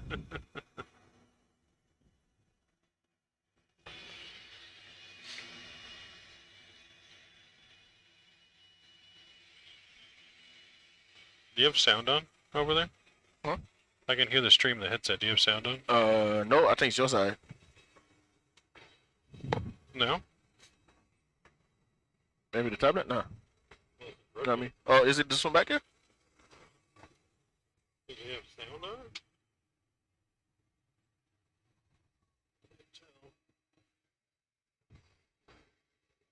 Is the stream on there? Yeah. Mute it? I just muted. Okay. Yeah, sound should never be on these.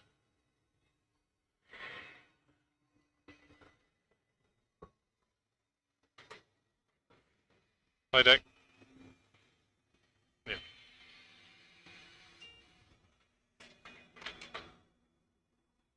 I already muted.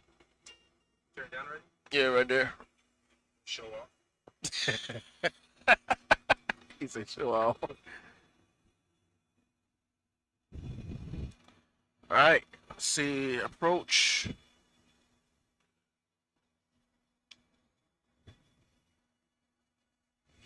Alright, we're looking good so far. Looking steadier, at least. Still some lightning out in the distance, still some clouds. Good luck, sir.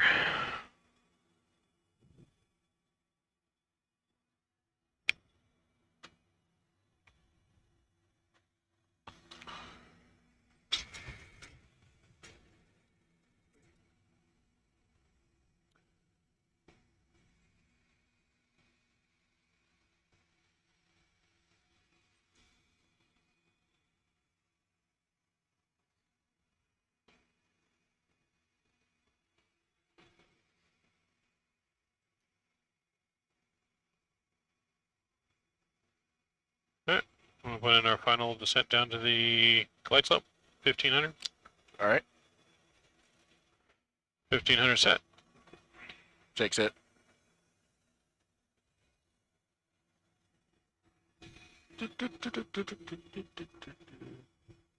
Missed approach altitude is going to be Missed approach gonna be 3000.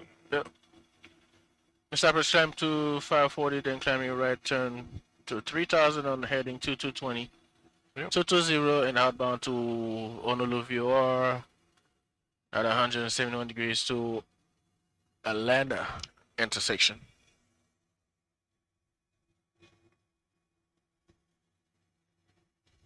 $10,000. Ending lights.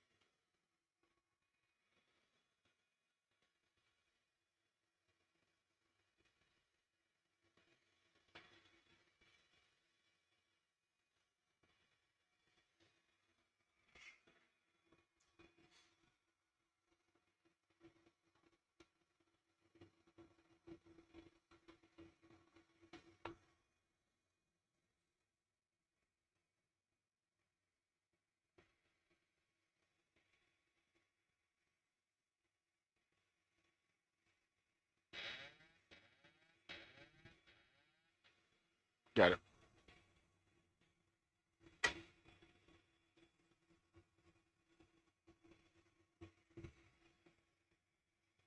Alright, guys, time to focus on the approach. We'll be with you guys back in chat once we're on the ground in Honolulu. All right. Enjoy So our copy, arrival. guys. Be back in a few. Enjoy the arrival.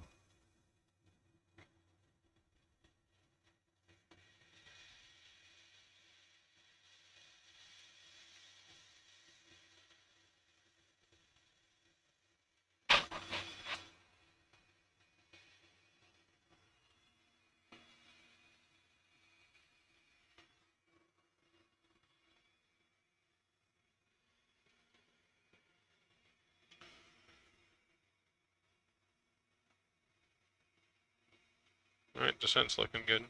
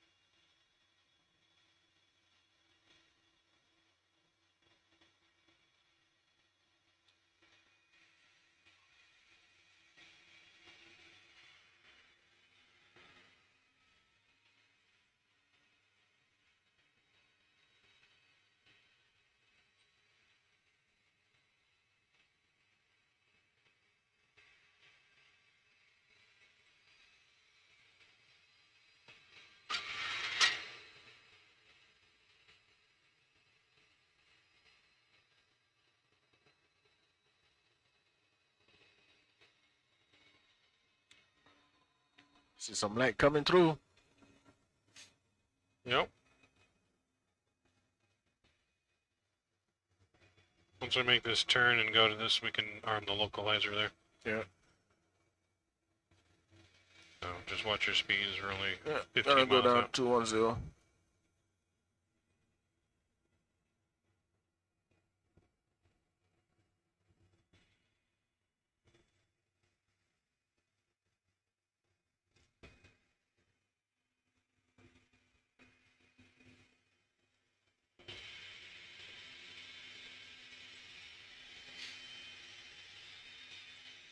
Alright.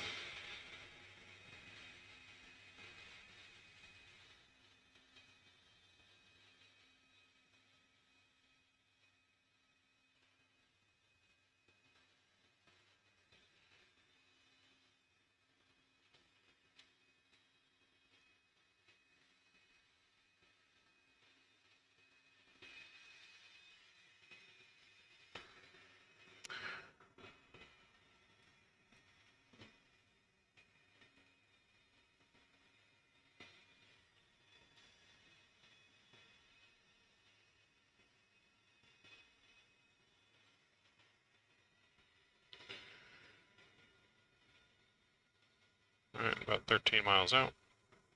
Go direct, Debbie. You wanna go direct Debbie already? Yeah. Alright, then speed and flap check then, 'cause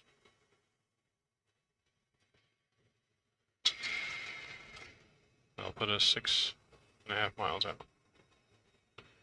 So speed and flap check. Flaps 5. Speed check, flaps 5.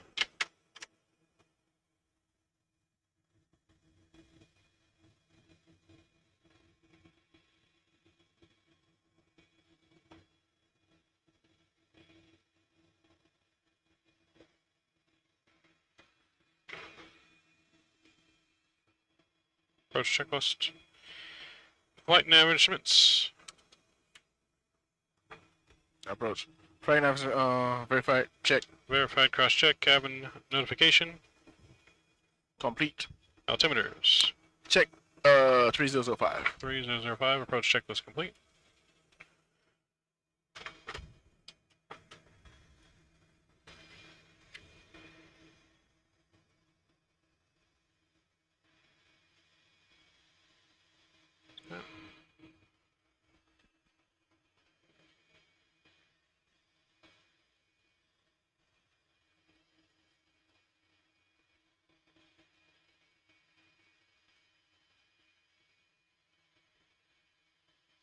Flap 15.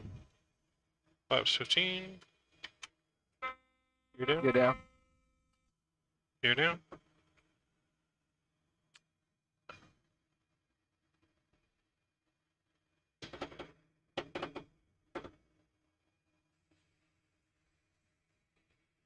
Speed check. Speed check. There you go. Acting up.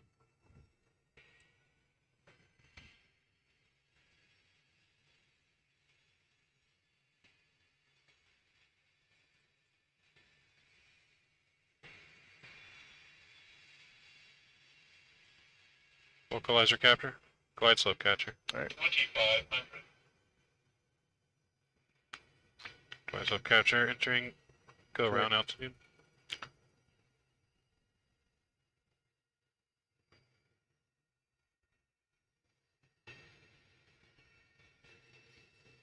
Final approach speed 146. Flaps 20. Flaps 25. Flaps 25.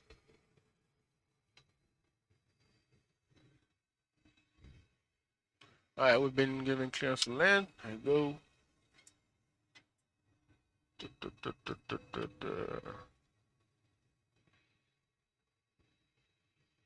Flaps check. Got the fuel in sight.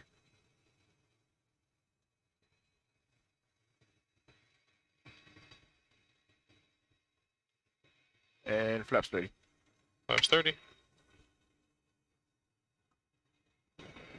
Landing checklist. Landing gear. Down. Down to be green. Flaps 30. 30 green. Speed brake is armed. Engine start switching. Engine start switches are continuous. Landing checklist complete.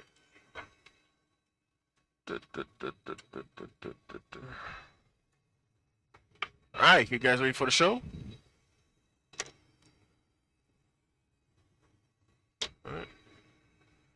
Approach stable. Number stable.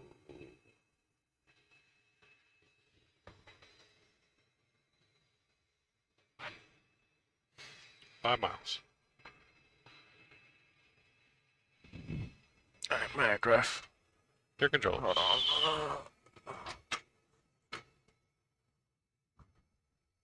Air control.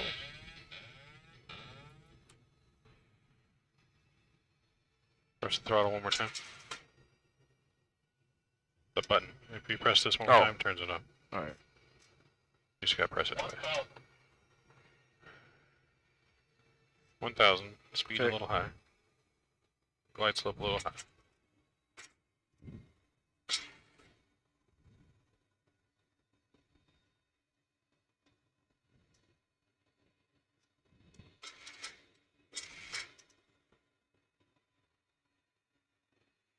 Speed 154.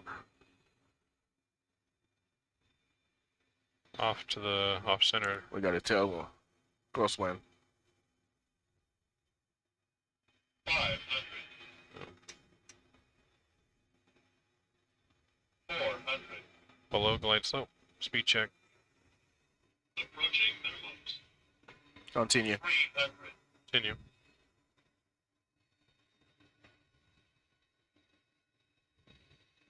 Minimums. Landing. Landing. 200.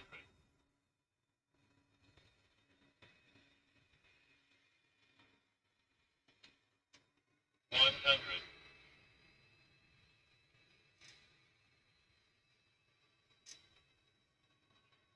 50. 40. 30. 20. 10. Come on. Gears down. Reverse. Speed brake deployed. Reverser is green. 80 knots. Still the reversers. 60 knots.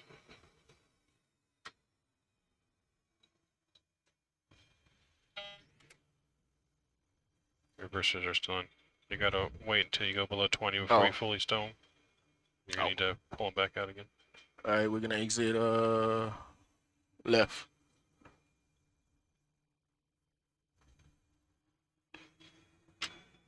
Exit at the end of the runway. Yep. Yeah, landing at 9, this thing is kind of like completely off. And we had a wind pushing us to the side too. Where's the exit right here? Nope, all the way to the end. I got a map. All the way to the Alright, end. cool. So.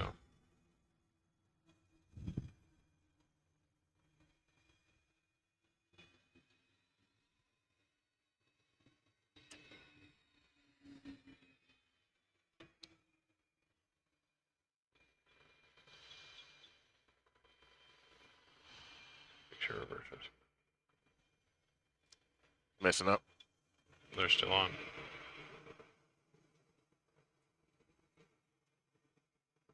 There you go. Exit right here to the left, sir.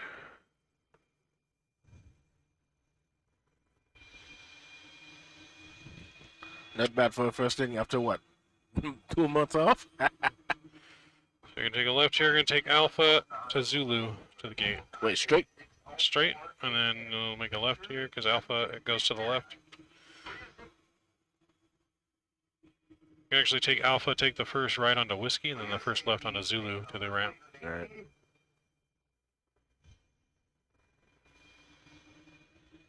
Alright.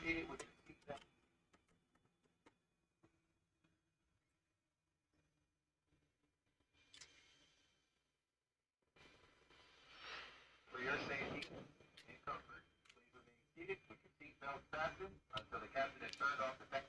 Wait, turn on the lights? Your light is on. Can't see nothing in the front. There you go.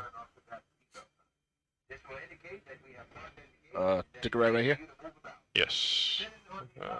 Actually, keep going straight because it doesn't look very good right there.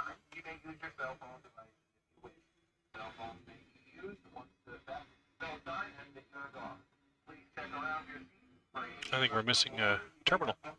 Huh? I think the terminal's missing. I see gates, but no building. Oh Lord. Is that the airport we're flying into? I mean, this is Honolulu. This is not one of the world flight airports. Oh, This okay. is just a pre-position airport. Please check around your seat back for personal belongings you may have brought on board. Please use caution when opening overhead bins with heavy articles they have shifted during our flight. If you require any planing assistance, please remain in your seat until all passengers have been plane. Yep. One of our crew members will be there to assist you. On behalf of Delta Airlines and the entire crew, we'd like to thank you for joining So I'll just park at one of these gates here. AP on the bus.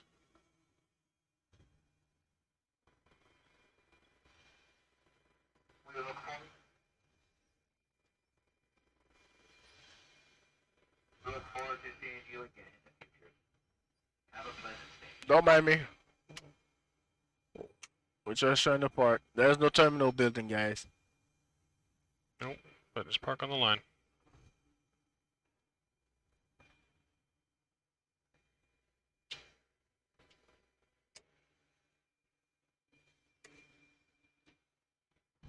Alright, so park brake. Park and reset.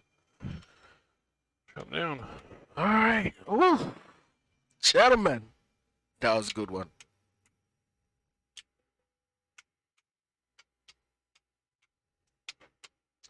Dave, thank you so much, man. Thank you so much. VRF, thank you. Aloha. Yep, 22 knot crosswind, man. I was getting pushed.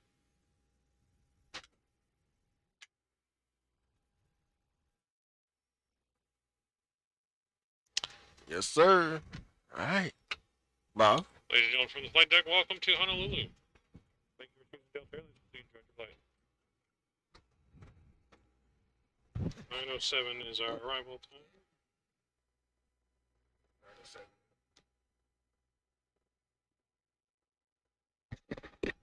Ground cockpit. Cockpit, go ahead. Please set parking brake. Parking brake is set. And would you like ground power? We have ground power available. We'll leave it on the, actually, no, yeah, go ahead. We'll take ground power. Okay, we're plugging up. Stand by. Standing by.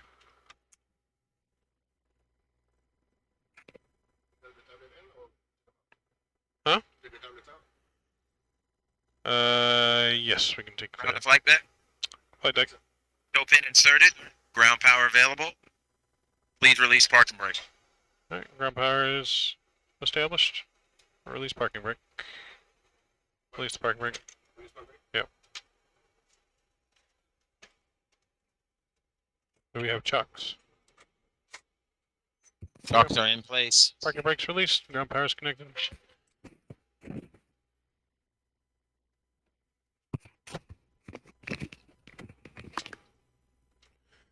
Alright guys, that was our first flight. Nice long one into Honolulu. Next captain's coming. I'll be flying the next leg. Chemtrails will be my first officer joining us here in just a few moments. We're going to go do our little brief outside. We'll get ready to rock and roll here in just a few moments. If you guys hang out, we shall see you here in just a few moments.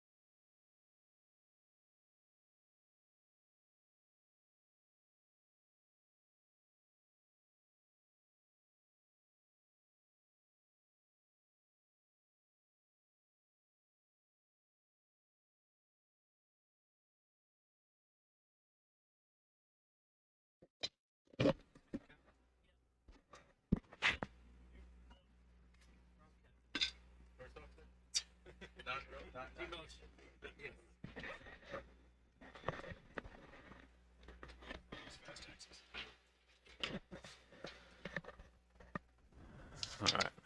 Take a look what we got here.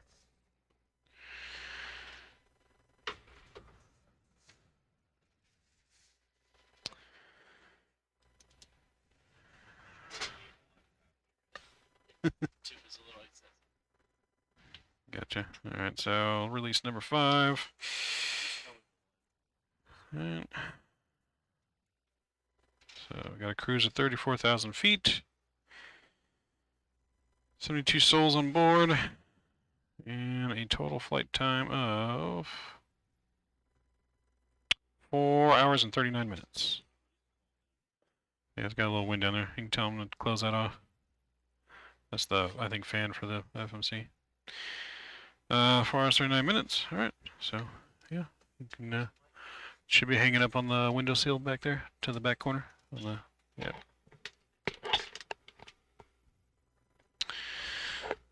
All right.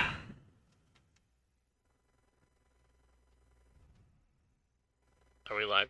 We are live. We are live. Everyone can see us. So we made it what, 20 minutes early into Honolulu. That's good. I'm hopefully going to be keeping that trend going forward. Staying early or on time. The Delta way, right? Yep. So you do your thing, I'll do my thing. Okay.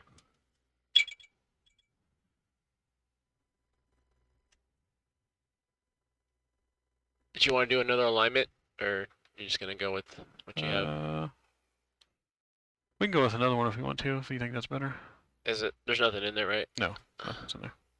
If you want to just drop the coordinates back in. Cool. I'll put it back to nav. We'll just do a quick align. Should. Cool. Did you get the circles? No. Which circles? The squares? No, the squares didn't come in. I don't think it was off long enough. So you can leave those off for a second. Okay.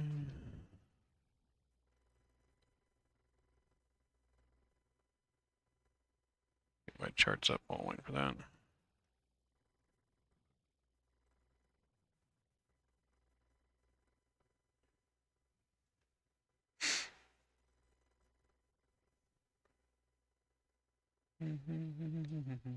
Oh, so you already have the Honolulu to Marshall Islands?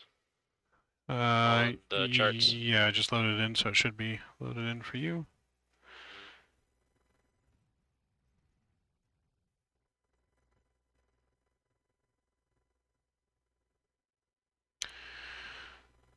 So I believe we should be expecting a, we could go 4 right where we took off, or we can just do 8 left. 8 right would be the real world runway Yeah. because of noise. Mhm. Typically, they'll tend you out the reef runway to the south, away from the city. Gotcha. It's also pretty long. Okay. 8 left's typically used for arrivals. It's kind of different over there. Yeah. Did you get the squares yet? No. You didn't turn back on yet? There we go. There we go. Boom, boom, boom, boom, boom. And we're There we on go. ground power.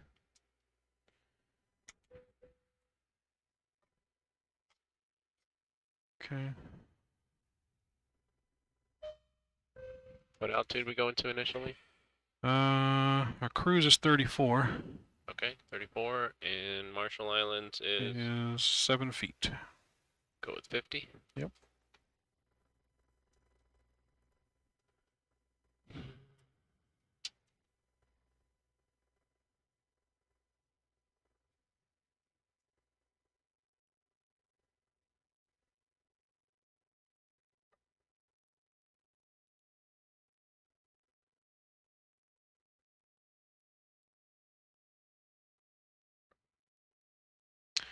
MP3.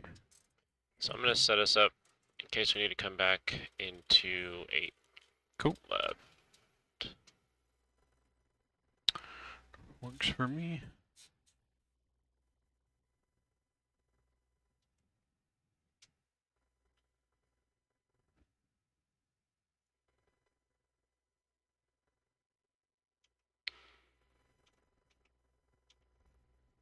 All's good. Fluids 106. It's a lie. Yes, sir. I think water. Yeah. Anything drink? Water or anything? Good. I got coffee. He's good.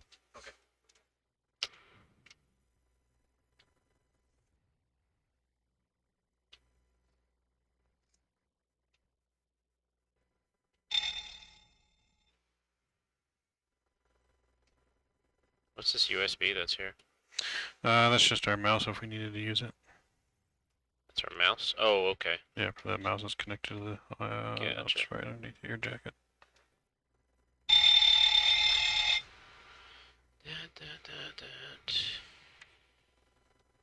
What have you guys been squawking? Just 2,000 or? Just been putting in random squawks like they gave us a squawk. I think you need the front air closed. That's where the yeah.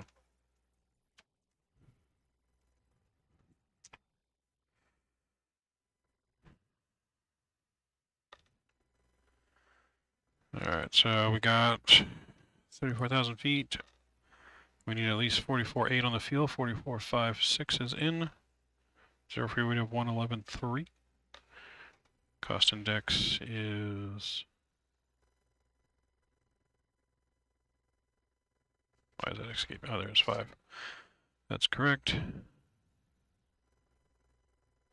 Everything look good to you on here? You can go in next kid. I'll take a look after I get done with all this.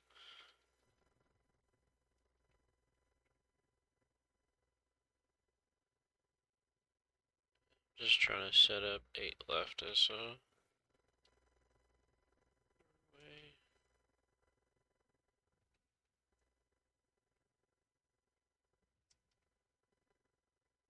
It's good, it's good.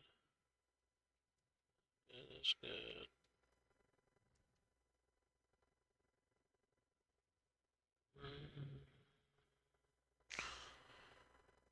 Sims pause, huh? Is it? Yeah, it's what's showing on the. I don't know who paused it. Thank you. There's Ricky.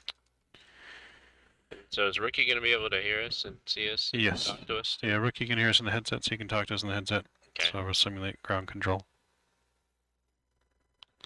Or ramp control. Okay, we hear you, You're- but you're a a little little on the quiet low on that. side, yeah. Ground the flight deck. There we go. Flight deck. Okay, just checking, make sure our connections are good. 5x5. Good now.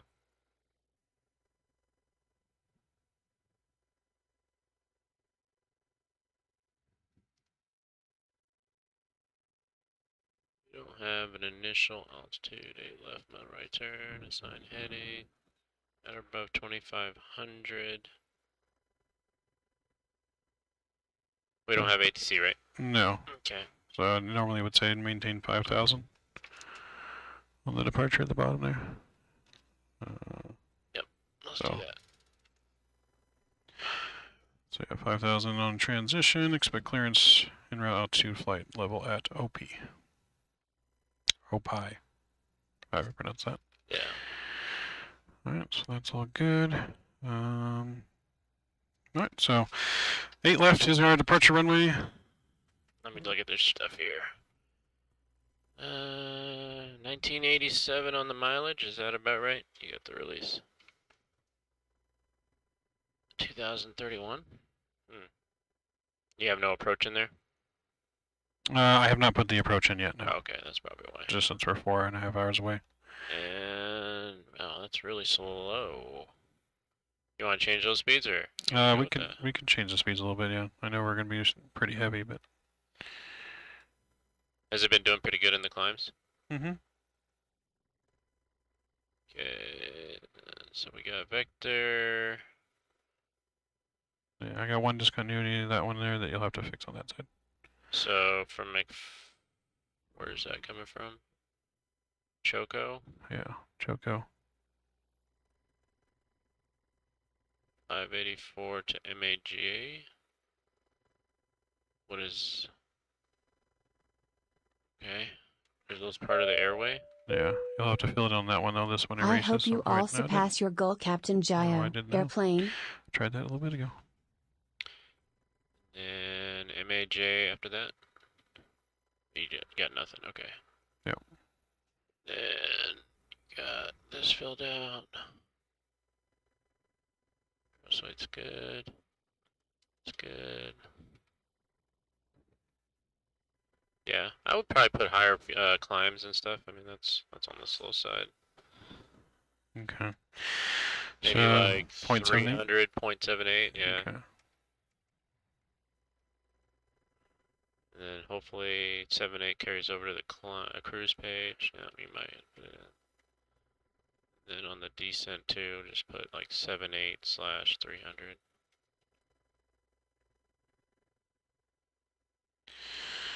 Cool. That works for me. All right.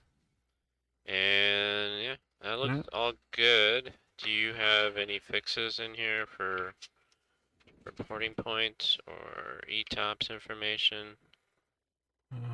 TP, you know what I'm talking about? Yeah, there should be some ETOPS in there. Yeah. So we got Monterey. We got a point that we got to climb up to 36. Do you have? You can put fixes, right? Yeah. So I'm gonna just Fix, put yeah. Monterey. Monterey. Right there. What I typically do, just as a reminder, is I'll put like a 36-mile ring to think, okay, that's the time we need to go up to 36. There's a step climb there. Cool. Mazda is the next one as a reporting point. And that's about it. Top of descent and then going back down.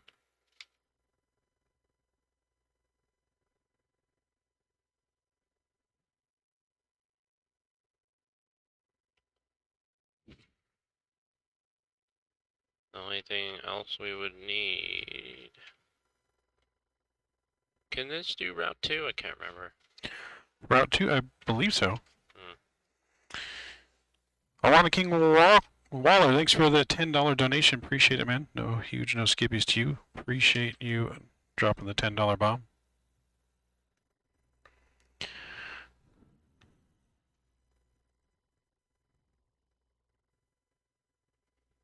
The only thing else I would put would be the ETOPS places. P M D Y. And the last one would be P K M J.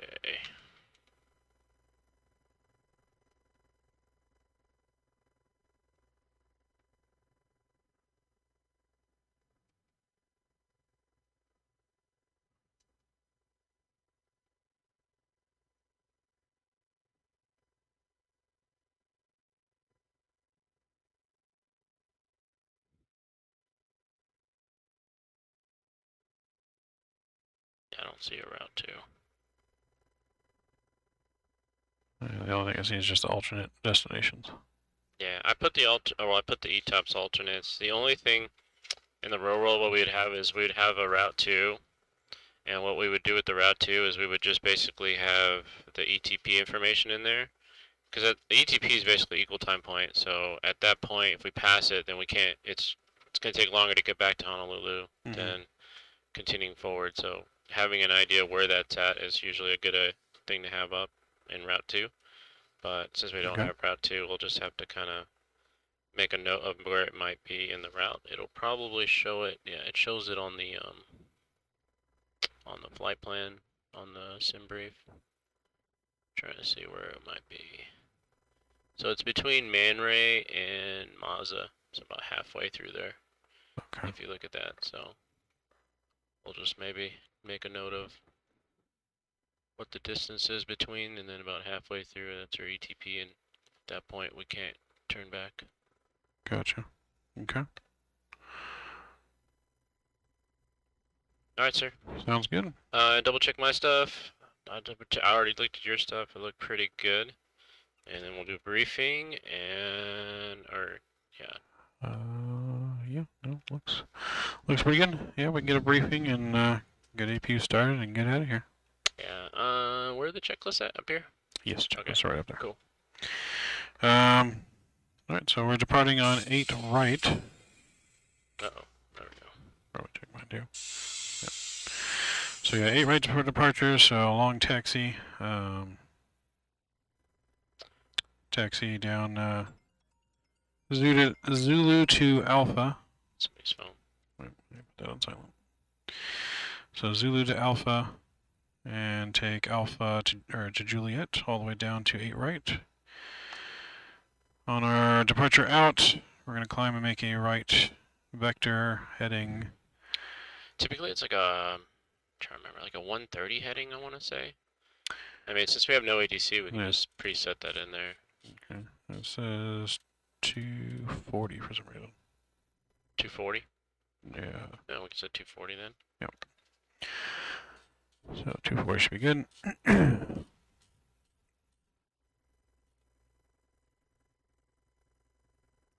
We'll maintain 5,000 to OP, and then we can expect higher altitudes up to our initial cruise of 340.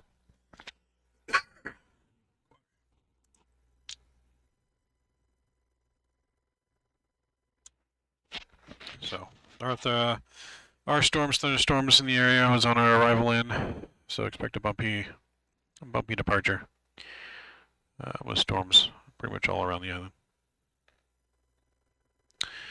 We'll have weather on my side, terrain on your side. Anything below V1 will reject. Any failures will be a rejected takeoff. After V1, only rejections will be for lost engine fire. After that, we'll take off and circle back around to 8 left. Anything you have to add? What's the ATIS? Is it current? I don't know what. Is Yes. this altimeter right? Yeah, I can grab just the weather report on here real quick.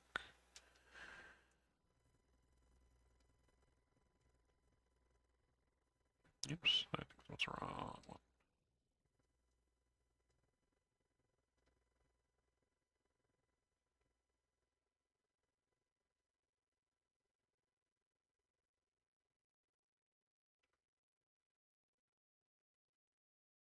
Okay, weather report. Is this scratch paper right here?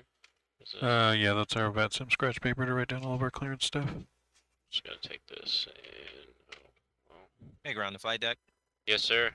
Looks like you guys are having some issues with the left FMC, so probably use the right one to get the weather.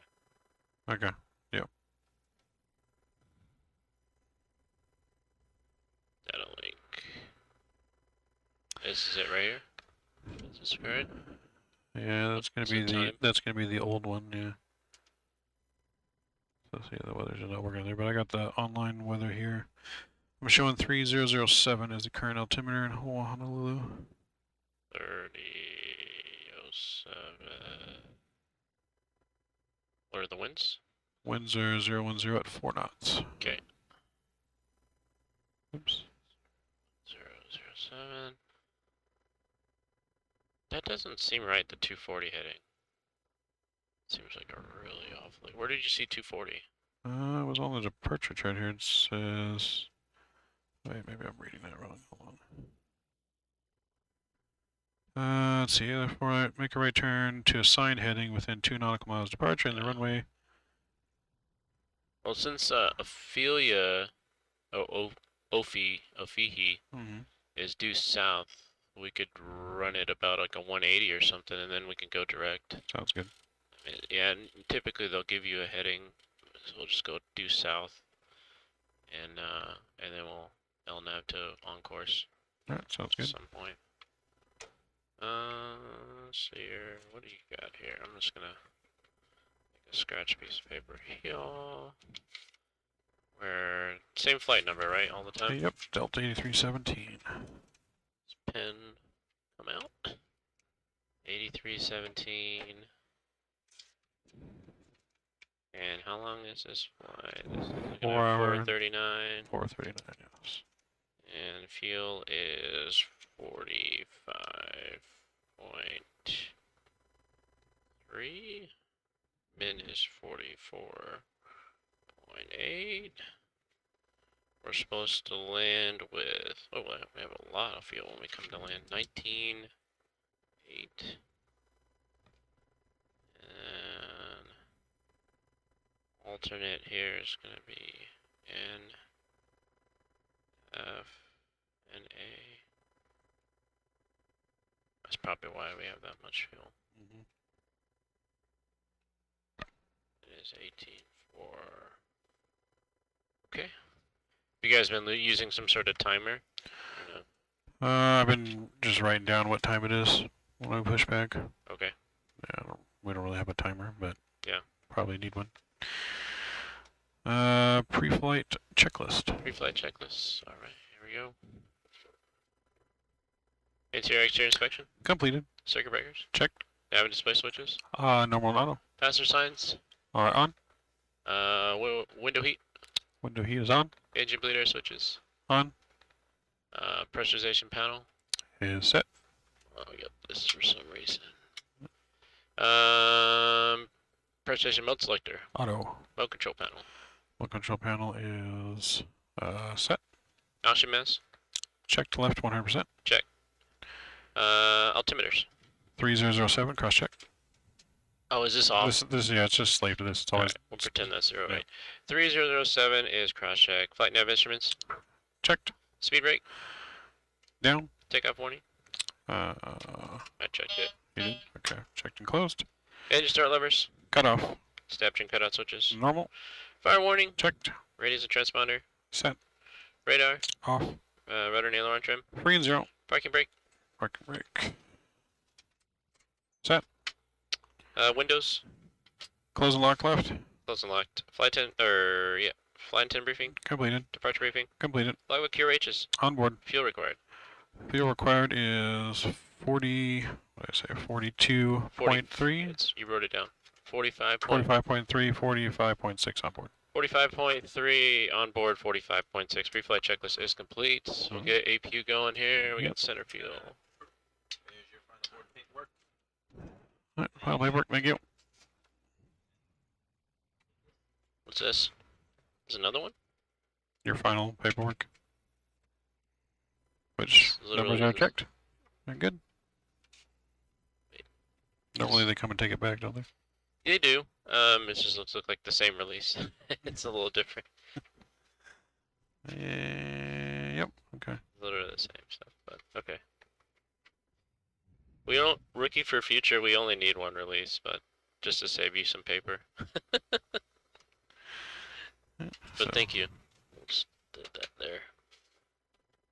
Okay. Alright, pushback checklist.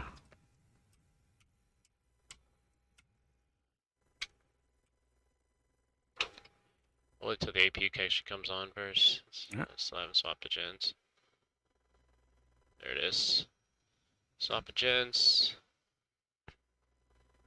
You want to wait the full minutes for the APU bleed, or you want to just get it going? You can just get it going. Alright, we'll get it going. Alright, pushback checklist. Doors are closed. Hydraulic panel set. Fuel panel is set. Flight deck doors close and lock. Transponder is on transponder. Pushback checklist is complete. Cool.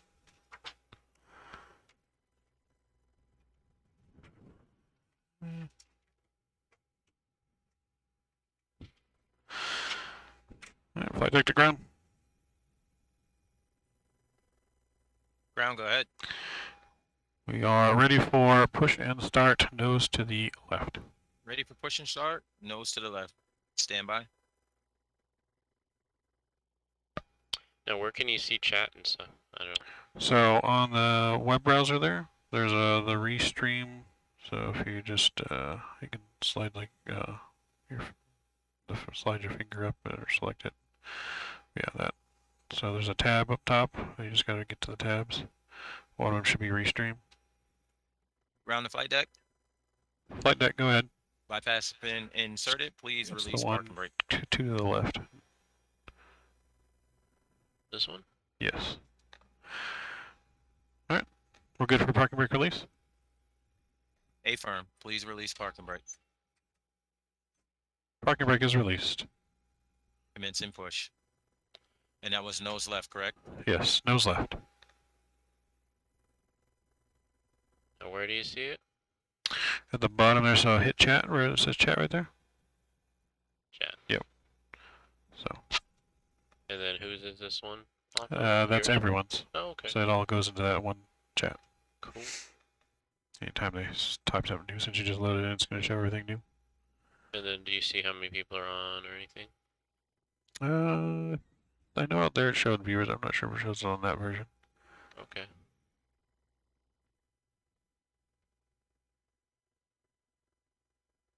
I don't think he clears for engine start. Clear? Clear for engine start. You want both? Both You're engines? clear to start 2, then 1. Starting 2 then 1.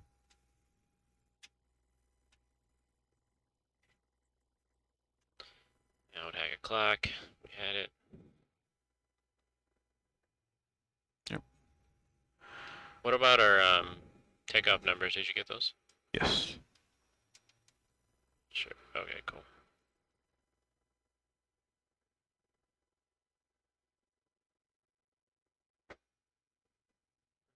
$25. Fuel.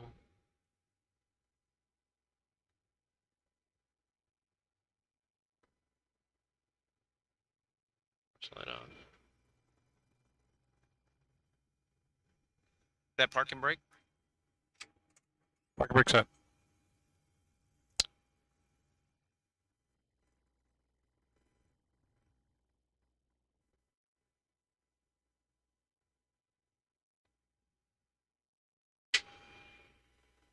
Bypass pin removed. Have a safe flight. Look for the hand signal on your right. All right, thank you very much. We'll look for the signal on the right. I can't remember. There was something with the start valve, right? It doesn't. Yeah, goes until you away. go to continuous, then it shuts off. Ah, okay. Yeah. Well, we'll say that starter cut off.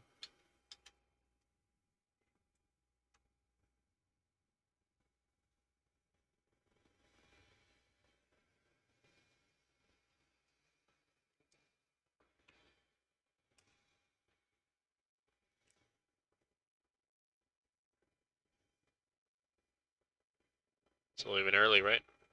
Yep. We left about 14 minutes early. Your parking brake got released for some reason. Yep.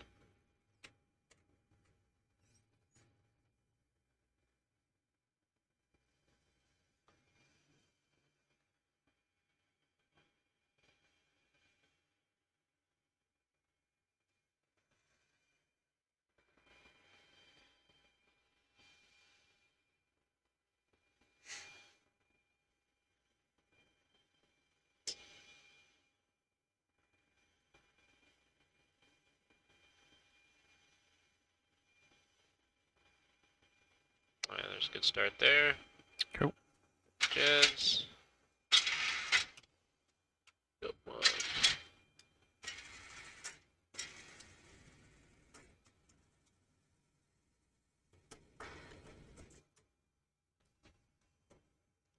Good Alright. there. After start Yeah. checklist. Just for my OCD, I'm just gonna go here real quick. Get rid of these. Yep. And then back off. Just seeing those yellow lights just kind of freaks me out. Alright, that's our checklist. You don't need to have the checklist out. I know. I'm just trying to memorize when I'm supposed to save without. Okay. Generators on, ProBeat. Probeats on. On. N-Ice. Off. Air conditioning panel is set. Recalls check. Auto brakes, RTO. After checklist is complete. And then you would say salute receive flaps 5. Salute receive flaps 5. Flap lever 5. And then you would tell me to call for taxi, and I would call taxi. Do we have 122.0 or anything? Are we on Vatsim? No, not about some yet until it's cleared. Okay. So we're good. Taxi checklist. We could do that on the roll. Alright. Let's do it. Clear on the right. Clear on the left, parking brakes released.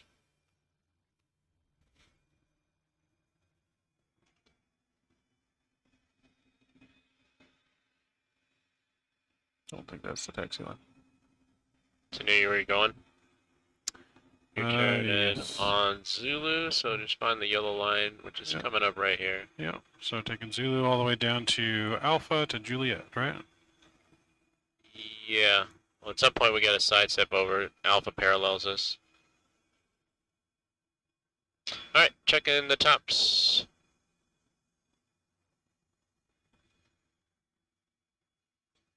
And then you would check the rudders if you could. Alright. And right here, if you want to make a left here, you can make join Alpha. It's like a 45-ish, like kind of go that way.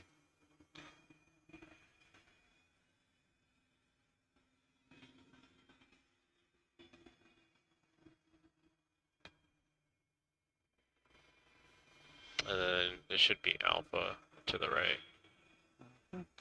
Alright, pretty much straight shot down here all the way till the end, and then we're going to cross 8 left. Tech checklist if you're ready. Taxi checklist. So your flaps. 5-5 green indicated. We got 5, 5, 5, green. Takeoff speeds. 142, 144, and 153. 142, 144, 153 set. Thrust. 99.1, 99.1. In this case, you would just essentially say if there was a D-rate, so we're going full TO, so it's just TO. Gotcha. Step trim. Step trim 6.24. And you did 'Cause verified too, right? Because I did the break. Oh, okay. 6.2, check. Flight controls. Flight controls check. Check. Tech check is complete. Sweet.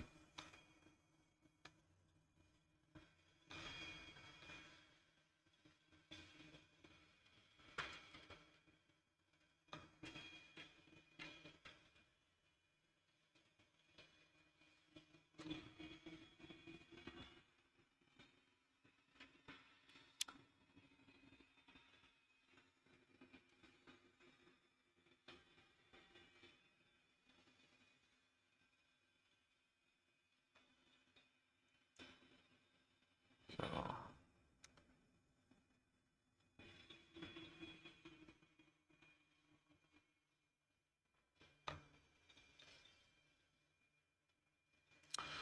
we don't mess around with our taxi speeds here. Yeah, you're We got to stay on time. 32. That's it's bold.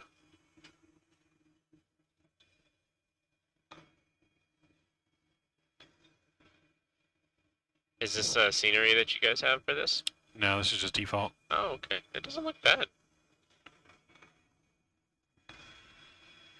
Yeah, all the pre-positioning stuff was just all default. Okay. We didn't want to, since we're switching to Microsoft ever, didn't want to spend money on just the pre-positioned ones that we Sure. added.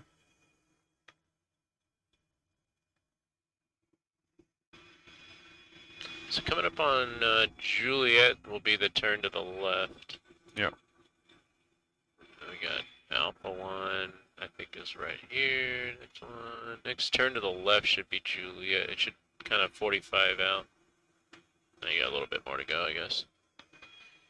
It's hard to tell. See it? That's kind of weird. Oh, well, we passed it. We did Make a pass it. left, yeah. Okay. Make a left on the... We'll turn around. I thought that was it, but then this thing showed it kind of Yeah. off. It was like delayed. Yeah, Because I thought we had still had a ways to go too. yeah. But then it was looking kind of weird. That should be a left. Taxi signs would definitely help here. Yes.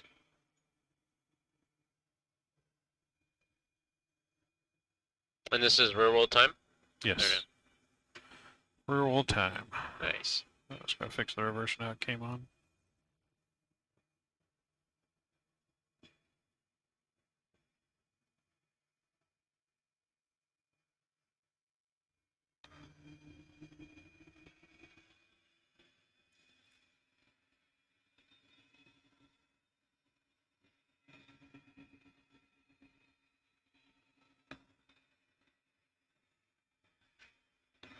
Let's right here. We can make a right. Yes. Make a slight right to cross the runway.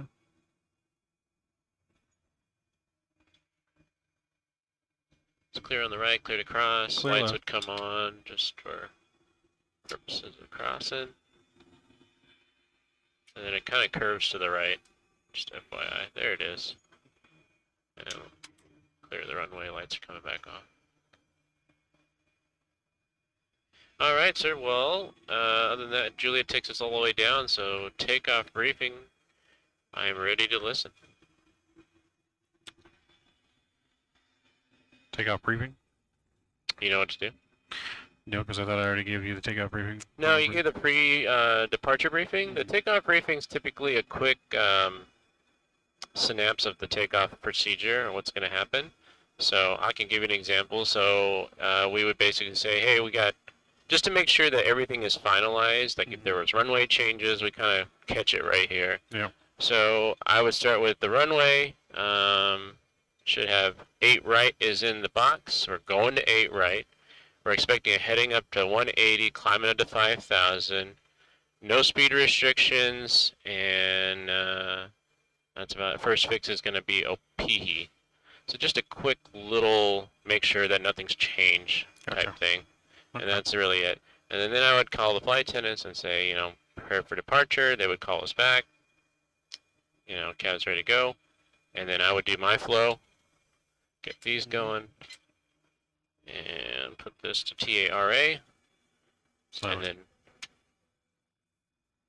well, that's the reason why I called. Yeah. So if I called, then they would already have it. You don't have to ding them again. Like it's. Are we calling anybody or no? Yeah, we're actually doing the announcements. Okay. So you didn't actually do the announcement. Okay, I can give a call then. Yeah. Does this work on PA? You just have to use that on the wall there. Folks on the flight deck will be number 1 for departure. Flight attendants prepare cam for departure. And is Ricky my flight attendant? He is. Is he there? He should be there. Yep. I don't know what he said. We didn't hear you.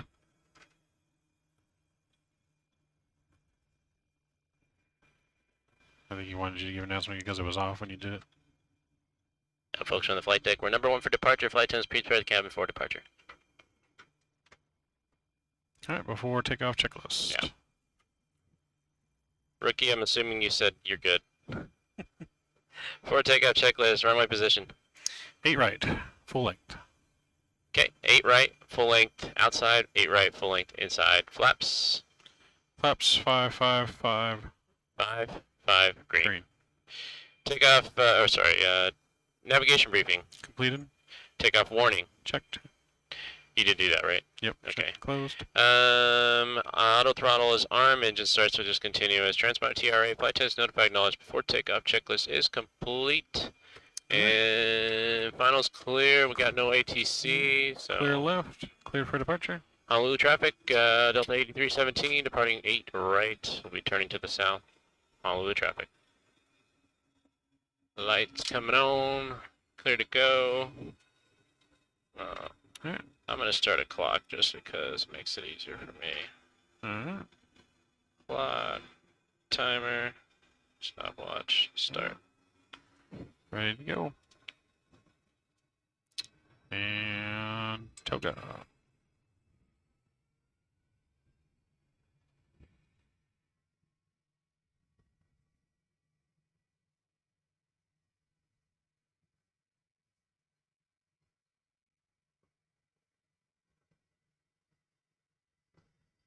Eighty knots. Throttle hold. Press normal.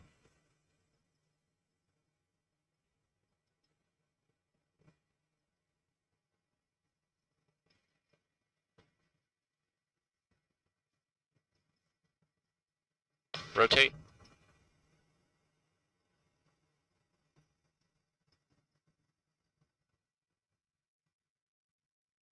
Pause the rate. You're up.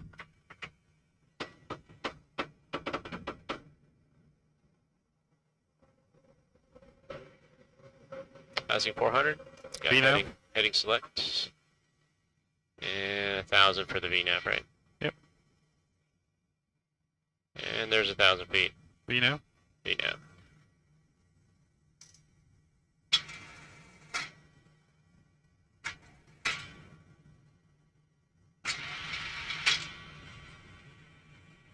Once you get that going, I'll get OPE in L1. Alright. You like that? Yep. Execute. You want LNAV? Yep, I'll know. LNAV.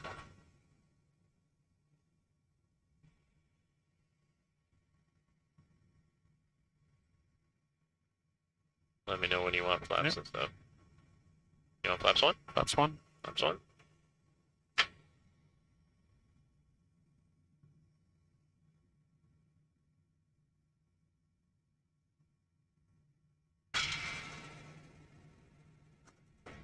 You want flaps up?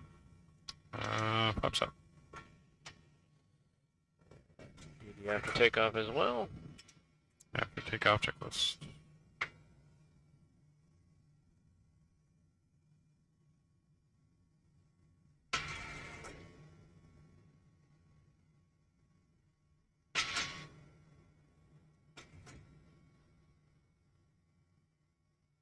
After takeoff checklist complete.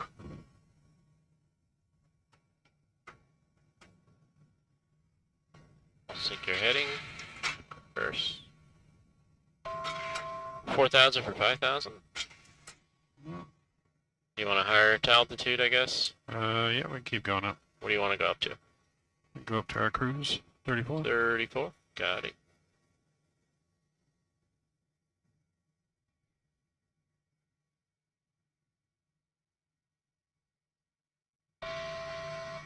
$34. And yep, got Sylvie now speed. 340. 34 set.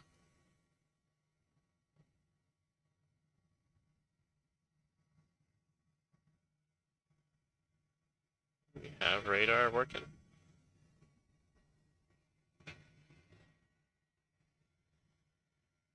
Yeah, the radar should be working. It's on. Yours is not on. Yeah. Yeah, I get yours on for you. There you go.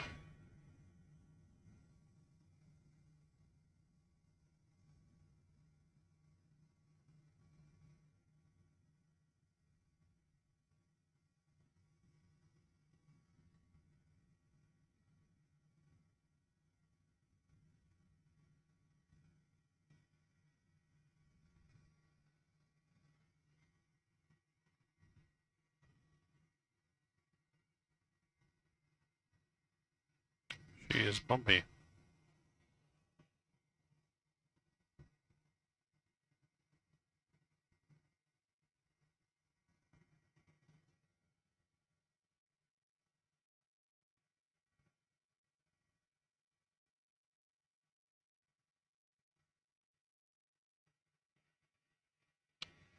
Passing 10,000. So right here, you would retract your extendables out, back in, Yep. and then you give a double ding with the smoking sign.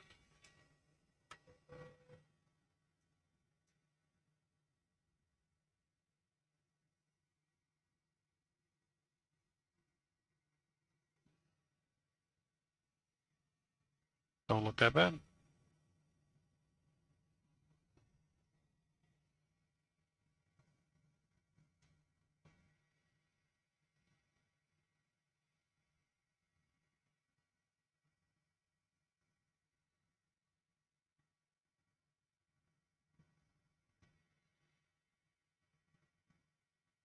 These controls are so much better now. All the calibrations you guys did. Yeah, the one you were here. Oh, nice. Oh, so all the stuff saved. Nice. Yeah, we haven't changed it since then. Yeah, I mean, it's a lot less oscillation, I noticed, for sure. You're able to actually hand fly it decently.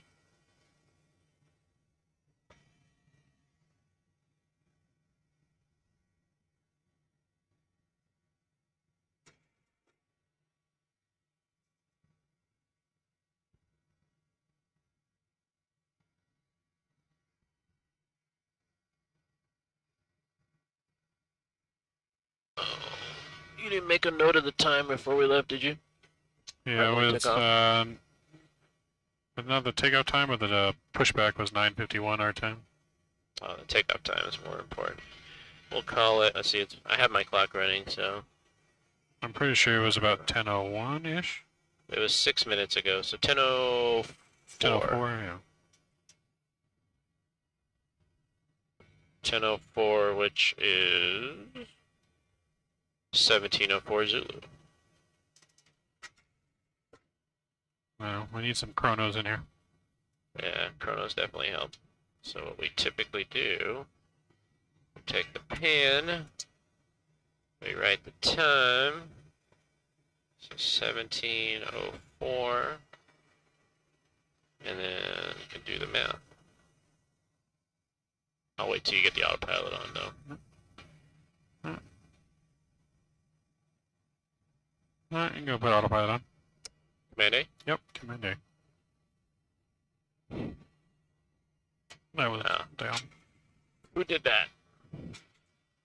I see command. Alright, command A, confirm. Yeah, so we just marked it there. And then what I like about this OFP is, so then you could just do the math, so that plus that is 13, right? 13, yeah, 17, 13. 14, 21, 24. This is the times we're supposed to be hitting the waypoints. So these are the times that we're predicted to hit all these, and then we compare it to what we actually get, so then we know if we're ahead or below, right? Mm-hmm. 27, 37. Now usually I just write the minutes, and then when it passes an hour, like the next hour, then I actually write the next hour time, but there's no reason to write it. 38. Oh, 16, that's 4. 54. Oh, and then there's a 1 hour 11 in there, so from 17, 17th, yeah, 11, 6, 5, 05, so they're at 1905, yeah. And then the next one's going to be an hour 10, so 2015. Transition altitude 2. Alright. And climb checklist. Yeah, don't forget your lights. Climb checklist. Altimeters. Standard set cross check. Standard is cross check. Climb checklist complete.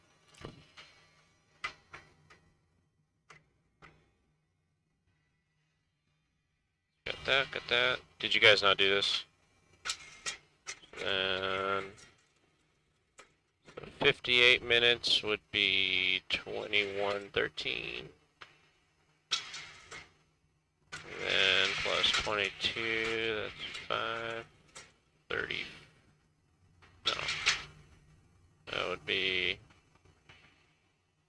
yeah, 35, right? Yeah. 35 plus 8 is 43.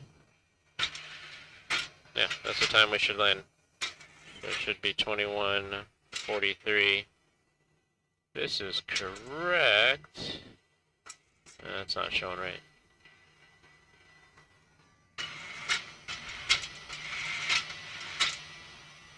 I don't know if this is, it's kind of jumbled in here, but I think it's 21:42. It's hard to tell. 'Cause oh, you got 2. The Zulu time's off because it's 1700 Zulu right now. Okay, I don't know if I got changed or nothing. That's all good. Okay. We can actually verify it against what we actually do hit. Cool. Yeah, that's it. That's that. And then we have our reporting points at Monterey, which I got marked with the fix. And Naza. So those are the 2 reporting points, and they should be marked out. Some are. Once they get out over the water. Okay, it's still a ways away. Yeah.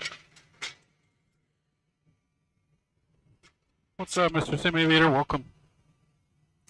Logical Snowflake. Nice name. I know who that is. Delta 1152 is also here.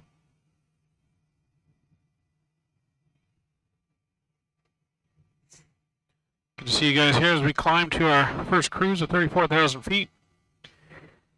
Seatbelt sign is still on here as we get through some turbulence.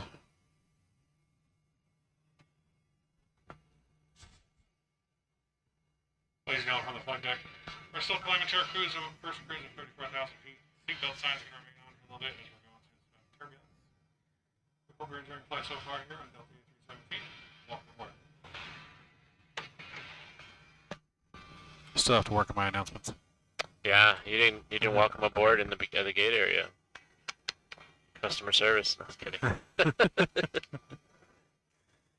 We provide the service by sometimes- getting them there I mean- early instead of talking to them. Yeah, sometimes you just get in a rut where you have a lot of stuff going on, and I mean that's like the last thing. You just want to make sure all the big pieces are together. So yeah, if you forget it, you can always kind of give them more of a welcome once you get to cruise.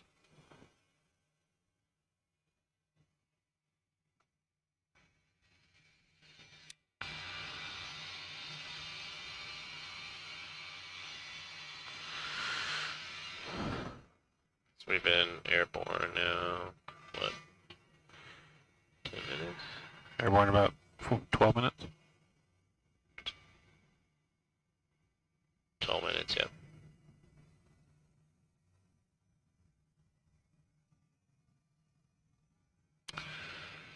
Clouds don't look that bad. Is this active sky or something, or just default? Active sky and cloud art, I think. Pretty cool.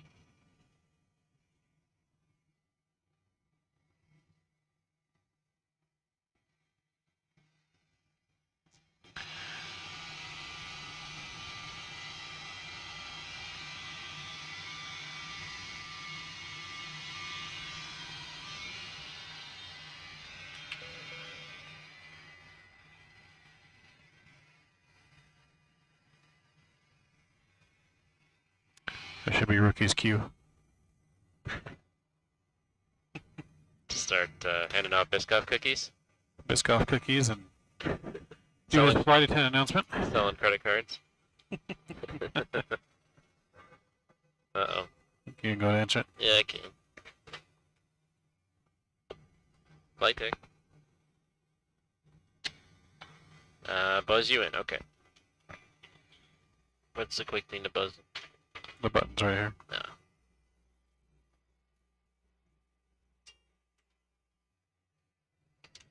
Menu. Let me know what you want. We do have coffee. Thank you. We have French vanilla and caramel. Thank you, sir. This is pretty fancy. Yep. So the only thing that's stocked in for the snacks is the first page and the last page. Jeez, The okay, middle so we page is got not in the bin yet. Japanese style peanuts. Not just any peanuts, but Japanese style Yes. peanuts. It's, yep. Spicy peanuts. Spicy nachos. Yep. Nacho cheese. Cool ranch. Funyuns. Cheetos Puffs. Cheetos Original. Good old Lay's potato chips. Lay's Yep. wavy potato chips. And the infamous Biscoff cookie. Fritos. Frito cheese. Flamin' Hot Cheetos. Oh, that's one of my faves. Jalapeno cheddar Cheetos. Lay's barbecue. Ruffles sour cream. Delta's got a little nice selection here. Yeah. I don't remember ever having this much Canada options. Dry. And there's salted peanuts. I got regular salted peanuts. Honey roasted Sabrina's. Oh, it kind of continues on. Wait, is this the same? I think you printed this twice. Or no, maybe. No, it's different. Yeah, this should be all three different. Okay. A lot I of guess they got options. some of the stuff in the same. The peanuts. Salt and lime peanuts. Okay. Wow, rookie. Going all out here. I'm gonna go for some more cashews. Captain Ray is asking you, you never got back to me. How's it going today? Maverick, what's going on? Sorry about that, sir. Been super busy with all this stuff going on. But message me on Discord and remind me, and I will definitely get back to you after my flight is over. This is my last flight, and I got a couple flight breaks before my next flight again. So yeah, definitely message me on Discord again, Captain Ray. I do apologize for that. As you know how busy we have been getting this thing up and ready for this week. It's been insane. So, but I'm doing well. Hopefully you're doing well. Yeah. At least the sim is running good. That's good. Yeah, everything's really good. Sometimes it doesn't. The main thing is when you first go to start it, that's when there is issues. But once we get it where it needs to be, it seems to be pretty good. Nice. And since we're continuously flying and it doesn't sit, that's when things go wrong, when it just sits and doesn't do anything. Gotcha. That's cool. Good to know. Yeah, because I know sometimes with this sim, it just can be just different parts. One part fails and you got to reboot the whole thing. Yep. So, That's how it was when we first started this morning. nice. So it took a couple of restarts to get it to where it was. So 33 for 34. 33 for 34. So you know what you want? I will probably do the spicy peanuts. Or no, the Japanese style peanuts, because I want to see what that is about. And maybe some flaming hot Cheetos.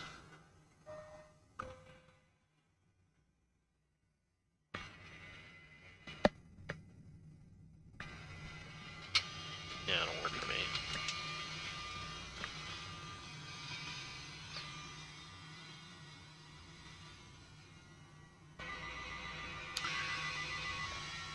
There you go.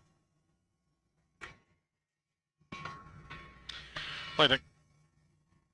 Yep. This iPad is. Yes. So Is it not plugged in? Japanese peanuts and There we go. nope. Japanese peanuts and the spicy something. Yeah, the flaming hot Cheetos. Flaming hot Cheetos and the Japanese nuts and a thing of cashews.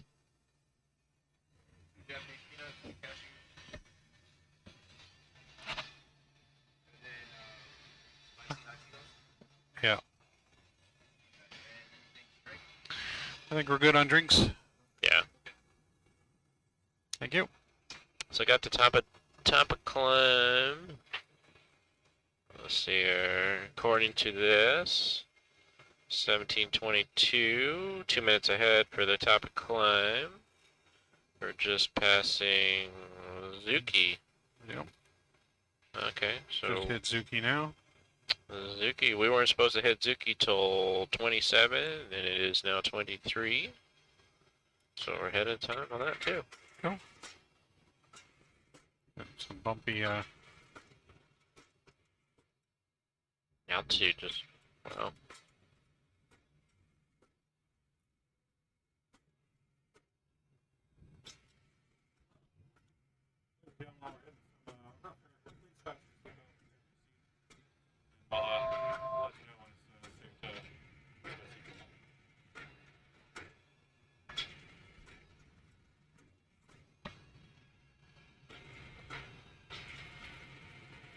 Minus, yeah, 3 minutes Alright. ahead on the fuel though, right on point with the fuel. We are ahead of schedule by a few minutes. Yeah, 3 minutes ahead. As far as fuel goes, Zuki right at 40.5. So Alright, fuel's on target, 3 minutes ahead plus the 15-minute departure early, so 18 minutes ahead so far. yeah, looking good. Just gotta. So nothing on the radar showing up at all, huh? Just kind of. Not yet. I'll get this out of the way. Fly deck.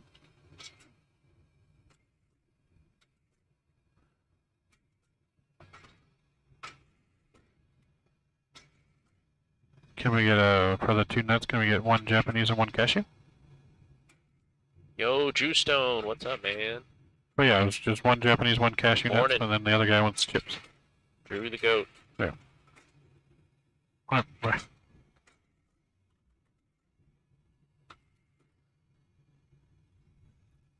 Good to see you, man. Thanks for joining. Drew Stone. Mr. Drew, what's going on, man? The goat. The man of many streams. Yeah. He's multitasking. He's working and working his second job all at the same time. Yeah. The man, the myth, the legend, the streaming goat. I know. He The told me. stream watching goat. He told me earlier he had to go to work and be checking in. I was like, "Aren't you already at work?" I feel like you just work YouTube.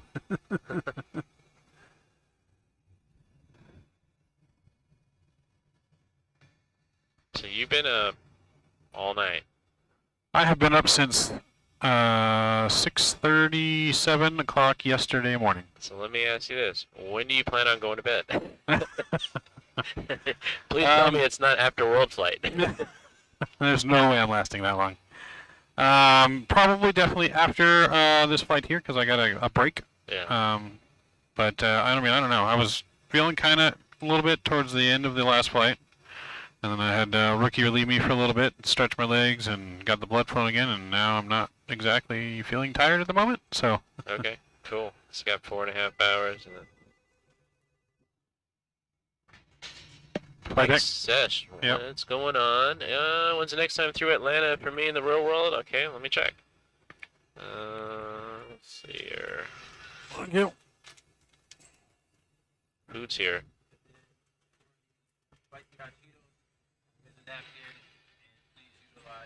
My next time through Atlanta, Mike, or Mick, should I say Mick Sesh, it's going to be the 13th of November, coming through at nighttime though, like 9:30ish. Doing a Cincinnati to Atlanta, Atlanta to Cincinnati flight. Coming through. Other than that, yeah. It's not charging. I'm off all the way till the 12th to do world flight, so here I am. So I'm just curious, these Japanese peanuts. Yep. All for it. I just wanted to watch. I mean, it's kind of theater Pacific, right? We're over the Pacific. We're not going to Japan necessarily, but it's kind of No, cool. I mean we're headed in that direction. Yeah, definitely headed in that direction now. No, not bad.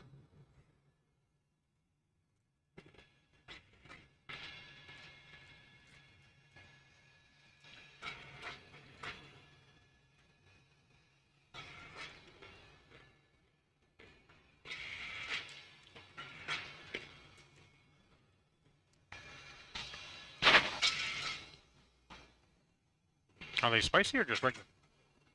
No. Hard to explain. Here. Couple in there.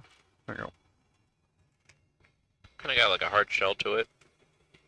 Has a tiny bit, like a hint of spice, like maybe like a hint of wasabi, maybe. Yep, I can see that.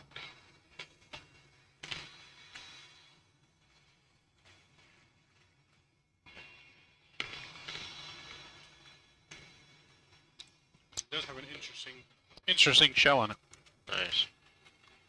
So Mick, you worked the ramp at Atlanta? Have we met before? I can't remember. Sounds like you work in Atlanta. I wish I could afford to work the ramp. It's a fun job. I mean, I did it a long time ago. It wasn't a busy ramp. It was a small airport, but it was just fun. Yeah, You kind of, I mean, as a baggage handler, you kind of have like a little bit of a rush because you got the clock counting down. You got all these bags coming in. You got to load them up. You got to stack them a certain way. I'm sure Blue can kind of chime in when he comes. Mm. I never really worked any mainline flights. I did mostly regional flights when I was a ramper, but you have to, get to talk to guys, talk to the pilots. That was the main reason I was kind of trying to do it. It worked with my college schedule, and I thought it would be a good networking opportunity. Nope, I definitely think it'd be a fun job to have, and since I love aviation, I just can't afford to take that pay cut. Yeah, well, it's part-time. I mean, we know some guys that just work just to get the flight benefits. And, yeah, some people just want to do it like 2 or 3 days out of the week. You still get the flight benefits even though you're part-time? Just depends on the company, how they have it set up. You have to just kind of see. But the place I worked at, yeah, it was Continental, so. Gotcha, okay. Which is no longer around. Nope. They are now, what, United, right? Yep, merged with United. I left during the time of the merger. Definitely would be fun, but at this point in time, I just don't have the time for the extra job and don't have the ability to take $10 less an hour. Yeah. Well, I mean, it's not, doesn't have to be. It is a fun job. Doesn't pay well, though. No. lot of guys do it because they either love aviation or they like the travel benefits that they can use to travel on their off time. That was my first experience with non-revving because I didn't really understand what that was. Do you understand? You know what that is, right? Non-rev. So non-rev is part of the flight benefits. Mm-hmm. A lot of people think, oh, I can just fly anywhere. Well, you can, as long as there's a seat available, because you're considered non-revenue passenger. That's why they call it non-rev. Mm-hmm. So the non-rev doesn't give any revenue to. So any revenue passenger, any paying passenger is going to always go ahead of you. Yeah. So it's kind of a different art of finding flights. Sometimes you got to go roundabout ways to get to places, but it doesn't matter because you're not being charged for the flights per se. You're just trying to get to the flights that have openings. Mm-hmm. So, you know, sometimes going direct, especially if you're trying to go international, if the direct out of LA looks bad, then maybe you can go up to Seattle and then go over. So, just kind of knowing the hubs of the airline and then looking up loads and stuff. Milk says you guys you ran into each other in the basement one day. Oh, yeah, okay. Yeah, I do remember you. Uh-huh. Hope everything's going well with you, Mick.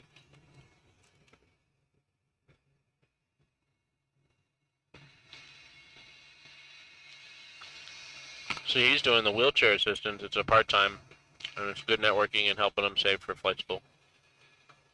Oh, that's good.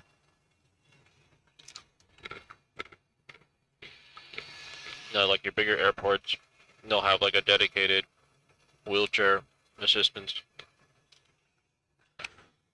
The place I worked at, we did everything. The one-man crew?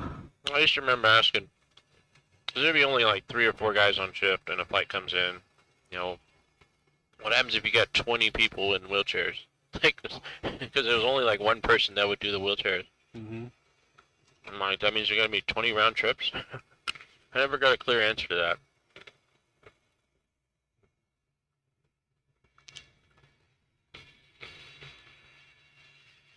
What's that? The jump seaters iPad. Oh, another iPad. Yeah, so whoever's riding jump seat can see and keep track of all the donations and stuff.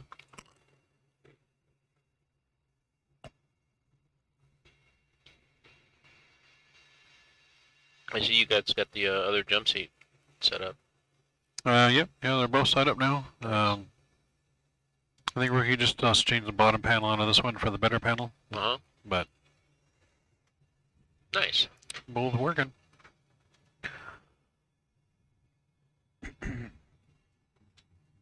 So nice and smooth flight.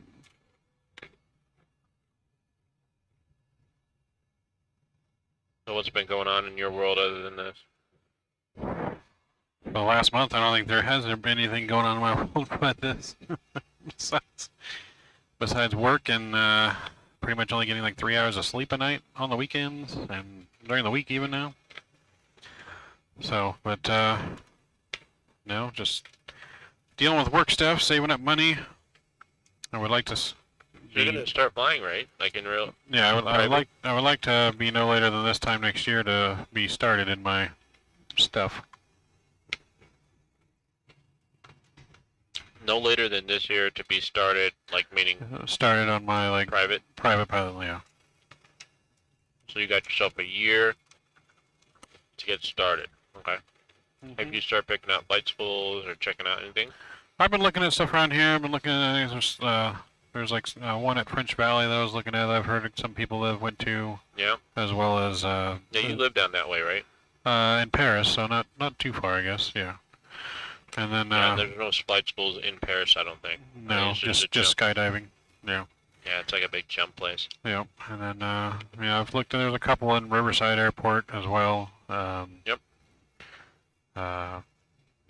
I forget the one other than ATP that's there off the top of my head right now, but there's another one there besides ATP. There's a couple. Yeah. I know the owner of Next Gen Flight Academy. I don't know if you checked them out. Name's Brandon Martini. Nice guy. Mm-hmm. Yeah, I've heard of Next Gen, yeah. Usually when I go rent planes, I usually rent from them. They've been a nice little place. But Well, that's not bad. Yeah, you should go check them out if you can. French Valley, I've heard a couple places. The one thing with flight schools, I would just kind of, obviously cost is a huge factor, Yep. but also like pay attention to how long they've been around. Usually a good indicator, if they've been around for a while, that they kind of know what they're doing. Yeah. If they just got off the ground this year, you know, it's not saying that they're bad, but you Yeah. just don't know sometimes. And what you don't want to do is you don't want to waste too much money because you weren't taught something right. You know, take a hit. Yeah. Well, would you say it's better to go to, so say if you wanted to go beyond private and go Yep. to eventually commercial. Yep. You say it'd be better to go to, like, say, a smaller one just to get your private and then go to somewhere else for a commercial? Just do it all at the same place? Does it depend on the place? It's a good question. It kind of just depends on your finances. I mean, now that the degree is kind of becoming less of a factor, which it could come back, so it's always, you know, I'm taking you don't have a degree, right? You don't have a No. bachelor's, yeah. No. So you don't need that now, technically. But, and then also you have to look at like the time span you're trying to do, and also the type of person I think you are, and like learning. Yes, not everybody learns like through osmosis. Some people learn at different rates. It doesn't make them any worse of a pilot. Mm-hmm. They just sometimes need to be taught differently. So trying to find a school that works with your schedule, your time frame, and then like your learning ability was probably something that a lot of people overlook. Obviously, everybody wants to get it done fast, but at the same time, I caution you in going too fast because there's a lot of information, and if you go too fast and then you screw up and you, let's just say, fail a check ride, you know, that's there's no coming back. I mean, that's one black letter. You can fail one or two, and as long as you take responsibility, it was a learning experience, it's recoverable. But any more than two, maybe like three, kind of shows a red flag that you could be a potential training issue to the airlines. So I would caution on that. You know, and everybody wants to get it done, but like, you know, look at, like, do these people teach you the right information? Do they give you the right tools? Can you learn it, like, you know, at a moderate pace? Because you obviously work, so you have more on your plate than just going to flight school. Yeah. So just kind of like look at like what the average time frame people are getting their private done, for example. You know, FAA says 40 hours minimum. I'd say that's a really high hopeful case. I'm not saying that you couldn't do it that way, but the typical person takes about 50 to 60 hours to get a private, and that's not their fault. It's just, you know, things happen, weather happens, an airplane goes down for maintenance, you get a big long break. The more consistently you can do it, like if you go at least 2 or 3 times a week, the better you're gonna be. It's just be fresher in your mind, right? Yeah. So versus if you take like a 2-week break and then you come back, well, now you're more or less taking like a half step back to take a full step forward type of spec, and so it can take longer. So yeah, plan on like at least 50, 60 hours financially for it. Other things a lot of people don't take into account: the cost of the written, because that usually costs money. The cost of the check ride just depends on the DP and what they charge. So have those also factored in so it doesn't come up as a surprise. Yeah.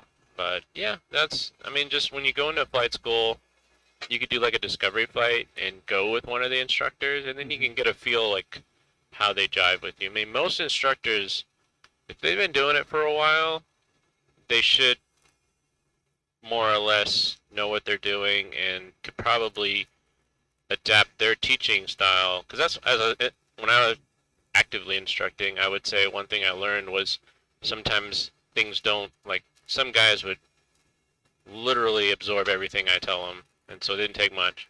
And some people I had to kind of change things up, maybe do a little bit more ground school just because they were fuzzy in certain areas. But as an experienced instructor, you can recognize the student's ability, and if you can adapt with that, then that helps the student a lot. So Gotcha. yeah, I would look for just things like how long they've been around. There's also, I don't know if you're familiar, there's 2 types of flight schools in the U.S. Part 61, which are your mom and pop places, and then 141, which are your FAA approved schools. No disses to the mom and pop's flight schools. they just fall under a different set of rules. The the ones that are 141, it's a harder thing to get, and the FA is pretty much always in your record keeping, and they're always doing random inspections and things like that. So because of that, they tend to typically be a little bit more well run. But that's not saying that a 61 place wouldn't be well run. They would you just have to kind of like look and see how they operate. And, Yeah. But yeah, doing a discovery flight, maybe meeting the instructors, asking them like, what's the typical time frame? I know it's 40 hours and stuff, but what do you guys typically get it? Like, what's the average of the guy getting done? And then financially, how much should I budget for? Things like that you should ask for. What kind of airplane? The airplane doesn't really matter. Like, you don't have to get in a G1000 2022 Cessna 172 to get your private. Yeah. To be honest, it's overkill. You're going to spend way too much money, and you have a lot more to do. If you're going to go professionally, you have instrument, you have commercial, doesn't just stop Yeah. at private. So, flying in an older airplane, there's nothing wrong with it. I typically recommend guys starting out with 6-packs and initially on their private, because private is a lot less in here. It's more outside. So, when you're doing your cross countries and things, you should be looking outside. That's your time to kind of form the fundamentals of navigation, looking outside, plotting courses, not relying on the GPSs so much, because you get that stuff later. Yeah. But if it's layered on, like where you learn from like Dead Reckoning and pilotage, then you learn the GPS stuff after, it just kind of more or less coheses better. I don't know, it's hard to explain. Like, you can always revert back to the old days of flying visually, versus if you were just in a G1000 and all you know is that magenta line and where it's going, and you have no situational awareness of Yeah. of where things are at. Yeah. Like, I mean, visuals are definitely down to the fundamentals of flying. yeah. Yeah, know. so like, yeah, I learned in a 152, no GPS, just had a VOR head, nav radio, comm radio, and a compass, and I had a sectional, and a stopwatch for my cross countries. and guys did get lost. Like, there was a legitimate thing where people would get lost. Nowadays, the GPS is becoming more of a norm. Your Garmin, at least a Garmin 430s, typically in most airplanes now. So, it's not. I'm not saying like, don't do it. You learn only. But even if you have a GPS plane, like if you're doing those visual VFR cross countries, just don't rely on it. Try to just actually do your calculations and see if they work out. Yeah. And just use the GPS as the backup if you get Use the trouble. GPS as a backup. Yep. Yeah, it's there if you need it. But initially, try to learn it. Is what we did was, we plot the course on the sectional. We'd figured out our magnetic course. The day of, we would figure out our winds. We'd figure out our wind correction angles that would give us our magnetic heading. And we would literally take off and fly that heading, hack a clock, and then we have our nav points, and so we should know at this many minutes we should hit this road. And then, so yeah, we would look at the clock, and then when we get to, let's just say it was 9 minutes from when we took off, we'd look to see to make sure, we were passing that road. Oh, well, now that we're off a little bit, it's kind of like this, like we're kind of checking to see if we're off or on, because you don't want it to be like guesswork. You don't want to just keep flying the same direction hoping that you're going to get there. You want to make sure that you're kind of constantly making the minute corrections, because things change. Winds can change, temperatures change, the day goes on, so there's all these like different factors. Sometimes what looks on the chart looks like a town, maybe a little different when you actually see it. So things like that. I mean, I've had a student get me lost. He's not throw him under the bus, but he was a really good student, super fast learner. So it kind of put my guard down on it, and we started flying out on a dual cross country together. And I thought he was on it. He was calling out checkpoints. He was saying that's on time, this and that. As we get closer to the airport, where we should see the airport, we're not seeing the airport. So now what, right? So we see a river, and we knew there was a river that went north-south, and we knew the airport was somewhere along that river, but we just didn't know how far north or south we have drifted. So then we're trying to figure out by triangulating. I see a town. I say fly to that town. We fly over to that town, and this is in Texas, so you got those big water towers, and typically on the water tower, the name of the town. So it's like, oh, that's Weatherly, Texas. Oh, Yeah. we've drifted about 20 miles north of course. We need to follow the river south. So kind of got low enough, saw Weatherly, turned to the south, follow the river down, boom, there was the airport. So there was no Mhm. GPS. We just had to figure it out. And No, that's like your fundamental stuff that you just have to Oh. learn. like the old school way of driving using a map. Yeah. Yeah. You know. So, orientation, that kind of stuff. And then also, like, when you're learning to fly, you're not using instruments to do stalls and things like that. It's all visual. Like, you're looking outside, you're looking where the nose is doing, steep turns, that kind of stuff. Flight deck.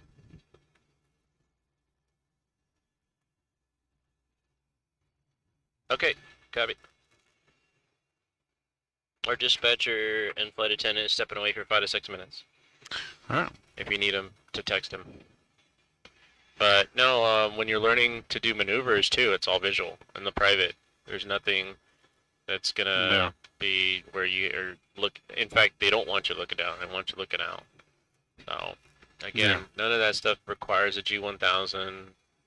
None of that stuff requires an FMC. You're just looking Yeah. outside and flying it. So the So only what- thing I would say is look at the maintenance too. I mean, everybody obviously has a minimum FAA requirements that they have to do, like an annual 100 hours and stuff. Yeah.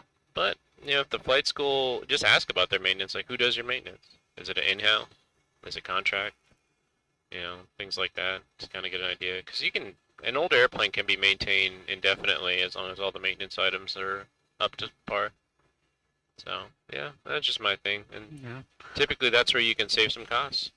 Fly a 6-pack versus a G1000. Fly a 152 if you can.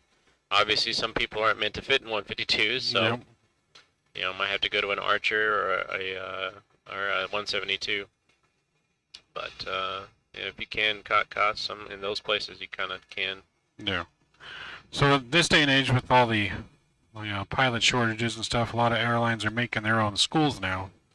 Do you think that is the better route to start going if you want to go straight to through to commercial, or? I mean, each of these airlines now, it's changing so fast. They're not creating their own schools per se. They're more like partnering with them and kind of creating an agreement. So it's not like a fresh school from the ground up. That's it's just a school that's existing, and they have a good program, and XYZ airline says, okay, this school's really good. We're going to partner with them, and then hopefully as some mutual benefits, they get more students. We get more standardized pilots that are going to learn the XYZ way. If you're targeting that particular airline, like that's your place you want to be at, that's something to definitely look at. I would say if you don't live in that region where that flight school is, I don't think it's a reason to move there. Also depends on your age, your financials. Like typically, if you're single, you have a little bit more flexibility. And that's another point is like being flexible in the aviation world helps. Like if you don't have a lot of attachments, it definitely helps you move around. You can uproot and move to across the country. That helps. But that's typically not the case for most people. Most people are, especially as they get older, they start establishing roots. They have their house, their family, and all that stuff. So it's hard. So yeah, I mean, if that's the place you want to go, and then that agreement's going to get you there, go check it out and see if it's worth it. Now, I don't know if that's going to expand to further stuff. Like we'll have multiple campuses later on. I mean, it's all based on the needs. And right now, yes, we're seeing a pilot shortage typically more at the regional level, not the major level. So Because the majors stealing all the regionals now. yeah, so it's a cannibalism, right? So as a major airline steal the regionals are struggling to find candidates, and then the regionals are kind of they're at this stopgap where they have to have a guy with ATP mins, and ATP mins can be dependent on the type of school they went to, anywhere from 1,000 hours to 1,500 hours, right? So Yeah. Flight deck. Roger. is he back? He's back. He's back. But yeah, it's like I said, it just kind of it's always don't ignore it, but it's not worth flipping your life upside or down over to go find a flight school that's across the country that's going to charge you more money, and just for that one advantage that you can get into that airline. Again, I mean, other people have gotten to that airline without going there, so Yeah.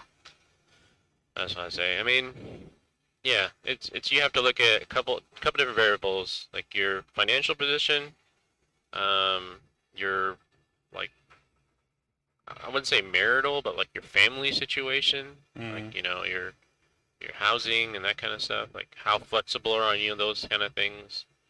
Do you have to be? In my case, I was living in Texas because I got out of the military there, so finding a flight school right there would have been much better because I owned a house there. Things like that, like those factors went into play. And back then you had to have a degree, so I did my flying in concurrent with a degree program. So it was a collegiate program. So it was good though. It was a good experience because I got exposed to things that some places you wouldn't be exposed to, like because we had an aviation department specifically to the college, and they had a intercollegiate flight team. We would compete against other flight schools, and that was kind of a cool thing. So, Yeah. a lot of people don't probably know about it. It's called NIFA, National Intercollegiate Flying Association. So they have like events, landing competitions, navigation events, simulation, CRM. That was a fun experience, to be honest with you, and it was additional flight time that the school covered. So you get to fly to different states, go to the national, if you make it to national. So it was, the whole nation was divided up into regions, and if you placed in the top 3 in your region, you would move to nationals, and then you would compete against all the other schools, like the Embry-Riddles, the UNDs, the Purdue's, all the big schools are there, and we were this tiny school out of Texas, and we actually did pretty well, so. Gotcha. Okay. Makes sense. Yeah. What's up, Mr. Patrick? Welcome aboard. Good to see you. Mr. James, welcome. Hopefully you guys are all enjoying your, I don't even know what date it is anymore. Friday. Friday? I don't even know what day. TGIF, right? But when you do this type of stuff, you forget what day it is. Yeah, no, I've been working so much on this, I don't even remember what day it is anymore. I don't even know what time it is. Did my last flight, started in the dark and woke up and it was still dark in the sim, but it was light outside. I will say that you guys did a lot. I mean, every time I come here, I notice little things that you've improved, so kudos to you and Rookie and Hadley and Shadow. They've been working all behind the scenes and remotely sometimes, and they have their jobs. And you guys staying late, so there's a lot of things that you guys have been putting in hours, and it shows. So that's good. Good on you guys. Nope, come a long ways from where we started back in February. Yeah. It's good to see it kind of coming all together now, and it's running the way it's supposed to. Yep. So, I remember originally when Rookie pitched this idea, it was like, oh, it's in November, and I can't remember when this was. It was like sometime last year or something. Like, probably November. That's like December or something like that. Yeah, it was like so long time ago.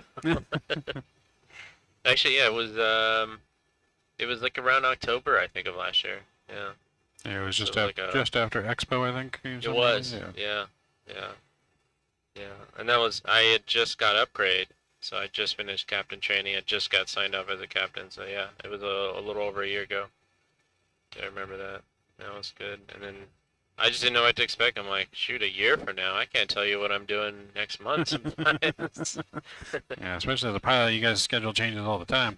Well, it doesn't really change all the time. It's you can't plan too far out. I mean, you can do your vacations and things like that, but like, it's a bidding system, right? And depending on where you stack on the seniority list and what you want versus what you can hold, and what you can hold is based on if other people have the same wants as you, they're gonna get it before you if they're senior to you. Yeah. And likewise, if you're senior to them, you're gonna get it before them. And typically when you make transitions between airplanes, you move to a bigger airplane, or you change seats from FO to right seat, you're going to give up some of that seniority to make that transition within that category, within that seat. So I gave up a lot to go from right seat in the 7576, where I was holding consistent Hawaiis with, trips to Asia and Europe, to go back to just being 7-3 captain, mostly domestic, 90%. So I went from about 50% in the right seat to about 95% in the left seat. So my schedule changed a lot. So working weekends, not getting the days you want off sometimes. So, but in the last year, it's increased. I think I'm sitting around 80% now. So Okay. getting this week off was, I made it work. The sacrifice was working Thanksgiving and having a couple trips that are only like a day off. Like I typically like to have 2 to 3 days off between trips, but in order to make this work, I had to move things around to where I only have 1 day off, or sometimes 2, 3 days that are back to back. Yeah. So a 6-day stretch, which I typically don't do, but. Because you're doing a turn on Wednesday? Is that what you have? No, so Wednesday, no, the reason why I can't be here Wednesday, they're having a career day, aviation career day at the LAX airport. And they asked me to come along because they're going to have a 7.3 static display, so they wanted a 7.3 pilot to go along with it. And so the regional director, who I'm working with for something else, like a tour, he asked if I could come at all on the 9th. And so, I mean, I only had that one flight, I think, for world flights. I was like, that's why I asked you if I could postpone it. So it's not an actual real world flying obligation. It's more like another volunteer thing that I have to do. Yeah. So my whole week is not all world flight, but yeah, I try to help out where I can. Yeah. Oh, that's good. Yeah, it's supposed to be, from what I understand it, the career day is supposed to be young folks coming to the Museum of Flight, the one in LAX. Mm-hmm. And we're going to have kind of like a big sponsorship. We're going to have a 737 on static display and stuff, and like a pilot interview panel. Okay, and so, that's pretty cool. Yeah. Howdy, one Charlie Mike. What's going on, man? Welcome aboard. Good to see you. As always. Good supporter of the channel. I was one of your good supporters. Yep. One of my members. So, those of you guys who are just joining us too, if you guys, we are doing our pre-legs for World Flight that starts tomorrow, officially at 2 p.m. Pacific time. Repositioning our plane from its home in Ontario down to Sydney. I think it's going to take us 8 legs to get to Sydney. And then World Flight starts. I think we get there about 2 hours before World Flight starts. And then 7 straight days of flying around the world from Sydney, all raising money for charity for Orbis. All the links and everything are in our description. The donation link, as well as a link to the charity if you guys want to check them out, as well as everyone that will be streaming all of the legs for World Flight is also in the description.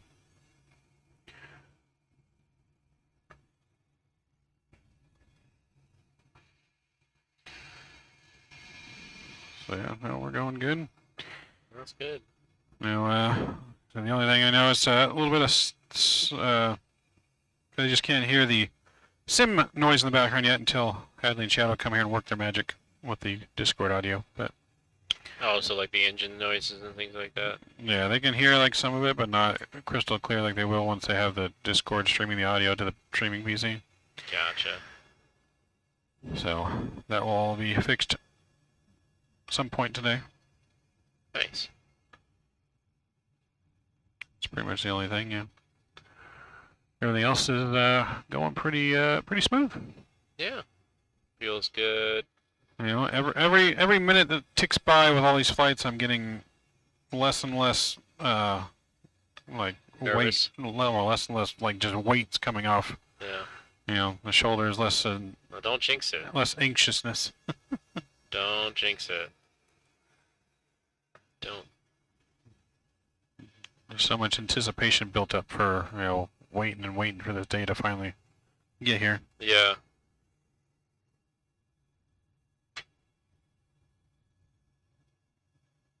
I think this will actually be the first time I'm flying to Marshall Islands as well. I've never been there myself. Real world or sim. Yeah, haven't been there world or sim either. Yeah, it's And kind of cool. I think I might have gone to Guam in a sim once, but not. Yeah, you did like an around the world flight, right? In your year. Yeah, I did the around the world flight, and I think Guam was in that route, Gotcha. but not Marshall Islands. Gotcha. I actually still have 2 legs left. I still have to go from Tokyo to Alaska, and then Alaska to Renton. Yeah. But things have been so busy because it's a long flight to do, and got to carve out. I don't even know. Tokyo to Alaska is what, 10-ish hours? 10? Tokyo to Alaska? Yeah. No, a lot shorter than that. It's about 10.5 from like the mainland. Probably like closer to 7 from Alaska. Okay. Yeah, 6 or 7. Which is still pretty much a full day of flying. Fly time, you guys get what, 10 hours? What's that? For what you're able to fly is 10? Depends how many crew, how many people. So it's a 2-man crew, yeah, 8. 8, or sorry, 9 hours a block, depending on what time you start. If you start after 7 a.m. body clock, you can go 9 hours a block, which is the actual flight time. If you go before 7 a.m., like in that backside early morning era, then you're limited to 8. That's been a recent change within the last 5 years. FAR 117. That used to be longer than that then, or? No, it used to be 8 flat. Oh. It used to always just be 8. So they've kind of given you a little bit more leeway if you start later in the day that you go 9. With a 3-man crew, you can go up to 12. Anything over 12 requires a 4th person. Okay. So. Yeah, because, I mean, the 3-man crew, you guys rest for, what, 2 hours each or something like that? It depends. Depends on the length of the flight. Yeah. So Well, what we do is everybody's in their seats for the takeoff. And once we get to cruise, usually it's about 20 to 30 minutes after cruise. Or after takeoff, the first person would go take their break. So we would look at that time between top of climb and probably an hour before landing. So that middle part, we divide it up into 3 or 4, depending on how long the flight is. And then it would give you exact to the minute how much break time. Gotcha. And then 10 minutes prior to the next guy going on break, you would wake the guy that's in the backpack. Gotcha. So that's kind of how it works. Drew says, Red Bull time for math. To be honest, I don't know how I have much. Oh, I mean, I guess I can guess how much energy I have right now is because of all the anticipation that I've been having for this event to finally happen. You might just need to refresh the browser if it doesn't have his Drew's comment on there. How do I do that? Let's see here. No. Let me go back to this. If you slide your finger slowly up from the bottom edge of the screen and go up, it brings up a little menu, but just barely go up. Like this. Oh, okay. And then it brings up some options. There you go. Then you just hit the refresh at the top. There you go. So many things. Let's go back and hit chat again. VREF Simmer says, howdy chemtrails. VREF will be here late Sunday night. That's John, right? Yeah, John. Yeah. Yeah, I'll be here late Sunday night. Cool. So, there you go. We'll see all this new stuff that pops in there. Oh, yeah. But yeah, no, I'm very pleasantly surprised that I am still functioning right now. I don't know how. You wouldn't be legal in the real world, but hey, you're still alive. I'll keep you alive if I have to put an EpiDen.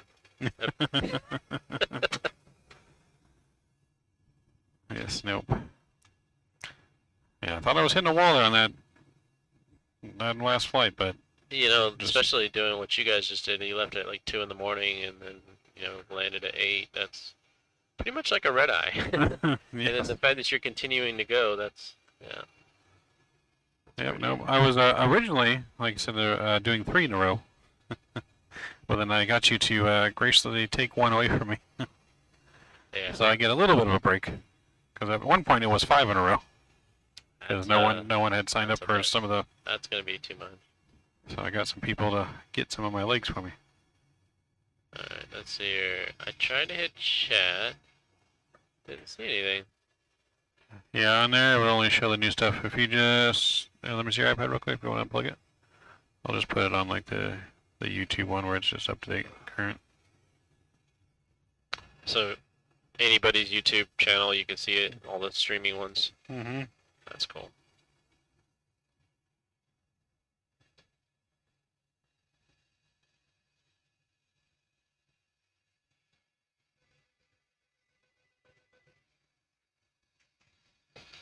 Flight deck?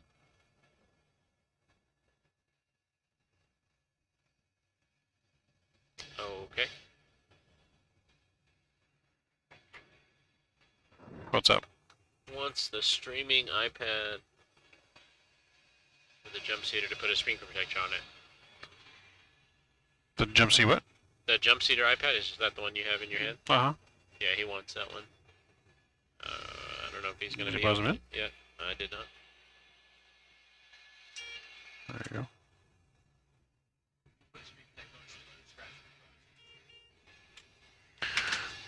But that will stay more current. We don't have to refresh. Oh, that's good.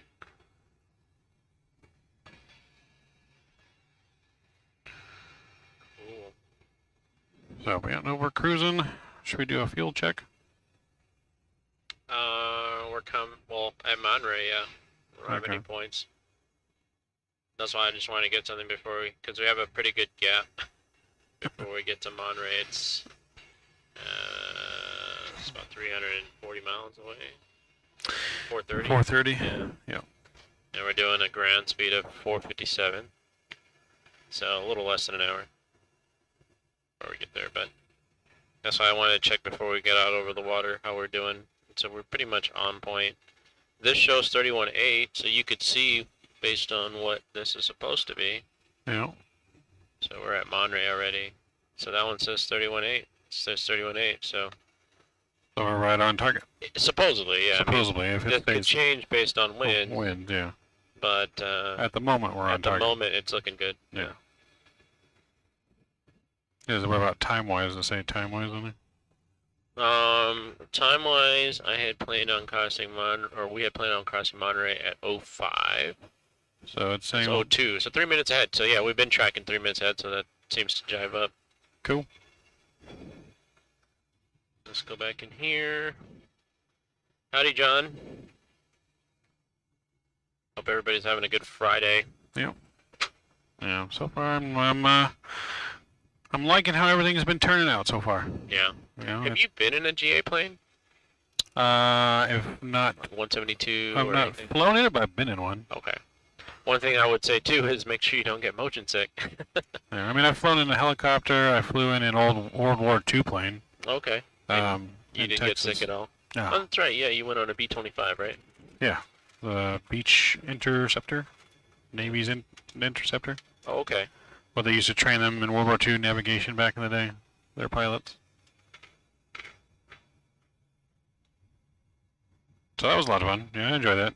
I don't really get motion sickness. I think the closest I ever came was when I went deep sea fishing out in the deep waters out in Mexico, and it was when I caught my first fish, and I think it was more the adrenaline rush that made me feel a little like the crash of the adrenaline rush, because I only felt bad for like half an hour. That was about it, and then I felt fine again after I kind of just sat down, had a bite to eat. I mean, if you do get motion sick, it's not something that you can overcome either. Some people, when they're just initially new to it, their senses just kind of get overwhelmed and they get sick. Mhm. But if they stick through it, it'll kind of go away, it'll subside, because your brain just gets used to those motions. And Yeah. so it's not a total deal breaker, but sometimes you might have to just get accustomed to the motions.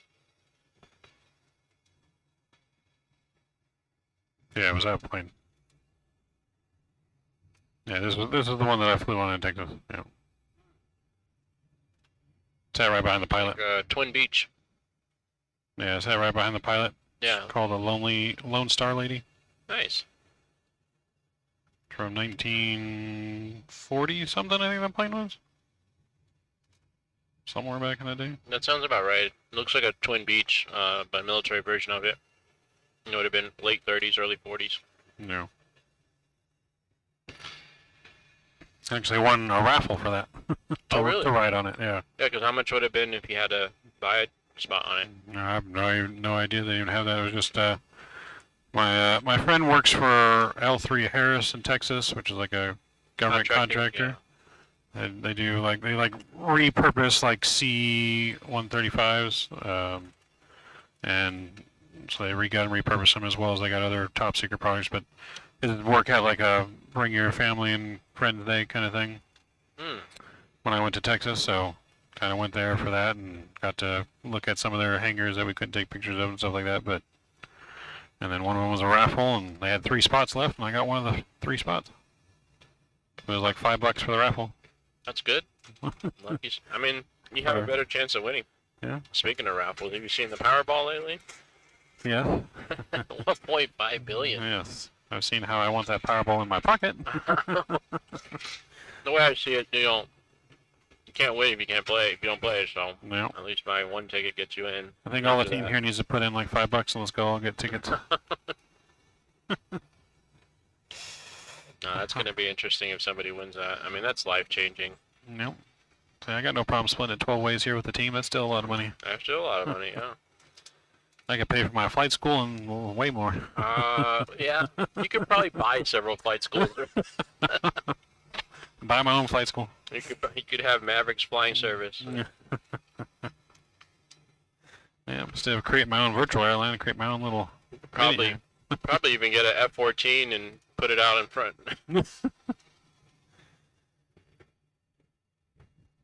Yeah, you can buy like repurposed F-16s, can't you? So VREF Simmer says, yeah, I was horribly motion sickness when I started flight training, and it went away after a few lessons. Exactly what I was saying earlier.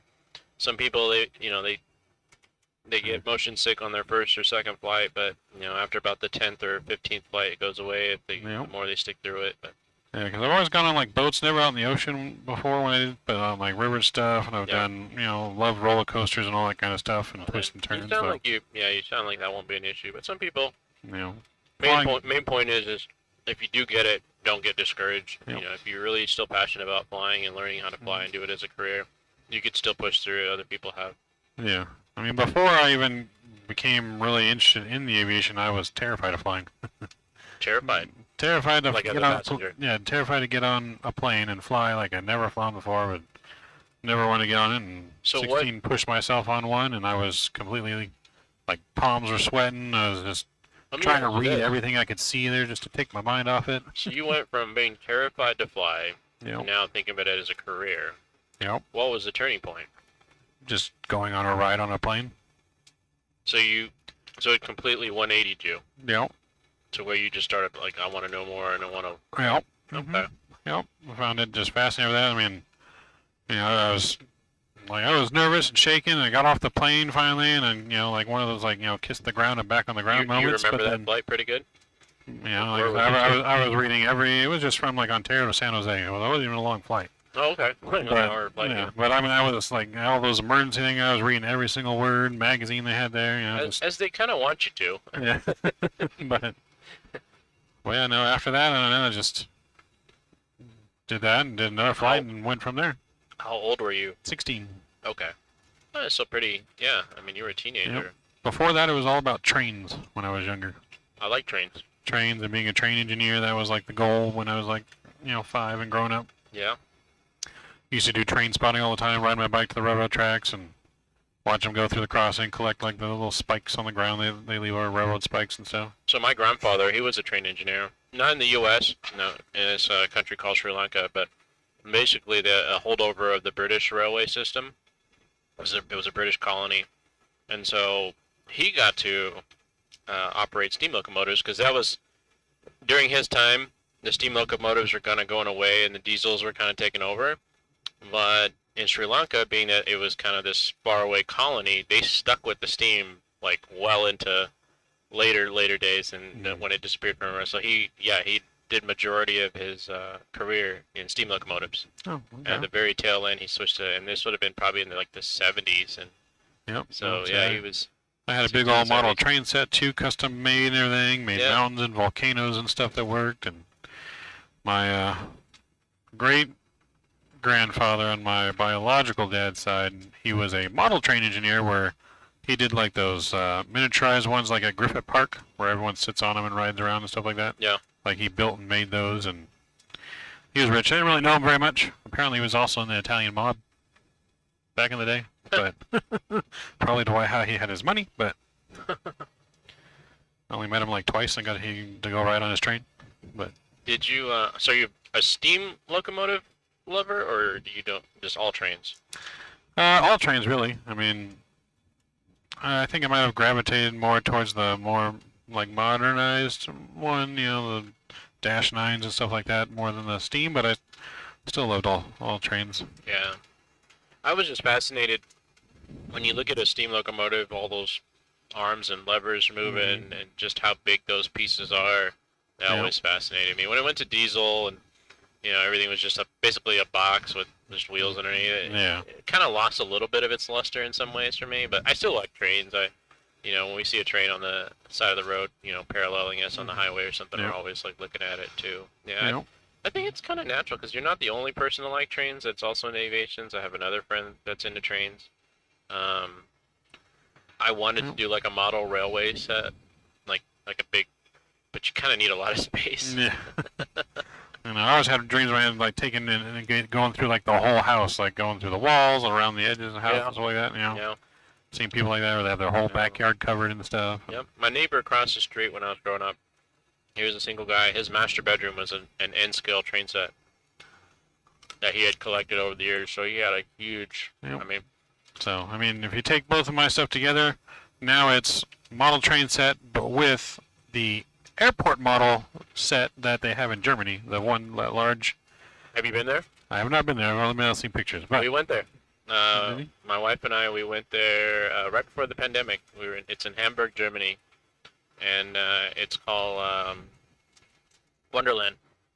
W-U-N-D, and there's videos on this on YouTube. That's what originally got my attention. I think I was looking at train stuff, and then I saw that they had an airport, and so I was like, "Oh, that's in Germany." And I thought, okay, if I go to Germany, I want to check that out. And so we specifically went to Hamburg just to go check that out. It is worth it. It's multiple stories, like 3 stories of a lot of just trains, and just they try to do different areas of the world. They have like Italy, they have the Swiss Alps, they have the U.S., and they're all like themed, and they have little intricate things, and there's all these like little hidden, like in the U.S. one, there's this little area, it's like the desert, but then underneath it, there's like a subterranean UFO area and stuff, and aliens, and there's just all these little like interesting things that they show. It's really cool. Well, it looks really cool from everything I've seen online. So definitely something I would want to see if I ever went to Germany. But and the airport, the way they did that is quite interesting because they wanted to simulate the takeoff and landings, but obviously you can't just launch a model plane into the air. So like they have these little rods that come up and hook up to the airplane right when it lines up with the runway, and then it simulates that rotation and climb out. It's really cool, and then it kind of goes into like this little cloud curtain. I know. That would be the thing. Have a train that runs around that in the airport and delivers the passengers. And the other thing I thought was interesting, they simulate day and night at like an accelerated rate. So I can't remember what it is, like every 20 minutes or something is like a day there. And so it like basically you see like the dawn, the day, the evening, the night, and it kind of just transitions like that, and it's kind of cool. Then you see like the lights coming on and like the airport. So we win that Powerball. That might be in my future.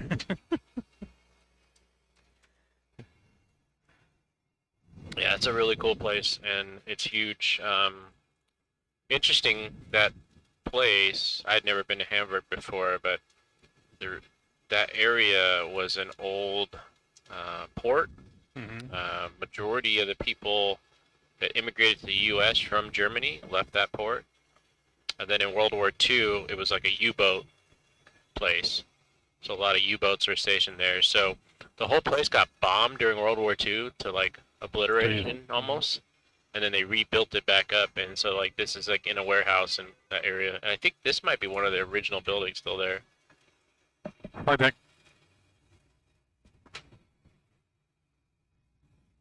Okay. He's giving me back the iPad, but he needs your iPad now. All right.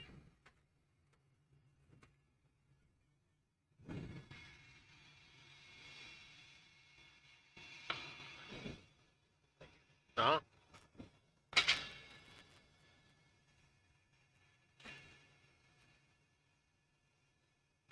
Getting a little bumpy again. Is it? Yeah. Oh, we've had a lot of random air turbulence on these couple flights. Yeah. For whatever reason.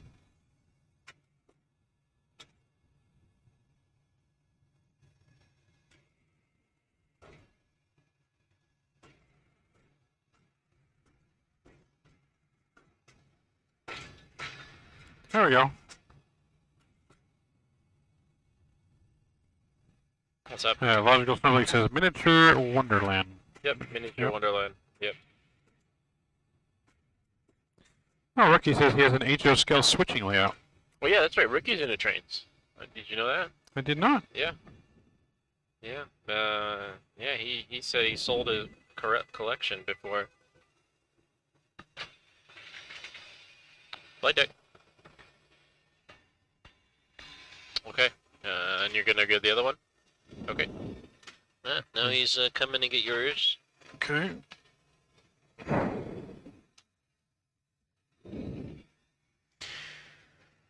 You know, I've been like off and on debating on like kind of just like slowly starting another like kind of model train layout, but Yeah, so it's I expensive. kind of bought a couple of the N scale setups now. We have it in boxes in a storage room, but basically we'll take over the whole dining room table and set it up sometimes. Flight deck. Yep. Thanks.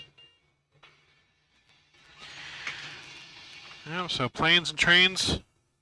Planes, trains, and automobiles. Isn't that a movie? It is. I Yeah, mean, yeah, they all that's go hand in another hand. thing. So I'm into cars, Yes, we've cars, seen your car collection. motorcycles, trains, boat. Well, I don't think I really got into boats as much. I do think cruise ships are kind of cool. Like, I might get into boats if I won that $1 billion lottery and get me a nice little, little boat, yeah. like a miniature yacht. Not a full-blown yacht. I wouldn't be that rich, but let me know Jeff Bezos yacht. Yeah. Or I heard they had to actually demolish a bridge to get it out of wherever he had it built at. Really? Yeah, Oh wow. Yeah, that's some like 100-year-old bridge they had to get rid of because couldn't get his boat out. yeah, I don't know. I don't see really what's the purpose of having a big Yeah. yacht. I'd buy me a plane before I bought a boat. Yeah, I'd buy a seaplane. Have bus both worlds. That was quick. Flight deck. Yep.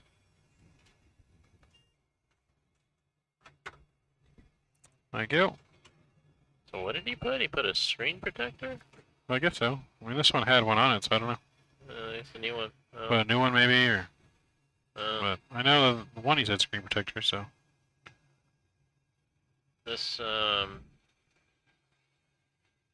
do I turn this So on? you guys tried out the new Train Sim World 3. I have not. I've seen it.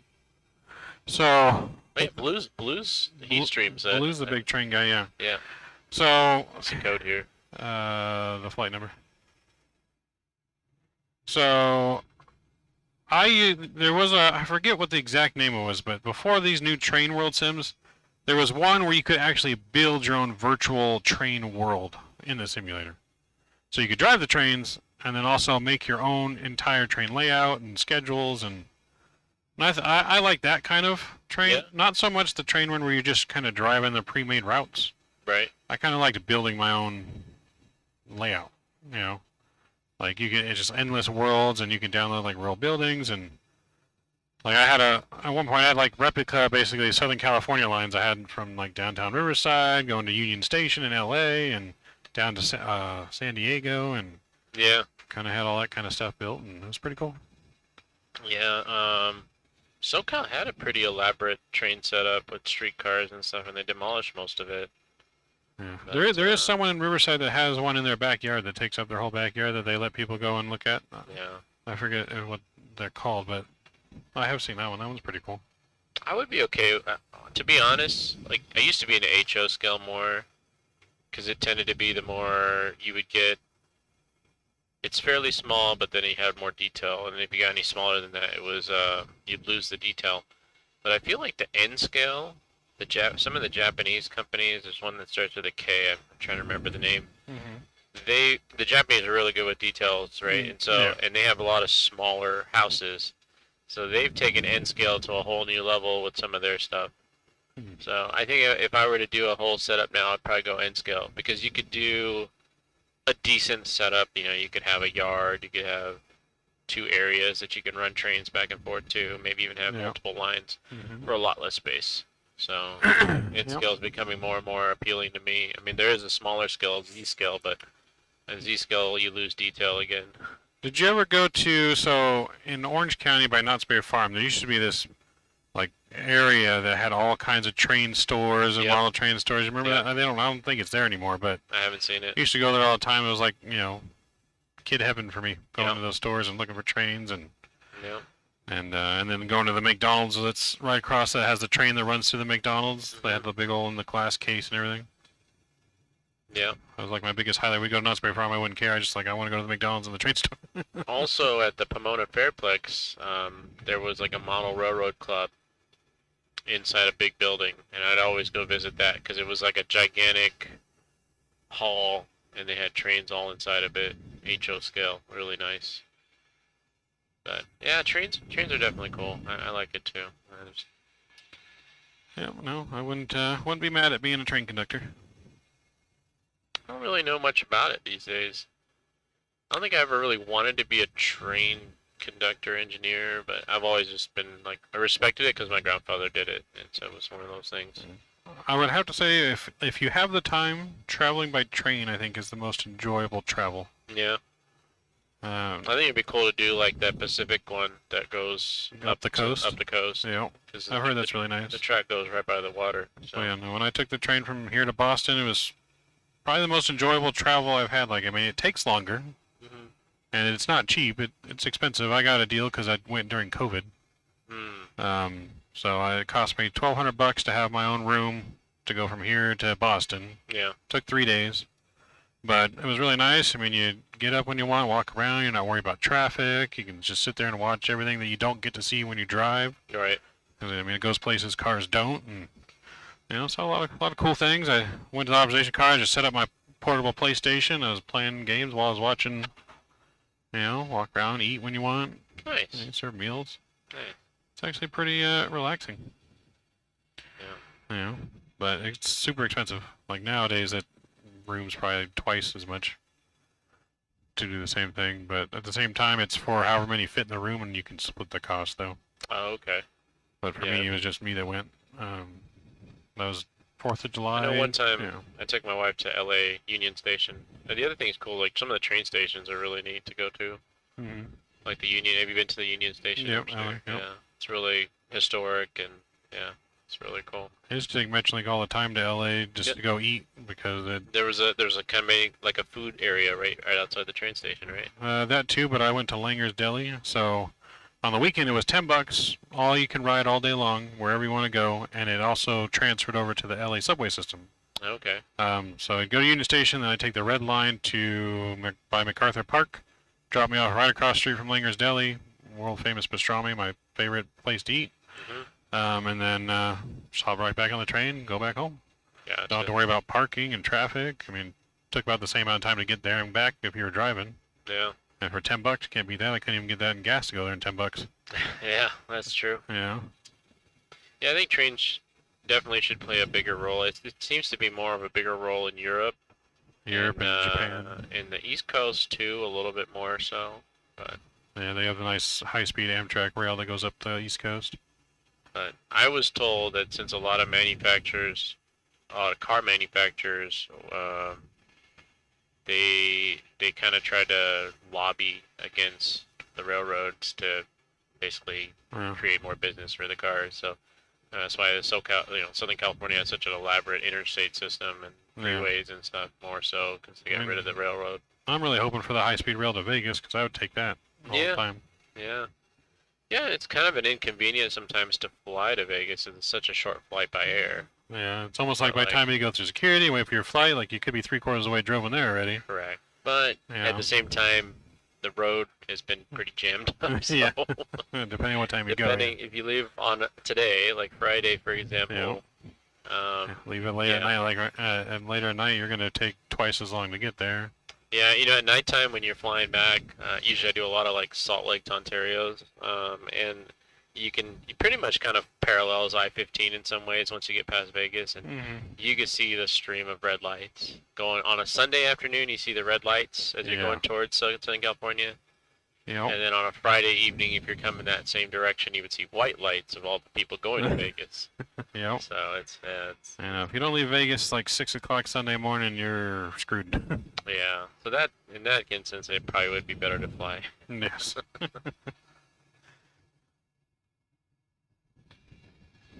Kato. Yeah, that's the name of that Japanese Kato. Yep. Yeah, if you look up Kato, you'll see what I'm talking about. It's a lot Okay. of it's a Japanese company, but they do a lot really good with detailing of the trains, and they have their own like track system too, which is easy to take apart and put together. Yeah. I mean, it's almost like I should have been like some kind of engineer architect thing, because I just love like things I can build. Like I love all the building sims and like city skylines and all that kind of strategic building stuff, building Like the train layouts, building. SimCity. Yeah, SimCity. Yes, I used to do SimCity all the time. Yeah. But Yeah, I mean that's part of it I like about flight simming too. You can kind of build your own world, you know, add airports and Yep. scenery, and add the clouds, and it kind of becomes Yeah. its own little thing. Yeah, I mean, speaking of that, Wedge, I mean, I'm thinking about and potentially going to start dabbling into some like scenery design in like simulators, Microsoft. Oh, okay. I'm going to start. I know I met a senior developer, and so he's going to kind of show me some things, and which is going to be pretty cool. Yeah. So- Yeah, no, I mean, the more people, because flight sim in general is such a small community, and then to be like a developer, you know, it takes like a special talent on top of that. So yeah, the more the better. I mean, I think the community definitely loves when people make more people tackle projects, and it's not just the big companies. Nope. So I just gonna start out something You small gonna- with him, and You gonna maybe make a Riverside airport for French Valley and a Riverside maybe? Because I mean they're lacking.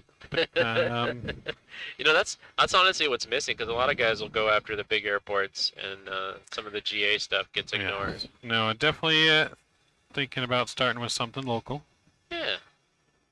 I mean, you have. Don't know if I you can have say full which one it is, access. but yeah. you have full access when it's close by to your house. So You can take all the but, pictures you want, and you can get the layout down. so starting with something local and something small to Yeah. just see if I can. And nobody's made an Ontario, right? Yet for flight sim? Not for Microsoft, no. Not for Microsoft. Not any good when they have that just cheap one that's not very good. That just kind of makes a little more objects around in the Gotcha. area. Yeah, I know. I think X-Plane had one, right? X-Plane has a really good one for yeah. vertical sim. Yes. That one's pretty on par with exactly what Ontario looks like. Yeah, I wonder if well, he does make both, so he maybe try to make one. So he included the new FedEx cargo area. You know, we used to have one before that from Mr. X. He was the one that made Ontario before, but it didn't have the new layout. It had the old cargo layout. It didn't have that big FedEx area anymore and Gotcha. the Amazon area. Yeah. So, but Vertical Sim, which is one of our sponsors, Vertical Sim, makes excellent scenery for both X-Plane and Microsoft. Emily says you're still streaming, bro. It's been 9 hours. We're going to be streaming for however long, I can't even do math right now, 7 days of hours. Yeah. 24 times 7. 7 times 24. Go for it. Yeah. Someone else can do that math. I've been up for 28 hours now? Jeez. Going on 28 hours? Yeah, Alright. no. So basically, if you start seeing like Noon will be UFOs, 29 hours. it'll Yes. be my job to call them out and make sure that they're not real. If you start seeing imaginary green men outside the plane. It's- You see that UFO right there? It was flying saucer. That's him. Nope, it's not real. You're imagining things. Getting delirious. There we go. Someone said 168 hours. Yeah. Go to sleep, bro. Surprisingly, I was feeling it at one point on the first flight. Yeah. Like I really hit a wall, and then I just got up, stretched, and since then I've been You got your not really feeling it. You Yeah, I got your got second win. second or third or whatever it is. It's definitely Your second win. so. But yeah, probably my third because I was feeling it coming back from just even bringing Gio from the airport at first because it's already been a long day, and Yeah. then we started and got excited because we were starting, and then so probably my third win. I turn this back off again. Yeah.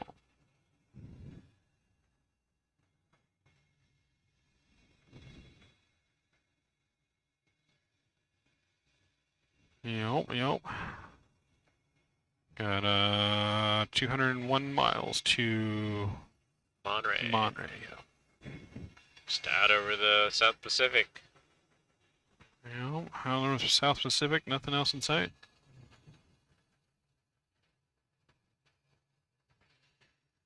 Yeah, the weather radar is not working. Let's see here. I mean, it won't show just normal clouds, right? It would only be like if it was actual storm cloud.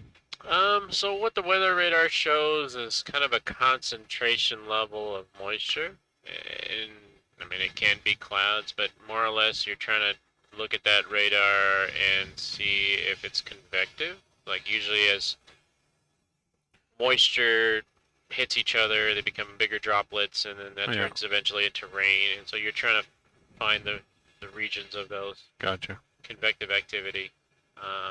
So it could show clouds, but it may not. Typically radars don't show ice. That's kind of harder, you can't see that, but any kind of moisture at a certain level should show up as something. Yeah. But the way it's supposed to work, this control panel here, you have your weather radar here, it should be selected, plus turbulence. And then on the screen, it should say WXR for weather radar, and then the -2A shows it should be the degree of tilt. Uh-huh. And then the VAR is a variable for gain. So I was kind of messing with this to see if that would go away. So if you get it into the calibrated gain, that message will go away, and all you would see is the 2A. I mean, it's on auto right now, if you unclick auto. So if you unclick auto, it goes to manual. Can you change the gain? No. You should be able to. No. This one changes, I think, both for some reason. Oh, wait. It went away. Right there. Yeah, you have to use that one. Oh, it's only on this one? The other one was there we working, go. but Yeah. There we go. So yeah, so this you would adjust your tilt. And then this would be your gain, the little knob. So gain basically is your energy level of radar that you're going to fire out. So if you want more energy, turn up the gain. Obviously things are going to become more saturated. Like stuff that's normally yellow is going to be probably turn red. So, but you would use that in conjunction with your tilt to figure out tops and concentration levels. But getting anything at all, so I don't know if it's working. I'll have to check just to make sure active sky is still on, but I'm pretty sure it is. But yeah, let's see this. This is your tilt, so -2 degrees, 3 degrees, 4 degrees. You would typically turn it down till you see some sort of a return. Now, with water, you don't usually get a return, like solid water, like the ocean. But if you had like a landmass, you would probably get it. But yeah, it's not working. Typically at cruise, -2, and that's kind of why on auto, it goes to 2 by default. Gotcha. So it's pointed. Okay. The reason why it's pointed 2 degrees is because if you look, our pitch attitude right now is about 2.5. Yeah. So -2 is more or less straight out level. Yeah. But then again, you also got to remember the radar beam comes out like it spreads as it comes out. Yeah. So even though the main focus of the beam is straight, you're also getting kind of a spread as it go out. Makes sense. Yeah. So, I think the other reason I got second wind too is because now the sim's in daytime and not dark. Yeah. I can see stuff. See clouds. Yeah, these are gonna be. And then from here, from the Marshall Islands, where is it you're going to? Guam. Guam. Yeah, Guam's next. So that'll be your flight with Jeff. Okay. Jeff Fabiano. Yep. That takes place in 3.5 hours. Your departure time is 3.5 hours then. So he'll be streaming that on his channel? I don't know if he'll start the pre-flight legs or not, but he is gonna stream. We'll just add him to the restream, and it'll start going to his channel too. Okay. So it'll still be going to our channels, but then it'll just be added to his channel too. Now you recently went to Texas, right? Well, for that B-25 flight, you flew 7-3. A month and a half ago or something like that. Yeah. Did you go visit the cockpit? On the real flight that you did out to Texas? Oh, I did. I think the yes, that first weekend, the very first flight out of Ontario, I was able to do it, Okay. which was on United. So I streamed that live from the cockpit that time. That was pretty cool. Yeah. It's always nice when they let me go up and do that. The other flights I didn't because they were just, I knew that they were busy because they were pushing, trying to stay on time. Yeah, it's a tricky thing. If you come early enough, then I don't really care. But if it's like Yeah. under 20 minutes to push time, it becomes more of a, Yeah. you know, you can come in and say hi, but we have Yeah. to kind of get things going. Yeah, the one out of Ontario was the first flight in the morning, so they had the most. They were already there and ready to go. And Yeah. which is usually the best time for me to get in the cockpit, usually first flight of the day. Yeah. I think even when I did Frontier was the first flight of the day too. But that guy was really cool. He was gonna let me in the second time, but I just did an overnight to Vegas, and I happened to have him on the return one too. Yeah. But he was doing a check ride that day. Yeah. Someone was observing him. Got bumps again.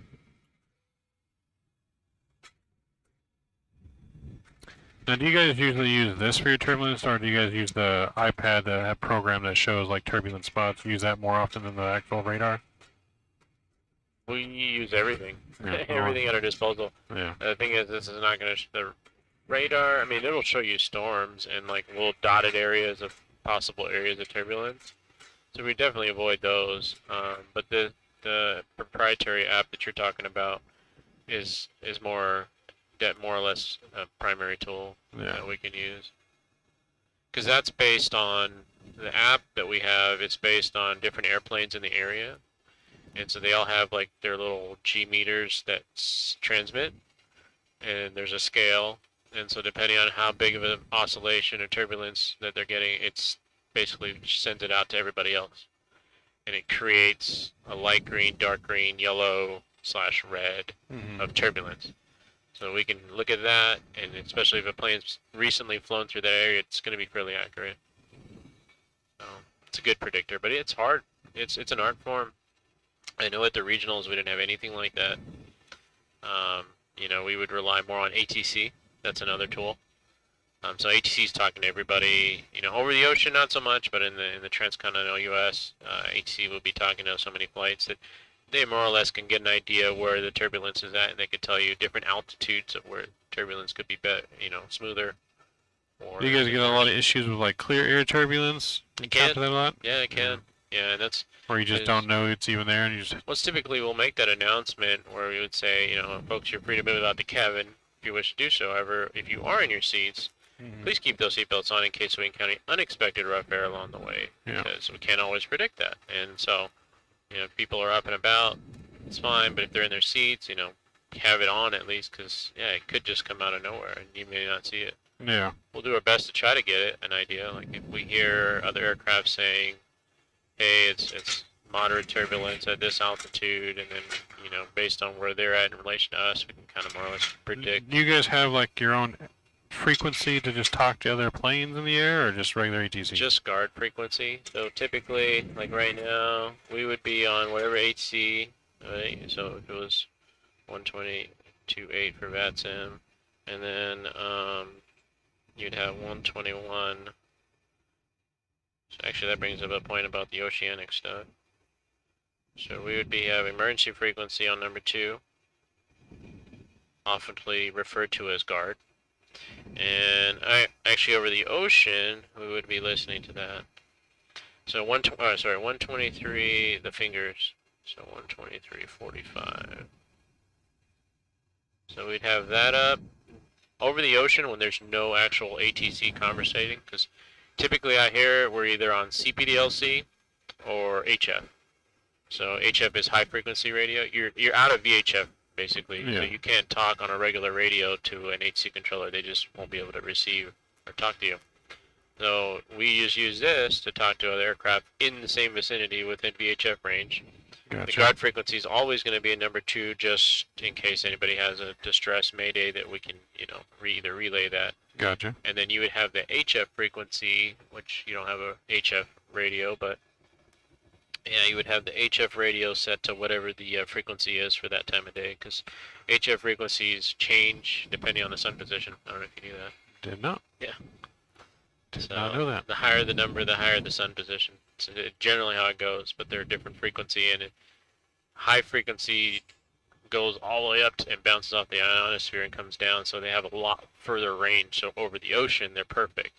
Only problem is they're very high voltage, and they have a very distinct erratic sound. They're not as clear as VHF. So, like if you were to listen to it, you would hear a lot of static most of the time. So, but that would be our only way that we could talk to somebody via radio. The new thing now is also SATCOM. So SATCOM allows you to basically use a satellite to communicate. So if you needed to, so that would be definitely the more preferable choice if you had the option, SATCOM. Yeah. But your older stuff would be HF. I've had to do a medical emergency with HF. No. Jeez. That's definitely an interesting time because you have the garble and the staticness of HF radios, and you're trying to like get specific medicines to tell the flight attendant to pull out of their medical kit. And a lot of times I'm like, you're gonna have to spell that, and so we would have to phonetically spell these long medical names. It was a busy flight. We were going to Honolulu, and we had a passenger that was feeling lightheaded and basically passed out. So, the flight attendants tried to give water, and then we had to get StatMD on, and we had to relay through the HF because that's the only form of communication. We didn't have a SATCOM plane, so we had to relay through the HF radio to the doctor on the ground. Mm-hmm. And they're doing like the dispatcher hears everything too, and so it was definitely interesting. Yeah. And then on top of that, we have to do reports. So this is another thing. We would have to do these reports. So like Monterey, if we were on HF, we would have to talk to somebody and give them the precision report. We had to tell them what time we're crossing, what altitude we're crossing at, the fuel we have, the next fix we're going to, and the estimate for the next fix, and then the fix after that. Gotcha. They call it PTP, PTA. So, Mr. Pat in chat wants me to introduce you. Pat, this is Chemtrails. Chemtrails Pat. Pat is the guy that's flying for Team New Zealand in World Flight. He's down in San Diego with his own 737 sim, the one that I went to last weekend. Oh, nice. Hey, Pat. Yes. So yeah, he flies for Team New Zealand. He flies half the legs. The guy in New Zealand flies the other half of the legs. Wait, so he has a simulator in San Diego? Yep. And so he'll fly for Team New Zealand. He'll fly like his daytime legs here, and then Duncan in New Zealand will fly like his daytime legs there. In a different sim? In his own 737 sim, yeah. Gotcha. Okay. That's cool. Yes. So he flies on X-Plane 12 in his simulator. He flies the Zebo. So he has everything hooked up to Zebo instead of using ProSim and all that stuff. Yeah. First name. Is that my first name? Well, I guess that'd be up to Chemtrails if he wants to give his first name. I mean, it's easy to find. It's Shane. S-H-A-N-E. Shane. There you go. Mr. Shane, a.k.a. Chemtrails. Captain Chemtrails. Yes, Captain Chemtrails. Is our real world 737 captain. Yeah. That's been teaching us how to fly a 737 properly. Well, I mean, it properly also just depends on the airline, right? I mean, safely, I would say. Yeah. How to fly it safely. Yeah, how to fly a certain way that it's safe and, follow some sort of procedure. There's a dozen different ways to fly the thing safely, right. But everyone has their you own can see unique... this kind of works. Like, this flow works really well, and yes, it's a lot of it comes from my airline that I work for, so it's easier for me to source the material. Yes. So, I mean, we have different things we use from several different airlines. For example, checking the throttle, I believe it's just Southwest only does that pre-flight, correct? What's that? Where they actually push the throttles forward during pre-flight is just Southwest thing, mainly. During the pre-flight? I did check it. Remember, Yeah, it's on the well, I checklist. know. It's on our checklist, but I'm saying that's from Southwest, right? Because you guys don't necessarily do that pre-flight. Before the engines are not started, you do the whole takeoff config warning. We do it, yeah. We do it before we even push off the gate. We check it. It should send off the signal. We don't do it while we're doing the checklist, if that's what you're saying. Okay, no, I thought you said something about Southwest only did this and no one else really did that. I thought that was about the throttle. No, that was what was it that was about? Yeah, it was something that we were doing only Southwest pilots did or something like that. It was outdated or... I think you guys were shutting off bleeds, maybe? And Southwest does that? No, I always use the bleed, leave the bleeds on. Yeah, there was something like that. It was something very minute. Either way, I mean, it's not wrong. Yeah. It's just different. Yeah, there's a lot of things where it's, you know, both answers are not wrong and not right. You know, it's just, you can do it either way. What happened here? This thing kind of I go to the wrong tab. froze up on me. Like it's frozen? Yeah, it was kind of doing the... It is frozen.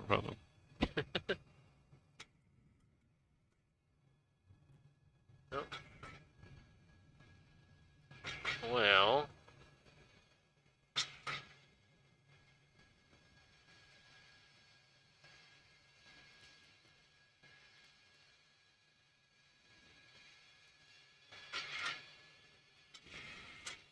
Did it work? Yep. No auto throttle for Southwest a long time ago? That might be a thing. Hey Doug, what's going on, man? So Doug will be here soon. He's got Hey, Doug. not the next flight, but the flight after that with Mr. Captain Geo again. Doug, another one of our world flight pilots. Probably the main reason why we're having world flight today. Of getting the whole idea together with Rookie. So, I was going to say, since we're getting those bumps again, we're supposed to climb to 360 at man rate. There's nothing that says you can't go early. Yeah. The thing is, you would look in the cruise page to make sure you have the weight to do it, in which it's showing the optimum is 361. So, yeah. If you want, we could do it. So, let's see, we go 360. We First thing change you up want- here first. Change up here first. Okay, so we'll go First that, 360. hit altitude intervene, and it'll go up there. So boom, it There we puts go. that, and then take this one up to 36. So Yeah, okay. there you go. Cool. So you want to see it 3 times, but if you take care of this and hit altitude intervene, it'll change your Gotcha. cruise as well, so you don't have to retype it down there in the Okay. FMC. And so then you got N1 being F speed, right? Climbing up. Cool. Hopefully that will get rid of the bump.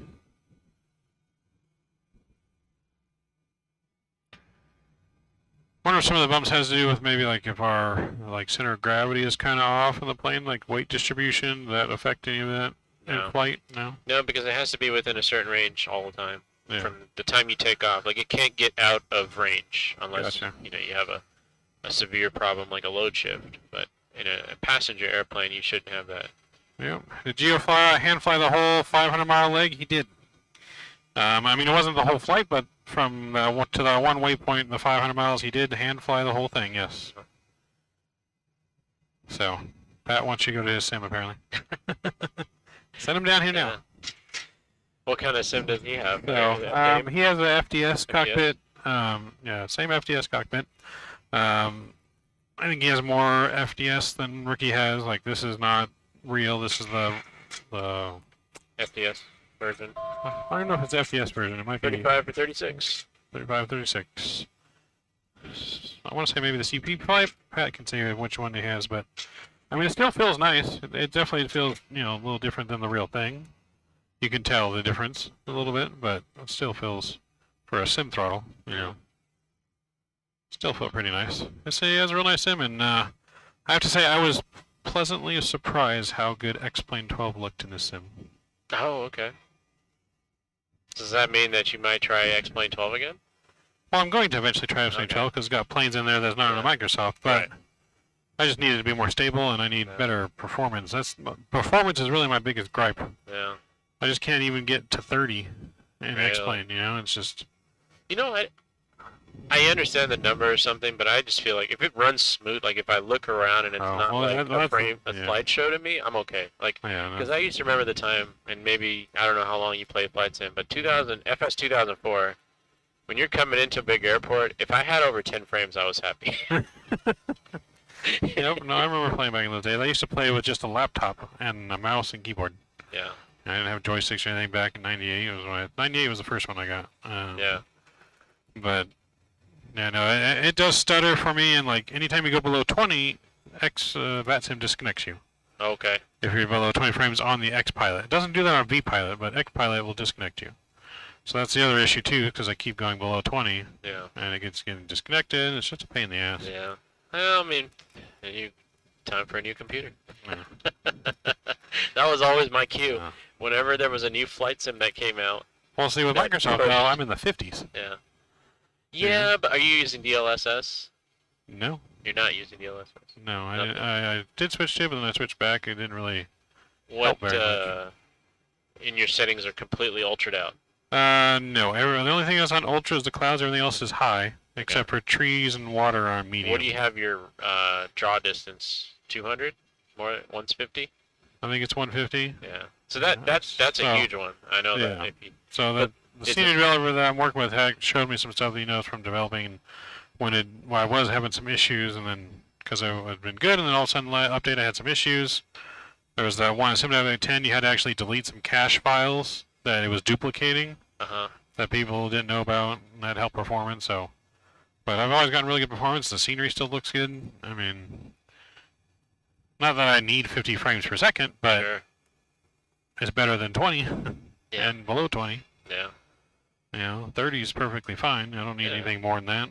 You know, so that's really my my biggest gripe, and for the fact of I know, don't it's like funny, putting 'cause ortho in. I wonder, because I played X-Plane 12, and it's just plain vanilla form with nothing on except maybe some airplanes, and I didn't have that problem. I had 50 to 60. I So they wonder did if make the it's- donation, Pat. Yes, he did. You can answer. Flight deck. So yes, he did end up. He did donate the $1,000. Okay. Plug in your iPad, Ricky says. Oh, forgot to plug it back in. Yeah, because he says then the stream can see your chat or whatever. There you go. But yeah, so it's I don't remember where lost my train of thought now. Plugged in an iPad. You're talking about the donation, the 500 mile. Yeah, the pad. I was playing. Lost my train of thought. What we were talking about for a second there. Oh, there it is. Phillies, Astros. Who's gonna win it all? I desperately hope the Phillies, but Astros are up 3-2, so who knows? Yeah. I really just don't want to see the Trastros win. I saw the other day the LA Kings hockey team. They were doing. They put up like. They were putting up like Dodgers and stuff and showing people in the stands that were like lookalikes. Yeah. They put up Jose Altuve last, and then they showed a live video of a trash can on the jumbotron. Everyone was booing when they put up Altuve, and then as soon as they showed the trash can lookalike, they were like, "Yeah!" Everyone started cheering. Speaking of Phillies, I flew over Philly the other day. It was definitely the stadium was lit up like a Christmas tree. Well, they said it was so loud in there, they registered on the college's Richter scale for as an earthquake. Wow. 2 earthquakes on 2 different home runs. Hey, so we're finally coming up to Monterey. Monterey, where are we reporting at for point. fuel? So, let's see what so right now it looks like Monterey is going to be right on time, maybe? Actually early. So we had it as 19:05, and looks like right now, according to this, we're going to be catching it right on the hour. So 1900. So we're 5 minutes ahead now. Cool. 5 Even minutes better. ahead. Fuel wise, 31.2 on the gas tank. Let's see. Let's wait till we actually cross. I think it's gonna probably tick down 1. Yep, so right now on the simulator at least it's 11:59 to this, so say 12. So 2 hours and 32 minutes roughly is what it's saying. Or ETA is, right? That doesn't count obviously for the descent speed, but Yeah. So Monterey Roughly at there. 31.2. We're supposed to have 31.8, so we're 600 pounds down on the gas. well, let's see here.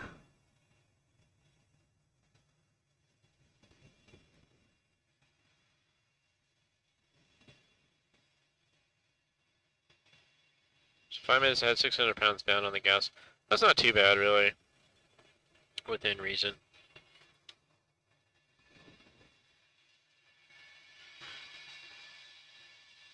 Does Shane ever lay over in San Diego? Sometimes. Being that I'm LAX based, West Coast, like LA, obviously overnights are probably not happening, but sometimes, yeah. I've had Orange County, I've had San Diego once. Just depends.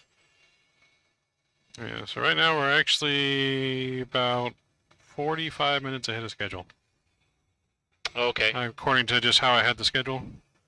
Because how I made the schedule basically is I went on these position flights that we added was I just went and did sim briefs and took what, you know, it was saying the average time, approximate time was, yeah. We also do have a little bit of a tailwind. Yeah. So obviously it changes with weather and stuff. Yeah, about 34 knots. Yeah, because 3:35 is our arrival time. Yeah. At the gate, so. Because I also factored in 10 extra minutes for taxi and stuff like that too. I think I gave us a little bit extra time on purpose. Yeah. But, yeah, I mean, so. you've been playing this a long time on this plane, and obviously I fly for real life, so it didn't take us very long to get going, but that gives a little bit of extra time for maybe, you know, people that aren't as proficient. So it's not a bad idea. When are you going to turn on Vatsim? We're waiting for some stuff to be cleared with Vatsim before we can log on, but hopefully soon. Just waiting on answers from Vatsim themselves. Tell folks a little bit about Orbis, in other words, where the money is going. Yeah, I mean, we discussed Orbis a couple times. Orbis link is in our description. Orbis, most of you guys know, is the Flying Hospital. A really good charity organization that we are donating to, a very good cause. But yeah, I would definitely recommend you guys check them out in our link on their website to see in full detail. I wish I could give you more detail off the top of my head right now, but I'm barely... Orbis, I mean, Orbis, right now, what it is. Yeah. They do a lot of eye surgeries around the world. And so for especially undeveloped countries where people don't have access to the medical system like we do in the US and Europe and stuff like that, they go out there and they give people glasses, fix glaucoma, you know, do a lot of stuff like that. They have this airplane called the DC-10 Flying Eye Hospital. You can look that up on YouTube as well. But yeah, it's a completely charitable organization that goes around and just tries to help people with medical eye problems. Yes, very good organization. We are flying relatively real time. I think it got off a little bit when we had some issues on our first leg, but it's not. If it is off, it's not. It is. I mean, currently, right now, it's 1903 Zulu. Okay. And this thing's showing clockwise. I think we crossed right at 1300, right? So. Yeah. So, it's off by several hours according to this clock, and. Yeah. So I'm not sure. So it is off a little several hours, but at the same time, didn't really want to restart it and risk. Well, maybe since we got all that extra time before just flight, we could maybe get it resynced with the time. Yeah, we should be able to get it resynced on the next flight. Yeah. If anything goes wrong, we have enough time to fix it. Yeah. So it's a good time about making good time. My sim is on runway 27 at beach. Okay. Wait, is that the intersection beach? I mean, he lives like 2 blocks from the beach. Okay, gotcha. The planes like fly over his house. Yeah. Gotcha. So he's on the other side of like basically if you're departing out, you fly over the house. Yeah. Gotcha. Mhm. Yep. Yeah, like I said. Always been curious of the people that live on the approach end, you know, on that hill. Like how loud is it as people fly over, and like can you see the view? Yeah, I didn't really ever notice it too bad when I was there. I mean, I saw him when I was outside, but didn't really. Well, you saying he's on the departure end, so he's on the west end. So planes are going to be departing up and over. Yeah. And it's not an issue, but on the approach end, we're on the opposite side, on the east side of the airport. You kind of got that terrain that rises up, and that's the reason why the approach into San Diego is a little steeper than 3 degrees. Yeah. To clear all that terrain. So I wonder how the people that live there deal with the traffic. Oh. I've always been curious. I fly over and I go, wow, we're getting really close to these houses, but And they probably complain all the time, even though the airport was there first. Just like they do at March Air Force Base all the time. Like, you bought a house knowing that you're in the flight path of a military base. What do you expect? I mean, he was there first. yeah. Been there for 100 years or whatever, and it's like... Yeah, March has been around forever. Trains make more noise. He says trains make more noise. Yeah, I mean, typically nowadays, I know like out of Orange County, we have those steep departure gradients, and, you know, it's to keep the noise level at a certain... Yeah. I mean, I don't know if San Diego, they probably do. In Orange County, they have decibel meters. So they're actually finding airlines if you exceed a certain noise level. Yeah, I heard about that. Yeah. So, but if you do the procedure according to the book and everything else and the numbers and it's all calculated, you shouldn't have any issues. But if you Also heard several months ago that Orange County actually had to go all to Unicom, and the pilots had to be there on ATC because they lost all ATC communication at the airport. That was on one of Big Earn's videos that was earlier this year. Yeah, that was I think COVID, right? Because Yeah. COVID took over the tower. Yeah, I wasn't flying that day, but I remember when that happened that they had to shut down the tower and then they went to like a Unicom situation. I mean, theoretically, that's what you got to do. Yeah. I mean, same thing. Like if the GPS goes out right now, what do we got to do? We got to have to figure out our heading, our course, our time, make sure that we fly the same course, do a mayday probably on HF, and keep trucking along. Or if not, look at our alternate, divert alternate. Yeah. True.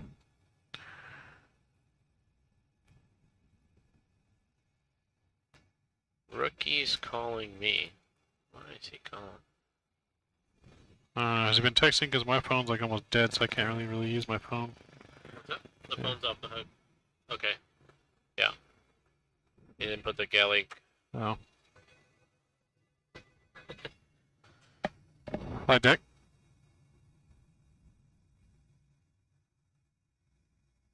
Rookie's gonna step away for a little bit. You need anything? All Good. I think we're good, sir. Yep. What a good dispatcher he is. Yep. He's the best. It's actually starting to kind of warm up in here too. I can take my jacket off. Yes. Can redirect that vent towards you back there. No, it's fine. It's just initially when I watched y'all stream this morning, it looked like you guys are freezing in here. I mean, for those that don't know, Southern California typically doesn't get cold, but today it was what, like 43, 42 degrees. A little chilly. That was fast. Is he back? Yeah, I know, but it's not working for some reason. Okay.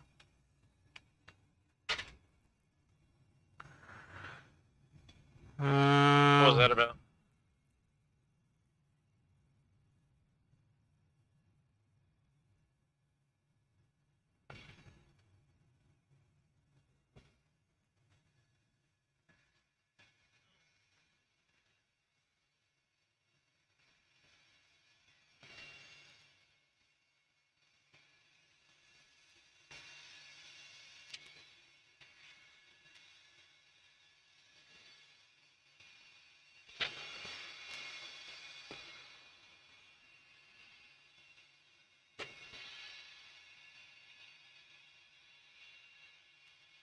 That's interesting.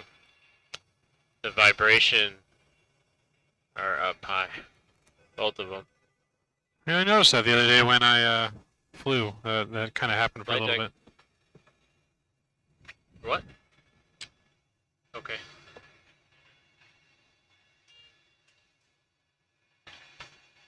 Is there a cord you asked for? Yep. Placement cord. Because this charger cord not working.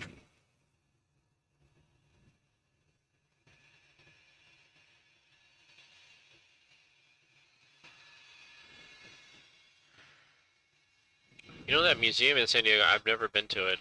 I want to. I do go to a lot of the aviation museums, but that's one I have not been to yet. And I have not been there either, I don't think. Shadow says, "Oh, look at the dude flying with Mav."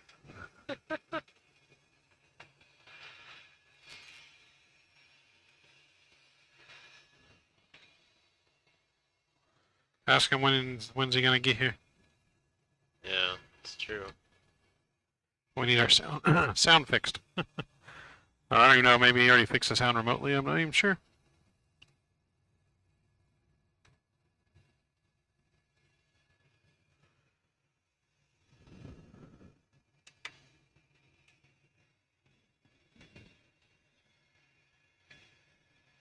So, did you notice the difference between flying on X-Plane 12 versus this one, or like any kind of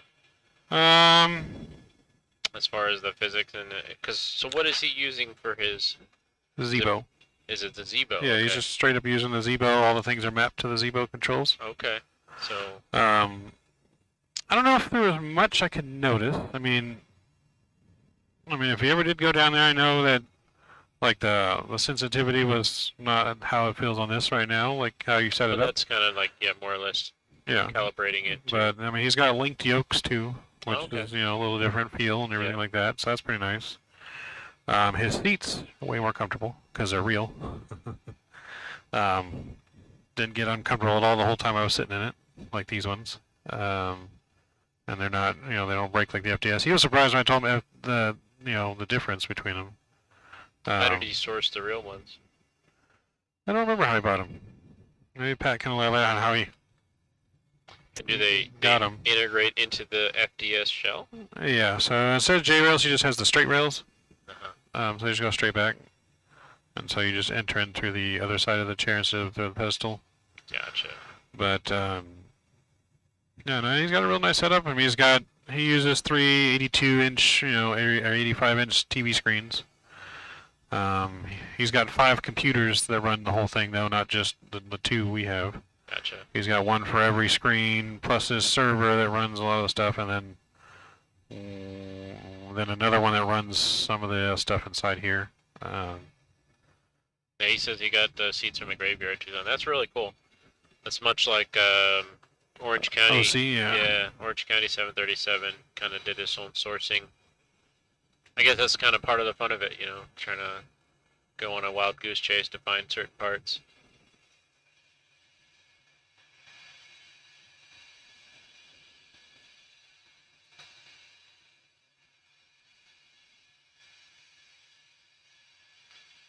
So question, do you know why that every time we have to keep adjusting this for the track? You know why that is? So if you had to go heading slow, it won't change your direction? Well, I mean, if we're on the same course, why is it changing? Huh? What do you mean? Oh, well, it's due to the wind position of the plane's not perfectly pointed the exact heading. Yeah. It has to adjust for the wind direction of flight Yeah. to keep you on that course. Yeah. Yeah. And then also the variation changes, right? The lines of variation change. Yeah.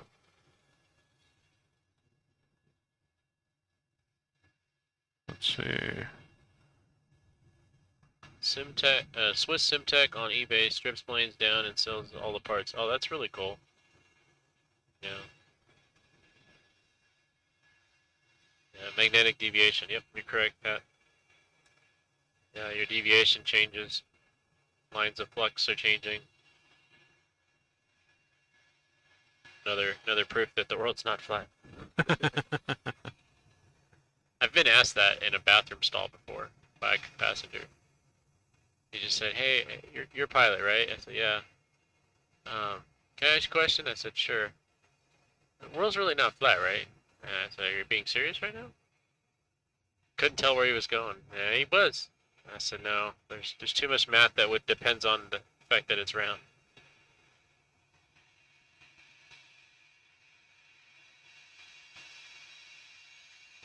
Yeah, so what's the deal with the vibrations? They just That I don't know. That's a new thing. I noticed they bug? come on, but then it went back off when I did a flight before yesterday, like earlier in the week when we were still getting things ready to go.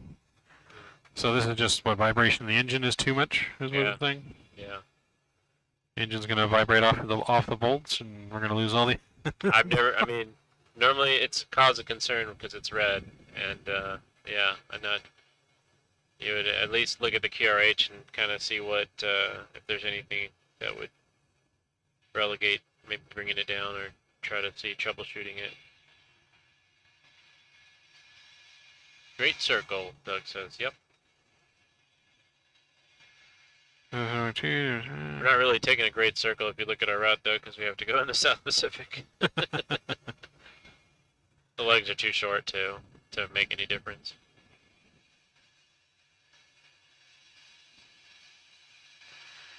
Okay, so Hadley and hold on, what did he say he was in Denver? How long ago?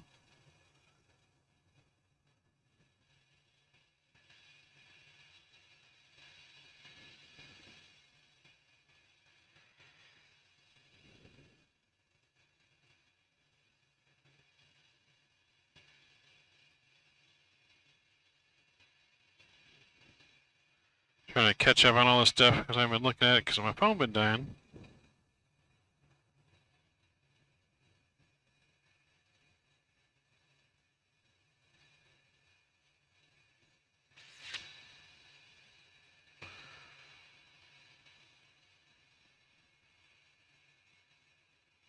Okay, I'll catch you later. Going to do a flight. Shane, great to meet you. Pat, great meeting you too.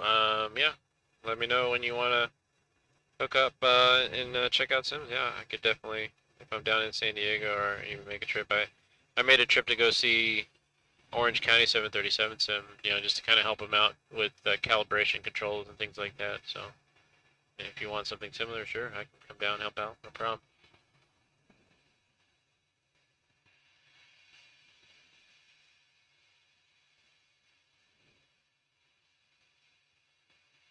Seatbelt sign coming off. Good. Feels like it's finally smooth.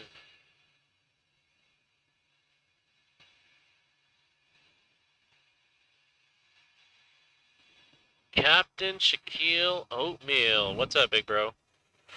Shaq's back. Yeah.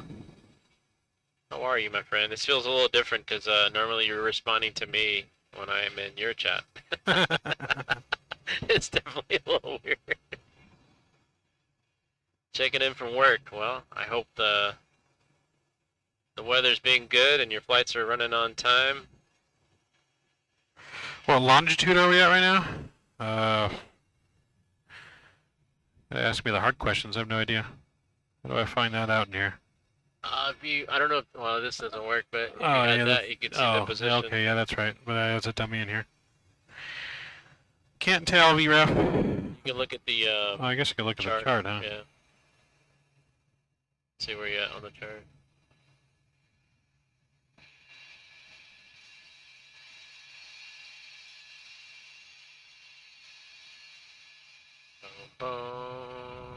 Where's that? And then give the waypoint for Man Ray that we just passed. We'll bring up the other one for me.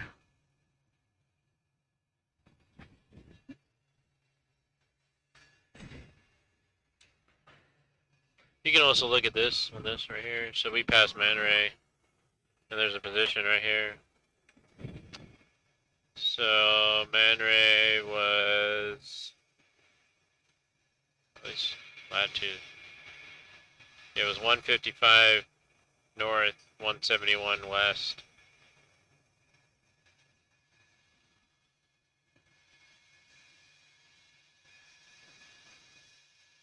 I'm sorry, 15 degrees. 15 degrees north. 171 west.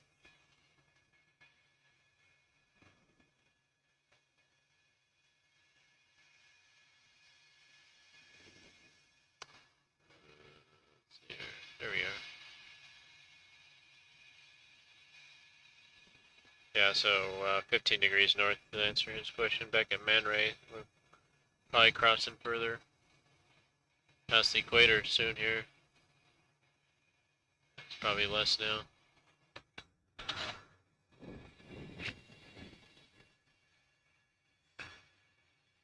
Yeah, because our next one, Mazda, is going to be 11 degrees north.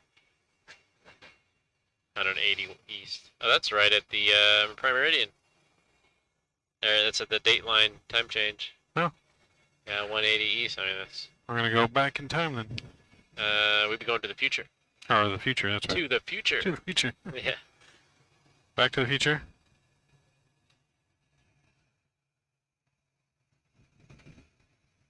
lose out on the last time. Is it this?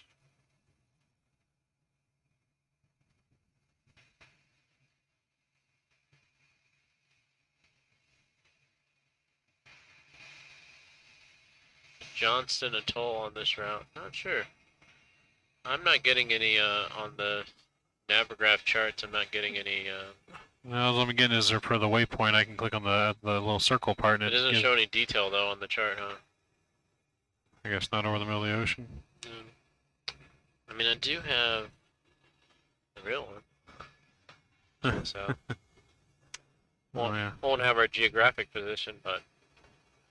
Oh, so yeah, you got the good stuff. Yeah, I mean, I'll show you. So I'll just zoom out this way.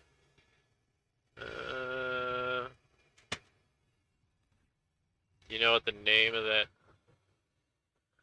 Johnston Atoll? I don't know if that pops up. I'll look up.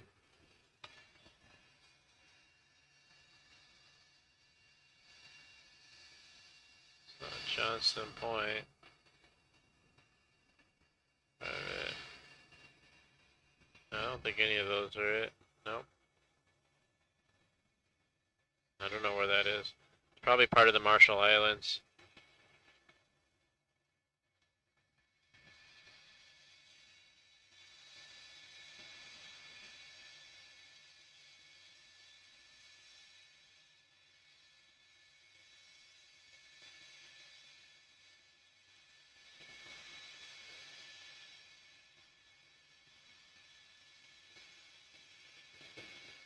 I'm going to PKMJ, right? That's in the Marshall Islands.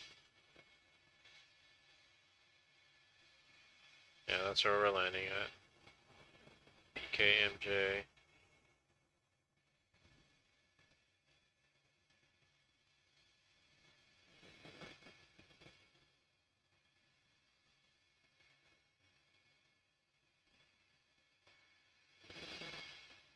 Papa Kilo, Mike Juliet.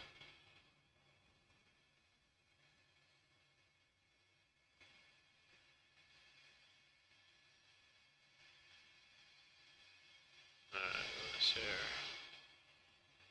Let me just plug in this route real quick to this.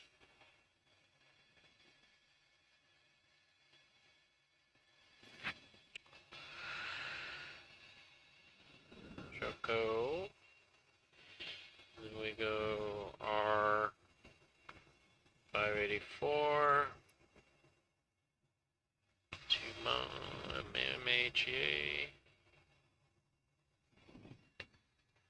Yeah. So here you go. This is kind of same route we're taking.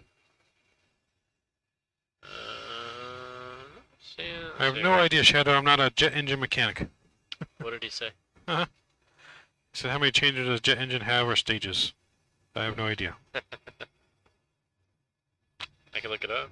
I fly a fake plane online that I don't have to do maintenance on or work on an engine. I've been on too many planes, I forget how many stages each one has. That's always one of the questions that you can look up. We got our position from the FMS, but I don't think it shows latitude in the FMS.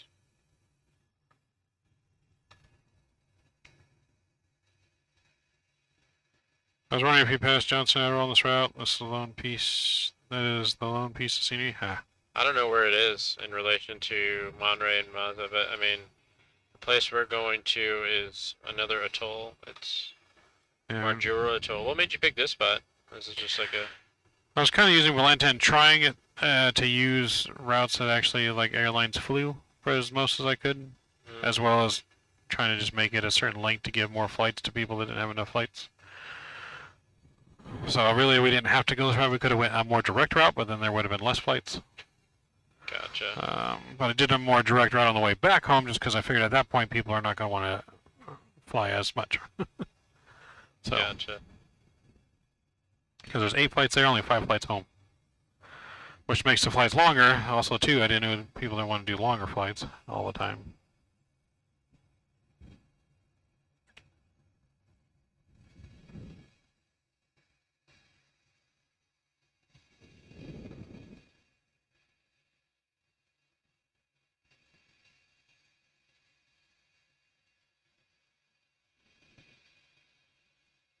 can get the position from the GPS as well.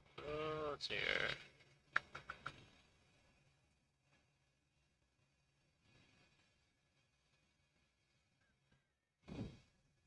Yeah, this is it right here. 14 degrees north. Oh, yeah, that's right. It is in the... Last position. Position today. Yeah, that is true.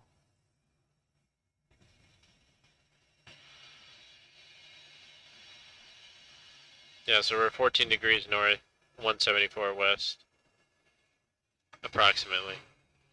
Okay, makes sense. You want the minutes and seconds too, you can go later. But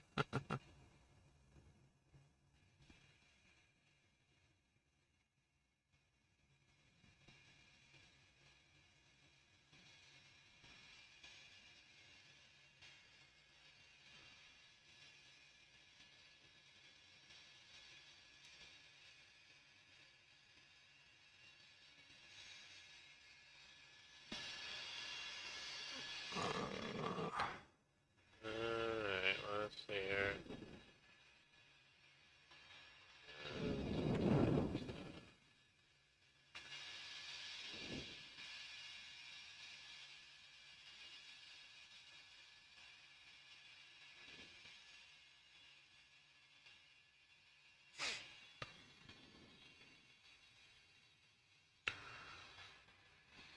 Let's see. Are we there yet? Not quite. We got another roughly 2 hour-ish. So our timer of the 4:39, we have been in the air 2 hours and 23 minutes. So yeah, roughly about Almost 2 hours. halfway, yeah. Because our ETP is going to be between halfway Monza and Monterey and Monza.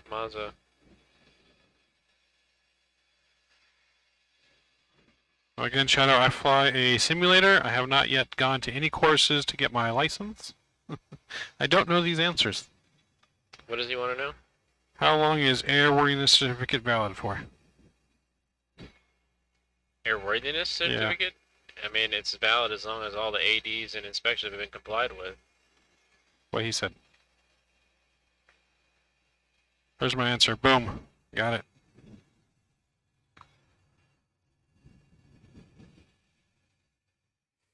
Where is this at? Oh. It's funny. Yes, I definitely don't know all the technical details of certificates and license and all that stuff. Yep. Yeah, even check. See, as long as your plane is legal, inspection up to date. Yeah. Yeah. The correct answer in the corner of the book is as long as all ADs and inspections have been complied with. Yep. And see, Shaq's going for his license right now. Yep. So he should know. I have not started. I have a book that I bought myself that I need to start reading. The one that I showed you last time you were here. I'm trying to figure out the answer to Shadow's question on how many stages there are. The number 13 is in my head, but I'm not 100% sure, so I'm trying to look it up. Have we had anything this flight not work? Not to work. I mean, Besides the when we pushed out the reverser. gate, there was no building, but I didn't see anything. Well, just with the plane itself, not the... The plane, nothing. Well, the reverser, kind of. We'll get the light on right now, but... Yeah, it's been on the whole time. So the reverser. Yes, the reverser. It's the only issue I can think of we've had. Yeah.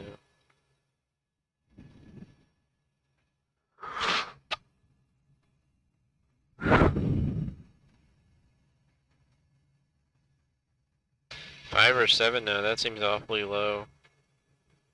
I mean, unless you were just counting one particular stage. Yeah, there's at least 9 because there's a 9-stage bleed air tap. I'm looking at the power plant description here.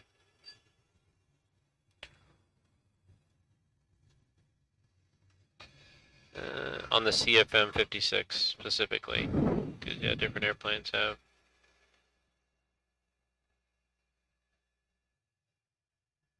Shows that he thinks it was 5 or 7. As I said, there's more than that.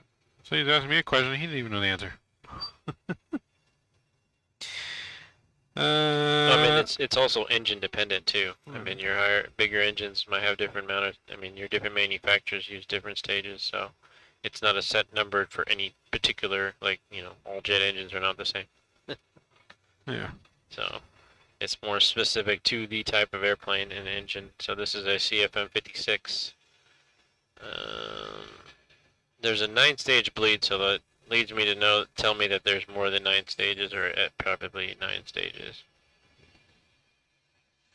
of compression before it hits the combustion.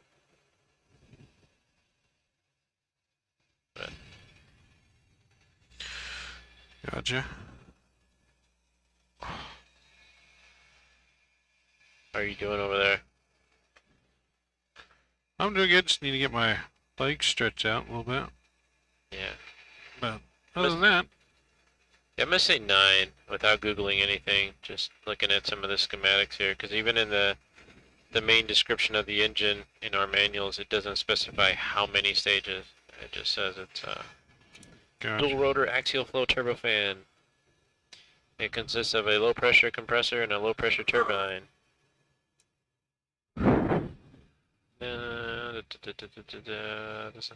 Doesn't count how many stages, but there's a 9-stage bleeder, so that means there's at least a 9th stage in there.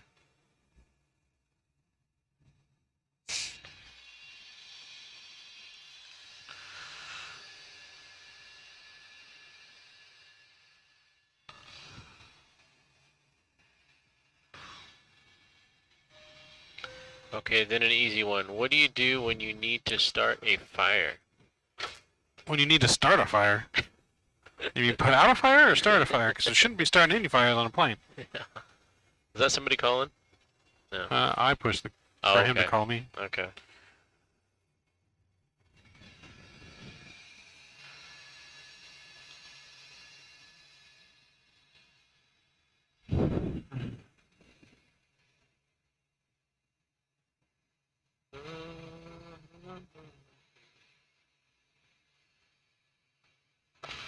You want to start looking at what the arrival, because we don't have any fixes after MAJ.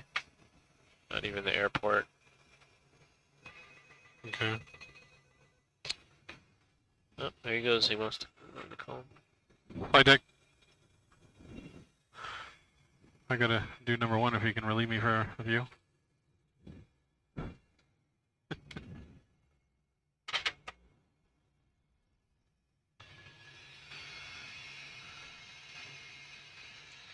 Alright. Yeah, it's definitely be time for bathroom break. Yep. We shall be back.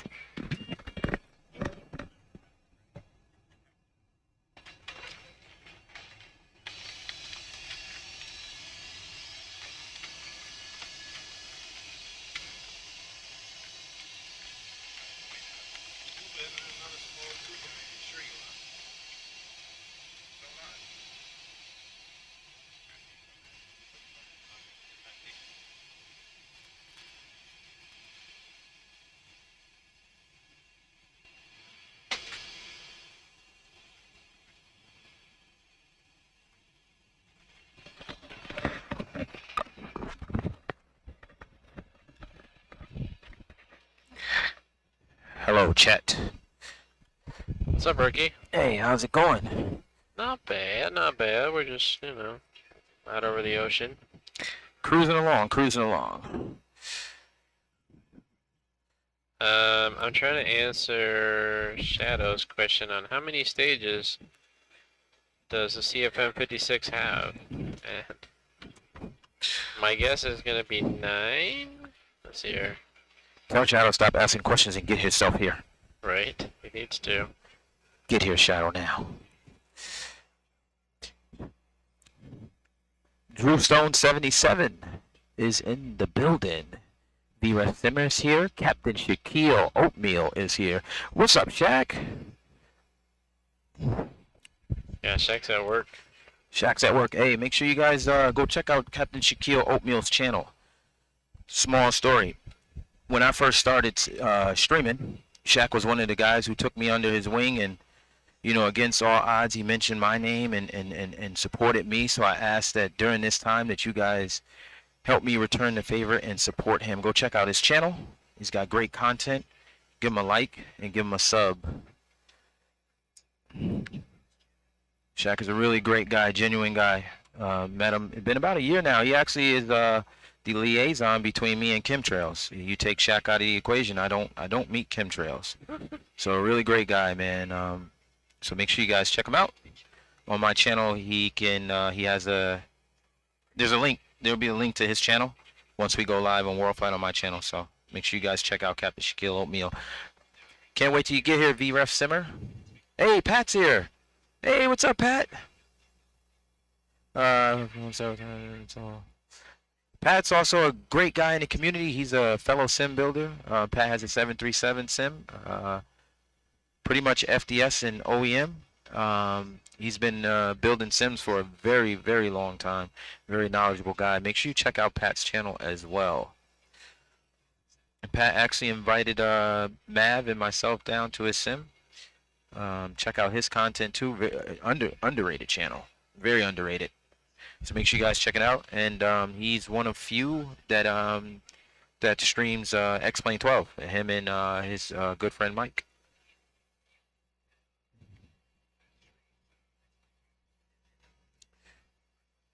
I'm gonna go check this guy Shaq. I'll be right back. Shut up, Drew. Oh, you do that. You do that. YouTube Pat738. Check his channel out. Give him a like and give him a sub, guys. Really great content if you guys into home cockpit building. Pat's got really great content. Like I said, underrated channel. Give him a check out. Yeah, that's what I was gonna say. Shaq's an underrated channel. Oh yeah, highly underrated. Great content. Really great content. Like I said, he took me under his wing when I first started. I think I was at like 100, maybe barely subscribers. And he literally took me under his wing and supported me all the way through. So forever got a lot of respect for that guy right there. So make sure you guys go support Captain Shaquille Oatmeal. Mm-hmm.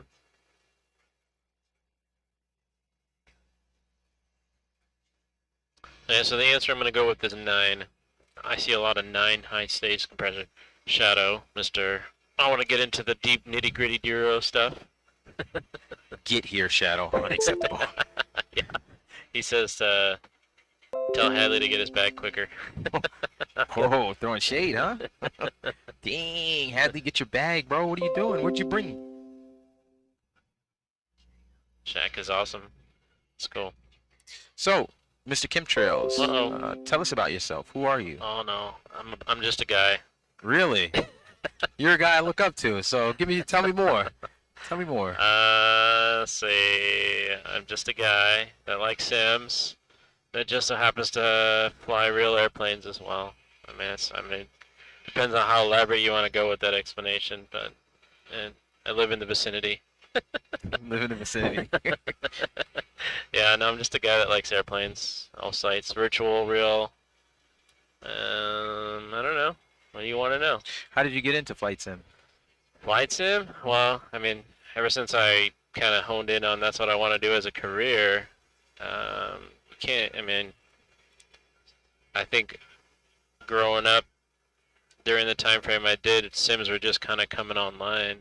And so it was like the earliest way that, other than going to a library and reading a book about airplanes, is to kind of visually do something similar. Practice, learn things. And so started with like FS95. And then I got like pretty much every Microsoft iteration. Went over to the X-Plane world. MS 2020 now. P3Ds. I don't know. It's just kind of paralleled, and I thought once I got into real world flying that I would probably just kind of go away from the simming stuff, but it's actually kind of still fun to fly sims. So there's a different aspect of it. So yeah, flight simming, just kind of somebody told me about it. I think a friend I was going to school with got it on their computer, and I think I went over to their house, and I think they had like 3.0, like the MS-DOS version. And I still thought it was cool. I was like, wait, you could just use that joystick and control this thing in the computer. I was like, oh, that's cool. So then, yeah, and then 95 came out, and that was like a big jump in graphics at the time, to where you had like color stuff, and it wasn't just a bunch of just green and blue. It actually had like airport environments and things. So yeah, got into that, and then yeah, every iteration they came out with new stuff. Helicopters. The 737 came out. It was the classic version though, which is interesting. And yeah, just got into it and kind of just always kept that like a motivation. Because I didn't go straight into flying like right after high school. You know, I did the military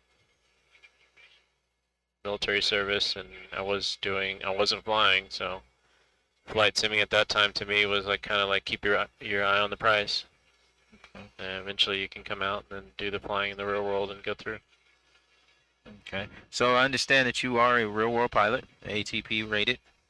And we know you as the 737 guy, but is there any other aircrafts that you've flown? Yeah, well, yeah. So aside from the GA, you know, your Cessnas, the Pipers, Moonies, or type-rated things, the CL 65, which is also known more as the CRJ, the CRJ 200, the 700, the 900.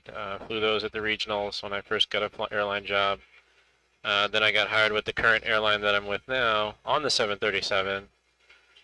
Did 2 years as an FO, and then went to the 7576, where I was 2 years as an FO there, and then I went. Then during COVID, when things were kind of shrinking, in order to stay in Los Angeles, I swapped over to the Airbus 320, which incorporated the 319, the 320, and the 321. Never got to fly the Neos. I was kind of hoping I would, but then something better came along, which was AKA getting an actual captain position in LA on the 737. So I went to the 737. So it's been kind of like a big circle. I got to know the Airbus a little bit, so it's a different way of flying, but I can do it if I need to. That's awesome. Yeah, and hopefully, I don't know what the future holds. Yeah. Maybe Wide body? 330, 34, 350. You know, those are the two big ones that I don't know if I'd go back to. I could technically go back to the 7576 as a captain right now. Really? But I think I'm just going to stay where I'm at, because each time you make a jump, you lose seniority, you lose scheduling ability.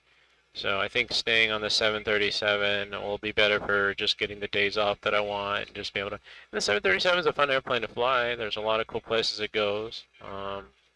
Yeah, I have no complaints. So I'm not in a rush to get to the 350, which is, you know, the top airplane in the airline. But I'm just enjoying what I have right now. It's been good. No issues there. Okay. Well, I got in trouble, so I'm not going to ask you any more questions. What you get in trouble for? Asking all the good questions before World Flight. I was supposed to save these questions, so don't worry, we'll ask them again, because I'm pretty sure all the eyes are not on us just yet. So, what's your spin on Level D Southwest research flights? I don't know what they mean. Is that means the ones that are coming from Southwest Training Center that are recertified to sell or something? Do you understand what that question is? No. Can you elaborate a little bit more, Pat, for us? Yeah, man, the 737 sim world has come a long way since 95. Yeah, 737 wasn't even in 95, but I think it came along in like 98 Microsoft iteration. But yeah, genre of it's crazy. I think about now, like the younger kids that are getting Flight Sim 2020 as their first sim. It's just crazy how much of a close that is to the real world. I mean, it's not quite 100%, but nor do I want it to be 100%. But you know, it's pretty cool. Graphically. Shaq says, my question is, what about rookie? What about how did you find your way into aviation? I gotta answer that during World Flight, Shaq. So ask me again during the World Flight. Like, I don't want to get in trouble by my boss Shadow. He will kill me. He's on his way here, so I promise I'll answer that. Are we doing any legs together, rookie? Not sure. I don't know. I don't know the schedule. I mean, I just kind of look at what time I need to be here. I don't think I got a leg, and I think the captain. But you're in the jump seat one day, so maybe you can do it in the jump seat. Yeah. Flight deck. Oh God. Well, I'll stay tuned. I got kicked out, guys. Who's coming in? Mav. Mav's coming back? Yeah, the captain. Well, guys, it was great chatting with you. I'm gonna go back to the dispatch station where I belong. That's why I got this hoodie on, uncombed, unclean, dressed unprofessionally because I'm still in yesterday's work clothes. But yeah, we'll see you soon. Okay.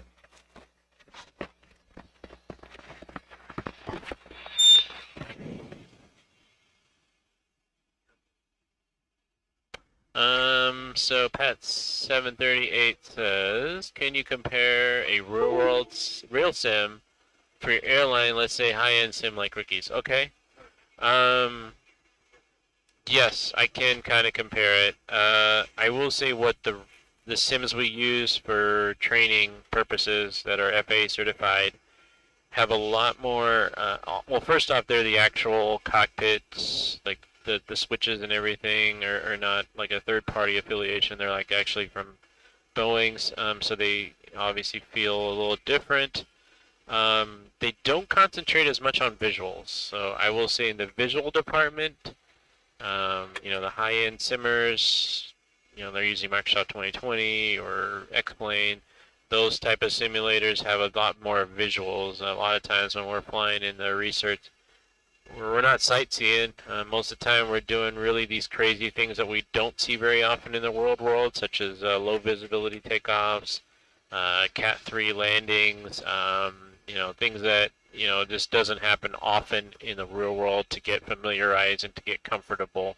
And so for that reason, the visuals aren't as much of a thing. I mean, we do some visual approaches every now and then, but all we need to do is basically fly the airplane around and then, you know, and land it in a stable, using a stable approach criteria. So, yeah, we're not using it to sightsee and things like that. Now, although there are weird, you know, I've flown in the FAA sims, you know, like in Vegas and stuff, and you would see like the Luxor light. So there are some stuff like that that will show up, but most of the time it's just some terrain with an airport, and the airport, you know, taxi diagrams are correct, but visually on the outside part they're not. But from a hand flying standpoint, they get pretty close. I would say the real airplane's a little bit different, but it gets you in that ballpark to where it's not completely different when you get in the real airplane, but it's still not quite the same as actually getting in the plane. I mean, obviously you're going to feel the G's and things, and they do things like that with the motion.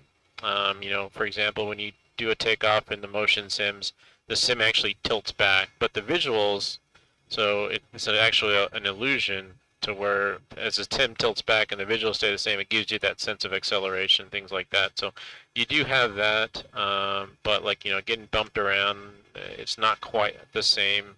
You know, feeling the airplane's not quite the same, but it gets you pretty close. And, you know, obviously that's missing in this because it's fixed to the ground, but, you know, you have other things like visual. If hopefully that answers your questions. I would say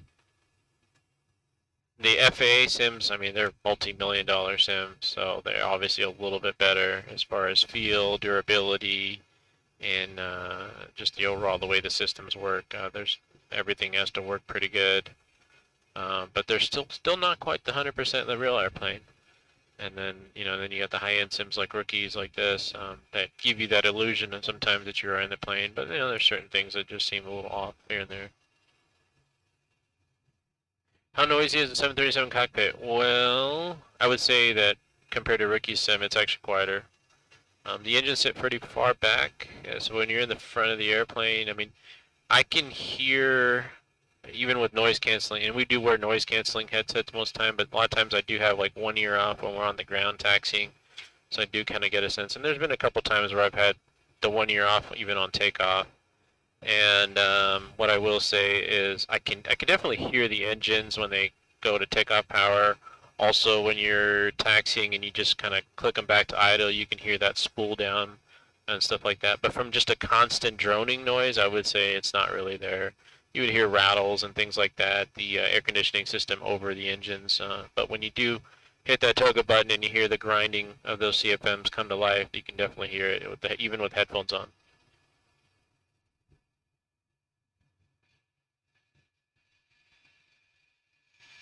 Short Final says, hey Mav, who are you flying with? I'm flying with Captain Chemtrails himself, the man, the myth, the legend.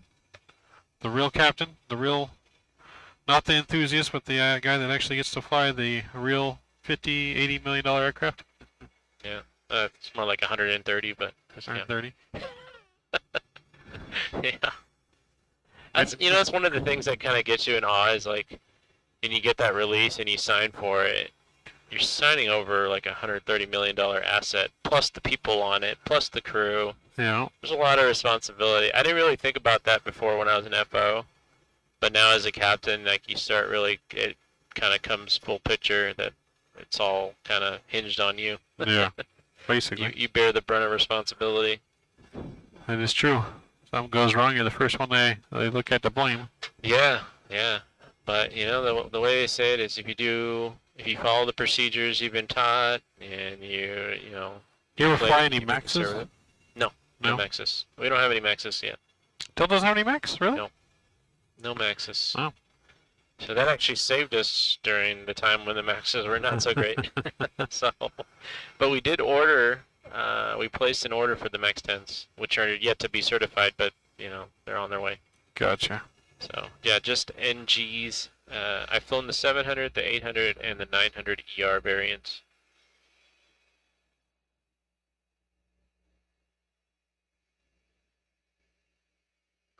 AA pilots rejected 20% inferior pay raise today. Yep, I heard about that, and I know United also turned theirs down. Delta authorized a strike authorization. So yeah, it's getting pretty interesting in the airline world in terms of contract and pay stuff. Without getting into too much detail. Yeah. Yep, United too. I mean, there's definitely more to that story, and I could definitely elaborate more, but it kind of gets into the more nitty-gritty aspects of the airline. It's not really glamorous to talk about that stuff.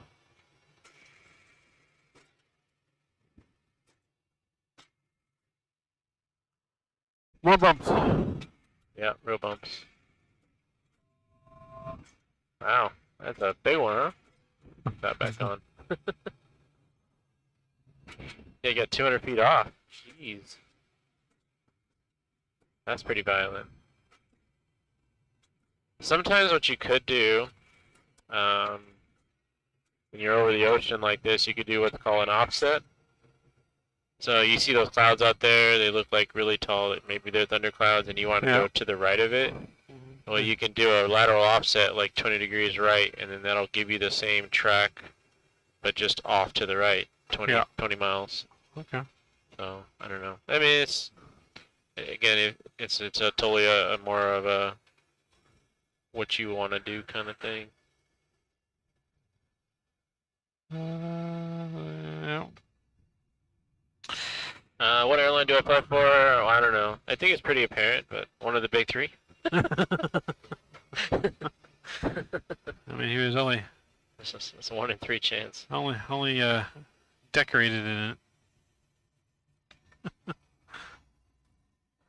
He was only decorated in it a little bit ago. Only reason that most guys don't really like talking about it because you know we're not spokesmen for the airline, so we don't want it to be taken that way. We can't officially comment on things for that particular airline we work for, but it's pretty obvious who I work for, I think. Yeah. So people should have figured it out by now. If you don't, then Yeah. I don't know what to tell you. Yeah, because we have a dedicated media team that should answer all the official questions regarding the airline stuff, so we're not supposed to comment on anything like that. That's why a lot of real world airline guys kind of shy away from answering that question. But again, not too hard to put 2 and 2. Did you want to put something after MAJ? You said Ryanair U.S. division. That's all we yeah. got. So let's go and put our arrival in. Now that we're closer. Ryanair division of US. Not with his butters. You fly for Aero. Yeah. Alright, so winds are variable at 2 knots. Currently now, 2983 is the current altimeter. In PM. Yeah. PKMJ. Yeah, Marshall Islands where we're going. So. It's probably not an arrival per se in there, is there? No, it's a direct to the runway 7 is what it wants us So to what we land. could put the airport, and then put something like a discount or something. I don't know. There's different ways you can skin this cat. Where are we coming from? We're coming from the northeast, right? I believe so, yes. So, SimBrief's telling me runway 7, which would be an RNAV, runway 7 arrival. So is there an RNAV approach? Let's see here. Closing. The what? No, I'm just looking to see. Yeah, it looks like they want you to kind of fly north. You can, looks like Kayak, Kilo Uniform Hotel Echo Kilo is the transition that you can come in from the north. Do you see that? So you Yeah. put RNF7 and see what transitions pop up. So that, wait, where's that one at? Echo Foxtrot Alpha Hotel Uniform. Try that one. The first one. And so then before that we can like go to plan.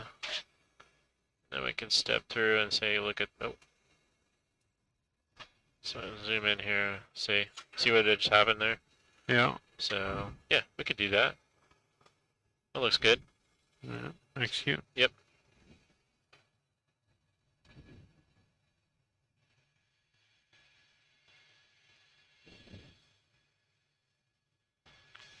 And then if you want to take EFAU and just put it after MAG, looks good. What happened there? I had to do it twice for it to take it.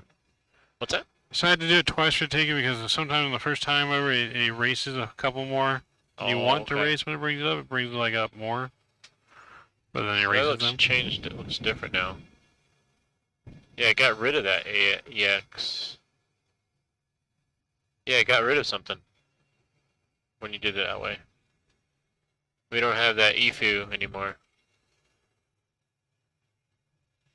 So if you look at the plan, I step through here. See, it got rid of that EAHU one that was right here. So you might want to try that again.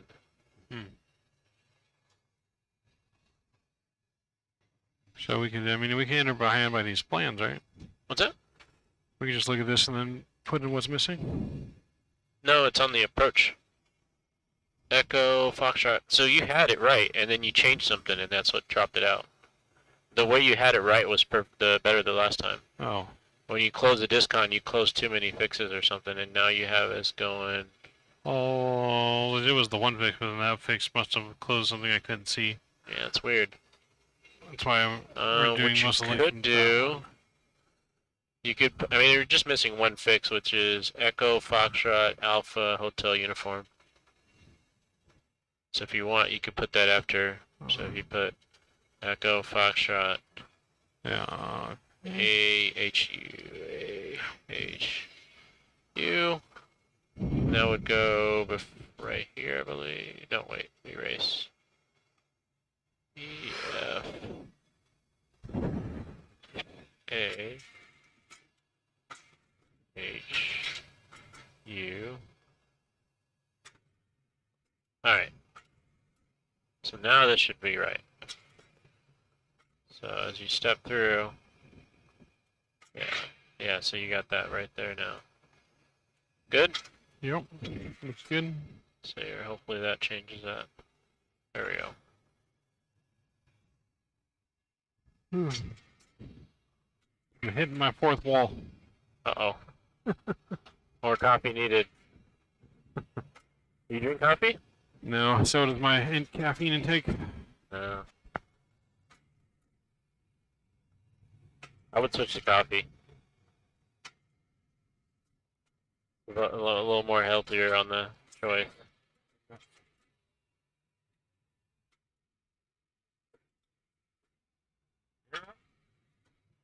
Somebody say something? I thought I heard something. Yeah, initial approach big.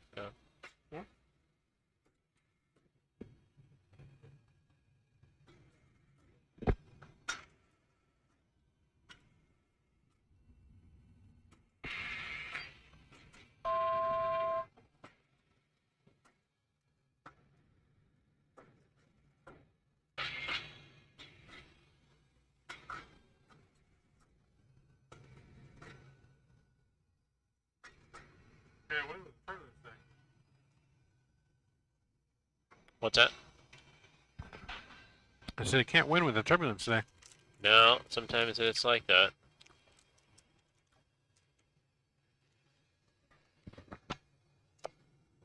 There you go. Perfect, Matt. Yep. Yeah. For some reason, yeah, I thought that Kilo Uniform Hotel Echo Kilo. I mean, I thought that's where it started from, but it actually the approach starts at Kilo Uniform Hotel Echo Kilo. I don't know how you said Quebec, and then it goes to, or sorry, Echo Foxtrot Alpha Hotel Uniform EFU, because they're coming from that direction, and then it connects to Cowhack, and then it kind of 90 degrees is in on the base turn. So, that's, So I got a question for you. what's up? What is your secret to LAX, going to and from LAX with all that damn traffic? We talking about driving? Yeah, like how do you, like parking, getting to there on time? Like do you have a secret parking spot? I mean, we have an employee lot, yes. I bid around the busy times. So I try to bid sign-ins after 10 a.m.-ish, or before 6 a.m., or maybe before 7. So that way I can get on the road. And then, I mean, I know generally how long it takes to get there. And so, give or take, it's about an hour and a half if, you know, on average. You can do it in a little over an hour if need be. You don't get it. But yeah, just depending on the time of day, I like kind of get a guess and add another 30 minutes. Who is this?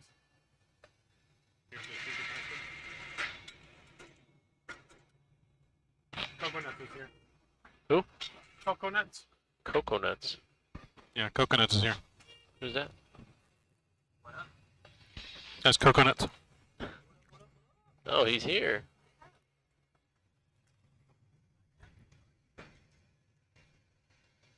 It's about time. Yeah. Plug in a headset. I need the really an iPad. Who has an iPad? There's iPads everywhere. There's iPads everywhere. There's like 4 iPads in here. Here's an iPad. Here. Oh, that's the, is that the iPad that This is the jump seater iPad, so that's yours, okay. yeah. That explains it. Did you guys want sound? That is Shadow, he says, yes. Who would like sound? Okay, I can do it. Like, IT is here. I didn't want to mess anything up and even try to attempt The question is, we don't doubt that you can do it. Can you do it without messing anything else up? Yeah, I can do it without messing. Okay. It's just all the matter is connected to Discord. I know, but I didn't know which order because I think we tried it yesterday, but it was like echoey, and so I just kind of. What's missing on the sounds? The engine sounds? No. They just can't hear them in stream. They can't hear any of the sim sounds. They only hear just us. Oh, okay. Yeah. Gotcha. So they don't hear the engine noises, the chime. They can hear like what our mics are picking up a little bit Gotcha. on some sounds, but Gotcha. Okay. Well, Yeah, I can do it. do your You guys magic. find out the compression state? Yeah, no. Good 9. Yeah, it's close to 5 to 7. Yeah. Well, I mean, it's CFM's 56 specific, and specific to that type of variant engine too, the 5A. So I had to like get into the deep depths of Google. Told you I'll find it. What up? I don't think they can hear me. No, thank No, you. you gotta put your headset on. Let me get your sounds first. And then I can go ahead and which keyboard's connected? Which keyboard's what? Which keyboard's connected to? To this? Server. That one right there. This one? Yeah, this one that switches back and forth between the two. So he said don't lean back on this. No, don't lean back on this one. Okay. It's fine to sit down. Yeah, that one you just have to do that control 1 and 2 to switch between the computers. Just make sure it's on that one first. Right there. You want it on this one? Server. This one. Server. That- So we have it. Yeah, but which one's the server? I call it the simulator PC and the MIP PC. Okay.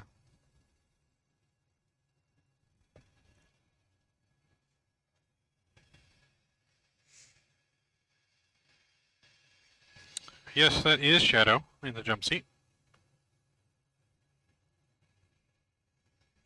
Yeah, World Heavyweight is not starting officially tomorrow, 2 p.m. Pacific time, which is 2100 Zulu time. This is our repositioning flights that we added for our team, taking a plane from Ontario to Sydney for the event. And then we also added to have flights at the end of the event, taking the plane back home to Ontario. Yeah, Shadow, you're like front center. Huh? Am I? Yeah, you're like. I'm looking at the stream like you're. Everybody can see Yeah, you. because Rookie has the camera zoomed in too much. No, he just has the camera zoomed in too much, so you can just see you. They can't really see us in the front, just Yeah. in the back.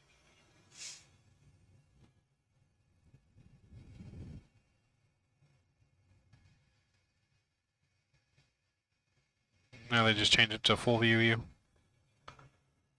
Someone did. I'm assuming it was Rookie. Around the flight deck? Yes. That's impossible. You failed. No, but do me a favor. The black cord in the dash, pull it from the GoPro so I can adjust it. Yeah. Pull it up or pull it. No, just disconnect the black cord. Is that clear? What clear? Just the black cord? Yeah, Yeah. lose feed. Why do you want to disconnect it? So I can zoom out. Well, you're the one that can see the camera. So I can Camera zoom right out. above your head, Shadow. Can you disconnect it? I don't want to disconnect the wrong one, but okay. Just still- There you go. Black one Okay. disconnected. Thank you. Stand by. Now putting it back in is going to be a different story. That's what she said.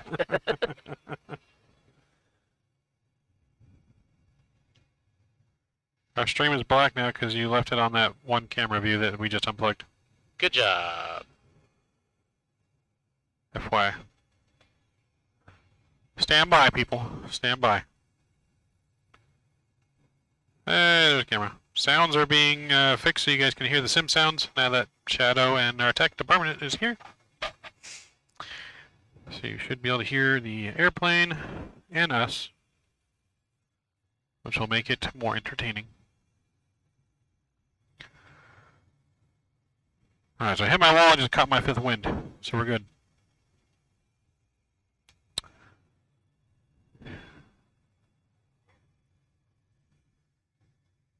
Whoa. So yeah. Some real turbulence going on. As in the whole screen's trying to move around on us. I would have sworn there's an earthquake. Yeah. Just start seeing us bouncing up and down here violently here soon. Big ass earthquake. Right.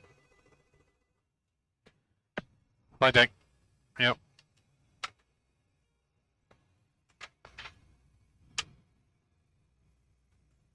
Can hear engines. Open window a little. What is it? Open the window, can't hear the engines? He says can hear engines. Open window a little. Oh. All right, Sounds good, check. Jack. Yep. We'll be here. All You week. will be able to hear sim sounds in a minute. In a minute, Cam. Being worked on. Yep. We had to wait for our tech department to get here. Oh, we just passed Mazda. Oh, we need to pick her Just hit Mazda, yes. position report here. Can you? I can hear you. So, Mazda was crashed at Tiny bit quiet, but I can hear 07. Yeah, that's 07, yeah. So we parked crashed at Mazda at 07. Sound now. So that is Still a little quiet. 8 I said minutes ahead. the stream should have sound. The stream what? 25, 8.7. So we're 8 minutes ahead, 700 pounds less than we planned on the gas. So yeah, it's not too bad. Well, we had a couple extra 1,000 pounds, didn't we? I don't know. Did you? I said that the stream should have sound. Oh, Yeah. the stream should have counted. You guys, yep, sounds great, he said. We're good. Oh yeah, we have tons of fuel. For landing 22.4, I mean, just a quick rough math, the 7.3 burns about 7,000 or 6,000 pounds an hour, give or take. So you can see landing with 22 is going to give us 3+ hours, almost 4 hours of fuel extra still. There's still plenty of fuel. Yeah, you have definitely super conservative on the fuel. Typically we're landing with like 8, sometimes 7. I've seen sometimes low in the high 6s. Maybe a little bit different if we're landing in the middle of nowhere and there's not a lot of options of flight view. The one of the reason, yeah, I was gonna say the main reason is because we have an alternate of NFNA, So from a legal dispatch point, you got to be able to fly to your destination, plus your furthest alternate, plus your extra 45-minute reserve. Yeah. So all that is calculated in. So depending on where the alternate is, we have to have enough fuel to go with it. But the other catch-22 on that is also being too heavy for your max landing weight. So it has to also meet that criteria. Can't just carry tons and tons of fuel.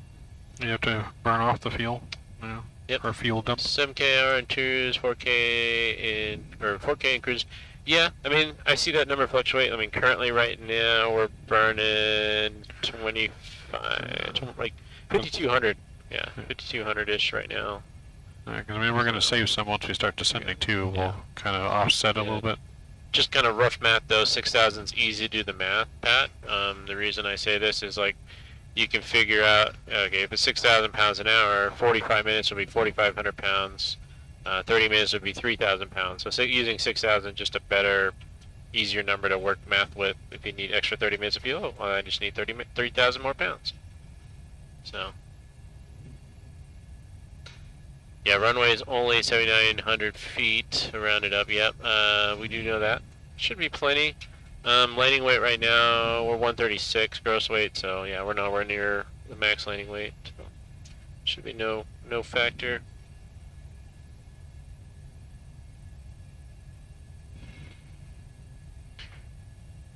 Started hearing the aircraft noises now, according to John B-Ref. Cool. Glad you guys can hear it now. Do you hear that? Seatbelt ding? Give it a little bit. Hear the seatbelt ding? Security! You can't leave my flight deck door open like that. Uh-oh. Security risk. TSA. TSA is going to come in here. Who's the air marshal on board?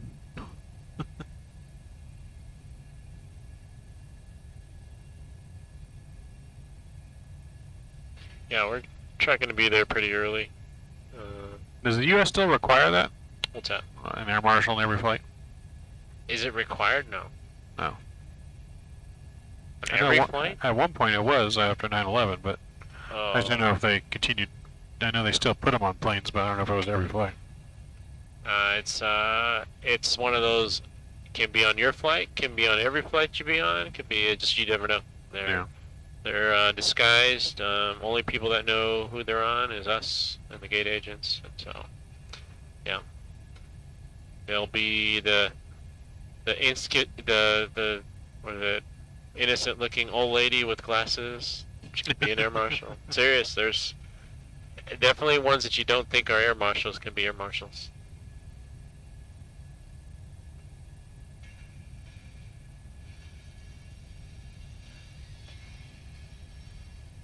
You guys can't hear the attend button?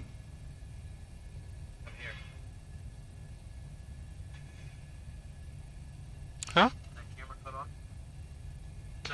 You want me to put this back on? No. This side of the power. Okay. It's on photo.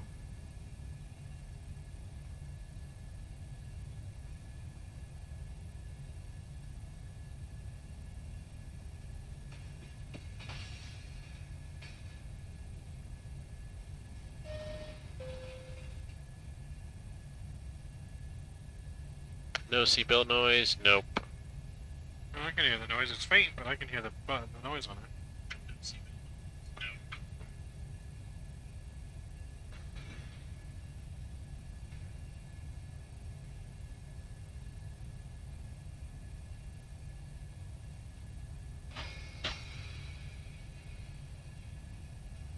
Have you heard the attendings? Cool. I heard the attendant dings. Okay. Up, heard it now. Cool.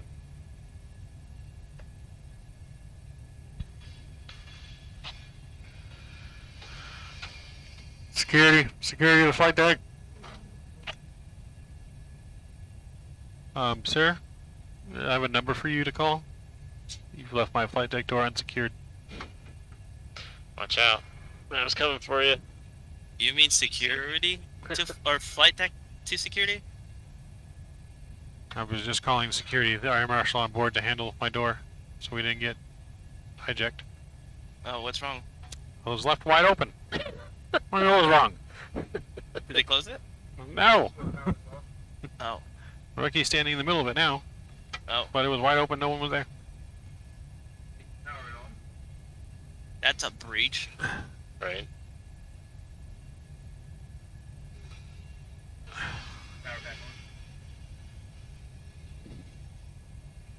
Yeah, Awful man, that needy. would use that word. Wait, who owns that? Is that Hadley? Yes. No, that's Shadow on the dispatch. Is Hadley here too? Yeah, Hey. I just picked them up.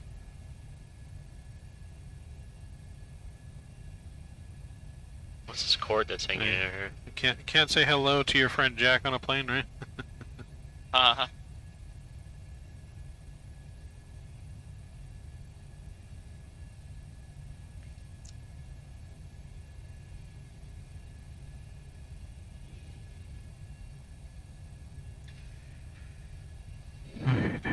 So, right now,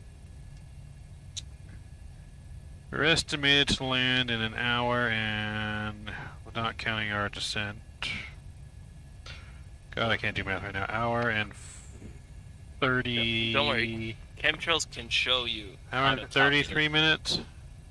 That's roughly. 21:43 was the estimated. We're trying to be there 8 minutes early, so 21:35 Zulu, which 2:35? Yep. So you're 21:35 Zulu, so yeah, it's an hour and a half ish. Okay. So Yeah. right now it's 2017. We're gonna land at 21:35. Hey, did we ever turn on Access Sky? I did turn it on, so if it turned itself off, then We have that would be a clouds, thing. if that's what you're asking. But I did turn it on, and the arc cloud thing all came on. But then, and I clicked on the screen, never looked back at it. Yeah. After I clicked on it, go away. So, but our weather radar hasn't really shown up anything. Like I even flew over some thunderstorms, and it didn't actually show any weather around the area. On auto, I don't know if it was because we were too high or what, but we kind of flew through the rain too, so it should have shown something into Hawaii. So Shane, if taxiing in with flaps down is bad, Huh? is that a question? I'm not sure. It's not necessarily bad, depending on what you're doing it for. That's the question. I've seen planes land or go to the gate with their flaps still completely down. Yeah, well, so there is a procedure where if you land in like a snowstorm, for example, and everything is just completely gooped up, they don't want you to retract the flaps because you could damage the motors retracting them up, so they would want you to do an inspection, which maintenance would do it. They would retract the flaps up, but typically you would retract it after your landing, if that's what you're asking. I think that there was also a point where it manifests, Huh? like if your flaps were down. Oh, is that like a signal to people? Yes. No, not Where'd the necessarily. cord If go it at? was, it's gone away, or that's like company specific.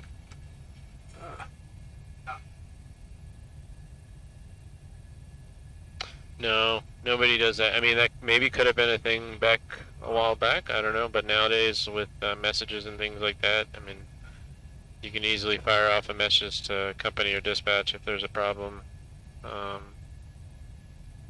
But no.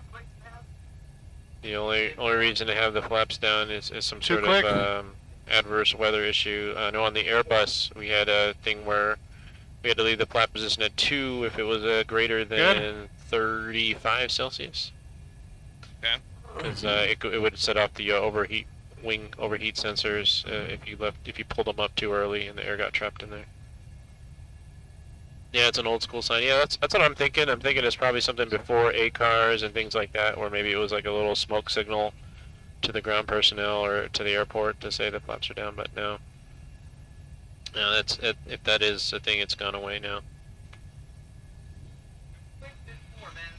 Yeah, I remember where if you, I mean, I don't know how real it was, but if your flaps were down, it was like to say, hey, this plane is being like hijacked or stolen. No, there's other ways to let people know that.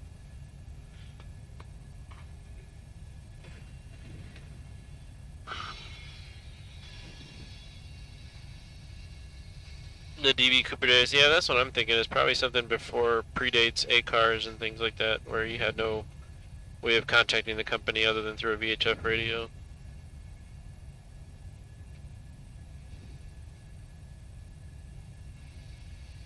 But typically nowadays, you know, if it's a short taxi into the gate, sometimes you just forget it. Because as soon as you get off the gate, the towers bark in a million different taxi instructions to get to the gate and a ramp frequency change, and so some FOs might forget the flaps and you just taxi into it and you forget. I'm not saying that I've done it, but I've seen it done.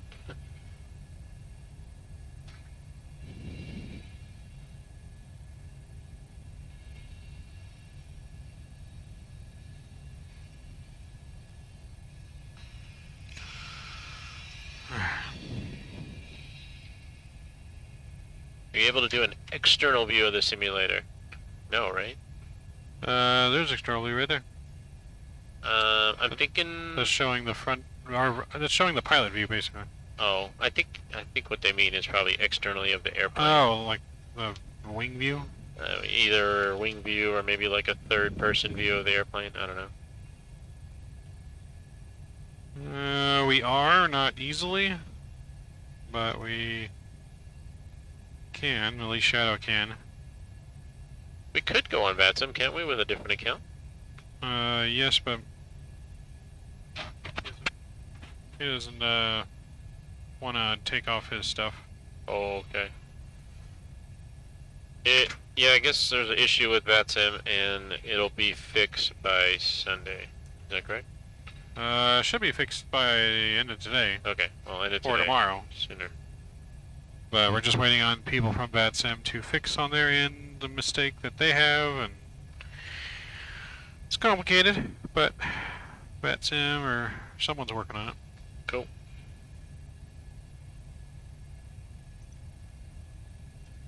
Some misunderstandings.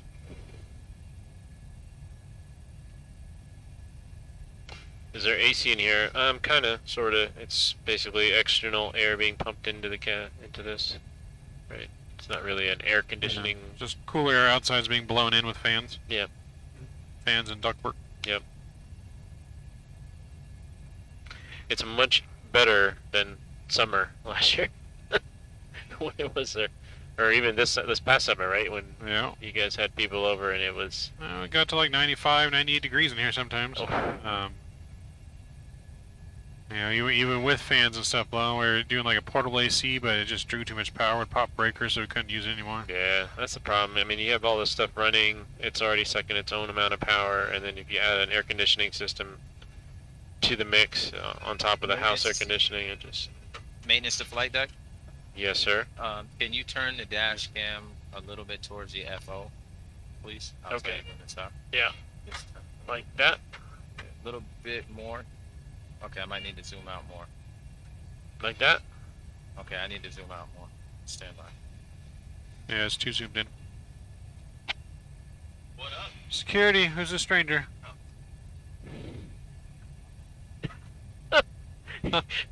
That shirt on top of your... Is it really that cold? You have a fat man. Yeah, it's almost like you have a fat man suit on. Well, you gotta remember, he's from Arizona. He's used to the searing deserts of hell over there. So, he's coming here, and it's a cooler day here. Yeah. You should plug in your headset. Plug in the headset, it's right behind you. Is that the USB one that's right behind? Maintenance to flight deck? Yes, sir. That headset is not connected yet. Let them know. It's not? No, we gotta set it up back here. Oh. That's one's gotta be set up with Discord. What the heck? The USB mic. And can you confirm your views? Tell me if that's better. Not plugged in, he said. Well, no, because he's got to plug in the USB one. Remember, we're using the USB with Discord. Never mind, Phil. How's it going? It's going, man. It was right. Wait, did you drive here from Arizona? I drove to San Diego. San Diego, okay. Yeah. And I drove there. 5 hours and then... Okay. Yeah.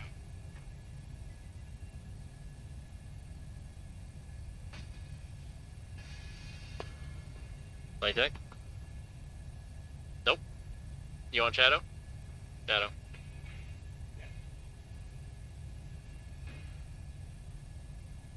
Oh, okay.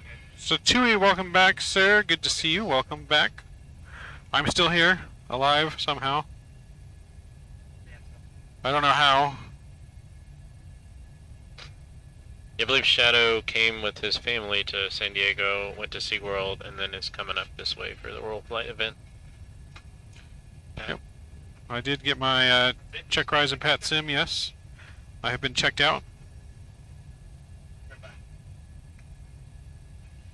You want an external view of the full simulator, like the actual physical simulator, not the fake plane? You want the cockpit, is what you're talking about?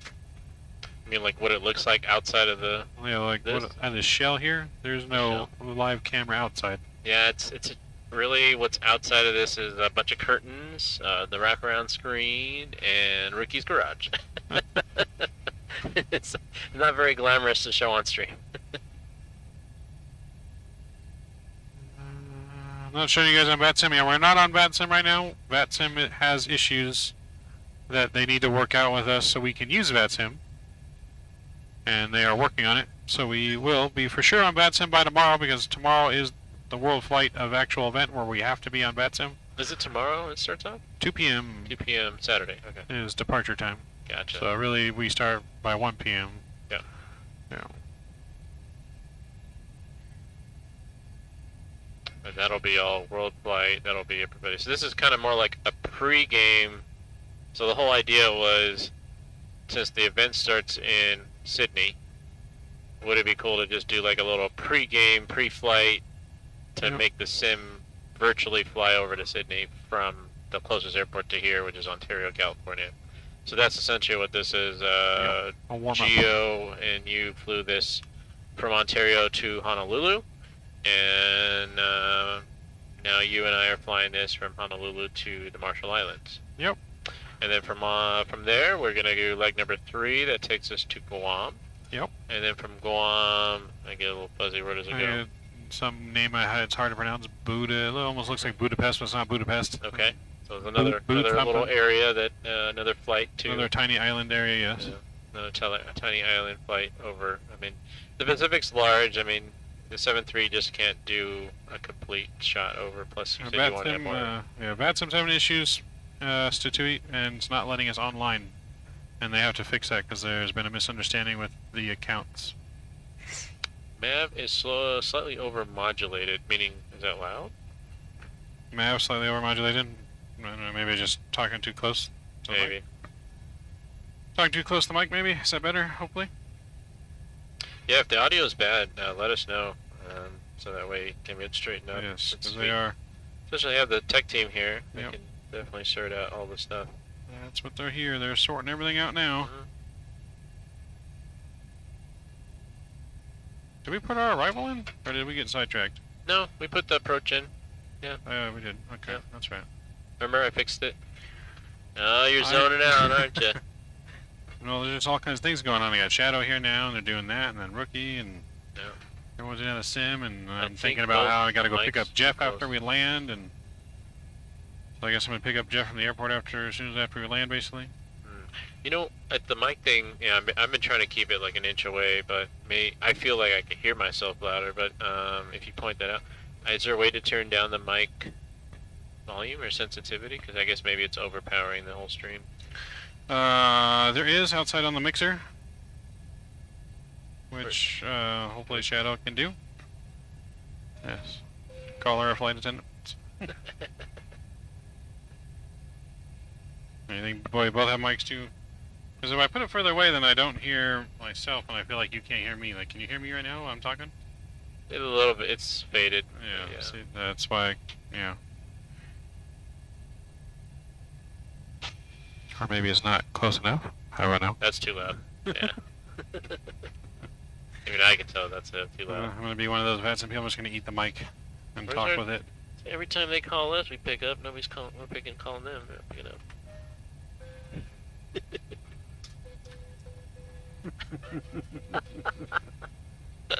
I'll get there. Oh, there it is. That was me calling them. No. Did we pick up? Oh. I don't know if they picked up. They're calling now. Flight deck. Yes, so this is a message to the tech team. They're saying the Steel, voice see what's volumes going are on. a Welcome little stream. loud. What sim Is software there a does way run to on this? So this is ProSim turn down our and mic volumes a little P3D bit? at the moment. Soon to be Just a little Microsoft bit. after the event's over. Ontario, yes. He said it's okay, just slightly over. Yeah. But yes, P3D and ProSim are the two main softwares that are running all this. There are numerous other programs, Fly Elise for the screen warping that makes the screen one image all the way around, 220 degrees. And then there is ProSim Audio, which is part of ProSim. And one other program I can't think of the name of at the moment. Bear with me if I am a little fuzzy on some stuff. I've been up for now 29 hours, 30 hours? I don't even know. Maintenance to flight group? Yes, we hear you. How is that? I mean, it's not really up to us. It's up to what the chat's saying. Just ask stream. We Yeah, can't ask we the can't stream. tell. It sounds the same in our headsets. Yep. So Pat was saying that the headset volume was a little overmodulated. So Yeah, he said it's okay, just slightly. So I don't think it's too bad. Hopefully. Hope we're good. We got an hour and 15 now ish. yeah, so 35 is the estimated landing. What time is it right now? 1:32. Yeah, So- so an hour and 3 minutes. Cool. Yep. That'd be 2:35. Jeff lands at 3:35. So I don't know if Jeff will be able to fly the next leg with you, depending on if he's going to go to his hotel first or here first. Stream, can you guys let us know how the pilot sounds? Yeah, Pat, if it Yes. sounds any different, can you please let us know? I think the Yep. tech team is adjusting the mic volumes if they're too loud. Yeah, So just let us know if they're when they got it right. Well, I mean, they should be able to hear on their own phone if they're watching the stream. Yeah, it may be hard though with all the noise and stuff this True. thing's putting out. This is true. This isn't even full volume. Yeah, when I first came, I think it almost felt like you were standing right behind the engine. I know. It's like, Yeah. are we simulating a Yeah. ground simulator, or are we Yeah. doing a cockpit simulator? We're having like a 6.0 earthquake in here. He says, okay, stand by. He says, I'm nitpicking. You're okay. Okay, sounds good. I mean, I try not to keep the microphone too close Yes. either, but Pat is a perfectionist, so yeah, no, with his it's sim, fine with that. which I feel most sim builders are somewhat of a perfectionist when they're Yeah. building their stuff. So we're an hour out, so this is usually the time where maybe look at the latest weather, because Yeah. depending on what time, so latest weather would have came out about 30 minutes ago, so you can get an idea what the winds are doing, what the altimeter, like you said, and Let's refresh, take a look. Wind still variable at 2 knots, 15 miles visibility. Few at 1500, scattered at 5000. Broken at, is that 30,000 or 3,000? let me see. Okay, so 5x5, any better? It says broken 300. Oh yeah, so just a high broken 30,000.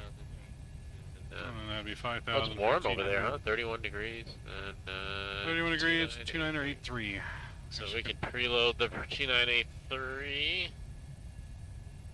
And 2983 set on my side. On standby. so it kind of goes. There we go. And then we can start briefing up the approach. Figure out where we're gonna park. Do the briefing. Let's see. We got the chart. I haven't really looked at it too closely. Jack, can you give us feedback on the audio? Pat He says says, good. yeah, it says good now. It's just being nitpicky. So runway 7 is our arrival, 7,900 foot runway. Parking is at the very end of the runway, only spot in the ramp. 2 taxiways on the left, in and out. Approach into RNF for runway 7. We got a course of 066. Minimums are going to be 460 on the barrow. Oops. Oops. There we go. 460 set on my side. On here, let me close that. I got this Honolulu stuff. Let me unpin that. Pin that. And then close charts. So we need the approach chart. Runway 7. Taxi chart. Boom. Close. LNAV MDA 460. Yep. Yep. It's on Airport, barrow. airport elevation 7 feet. 50 is set on the overhead. Be coming in out of the northeast from Echo Foxtrot Alpha Hotel Uniform to Cuick with a left turn for base to final at Ogive, and down into runway 7. Ogive, we need to be at 1,700 feet for the glide slope.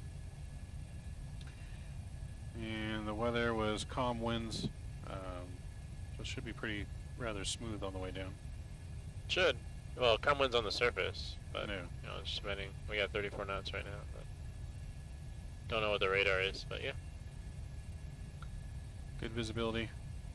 It is a very narrow island. There is not much land to either side. So, miss the runway and you're in the water. Please don't do that.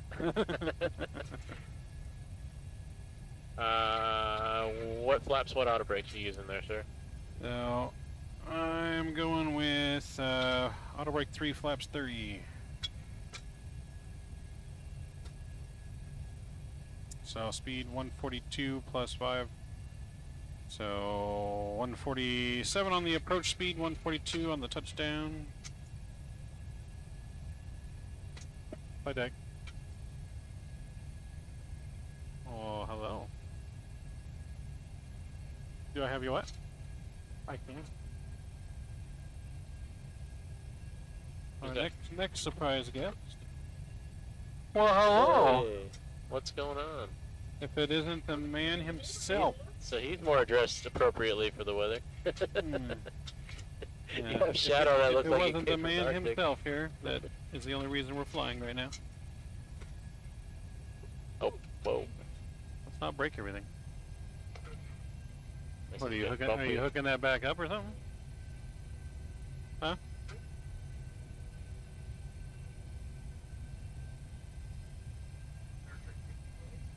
Just push the wall in. What? Push the board in. Yeah, it just sticks out. There you go.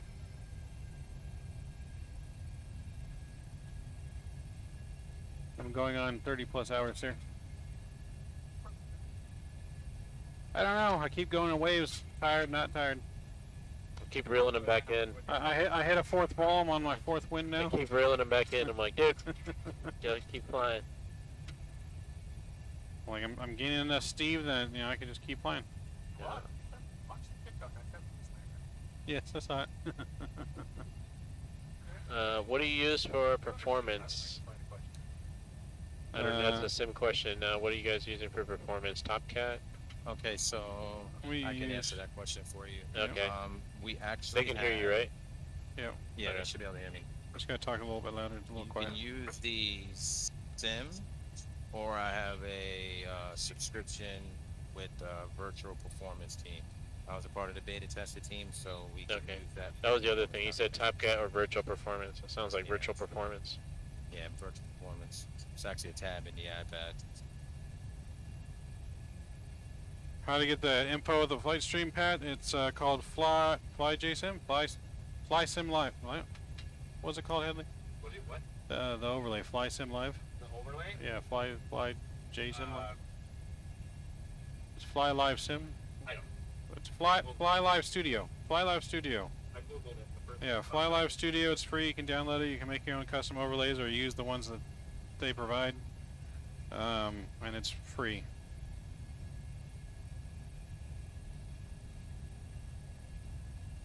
No, taxi back on runway 7. No, because it's at the end of runway 7. So Yeah, if we're we're just gonna land and then exit off to the left. if we were going the other way, we'd have to back taxi the whole runway. Yeah, a little different. 5 laps to the Sorry, you've been demoted. Yeah, I'll sit around. Well, He's in this seat next flight, so this is good though. It's good practice to be in this seat again, you know, in case I want to do like line check airmen and stuff. Because yeah, you get used to one seat and you only fly one seat, so you only do the flows on that seat, which on the captain side, you don't really do many flows. The UFO is doing majority of all the flows, the starting the engines, the after start, the before takeoff. Captain's more just sitting there and looking pretty. Well, he has the responsibility of Yeah. operating the aircraft like on the ground, taxiing and stuff, making sure not hitting anything. So that takes prevalence. So all the minute stuff is all that. On the pushback, you know, they're worried about like if the tug breaks off, You know. you need to be paying attention to make sure you can stop that. Yep. Your pin shears off. Yeah. So Pat said that sound, me and the plane all sound good now. Okay. Good deal. Ground the flight deck. Yes, sir. How do I sound? What'd you do? You've been using the mixer this. What's up, Ricky? Wait, we were not using the mixer? This Am I too entire loud? live stream's picked it up off the mixer. It's not in Discord like we thought. Oh. It still isn't currently, but I took 2 seconds to fix it. Oh, I thought Cool. Shadow had put it on Discord earlier. Okay. He did, but the Not the right way? no, it's still have to change the setting in OBS. Don't use fancy words with me. I can't compute that right now. I need you to use kindergarten level vocabulary, please. It don't go how it's supposed to. That's better. I like it. Thank you. I can understand that. How's that? That's better. I can understand. As long as you're not too bad. Yes. Well, either you or Shadow may need to jump in here with him next flight, depending on what Jeff does.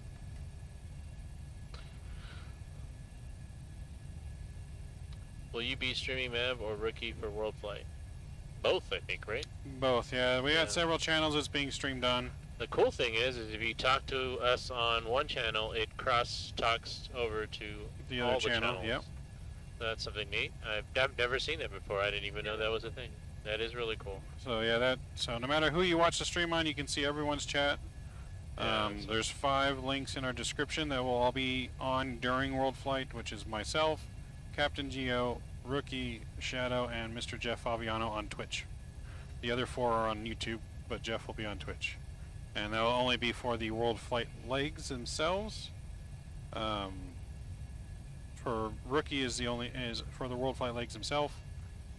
Jeff may start streaming it as soon as he's here, but we don't know that yet. And Shadow will be streaming next flight and for the rest of the event. I will now take this time to promote myself. So yeah, flywithrookie.com, Flywithrookie YouTube channel. You can like, sub, and subscribe, something like that. To plug myself. Did I hear that correctly? Shameless self-indulgence. Did that actually finally come out? Like, what happened? Did you have a stroke? Are you alright? That's what we wanted to hear. Yes, Fly with Rookie. He's the one putting on this whole event for us. Yeah. And has made it possible and opened up his sim Yeah. to the team and the snacks and the flight attendant service. Could be wearing a shorter skirt, but that's alright.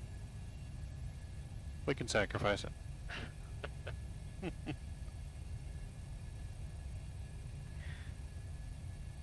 How you doing over there? I'm doing good. Yeah? It goes in waves. I already hit the 4th wall and I'm past it. I already broke the 4th wall. Yeah, good.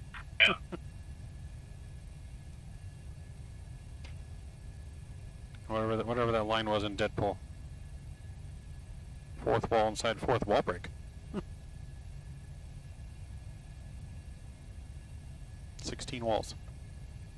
Oh, is MJ? Oh yeah, MAJ is on the field. That's why it looks all funky. You see this? No.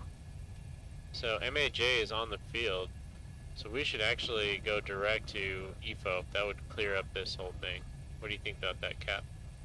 sounds good to me. Go ahead and So I'm select gonna it. just take on the legs page, Yep. EFU, go direct to it. Confirmed. Alright, Execute. Execute it, and then hopefully this fix. There we go. There we go. That looks a lot better. Yes. And the top, because the top of descent was acting kind of weird. So looking at mental math, right? We're at 36,000 feet, and Yep. the airport's pretty much at sea level. So the 3-to-1 ratio should be what 108 miles from the Yep. airport in a straight line, 3-to-1. So it was like showing that the top of descent was like pretty much over the island. And I was like, that's off. And that's probably why, is Yep. because it had us fly over MAJ and then go back out to EFU. So for your landings, I don't know if you do this. I've picked this habit up since being at Pat Sim because he does this. We'd like to take this opportunity to acknowledge our special guest. Today's special guest is Carol Sheeran. Oh god. Ricky. Midnight Maverick. Captain Chemtrail. And fly with Shameless self-reproach again. Yeah. I was about to say, I made a maintenance log about the microphone going out. Yeah. Were you gonna ask me about the 30-mile rings? So, well, what he did was he basically, and what I've been doing now is I put a fix on the airport at 15, 10, and 5 miles. And it just a reference to me 15, for, and I 10, just use and it as a 5. reference as my approach and flaps and speed and stuff. Okay. I mean, that's personal preference. Yeah. So Yeah, I was just wondering if you he did that, but that's kind of, I did not. The only thing I do sometimes is if you're going direct to an airport, you know, sometimes I'll put a 30-mile fix, because at 30 miles you should be crossing at 10,000 feet AFE. mm, So, thinking about slowing down to 250 and stuff is kind of important. The rest of it is just kind of more like how you want to fly it. gotcha. Okay. Because the other thing, it just becomes too complicated if you have rings all over the place. So Yeah. I just like to keep it simple, and just kind of situationally know. But if that helps you out in figuring out when you need to start putting flaps and configure, then yeah, no, I have no I issue usually with been it. putting like the rings, and then like I'll take these rings off after Yeah. I put those rings. I do just quick mental math, like, because you can't always trust that top of descent being accurate. Flight deck. You got the magic password? You got it. Yeah, like Pat says, 100 miles, top of descent, yeah. So, yeah, the top of descent really depends on what altitude you're at, Pat. It's 3-to-1. It's really easy if you do the math. If you're at 30,000 feet, you just times that altitude loss by 3. Did you So do the math 90 thing? miles if you're at 30,000 feet. We're at 36,000 feet. So it'd be 108 miles if Alright. you're exactly. And then you would want to add So- a little punch factor with speed. I hear you. You hear me? I do. Oh, you're really loud, though. Okay. Oh, is it because... Oh, you're using, like, a gaming You can headset. turn down the volume on that, can't you? There's, Well, this is just you can't hear me because I muted it, like, so there was no echo. So stream can hear me. I can hear you in my headset right now. Yeah, but I can't hear you guys because I made it that way because I didn't have constant. That's really So I loud. can hear you guys. Gotcha. Super Is it really low? Yeah. Okay. Hadley. Like he's really low. He's really loud in my headset. Yeah, he's really loud in my headset, yeah. Okay. And by getting Hadley. No, Can you? What's up? Oh, we were talking are you about doing it? You do your thing. No, Pat was asking about the speeds and the descent rings, and so I was saying the 100 miles is a good approximate, but it could kind of bite you because if you're at 36,000 feet and you haven't gone down by 100 miles, you're already behind the curve. 10-mile rings, 3K flaps up, 5-mile ring. Yes, everybody has their own little thing. I just say the less rings, the better decluttered it looks. But if that what helps you out, then my thing is if you're 10 miles on a long final, you should be not at 250. You should be definitely below 250 and thinking about flaps 1. That's kind of where my line is. But I typically let anybody fly whatever they feel as long as it's safe and as long as we're going to be meeting stable approach criteria on final, then when you want to throw gear and flaps is really just part of the art form in flying the airplane, and knowing when to do it and doing it smoothly is kind of the art form.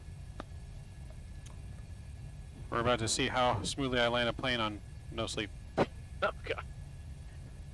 I don't remember the last time I've been up this long, to be honest. Yeah. Like, you need I some never stayed this sleep. long.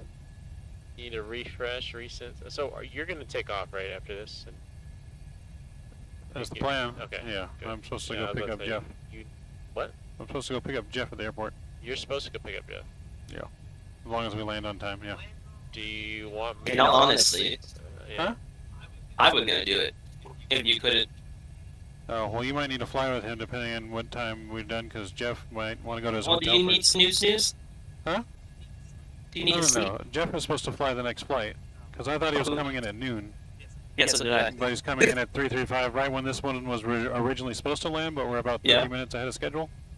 Okay. So there still might be time if he comes straight here, because there's that little 15-minute Why briefing don't- period. How long's the next flight?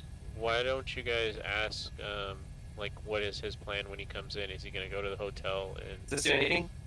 Is this turning me down or no? Or am I still out? You sound like a You're still chipmunk right now. Wait, I sound like a chipmunk? Yeah, like Little bit. it's a little bit of a higher pitch. Wow. That was just a huge delay, but Yeah. Wait, how long is the next? how long is the next flight? Yeah. Let me look. Let's see here. JZ Wecker's asking, are all the buttons and throttles and the stuff the same resistance as in real life? I can answer that. The buttons in FDS is different. For example, the EPS control panel, the real one's very expensive, so this one feels a little different and operates a little different than what is in the real airplane. However, I will say that the throttles, this is actually taken off a real 7.3, so very similar in a lot of ways. I 425. would say the auto throttle motor, since it runs on a different power off of AC 400 hertz power, it's different. It's a different motor that's in this one, but it feels similar Aren't you enough guys, to are you where- guys still going to dinner? and then you have the motor Are that you guys actually still goes the going? autopilot. But like the main switches on the throttle, the flap handle, all that's off of a real 7.3, so that's going to be pretty one-to-one. But some of the FDS stuff, just the tactile feels are a little different. Alright, well, I feel like Jeff was going to come straight here, but we'll see. What, can anybody text him Oh, he's on the plane. or call him? Like, do you have his flight information? You know what time he's landing? Well, yeah, I know his flight information. Yeah. But I don't have his phone number or anything. Rookie just sent me the flight. Yeah. So he's supposed to land at 3:35 on Southwest 2427. Oh, where's he coming from? Denver? Denver. Well, yeah. You want to look up Southwest 2427, see how what the ETA is?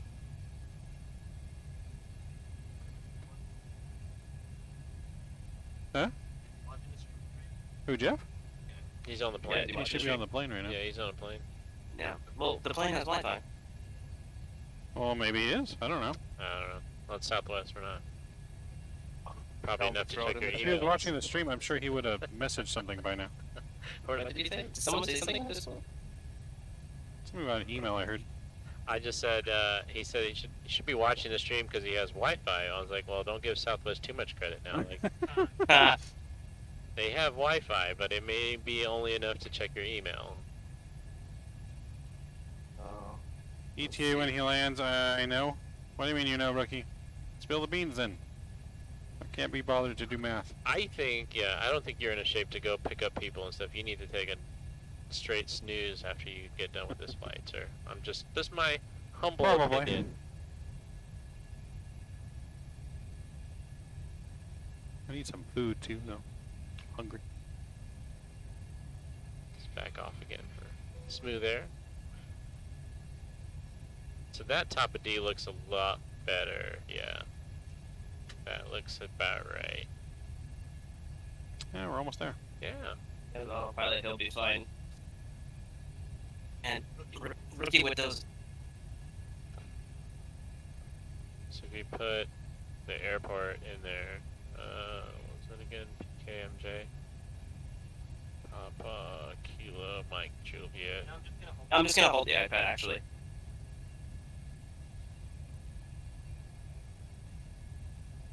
What did you do? Break it?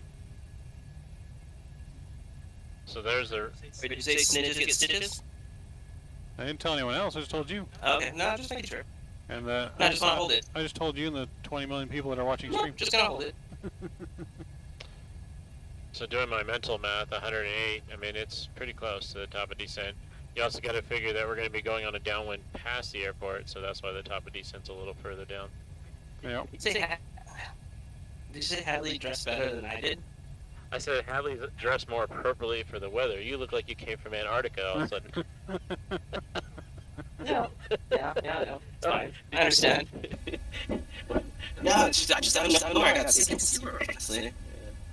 Like, not sick, but like just not contagious. Just in general. He says I have autopilot, so I'll be fine.